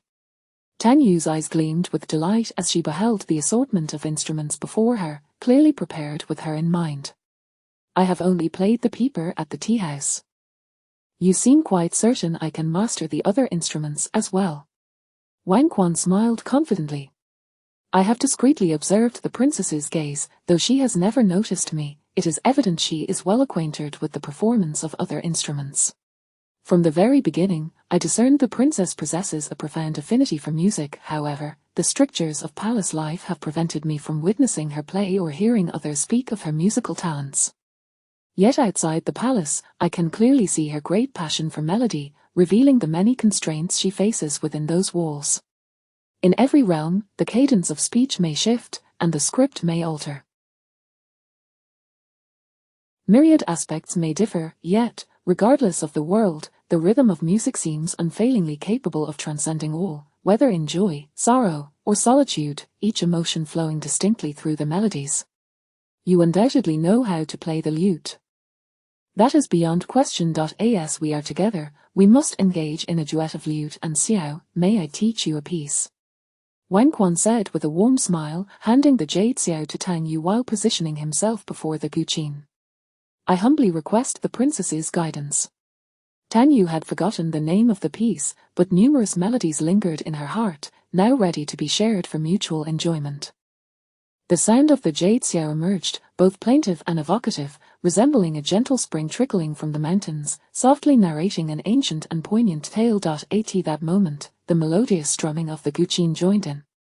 Its sound flowed like a babbling brook, quietly merging with the notes of the xiao, harmonizing beautifully. Their duet was akin to the harmonious call of phoenixes, each enhancing the other. As the piece concluded, Tang Yu posed another question to Wang Quan. Are you adept with the other instruments as well?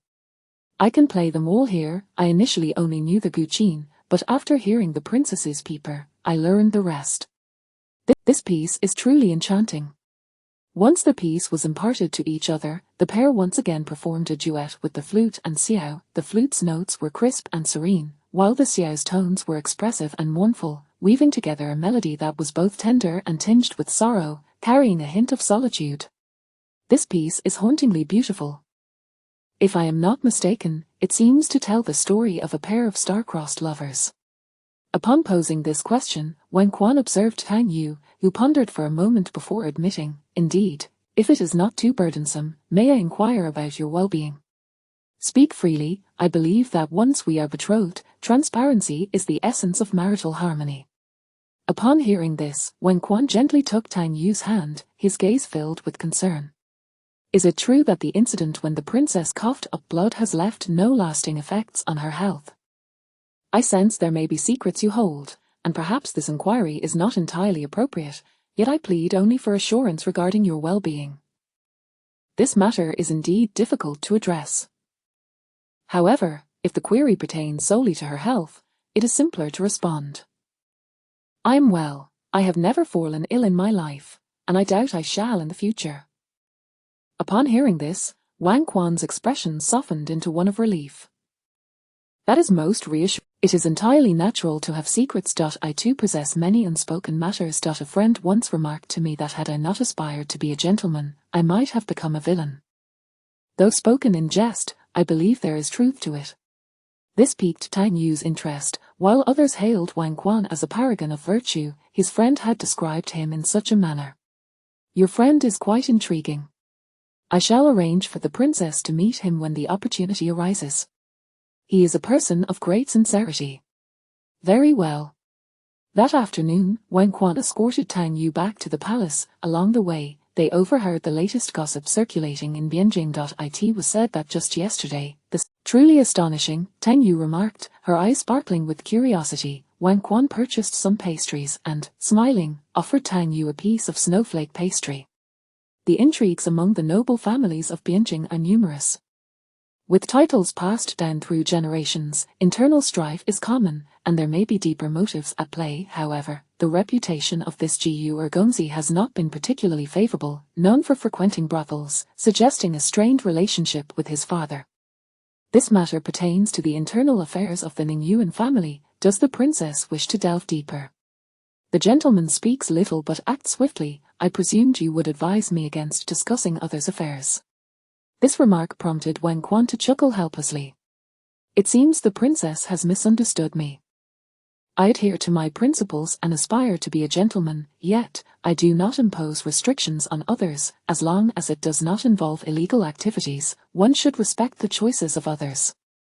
The princess's interest in Bianjing's news is entirely reasonable, especially considering the close ties between the nobility and the military. It is only natural for the princess to be concerned. While the internal conflicts among the nobility often seem trivial, they can occasionally have significant implications for the court. This conversation sparked Tang Yu's curiosity about a perplexing question. Is it true that military officials are regarded as inferior to civil officers in our court?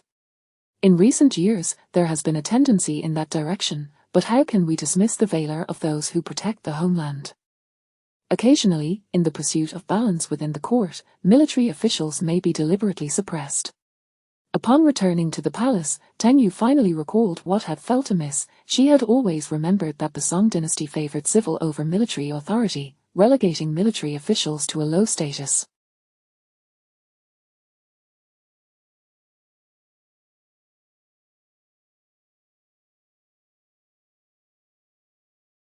Yet, the reality was not so. Her companion, John Guaifin, hailed from the Earl of England's household, and the Earl held military power, maintaining a position of considerable prestige. It seemed she had entered a variant of the Song dynasty's timeline. Chapter 9, Knowing Whether Youth of the Great Song Dynasty. 9. When I encountered Zhao Jian, several days had already elapsed. After more than 5 years apart, the girl who once preferred martial prowess over delicate adornments now exuded an aura of striking confidence. Initially, Tang Yu had yearned to meet her, but Zhao Jian had been on a mission and had only recently returned. At this moment, Tang Yu had already celebrated her coming-of-age ceremony, and even her marriage had been publicly announced. This hairpin is crafted by my own hands, a belated coming-of-age gift. I hope the princess finds it to her liking. Tang Yu accepted the jade hairpin and, smiling, beckoned Zhao Jian to sit beside her. This hairpin is exquisite, thank you. Although we haven't seen each other for several years, I have always regarded you as my dear sister. There's no need for formalities. It's been years, yet you appear even more formidable and self-assured now. It seems you have enjoyed yourself greatly these past few years. These words instantly brought a smile to Zhao Jian's face, rekindling the intimacy and familiarity of their past. While Bianjing is opulent and bustling, adorned with splendor, the frontier possesses a raw sense of freedom, where the customs are more audacious and less constrained. Thus, I have indeed found happiness over the past few years. Alas, my father has been pressing me to marry, which led to my unexpected return to Bianjing. I had intended to meet you. However, my current status renders it somewhat inappropriate. To my surprise, the emperor requested an audience with me. I had long suspected that you would soon see me. I hope my conversation with the emperor did not cause any repercussions for your engagement to Wang Quan. Observing Zhao Jian's anxious demeanor, Tang Yu chuckled and shook her head. Wang Quan remained steadfast in his commitment to be a gentleman, so I consented to this marriage of my own volition. It has little to do with you. If I truly wish to avoid this engagement, there are numerous ways to do so. Upon hearing this, Zhao Jian exhaled in relief but quickly grew inquisitive. So, does this mean you and Wang Quan share mutual affection?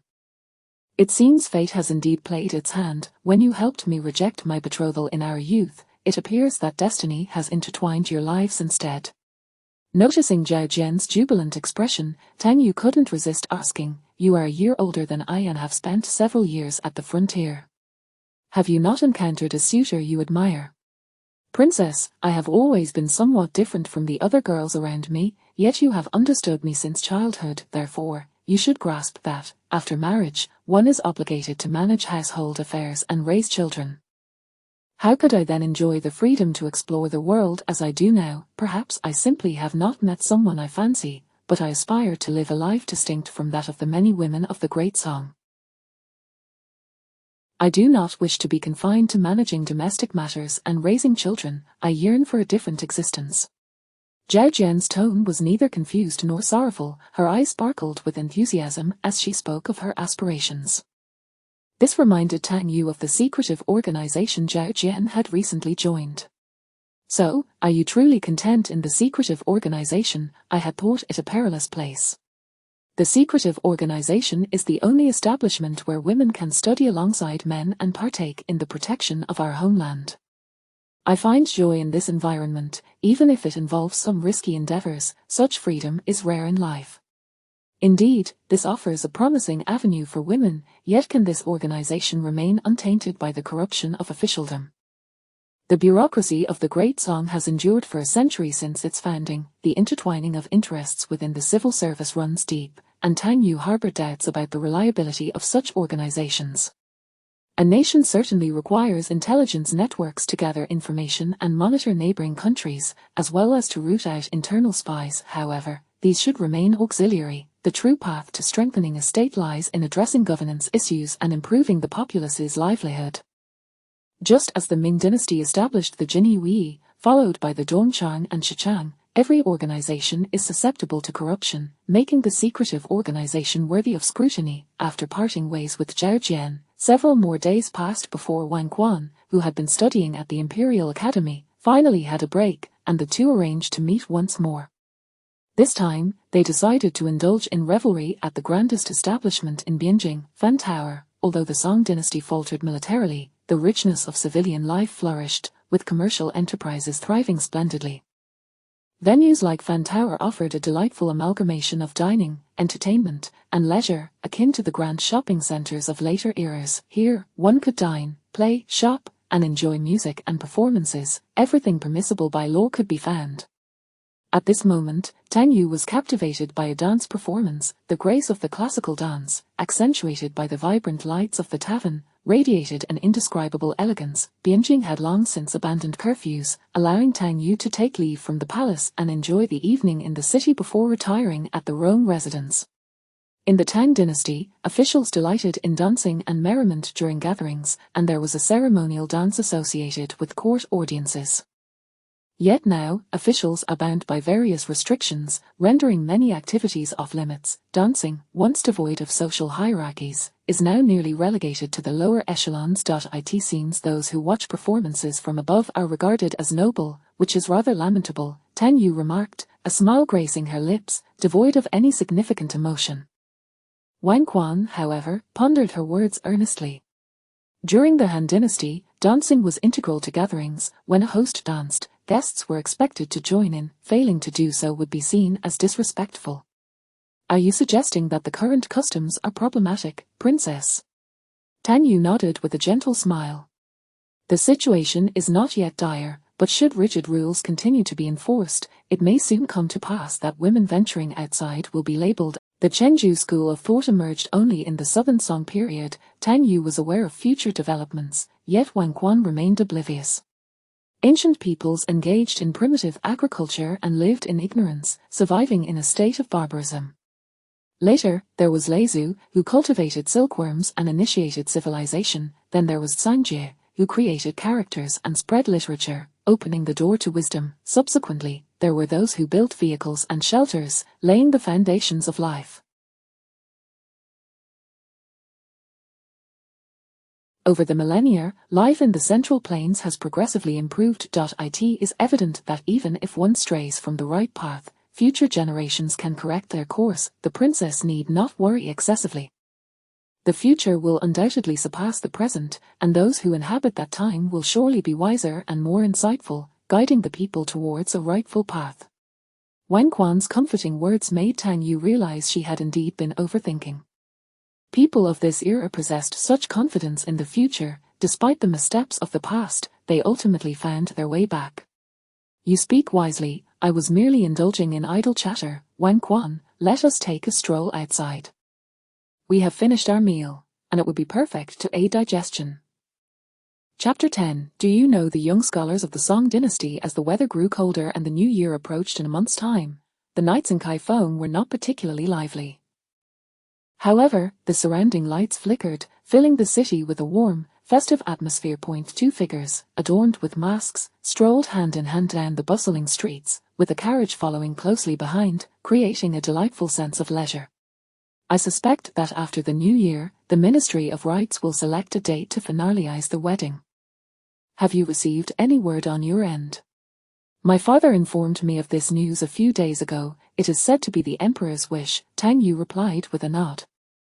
It seemed the Emperor, aware of his advancing age and waning vitality, realized his time was limited and wished to see his son and daughter married off before it was too late. The arrangements for his daughter's marriage were set, though the crown princess was still in a state of indecision. However, it was likely that a wedding would be held next year. Thus, it was certain that Tang Yu would marry Wang Quan in the coming year. I must admit, I am quite pleased by this news. Does the princess wish to marry soon, or would she prefer to delay? You've mentioned it yourself. After marriage, I will still be free. In truth, leaving the imperial palace would bring me great joy. The palace is replete with rules and restrictions, and I find myself yearning to be wed sooner than later. Surprising, is it not? Upon hearing her cheerful words, Wang Quan tightened his grip on Tang Yu's hand.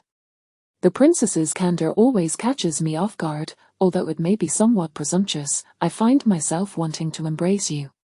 Tang Yu chuckled at Wang Quan's playful demeanor, rising on her toes to whisper in his ear, I appreciate your assertiveness. I have long permitted you into my world, so when it comes to the intimate matters between lovers, there is no need for you to seek permission each time. A once or twice is playful, but if it becomes a routine, it feels rather like we are strangers. Her teasing remark elicited a hearty laugh from Wang Quan. He, usually so restrained, found himself laughing with abandon. With arms wide open, he embraced her without hesitation this time. I find myself wishing the wedding were to be tomorrow. Indeed, one is prone to become greedy. Then perhaps we should have your father communicate with the Ministry of Rights to schedule it shortly after the New Year. Absolutely not. Early spring is harsh and cold. A wedding should be a joyous and comfortable occasion for the princess. It would be far better to choose a time when the weather is warm. How considerate of him. Our conversation makes it seem as though the Ministry of Rights would heed our words. Wang Quan nodded earnestly. This matter can indeed be arranged. What are your thoughts, princess? Let us wed in the warm weather, amidst the blossoming grass and singing birds. The two continued to stroll hand in hand for a while longer until Wang Quan escorted Tang Yu back to the Rome residence. Upon arriving, Tang Yu noticed her aunt hiding in the carriage, weeping, while the maid and servants anxiously tried to console her, a crowd seemingly stranded outside. What is going on? Why are you all lingering at the entrance? At the sight of Tang Yu, the group immediately knelt in greeting, yet Rong Feiyan continued to sob uncontrollably. Tang Yu stepped into the carriage to inquire. Aunt, why are you crying? If there is something to discuss, it is better done inside rather than attracting attention out here. Princess, do not enter. I fear I won't be able to think clearly once I return home. Qiheng does not like me. He favors another girl. Although Princess Pingning has consented to the engagement, Qiheng is refusing to eat at home, simply because he does not wish to marry me. I just came from Qiheng's house, where I urged him to eat, but he ignored me. Princess, I feel so miserable. What is wrong with me? Rong Feiyan's words were punctuated by her sobs, and Tang Yu recalled the scene from the horse racing grounds, prompting her to ask instinctively, must you marry him? There are many young gentlemen in Kaifeng. Why must you wed someone who is already attached? Marrying someone who does not love you will only lead to heartache. Rong Feiyan's expression, however, was resolute. She suddenly grasped Tang Yu's hand tightly. I do not understand what is wrong with me. No, I must find out who it is that he likes. When I asked him this afternoon, Qiheng refused to say.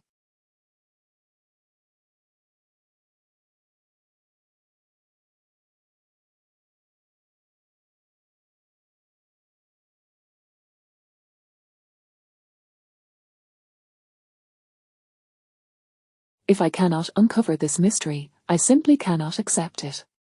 With that declaration, Rong Feiyan turned and commanded the carriage to go to Qiheng's residence, leaving Tang Yu in shock. Aunt, it is dark outside. Let us go tomorrow. Princess, please accompany me. As long as I can clarify this matter tonight, I will be able to make a decision. Otherwise, I fear I will never figure out whether or not to marry him. I only have this one night of courage. Tang Yu sighed, catching a faint whiff of alcohol on Rong Feiyan. A drunken woman can indeed be quite unreasonable. What kind of timing is this for a visit? Not to mention, who would open the door at this late hour? Tang Yu swiftly incapacitated her aunt with a well-placed strike. Then, with a smile, she urged Wang Quan to return home to rest before leading her aunt back to the residence. The following morning, once Rong Feiyan had regained her senses, she apologized to Tang Yu, admitting her impulsiveness from the previous night. Naturally, Tang Yu bore no grudge and enjoyed a breakfast at the Rome residence. She had made arrangements with Wang Quan to visit the courtyard behind the Taishui today and return to the palace in the afternoon. However, as they exited after breakfast, Rong Feiyan followed them out. Princess, could you do me a favor? Last night, I acted rashly, but I still wish to see Qiheng. I need to know who the girl he likes is. Otherwise, I shall not find peace. I want to understand what makes her superior to me. Tang Yu sighed, realizing that matters of the heart are devoid of logic. It is not merely excellence that garners affection, yet, at Rong Feiyan's age, she evidently did not grasp this truth. Many would only learn the hard way. Still, it was not an egregious request. She merely sought an answer. Thus, Tang Yu decided to assist her aunt, lest she live a life of regret. With this in mind, as she stepped outside, she apologetically informed Wang Quan, explaining that they would first visit the Duke Ji's residence. That is perfectly fine. I shall accompany the princess, he replied, following closely behind. As the morning progressed, the carriage from the Rome residence made its way to the Duke Chi's estate. The residences of the noble families in Kaifeng were quite close, situated in the same vicinity, so they soon arrived at the Duke Chi's residence. Rong Feiyan's arrival seemed to take the household by surprise. They even sent someone to gently advise her that there were matters at hand and that it was not an opportune time to receive guests. This dismissive attitude instantly ignited Rong Feiyan's fury. The fact that Qi Hing had resisted their engagement was already infuriating. Now, did the Duke Chi's household consider her a pariah? What did this mean? After all, it was Princess Pingning who had initially agreed to the union. Fuming, Rong Feiyan created quite the scene and turned to pull Tang Yu down from the carriage, seeking her support to demand that the Duke Chi's household grant them entry. The mere appearance of Tang Yu shocked the Duke Chi's household. This was a princess. The doors were quickly flung open, and the household members respectfully invited the princess inside. The other servants promptly hurried to inform Princess Pingning of the visit.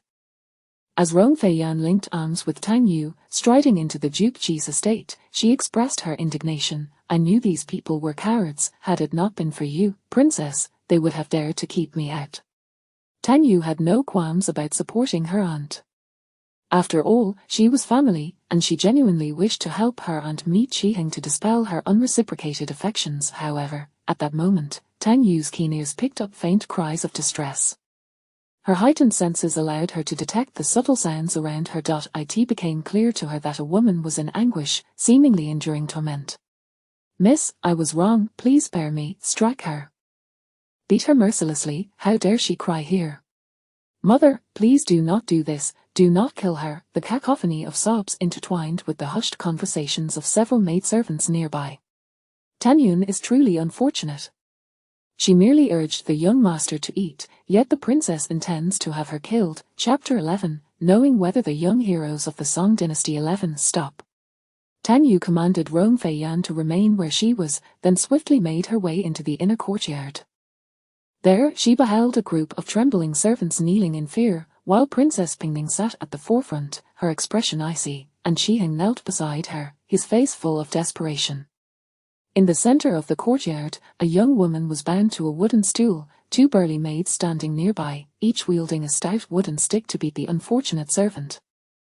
The girl had been crying out in agony, but upon Tang Yu's arrival, the two strong maids hesitated, their expressions a mix of shock and confusion at this unexpected interruption. Princess Pingning, equally astonished, rose to her feet. How could the princess be here? Why was no one sent to inform me? Such arrogance from the princess, confined within her estate, meting out punishments to her servants at will, even seeking to beat one to death. Pray tell, what offense has this maid committed?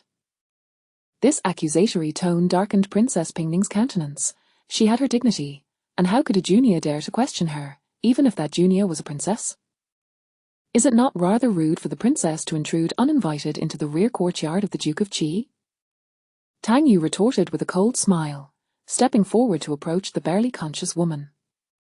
Tell me your name and the nature of your wrongdoing. If you clarify your situation, I shall take you away. At this, Princess Pingning erupted in indignation. Does the princess not understand her own status? Why meddle in the affairs of another's household? Such hubris. Do you wish to invite censure from the officials? Tang Yu, unfazed, watched as the bound woman wept. Princess, please save me. My name is Tan Yun, a maidservant of the Duke of Qi's household.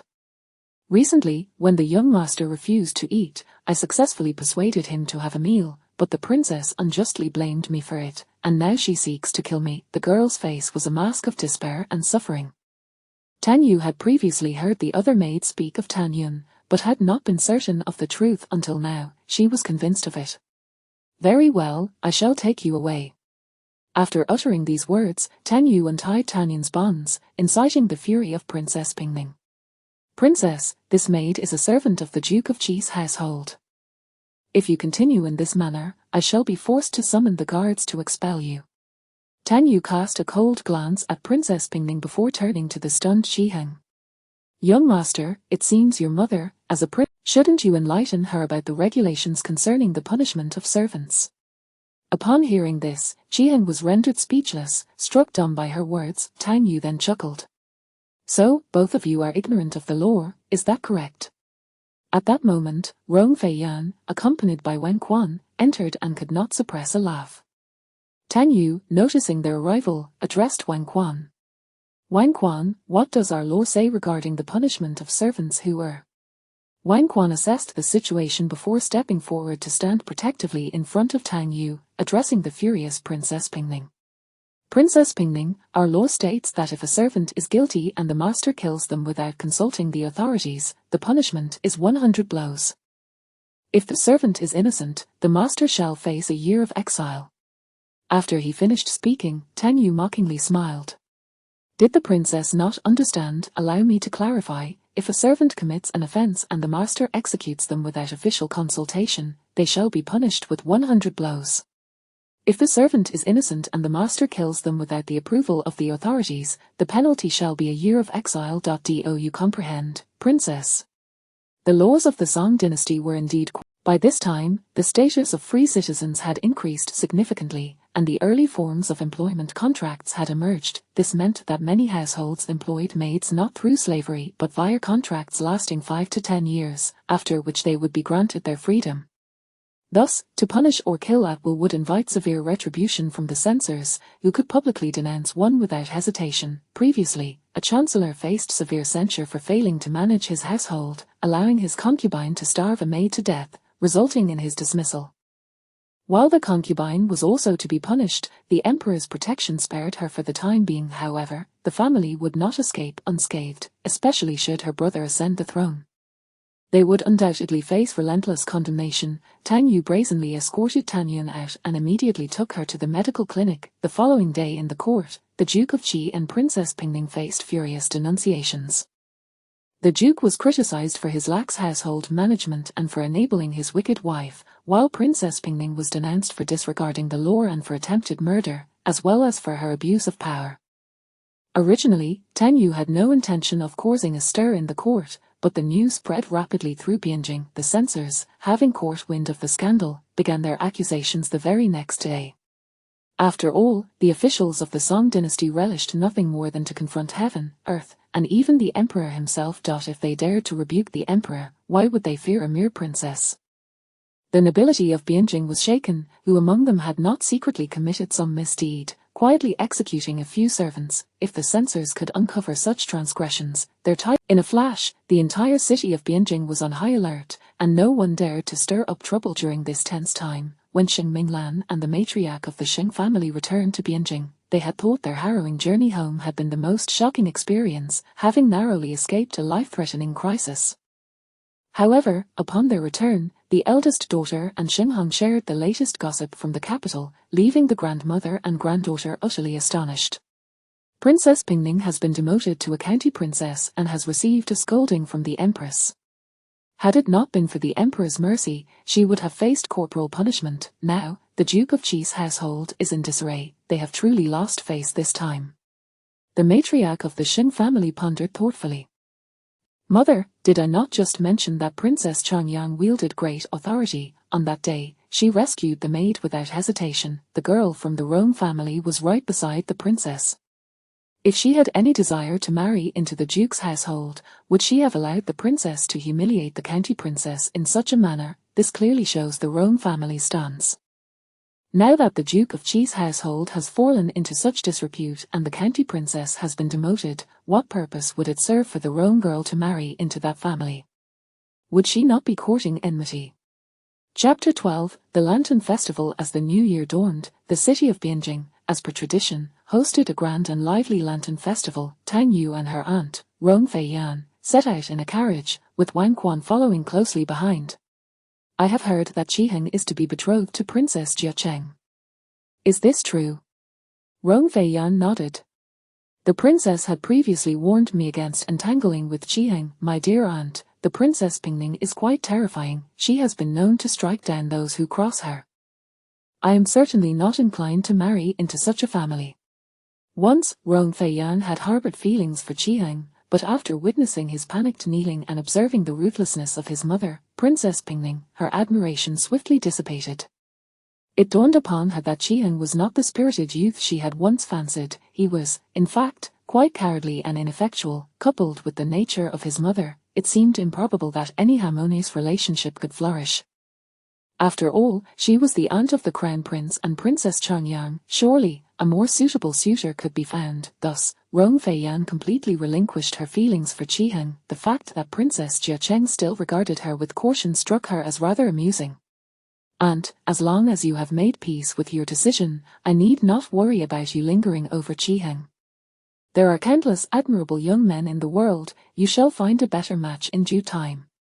This sentiment elicited a shy smile from Rong Feiyan. "What do you think of Wei Yang?" Tang Yu was taken aback for a moment. The shift in her preferences was quite unexpected. Wei Yang, known as Wei Yuan, was notorious in Bianjing as one of the foremost rascals. As they disembarked to explore the Lantern Festival, Tang Yu observed Rong Feiyan joyously perusing the festivities ahead, while she discreetly confided her thoughts to Wang Quan. "I suspect she has been influenced by something, resulting in such a drastic change in her taste." Wang Quan chuckled lightly as he offered his assessment of Wei Yang. Though he is the foremost of the four rascals of Kaifeng, and appears obstinate and indulgent, his actions do not resemble those of the ordinary sons of nobility who only indulge in debauchery and troublemaking. I perceive a certain candidness in him. Despite his flamboyant demeanor and flaws, his nature is not inherently malign. Is that so? Tang Yu had not had personal dealings with the man, only hearing whispers of his notorious reputation.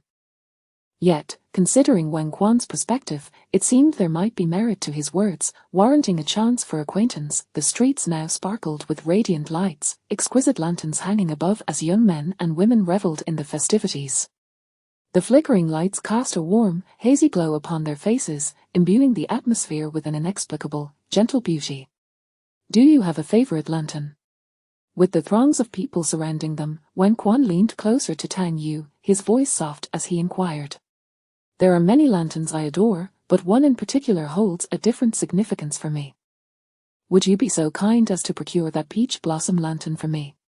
Wang Quan smiled and swiftly approached to purchase the lantern. It was crafted in a spherical shape, adorned with dangling tassels and encircled by delicate peach blossoms, exceptionally exquisite. In the fleeting moments of life, one often finds oneself lost in the beauty of the ephemeral, and as Tang Yu received the lovely peach blossom lantern, she turned to Wang Quan with a smile. "You know, I once dreamt that I was a peach blossom, thus, among all flowers, I cherish the peach blossom. Come, follow me." Tang Yu led Wang Quan through the bustling streets, and after departing from the festival, they found a more tranquil riverside. She then spoke to him. "Do not resist. The peach blossom fairy wishes to grant you the experience of soaring through the skies." Before Wang Quan could fully comprehend her words, Tang Yu lifted him into the air. While Wang Quan possessed martial skills, he typically relied on external support to fly. However, this time was different. With her arms enveloping him, they ascended into the air. The vibrant lights below diminished into mere specks, and instinctively, Wang Quan tightened his embrace around her. From this vantage point, Bianjing appears remarkably small. Is it beautiful? It is indeed captivating. I am immensely grateful to you, dear princess, for allowing me to witness the entirety of Bianjing from such a perspective. It is a moment I shall cherish for a lifetime. Today, there is no princess. Today, there is only the peach blossom fairy. At this declaration, Wang Quan, filled with mirth, leaned down to gently kiss the person before him. Today, I find myself daring enough to offend the fairy. Once seated, Wang Quan turned towards her, wrapping his arm around her shoulder and pulling her close. There is a beauty who, once seen, is unforgettable. A single day apart drives one to madness. As the phoenix soars, seeking its mate across the vast seas, alas, the cherished one is absent from the eastern wall. The warmth of his breath brushed against Tang Yu's ear, igniting a blush upon her cheeks, as he continued to recite the fervent love poem.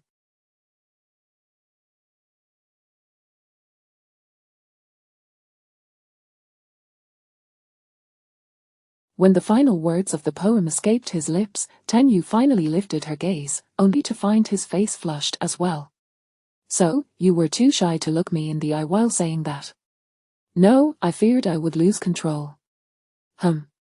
Before Tang Yu could tease him further, he lowered his head. In that instant, her heart skipped a beat. The kiss was as light as a feather, trailing from her cheek to her earlobe, sending shivers down her spine. His breath was heated and erratic, each approach enveloping Tang Yu in a fiery warmth.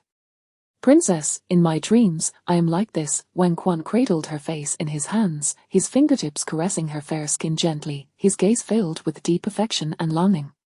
Is it permissible? Tang Yu merely smiled, her eyes brimming with indulgence. Wang Quan felt as though he were intoxicated, though he had not consumed any wine. He leaned down once more, kissing her softly. The delicate touch resembled petals falling, causing her body to tremble slightly. She tilted her head back, revealing the graceful curve of her neck, as if inviting him to delve deeper into exploration. The kiss grew more fervent and urgent, imbued with an uncontrollable desire. Tang Yu found herself overwhelmed, gently wrapping her arms around his neck in response to his kiss, their breaths intertwined, accompanied by soft gasps. After a lengthy moment, Wang Quan shifted his position, encircling her from behind. Princess, it was indeed a special day. That is not far off. By then, the flowers will be in full bloom. You have peach blossoms in your courtyard. We could transplant some now. Very well. Chapter 13, The Knowledge of It. The Young Heroes of the Song Dynasty, Part 13. It is the voice of my aunt. Upon uttering these words, Tang Yu's expression instantly turned grave, and she swiftly descended with Wang Quan in tow.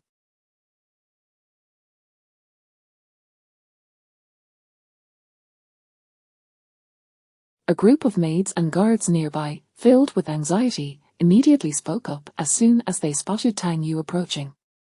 Princess, a crowd just surged in, scattering both me and the young lady. She is currently unaccounted for. There are disturbances at the Lantern Festival. Promptly notify the authorities. I shall search for your young lady. With these words, Tang Yu pivoted to seek out Rong Fei Yan, but Wang Quan grasped her wrist. I will accompany you. Tang Yu nodded and, taking Wang Quan's hand, soared into the bustling crowd of the Lantern Festival, where the recent collision had caused chaos, with countless carriages traversing the thoroughfare.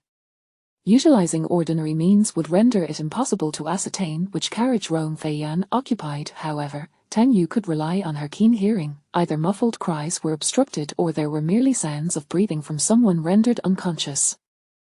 In the span of a single incense stick's burning time, Tang Yu drew her sword and forcefully pried open the carriage door, only to be met by guards surrounding the vehicle, all brandishing their weapons and lunging toward her.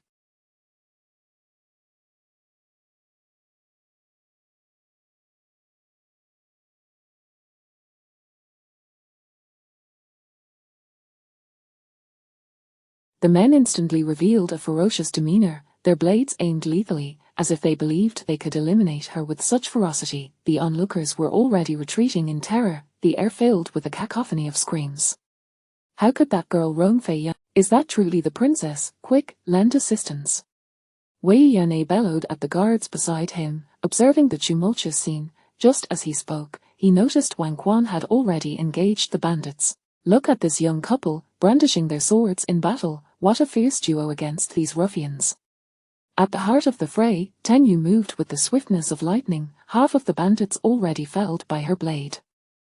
As the Imperial Guard and patrol officers closed in, the assailants, their eyes glinting with malice, began to desperately flee. In that moment, Tang Yu accelerated her assault, and in an instant, several more men lay defeated on the ground.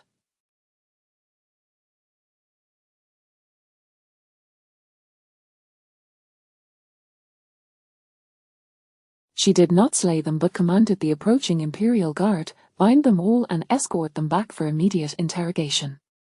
Only then did Tang Yu approach the carriage to assess the situation.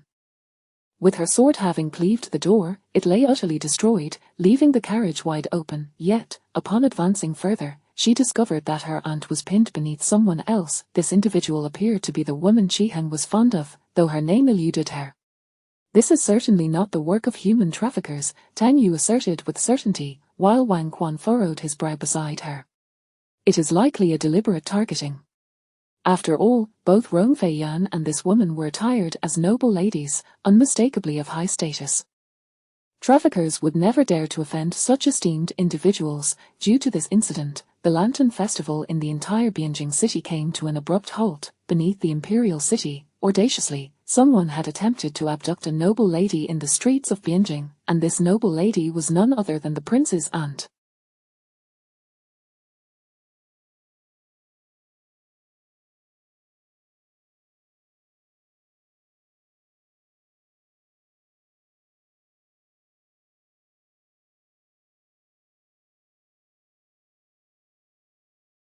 What audacity it took to commit such an act, plunging the citizens of Bianjing into a state of panic. The Xing family quickly located Tang Yu, and she learned that the woman was named Xing Minglan.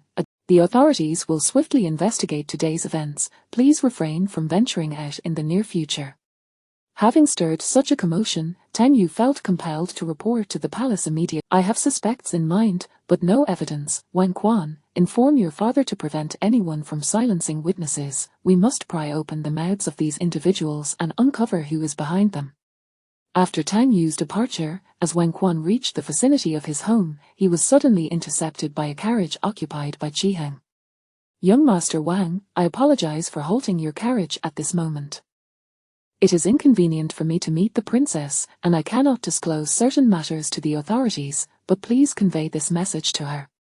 Wang Quan allowed Qiheng to board his carriage, sensing that he bore some confidential news, and Qiheng, regarding tonight's events, I suspect they were orchestrated by Prince Yang. Wang Quan maintained a composed demeanor as he continued to inquire. What leads you to this suspicion? Forgive my audacity in stating this, but please do not mock me, young Master Wang. The two noble ladies who nearly fell into peril tonight, one was on the verge of a betrothal with me, and the other is the woman I long to share my life with. After the princess saved a maid from my household, my parents faced censure from the advisors and were subjected to harsh reprimands. The Qi family has since become rather neglected. This led to a fierce argument with my mother, where I even threatened her with disobedience should she consent to the betrothal. I would leave this household. My mother, likely intimidated by my threats and fearing I might provoke the young royal family, chose to delay matters, avoiding an immediate agreement. Instead, she sought an excuse, and I overheard her tell the young princess that the match could not be accepted at present. Fearing the wrath of concubine Rome. My mother hinted that the Rome family still desired to ally with us, suggesting this matter should be postponed. However, with tonight's incident, I cannot prove it, but my intuition tells me this is intricately connected to the young royal household. Wang Quan was well aware that the princess also suspected the young prince. Moreover, regarding the previous assassination attempt on the crown prince, although the ultimate truth revealed a Westernshire spy, many speculated that there were influential individuals within Bianjing who colluded with the spies, allowing them to remain undetected for so many years. Yet, due to a lack of evidence, many matters could only be speculated upon in private. Rest assured, young Master Qi, I know how to relay these matters to the princess.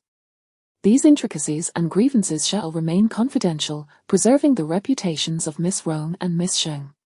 The turmoil of the Lantern Festival abruptly unearthed the deep-rooted troubles festering within the city of Bianjing. Chapter 14, Do you know the young heroes of the Song Dynasty? 14. In the beginning, the emperor had no sons, prompting the court to persistently urge him to adopt a successor. At that time, the kings of Yang and Yang were the most promising candidates, leading many to align themselves with these two princes, thus amassing considerable power. However, no one anticipated that the emperor's delay tactics would succeed. Empress Rome gave birth to a pair of twins, a prince and a princess, both of whom were nurtured with great care. Now that the prince's status is established, the ministers of the court naturally do not support the two princes, for the emperor's son is the rightful heir to the throne. The two princes must certainly feel discontented. How could they easily suppress the ambitions they have nurtured? Moreover, they are surrounded by a host of individuals eager to gain glory through their endeavors.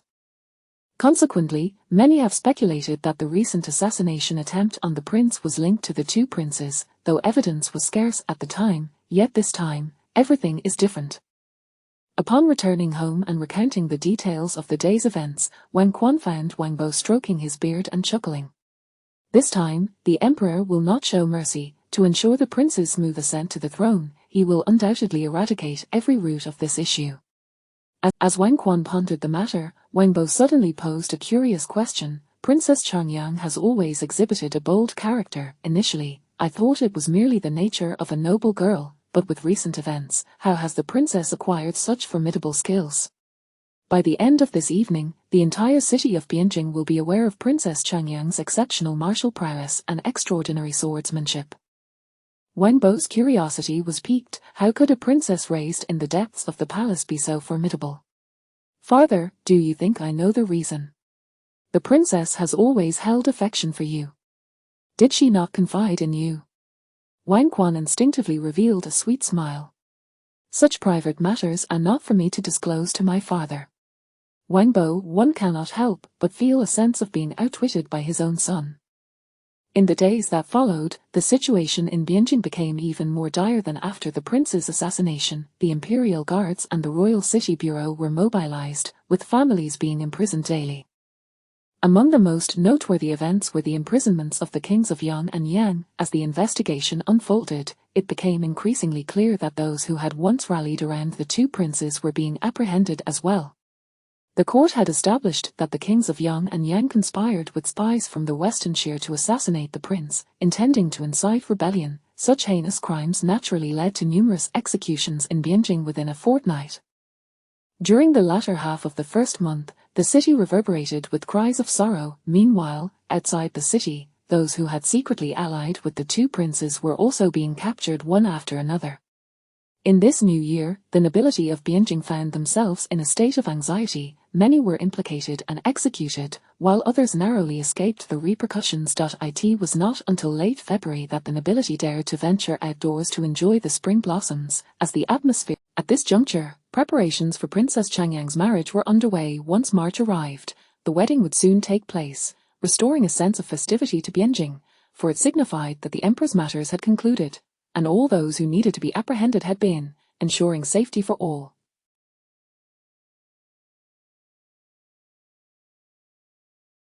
Within the Rome residence, Tang Yu had finally emerged from the palace to enjoy the flowers in her aunt's courtyard. After the Lantern Festival debacle, she had been confined indoors for over a month, as the emperor forbade her from venturing out due to the chaos in Bianjing. With the arrival of warmer spring weather and the fervent preparations for her marriage, Tang Yu finally seized the opportunity to enjoy a leisurely outing. How could Princess Jiaqing have met such a tragic end? Previously, she was so arrogant. I never imagined her fate would turn out like this. The entire families of the kings of Yang and Yang had been executed, as the charges of conspiracy were too grave to allow any survivors. Are you feeling sympathy for her? Had things transpired just a bit differently that night, you and that young lady from the Xing family would have faced dire consequences. I once thought Princess Jiaqing was merely headstrong, but now it seems she was truly malicious. Such a person deserves no sympathy. That night, all those involved in the abduction of Rong Feiyan were apprehended. Through interrogations, it was revealed that they were bandits from outside Bianjing. Following the trail of these bandits led to several merchant houses, which in turn unveiled connections to the King of Yang. The investigation continued to uncover more, revealing collaborations with spies from the Western Shire and arms smuggling. Ultimately, the ties between the King of Yang and the Western Shire spies were also exposed. One merchant house had been cultivated by the Western Shire, maintaining clandestine communications with both princes. Previously, both princes had conspired to assassinate the prince, contributing significantly to the plot. Thus, the kidnapping incident during the Lantern Festival unraveled the threads of conspiracy, leading to the downfall of both princes. A substantial portion of Bianjing's populace became entangled in this web, resulting in a cascade of executions. Princess, I harbor no sympathy for Princess Jiaqing. She sought to harm me. Her demise only brings me satisfaction. Yet, I find myself reflecting, having grown up alongside her, despite our tumultuous relationship and mutual dislike, how could she betray me for the sake of a man she fancied? Qiheng, though handsome and well-born, is not worth such madness. Luckily, dear aunt, you no longer hold any affection for him, otherwise, I fear that anyone who approaches him would face misfortune. This statement prompted a round of laughter from Rong Feiyan. Indeed, one might call him a star of misfortune. Those who associate with him are truly unlucky. Even the lady from the Xing family, whom he favored, nearly faced dire consequences. It is fortunate that I have no feelings for him now. Otherwise, I would dread the misfortune that might ensue. Upon uttering these words, Rong Feiyan displayed a complex expression. She placed her hand over her heart, contemplatively stating, "I possess an inexplicable intuition, as though I have narrowly escaped a calamity. Since distancing myself from Qihang, I feel an undeniable sense of ease. Princess, inexplicably, both the prince and I share a sentiment that being near you is remarkably comforting. Alas, were I a man, I would wish to marry you." Before Tang Yu could respond, "You must address me as aunt from now on." Upon hearing this, Wen Quan responded graciously, "Quan has met the esteemed aunt. Strangely, I sense your current demeanor exudes confidence. You appear quite the gentleman, hmph. Wen Quan merely Chapter 15, Knowing and the Youth of the Song Dynasty. On the third day of the third month, during this season of blossoming flowers and warm breezes, the precious jewel of the imperial family, the elder sister of the crown prince, was to be wed today. The entire city of Bianjing was enveloped in a festive atmosphere, as the princess departed adorned in a splendid bridal procession. Noble consort Rong gazed upon her daughter, her heart a tumult of joy and complexity. "You have always been wise and understanding since childhood, never causing me a moment's worry. It seems even the crown prince has become more gracious under your guidance. I must have done many good deeds in my past life to be blessed with such a beautiful daughter like you. You and Wen Quan share a deep affection. I only wish for your marriage to be filled with harmony and happiness throughout your lives." Tang Yu clasped her mother's hand. "Though it may not adhere to customary decorum, I shall disregard that today. Mother, rest assured, in any circumstance or at any time, I will navigate my life with grace. No one can harm me, and I shall protect those dear to me." After bidding farewell, only after paying her respects to the emperor and empress did she finally leave the palace to marry. As the daughter of the imperial family, Tang Yu possessed her own designated princess residence, a grand estate that had been under construction for several years and was completed last year. However, she would not be residing there tonight. The wedding festivities would take place at her husband's home. The procession for the princess's wedding was indeed lavish, and as the youthful entourage paraded through the streets, onlookers gathered in admiration. The princess's bridal carriage is truly magnificent. The groom is exceptionally handsome. It is said the princess is breathtakingly beautiful as well. Truly a match made in heaven. The wedding ceremony was held in the evening, and by the time Tang Yu arrived at Wang's residence, dusk had already settled in. After an array of intricate rituals, Tang Yu retreated to her chamber. Wen Quan smiled, unable to resist drawing the princess into a gentle embrace before turning to leave. The gathering was filled with relatives and esteemed dignitaries, necessitating Wen Quan's attention to numerous guests. Yet, he navigated the toasts with ease, skillfully returning the gestures without becoming overly inebriated. As the evening progressed and he toasted with his peers, a spirited smile adorned Wen Quan's face as he caught sight of Yuan Zhengxin. "I was genuinely concerned you might not come. Having received your invitation, how could I possibly stay away? There are fine wines and delicacies to savor here. Congratulations, dear Wen Quan, on winning the heart of such a beauty." Wen Quan and Yuan Zhengxin exchanged knowing smiles and raised their glasses in camaraderie. When Tang Yu next saw Wen Quan, he returned to the room, slightly tipsy, his cheeks flushed. In his inebriated state, he seemed less restrained than usual, immediately dismissing all attendants from the room.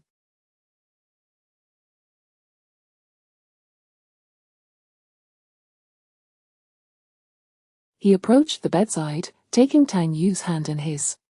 "I apologize for keeping you waiting so long.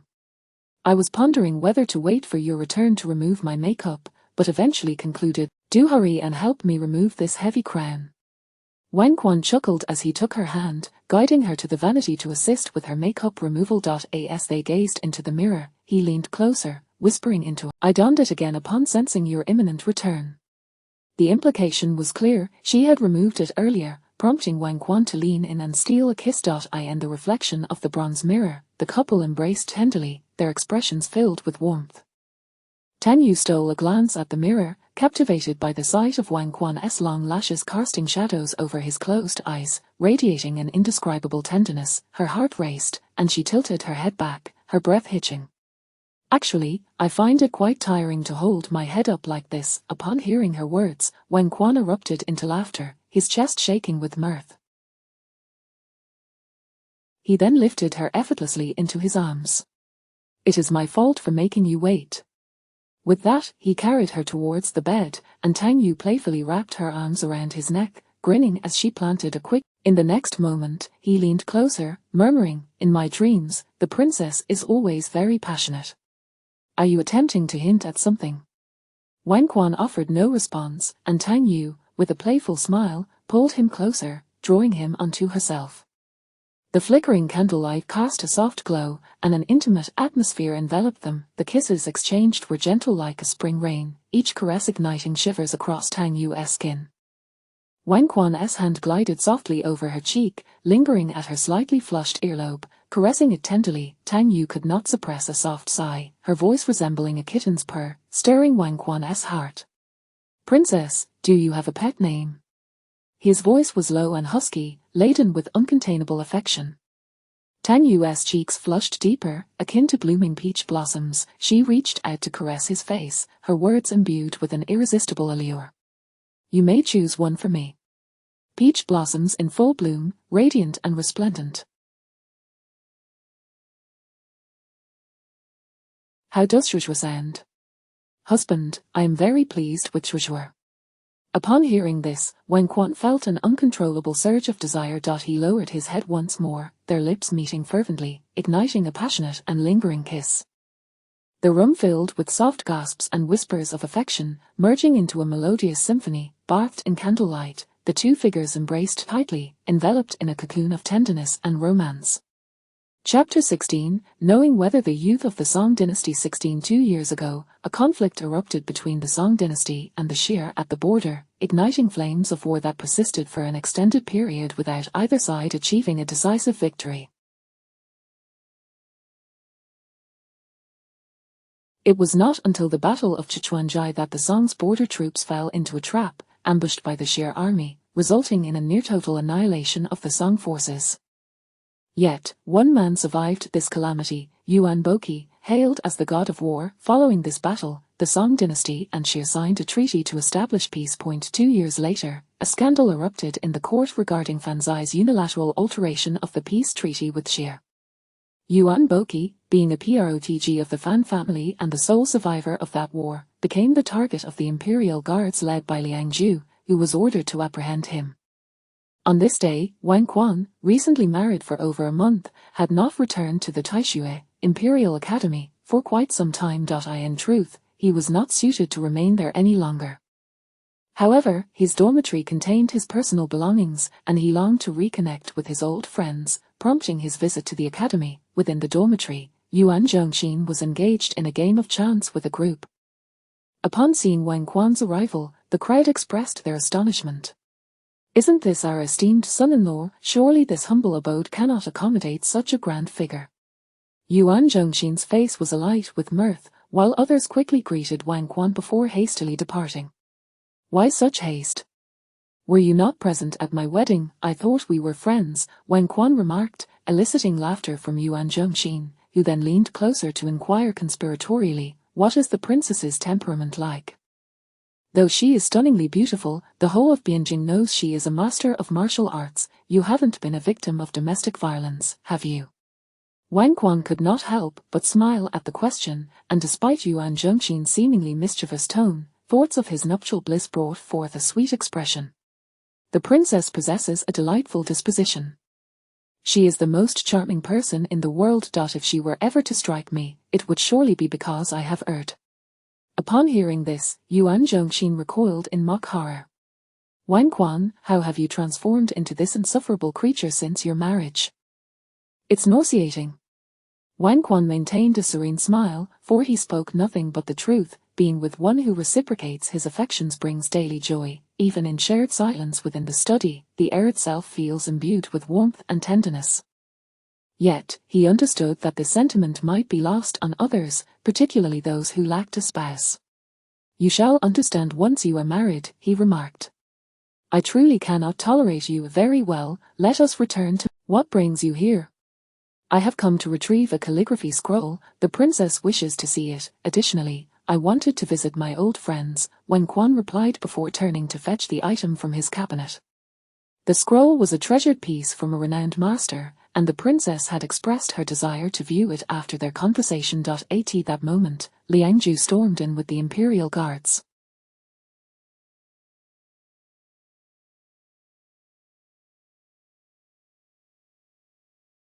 Unable to glean the truth from Yuan Boqi, he resolved to seek answers from Yuan Zhongshan. To his astonishment, he found the son-in-law present as well. I pay my respects to the son-in-law. Why does Captain Liang invade the Taishui with the imperial guards? Liangju could only provide a brief explanation regarding court matters. As this pertains to an investigation, I must implore you, son-in-law, not to intervene. Half an hour later, Wang Quan accompanied Yuan Zhongshan to the location where Yuan Boqi was detained, only to discover he was under house arrest in his own home. However, Wang Quan was not permitted entry and awaited Yuan Zhongshan's emergence to inquire about the situation. Subsequently, Yuan Zhongshan was expelled from the Taishui by Zhang Shuiguan, complicating the entire affair. You need not confront the academic officials on my behalf. Previously, you were merely a student at the Taishui, and no one paid you heed. Now that you are a son-in-law, should you dare to act out of line, the censors will surely impeach you. Do not involve yourself in my affairs. Yuan Zhongshan cautioned, while Wang Quan bore a conflicted expression. This matter is unjust. Such is the nature of the world. What do you intend to do about it? I, Wang, seek righteousness in my life. If there is injustice, I cannot remain indifferent. Yuan Zhongshan queried, does your princess know of your disposition? Of course. Very well, do as you please. If you wish, I can take you to meet the crown prince. The court is currently entrusting him with these matters, Wang Quan offered. Upon hearing this, Yuan Zhongshan halted and, with a smile, patted Wang Quan's shoulder. Wang Quan, son-in-law, I almost forgot, you are the crown prince's brother-in-law, a member of the royal family. We are indeed well connected, are we not? Wang Quan shrugged off Yuan Zhongshan's hand and took a step back. Your brother's situation should be handled with impartiality. If he has committed a crime, he ought to be imprisoned. If he has betrayed the Song, the Privy Council and the Ministry of Justice should intervene. It is inherently irrational to place him under house arrest. However, as their discussion progressed, Zhao Jian suddenly tossed down an invitation, summoning Yuan Zhongshan to attend the newly opened brothel, suggesting she could assist in Yuan Boqi's release. Wang Quan recognized the individual immediately, sensing something amiss. Indeed, after finding an opportunity to part from Yuan Zhongshan, Zhao Jian appeared before him. I knew you would recognize me. Wang Quan sighed in resignation. The princess attended my wedding with her secretly, which is somewhat puzzling. I can surmise that your current status is not suited for public exposure, he remarked. Zhao Jian nodded in agreement. Some matters are not intentionally concealed from you but pertain to state secrets. Surely the princess has not disclosed them to you, for it is not appropriate for her to do so. Wang Quan, do not meddle in Yuan Zhongshan's affairs. Her words carried a warning, and recalling the day's events, Wang Quan instinctively questioned, Yuan Boqi has not been convicted, and Yuan Zhongshan is entirely innocent. Though your actions are shrouded in mystery, they must relate to court matters. Why the aggressive approach? Zhao Jian sighed in exasperation. Rest assured, my actions today are not intended to harm Yuan Zhongshan. I merely require his assistance with certain matters, necessitating some probing tonight. You need not show up, son-in-law. I can assure you that Yuan Zhongshan will come to no harm. Moreover, while this brothel serves as a facade, I believe it would not be wise for you to appear there. The princess would surely be displeased. This jest elicited a smile from Wang Quan, yet, he felt a sense of relief. Though the truth remained elusive regarding Yuan Boqi, it seemed that Yuan Zhongshan would be safe for now. Thus, he could rest easy. In the evening, Wang Quan returned to the princess's residence, having moved in there following their marriage. Upon entering the bedroom, he found the princess seated by the window in the study, engrossed in her reading. Unable to restrain his smile, he approached, squatted down, and embraced the princess from behind. Chapter 17. Do you know, the youth of the Song dynasty 17-inch has the princess just bathed. It was I who employed my inner strength to dry my hair. In ancient times, there were no hair dryers, and surely she could not be expected to dry her hair herself. There were numerous methods at her disposal. Tang Yu relished using her divine abilities for mundane tasks. After all, it was rather cumbersome to conceal her capabilities by laboriously seeking out a multitude of cloths to dry herself. Those who shared her bed and spent each day in her company might detect her subtle peculiarities, but Tang Yu was indifferent to their observations. Was it truly necessary to suppress her abilities for the sake of conformity, merely to blend in with ordinary lives? Such a notion seemed unnecessary. Indeed, it would be better to remain unwed. Wang Quan had long grown accustomed to the princess's eccentricities, thus he did not find it alarming. From the outset, the princess had mentioned possessing secrets. As summer arrived, though Tang Yu was impervious to both cold and heat, she donned an exceedingly sheer silk nightgown. This garment was almost entirely translucent, delightfully cool, perfect for summer's warmth. However, this tantalizing appearance was undoubtedly provocative for the newlywed Wang Quan, who was now in a legitimate marital relationship with her, having shared a close bond for quite some time. Thus, he leaned down, planting kisses along the delicate curve of her neck. "It tickles, could you change your position?" The nape was a sensitive spot, and the warmth of his breath sent shivers through Tang Yu's body. Yet, a gentleman would never heed his wife's plea at such a moment. Instead, Wang Quan playfully continued, kissing and nibbling. Tang Yu laughed, attempting to evade him, and the two soon found themselves playfully tumbling onto the carpet. "There's Osman thus wine today, would you care for a taste?" After a delightful tussle, Tang Yu pointed to a bottle of wine in the distance. Wang Quan could not resist leaning closer to her ear, inquiring with fervor, "Does Xuanzhuang wish to drink for merriment? I wish to witness how a gentleman behaves after consuming wine. Will he lose control?" Wang Quan chose not to respond, yet Tang Yu had discerned his pattern. "So you have been intoxicated before. Do you lose control?" This question darkened Wang Quan's gaze. He turned to pour himself a glass of wine, downing it in one gulp before leaning in for a deep kiss. Their lips entwined as the fragrance of Osman thus wine lingered in the air between them.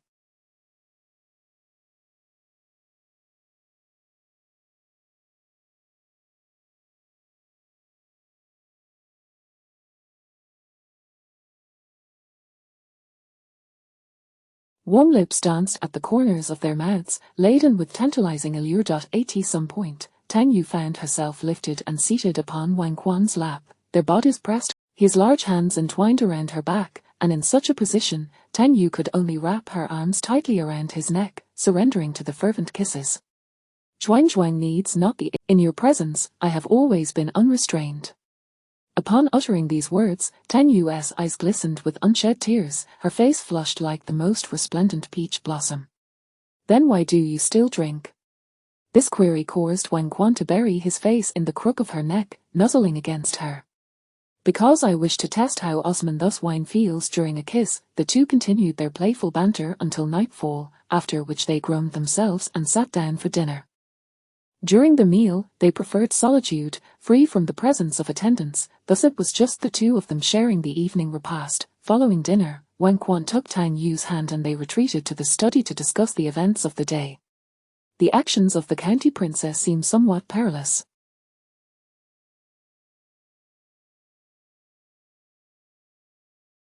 "I trust Yuan Zhongqin will be unharmed, yet his elder brother Yuan Boqi's situation appears dire, especially as the court is engulfed in internal strife." Though this was a parallel universe of the Song dynasty, Tang Yu recalled that the dynasty had endured for many years, and thus it was not yet at its twilight. Consequently, she had refrained from meddling in court affairs, for the Song dynasty was steeped in rigid etiquette, leaving no room for her intervention. After all, she was still a Zhao, and it would be rather inappropriate to rebel against her own family. Moreover, the court's conflicts had not escalated to the point of insurrection. The most pressing troubles for the Song dynasty at this juncture were the neighboring states, with both the Western Xia and Liao still in existence, and the future seemed to herald the rise of the Jin army, followed by the Mongolian conquests. Tang Yu could not recall the trivial details, such as which emperor had encountered what events. Her memories were hazy, limited to the succession of the Tang, Song, Yuan, Ming, and Qing dynasties.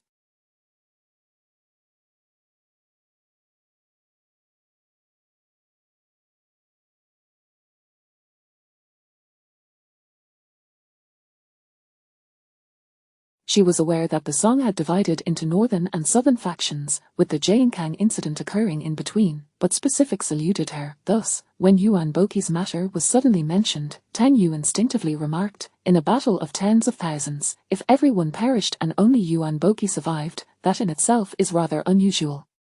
Wang Quan shared this sentiment, yet lacking evidence, he could not cast aspersions. However, the court seems to lack substantial evidence. Merely due to Fan Ziji's loss of influence, they have confined Yuan Boqi without following proper procedures, and now, with the county princess's sudden appearance, I cannot decipher the court's true intentions. Tang Yu contemplated the clandestine organization known as the Secret Pavilion, which inherently could not cooperate with other court departments as it operated independently. Why, then, was the Secret Pavilion fixated on Yuan Zhongxin? It appeared the court faced numerous issues. The war from 2 years prior had left significant ramifications. "Husband, will you play a game of chess with me?" The request caught Wang Quan by surprise, for throughout their acquaintance, Tang Yu had never shown an interest in chess. Even after their marriage, he had yet to see a chessboard in the princess's residence. Wang Quan had always presumed the princess was not particularly fond of the game. At this moment, he chose not to inquire further but simply observed as she summoned servants to prepare the chessboard, and they commenced their match. Regarding chess, it had indeed been many years since Tang Yu had played. All her skills had been imparted by that individual during her lifetime. As a peach blossom, she possessed no personal style, having learned entirely from them. Their habits formed over millennia had rendered her chess style indistinguishable from that person's. Regardless of her past impulsiveness and immaturity, the lengthy duration of that existence had allowed her to mature profoundly, acquiring a wealth of knowledge.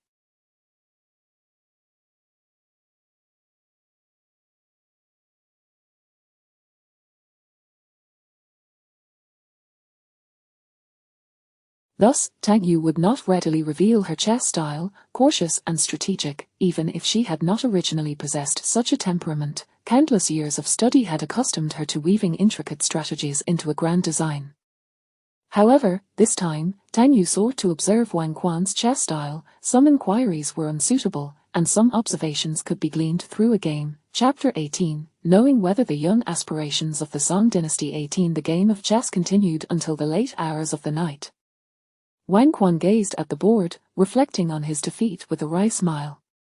The princess's strategy is grand and her foresight profound, I, Wang Quan, humbly concede. Tang Yu glanced at the state of the board, noting that he had only lost 3 pieces. Clearly, Wang Quan's cunning and strategic prowess were not lacking. A man of such caliber, if he so desired, could easily navigate the treacherous waters of the political arena, engaging in deceit and manipulation to ascend to higher ranks. Yet, it seemed that Wang Quan was not inclined to pursue such a path. "Is this the reason you aspire to be a gentleman? I perceive the situation clearly and understand my own capabilities. If I do not set a firm boundary for myself, and instead become accustomed to deceit and treachery, I will cease to be myself. One must cultivate a sense of reverence within, for a lack of fundamental principles will ultimately lead to complete indulgence, resulting in a transformation beyond recognition. When you gaze into the abyss gazes back at you," Tang Yu suddenly uttered, a phrase that left Wang Quan in contemplation. Though this statement may appear simplistic, it is laden with profound meaning. Tang Yu smiled, choosing not to dwell on the topic further, and shifted the conversation. "What do you believe is the most pressing issue facing the Song Dynasty at present?" The internal strife stems from governance and taxation, while external threats loom from neighboring nations. "We are beset by troubles both domestic and foreign. The emperor lacks the capability for sweeping reforms and can only hope that the next sovereign will enact necessary changes. Will her brother ascend the throne?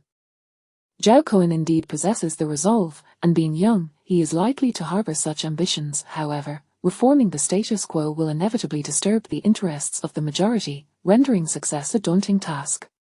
My lord, if we examine past dynasties, they often faced myriad internal challenges, yet the unique predicament of the Song is that if we cannot address the lurking dangers from neighboring realms, we may very well witness the collapse of our nation and the rise of foreign dominion.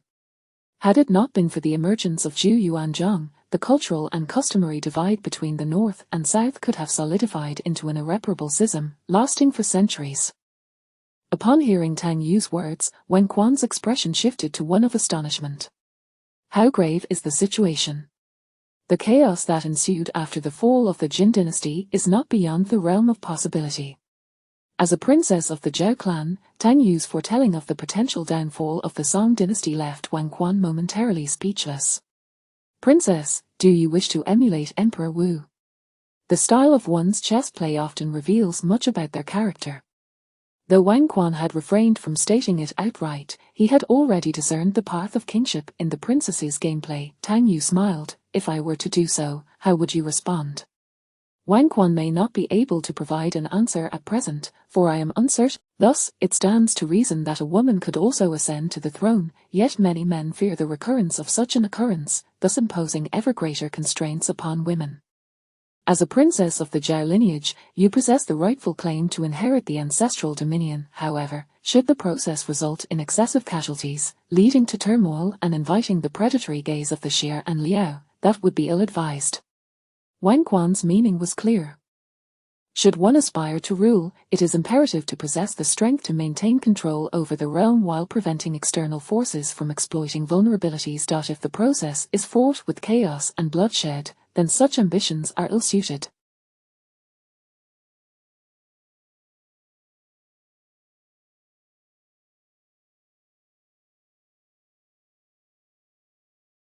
Tang Yu, amused by Wen Quan's words, burst into laughter, collapsing into his embrace.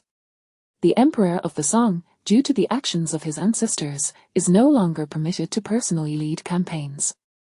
Seated within the palace, the Emperor cannot alter the fate of the world or the tides of war. I do have an idea to address external threats, but it hinges upon unraveling the mysteries surrounding Yuan Boqi. Given the catastrophic defeat in that war, some even suspect Yuan Boqi of treachery against the Song. Why not consider the bold possibility that there may be traitors behind him? In truth, the Emperor of the Song wielded far less power than one might assume, as the founding of the dynasty involved shared governance with the scholar officials, leaving the Emperor with minimal control over military forces. To truly transform this era, being an emperor is of little consequence. It is the command of military power that truly matters. Tang Yu had not originally intended to involve herself to this extent, but her recent reflections prompted a change of heart. After all, this realm has existed for over a century. The Song is divided into northern and southern factions, which implies that the northern Song has only a limited time left. Could she witness the fall of her nation within her lifetime? If so, it would be prudent to prepare in advance. After all, experience breeds familiarity. Warfare is not an unfamiliar endeavor. Wen Quan quickly surmised the princess's intentions, for her martial prowess was. We cannot afford to be betrayed by internal saboteurs during future conflicts with neighboring nations. Wen Quan, if there are no reliable civil officials within the court to organize the transport of provisions and safeguard military secrets, the generals on the front lines may find themselves stabbed in the back by those within the court. Do you understand my meaning? Wen Quan's expression grew solemn as he tightened his embrace around her. I comprehend your intentions, Princess. Let us commence by investigating the matter of Yuan. There he uncovered the true machinations of Zhao Jian and the current situation of Yuan Zhongshan. As the son-in-law of the Zhao clan, the emperor would certainly not permit him to become a spy. However, Tang Yu managed a private audience with the emperor, suggesting that beyond covert spies, it would be prudent to establish an information-gathering organization similar to the secret pavilion, yet distinct in its operations. As the son-in-law of the Zhao family, Wen Quan would eventually embark on an official career, but he could also engage in discreet activities. Thus, he was encouraged to first familiarize himself with the secret pavilion, selecting suitable talents, and later. In reality, Wen Quan's primary objective was to probe the depths of the secret pavilion, as Tang Yu had confided her suspicions to him. I suspect Lu Guanyin is dubious. Approach the secret pavilion to understand its personnel. Talented individuals may be recruited, and we must ascertain whether any secrets lie within. Consequently, Wen Quan began to cultivate connections with Yuan Zhongshan, Zhao Jian, Wei Yan'e, Shui Ying, and Pei Jing, among others. Meanwhile, Tang Yu was busy establishing a clandestine commercial enterprise. Sometimes, gathering information need not be perilous. The omnipresent merchants, with their shops spread across the land, can yield significant results. Chapter 19. The unseen truth in a dwelling situated on the borders of the Song dynasty, Tang Yu, clad in dark attire, suddenly lunged forward with her sword. Almost instantaneously, Yuan Boqi, within the room, reacted, drawing his own sword and leaping out. The two engaged in a fierce aerial duel, guided by Tang Yu's lead. As they descended into an open space outside, the moonlight bathed the ground, illuminating the figures of Yuan Boqi and Tang Yu. Their swords danced in a flurry of intertwining shadows, the sound of clashing metal resonating in the night. Yuan Boqi's gaze was sharp, his swordplay steady and formidable, with each strike accompanied by a with a flick of his wrist, his sword struck at Tang Yu like a soaring dragon, aiming directly for her vital points. Yet, Tang Yu moved with a spectral grace, darting through the shadows of the blades. Her swordsmanship was enigmatic and ever-changing, at times as cunning as a viper, and at others as swift as a tempest. In the face of Yuan Boqi's onslaught, she consistently evaded with her agile movements and skill. Suddenly, Tang Yu vanished as if into thin air. Yuan Boqi's heart raced. He immediately scanned his surroundings with vigilance. Just then, Tang Yu reappeared behind him, her sword darting toward his back like a bolt of lightning. Yuan Boqi reacted with remarkable speed, pivoting to parry, but the ferocity of Tang Yu's assault left his arm tingling from the impact. Without giving him a moment's respite, Tang Yu unleashed a relentless barrage of strikes, her technique growing increasingly rapid and fierce, gradually pushing Yuan Boqi. Despite his valiant efforts to resist, the intensity of her assault began to wear him down. At last, during a particularly heated exchange, Tang Yu discerned a flaw in Yuan Boqi's guard. With a swift swing of her sword, a flash of cold light pierced through, leaving a gash on Yuan Boqi's arm. He winced in pain, his sword momentarily faltering. Tang Yu then retreated a few steps, refraining from further attack, leaving Yuan Boqi with a look of astonishment as he suddenly inquired, "Are you the princess of Charnyang?"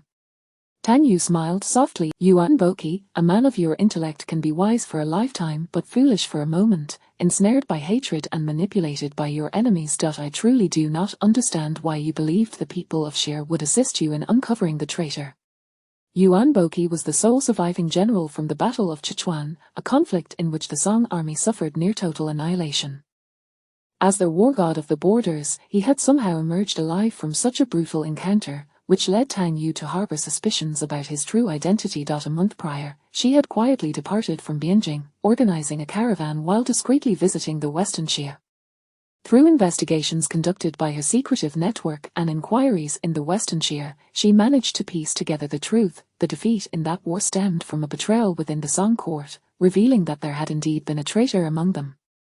Yuan Boqi had been rescued by the people of Shire, who disclosed the existence of the traitor and subsequently lured him into collaboration with them. In pursuit of vengeance for his fallen comrades, Yuan Boqi had maintained contact with the Western Shire for several years, believing he could leverage their power to identify the traitor within the Song dynasty. Yet, Tang Yu deemed this line of thought utterly foolish. Could one truly collaborate with a wolf intent on devouring them? All the bait they offered was merely to manipulate and ultimately consume him.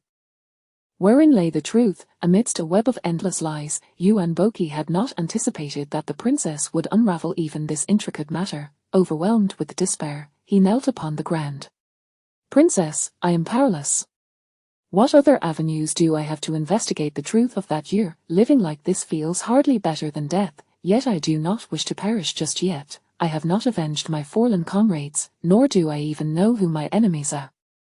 Even if their motives are dubious, they are still willing to extend their assistance. I can only discern which of their information is genuine and which is false. I have no other choice."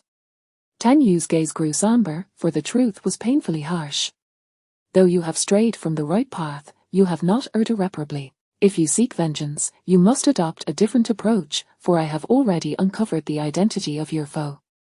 At her declaration, Yuan Boqi's heart surged with anticipation. "Princess, who is that person?" Lu Guanyin. Initially, Tang Yu had suspected that the leader of this spy organization would not be entirely virtuous, yet she had not anticipated the depths of his depravity. During the war between the Song and Shire, the Song faced inevitable defeat, yet the Shire army was plagued by resource shortages, resulting in both sides embroiled in a protracted conflict. The foundation of the Song dynasty could not withstand such unending warfare, while the emperor at the time still yearned to continue fighting. Coincidentally, the people of Shire approached Lu Guanyin. After careful consideration, Lu Guanyin decided to collaborate with them to bring an end to the war at Sichuan. He believed that this choice represented the least loss for the Song dynasty, hence he penned a secret letter and dispatched strategic plans, leading to the demise of 9,000 soldiers at Sichuan. Consequently, when Tang Yu recounted the sequence of events, Yuan Boqi collapsed, his voice lost in anguish, teetering on the brink of madness. Tang Yu herself found the situation absurd. The war could not be sustained indefinitely. Negotiations were indeed possible, as evidenced by the earlier encounters between the Liao and the Song, wherein both sides were equally matched and unable to inflict a decisive blow upon one another, resulting in a truce. Naturally, during negotiations, the Song had elite troops stationed at the forefront, who would willingly offer their own men as fodder for a defeat, leading to the slaughter of their entire army for the sake of a truce. Such reckless and delusional behavior pushed Tang Yu to her limits once she uncovered the truth. However, due to her unconventional methods of investigation, she lacked concrete evidence. Thus, she ventured to the Western Shire to connect all the threads of the situation. On the verge of madness, Yuan Boqi sought to rush back to Bianjing for revenge, but Tang Yu spoke earnestly. Lu Guanyin must indeed be punished, but do you believe that killing him would suffice for vengeance? Is it not the Shire who were truly responsible for the deaths of over 9,000 soldiers in that war? Do you wish to continue wallowing in despair rather than confront your enemies honorably on the battlefield? Her words drew a bitter laugh from Yuan Boqi, his eyes filled with despair. Princess, though I remain loyal to the Song, I find myself hopeless regarding the court. In such a world, where lies the opportunity to win a righteous battle? Tang Yu smiled gently. In this world, nothing is set in stone. The troublesome ministers within the court will. A long life is the key to outliving many. Do you not desire to witness the downfall of the Shire before your very eyes? Do you truly believe you lack the chance to see that day? At her words, Yuan Boqi gazed in astonishment at the extraordinary princess of the Song dynasty. Patience, and you shall find your opportunity. Chapter 20. The conclusion of Do You Know, and the youth of the great Song. Having resolved the matter concerning Yuan Boqi, Tang Yu finally returned to Bianjing. However, she did not accompany Yuan Boqi on his journey back. Instead, they parted ways, each taking a different route. It had been several months since Tang Yu had left the city, which meant that just 3 months into their marriage, she had been away for an extended period. Upon her return to Bianjing, Tang Yu made her way directly to the palace to meet the emperor and reveal the truth about the events of that year. The next day, Tang Yu confidently arrived at the secret pavilion, where the hidden Chen Gong and others, including Yuan Zhengxin and Zhao Jian, felt a wave of anxiety wash over them. They urgently urged Wang Quan to deal with his wife and prevent any exposure of their affairs. Princess, when did you return? Yesterday. After uttering these words, Tang Yu addressed Zhao Jian, Yuan Zhengxin, and the others. The Imperial City Division is currently outside. Today, all of you must participate in the investigation. There is no need to panic. It is merely that certain individuals are implicated in treason, and I kindly ask for your cooperation. At this revelation, Zhao Jian was taken aback, and Yuan Zhengxin's expression grew notably complex. Tang Yu chose not to elaborate further, believing that some matters should be concluded with integrity. Organizations like the Dark Investigators, if they begin without principles and resort to unscrupulous methods, ultimately become monstrous in their own right. Lu Guanyin was such a person. When one wields excessive power and harbors too many thoughts, they become self-righteous, carelessly deciding whether others' lives are worth sacrificing, all while cloaking their actions in a guise of righteousness for the greater good. It is a tragic irony, the unfolding events sent shockwaves throughout the court, as no one could have anticipated that Lu Guanyin would play such a role in the war years ago. Tang Yu brought Yuan Boqi to confront this individual. I had intended to kill you myself, but the princess wishes for you to die before the public eye, to be judged for your crimes with due process.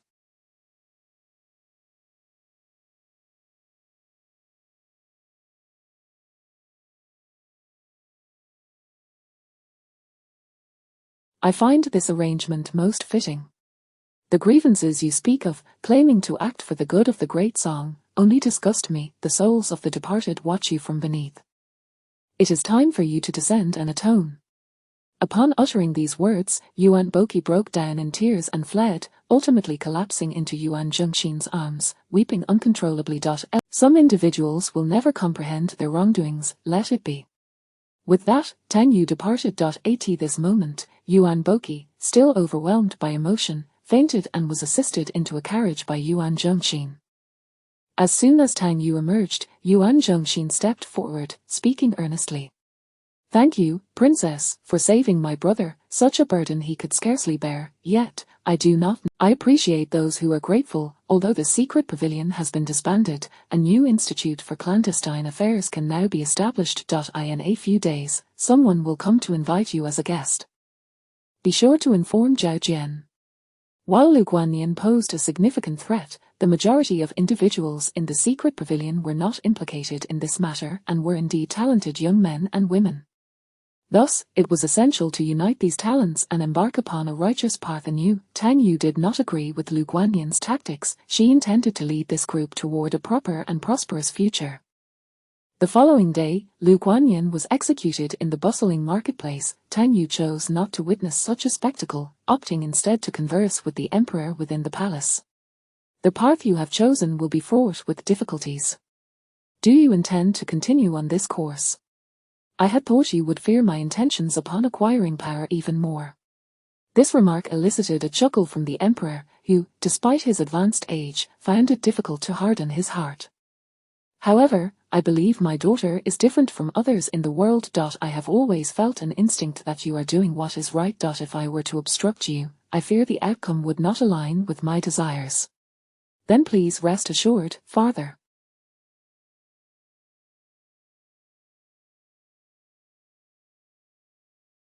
I am confident that the path I tread is the correct one." Upon exiting the palace, Tang Yu spotted Wang Quan anxiously awaiting her at the entrance. As soon as he saw her, he rushed forward and embraced her tightly. "I have been so afraid." Wang Quan whispered this into Tang Yu's ear. Instead, he took Tang Yu's hand and led her into the carriage. He then gently kissed her forehead. "Such thoughts are ill-advised. The princess's abilities will inevitably incur cost." He was reminded of the bloodshed, and Tang Yu comforted him softly. "Perhaps I am simply fortunate. From the moment of my birth, maybe he understood I was different." Though Tang Yu was prepared for the possibility that if there were indeed ill intentions, she would allow him to forget everything, thus gracefully concluding their father-daughter relationship. Yet, the current outcome seemed favorable. Perhaps destiny had indeed granted her a blessed fate. Regardless of the reasons, what matters is that the result is good. "Zhuang, let us return home." Upon arriving home, Tang Yu playfully sat atop Wang Quan and wrapped her arms around his neck. "One day apart feels like 3 autumns. Having been away for so long, did you miss me? In my dreams, you were ever present." This declaration elicited a delighted kiss from Tang Yu in reward. "When you speak sweet nothings, it always feels so sincere." Wang Quan smiled gently, then embraced the enchanting figure before him, leaning down to plant a tender kiss upon her lips. As night descended, stars adorned the vast sky, and the two joined hands to leap onto the rooftop, gazing at the luminous moon together. Tang Yu nestled in Wang Quan's warm embrace as they both looked up at the stars. "Is there a Chang'e in the celestial palace?" Wang Quan's question prompted Tang Yu to ponder. "Perhaps in some realms, there are. I cannot say for certain." Wang Quan held Tang Yu's hand and began to tenderly kiss her neck, whispering, "Uncombed hair at dusk, strands cascading upon both shoulders. One must strive for a lifetime to relish today's joy." Upon finishing her words, the two laughed and embraced in a kiss. Moments later, the cool night breeze emerged, and the moon concealed itself. The two on the rooftop had already dissolved into laughter within the dimly lit bedroom. The sweet aroma of fruit wine wafted through the air, wrapping around them like tendrils. The unmelodic sounds, laden with affection, resembled whispers and murmurs, softly resonating in their ears. In a fleeting moment of bliss, they lost track of time, unaware of what evening had descended upon them. Chapter 21, Epilogue of Future Generations, on the Future Generations. Come, let us discuss the foremost female warrior of the Great Song dynasty. Princess Changyang. She is indeed the greatest female warrior of our Huaxia. At the inception of the Great Song, the dynasty was feeble, and they were forced to pay tributes in hopes of peace, a most humiliating beginning. Yet, Princess Changyang emerged like a comet. In her youth, she displayed no unusual traits, growing up to marry and bear children in a conventional manner. However, to everyone's astonishment, shortly after her marriage, she dedicated several years to military training, and once her brother ascended the throne, she embarked on campaigns that vanquished the Western Xia and Liao states, ultimately unifying the realm of the Great Song. What a remarkable woman she is! I adore drinking cola. It is indeed miraculous. During the Song dynasty, Confucian propriety was strictly enforced, greatly constraining women, yet this princess is said to be a prodigy in martial arts, securing half the empire through her prowess. Princess Changyang is my deity. Dear host, as my name suggests, I hold Princess Changyang in the highest regard. Historical texts explicitly state that she was a peerless beauty. Not only was she strikingly beautiful, but she was also a formidable fighter and a skilled musician. How could such a polymath achieve so much? I am at a loss. Wow, har har har. While you all indulge in gossip, the tomb of Princess Changyang and her consort has been unearthed, revealing portraits of the couple and their cherished musical instruments. My goodness, there are dozens of accompanying musical instruments. Archaeologists speculate that these were the instruments both shared expertise in. How could this couple be so extraordinarily talented? Have you seen the portraits? They embody the perfect match of talent and beauty. Watermelon aims for the heavens. What? The tomb has been excavated. I must see it at once. Sky so blue. Upstairs, I have seen the news and glimpsed the portraits. Good heavens, are those images unembellished? They are breathtaking. Thinking of you every night. It is speculated by archaeologists that the portraits may have been painted by the consort himself. The gaze of a lover surely possesses an innate filter. Spring slumber unaware of dawn. I believe the portraits cannot fully capture the princess's beauty. While the princess fought valiantly on the battlefield, her consort adept managed provisions and logistics, exemplifying a harmonious partnership that conquered the world. However, the men of the realm could only envy him, for they had no grievances against the princess, directing their jealousy solely towards our Wang Quan. Rain bells. Har har har, I know, the literati of the Song dynasty were quite twisted. Initially, they vehemently criticized the princess, believing her actions would disrupt the natural order. Yet, as she reclaimed the 16 prefectures of Yang and vanquished the Western Xia and Liao states, the mindset of these scholars became increasingly convoluted. Interestingly, while contemporaneous poets expressed disdain, later generations exalted her as a celestial being descended from the heavens. I want to get rich. Har har har, the princess epitomized the strength and confidence of a true leader, disregarding the opinions of the literati and following her own path. Speaking of which, her father and brother were equally remarkable. Despite the princess wielding military power and facing accusations of ambition, this father-son duo unwaveringly trusted her throughout her life. The renowned General Zhao Jianjun, who fought alongside the princess, later served in the court as a female official. There was also the renowned physician, Pei Jing, whose name is inscribed in history.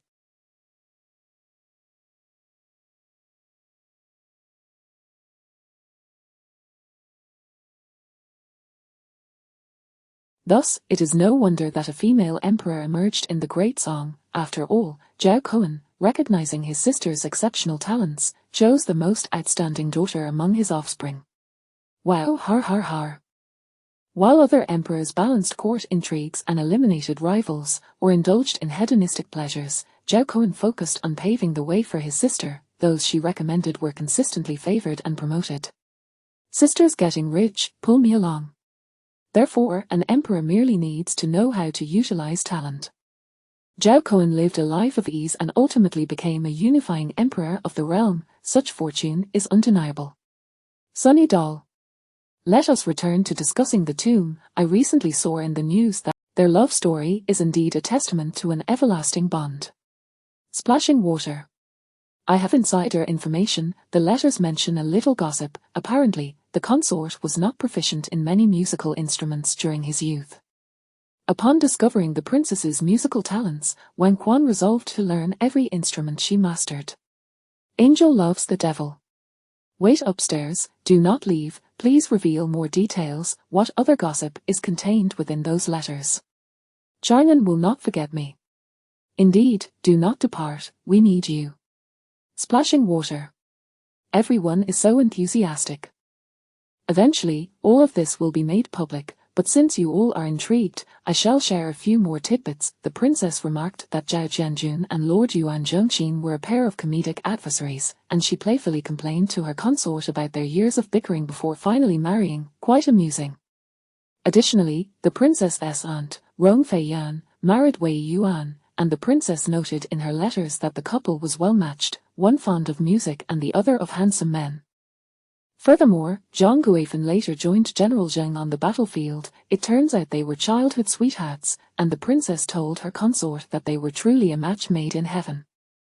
These individuals were close friends of the princess and her consort, hence their frequent mentions. However, the letters predominantly feature the affectionate exchanges between the couple, revealing their strong marital bond. The ways in which cultured individuals express their love are indeed myriad. They even enjoyed giving each other whimsical nicknames. The consort affectionately referred to the princess as the Peach Blossom Fairy, which is quite delightful. I am at a loss for words to describe it all. You shall see for yourselves later. Postscript. Regarding Marquis Ning Yuan, Ji Yuting'er did not inherit the marquisate, as individuals with a reputation for filial impiety were not permitted by court officials to inherit titles. Ji Yuting'er later participated in a grand battle and achieved some merit, leading a modest life of marriage and fatherhood. Concerning the Wang family, due to the exposure of their poisoning of illegitimate children, they were imprisoned, and eventually, the husband of Wang was also incarcerated. Ultimately, the court uncovered the plot of the illegitimate son to poison his legitimate mother, leading to a major scandal in the Great Song.as for the Xing family. Without Ji Yuting'er's interference, Xing Minglan in the ensuing generations, the young women experienced the tumultuous winds of change. They were no longer bound by such constraints, but rather enjoyed the freedom to explore, to serve as officials, or to practice medicine. No one would suffer for having given birth to daughters, nor would anyone take pride in having sons, for it is the daughters who inherited the throne. The world concludes.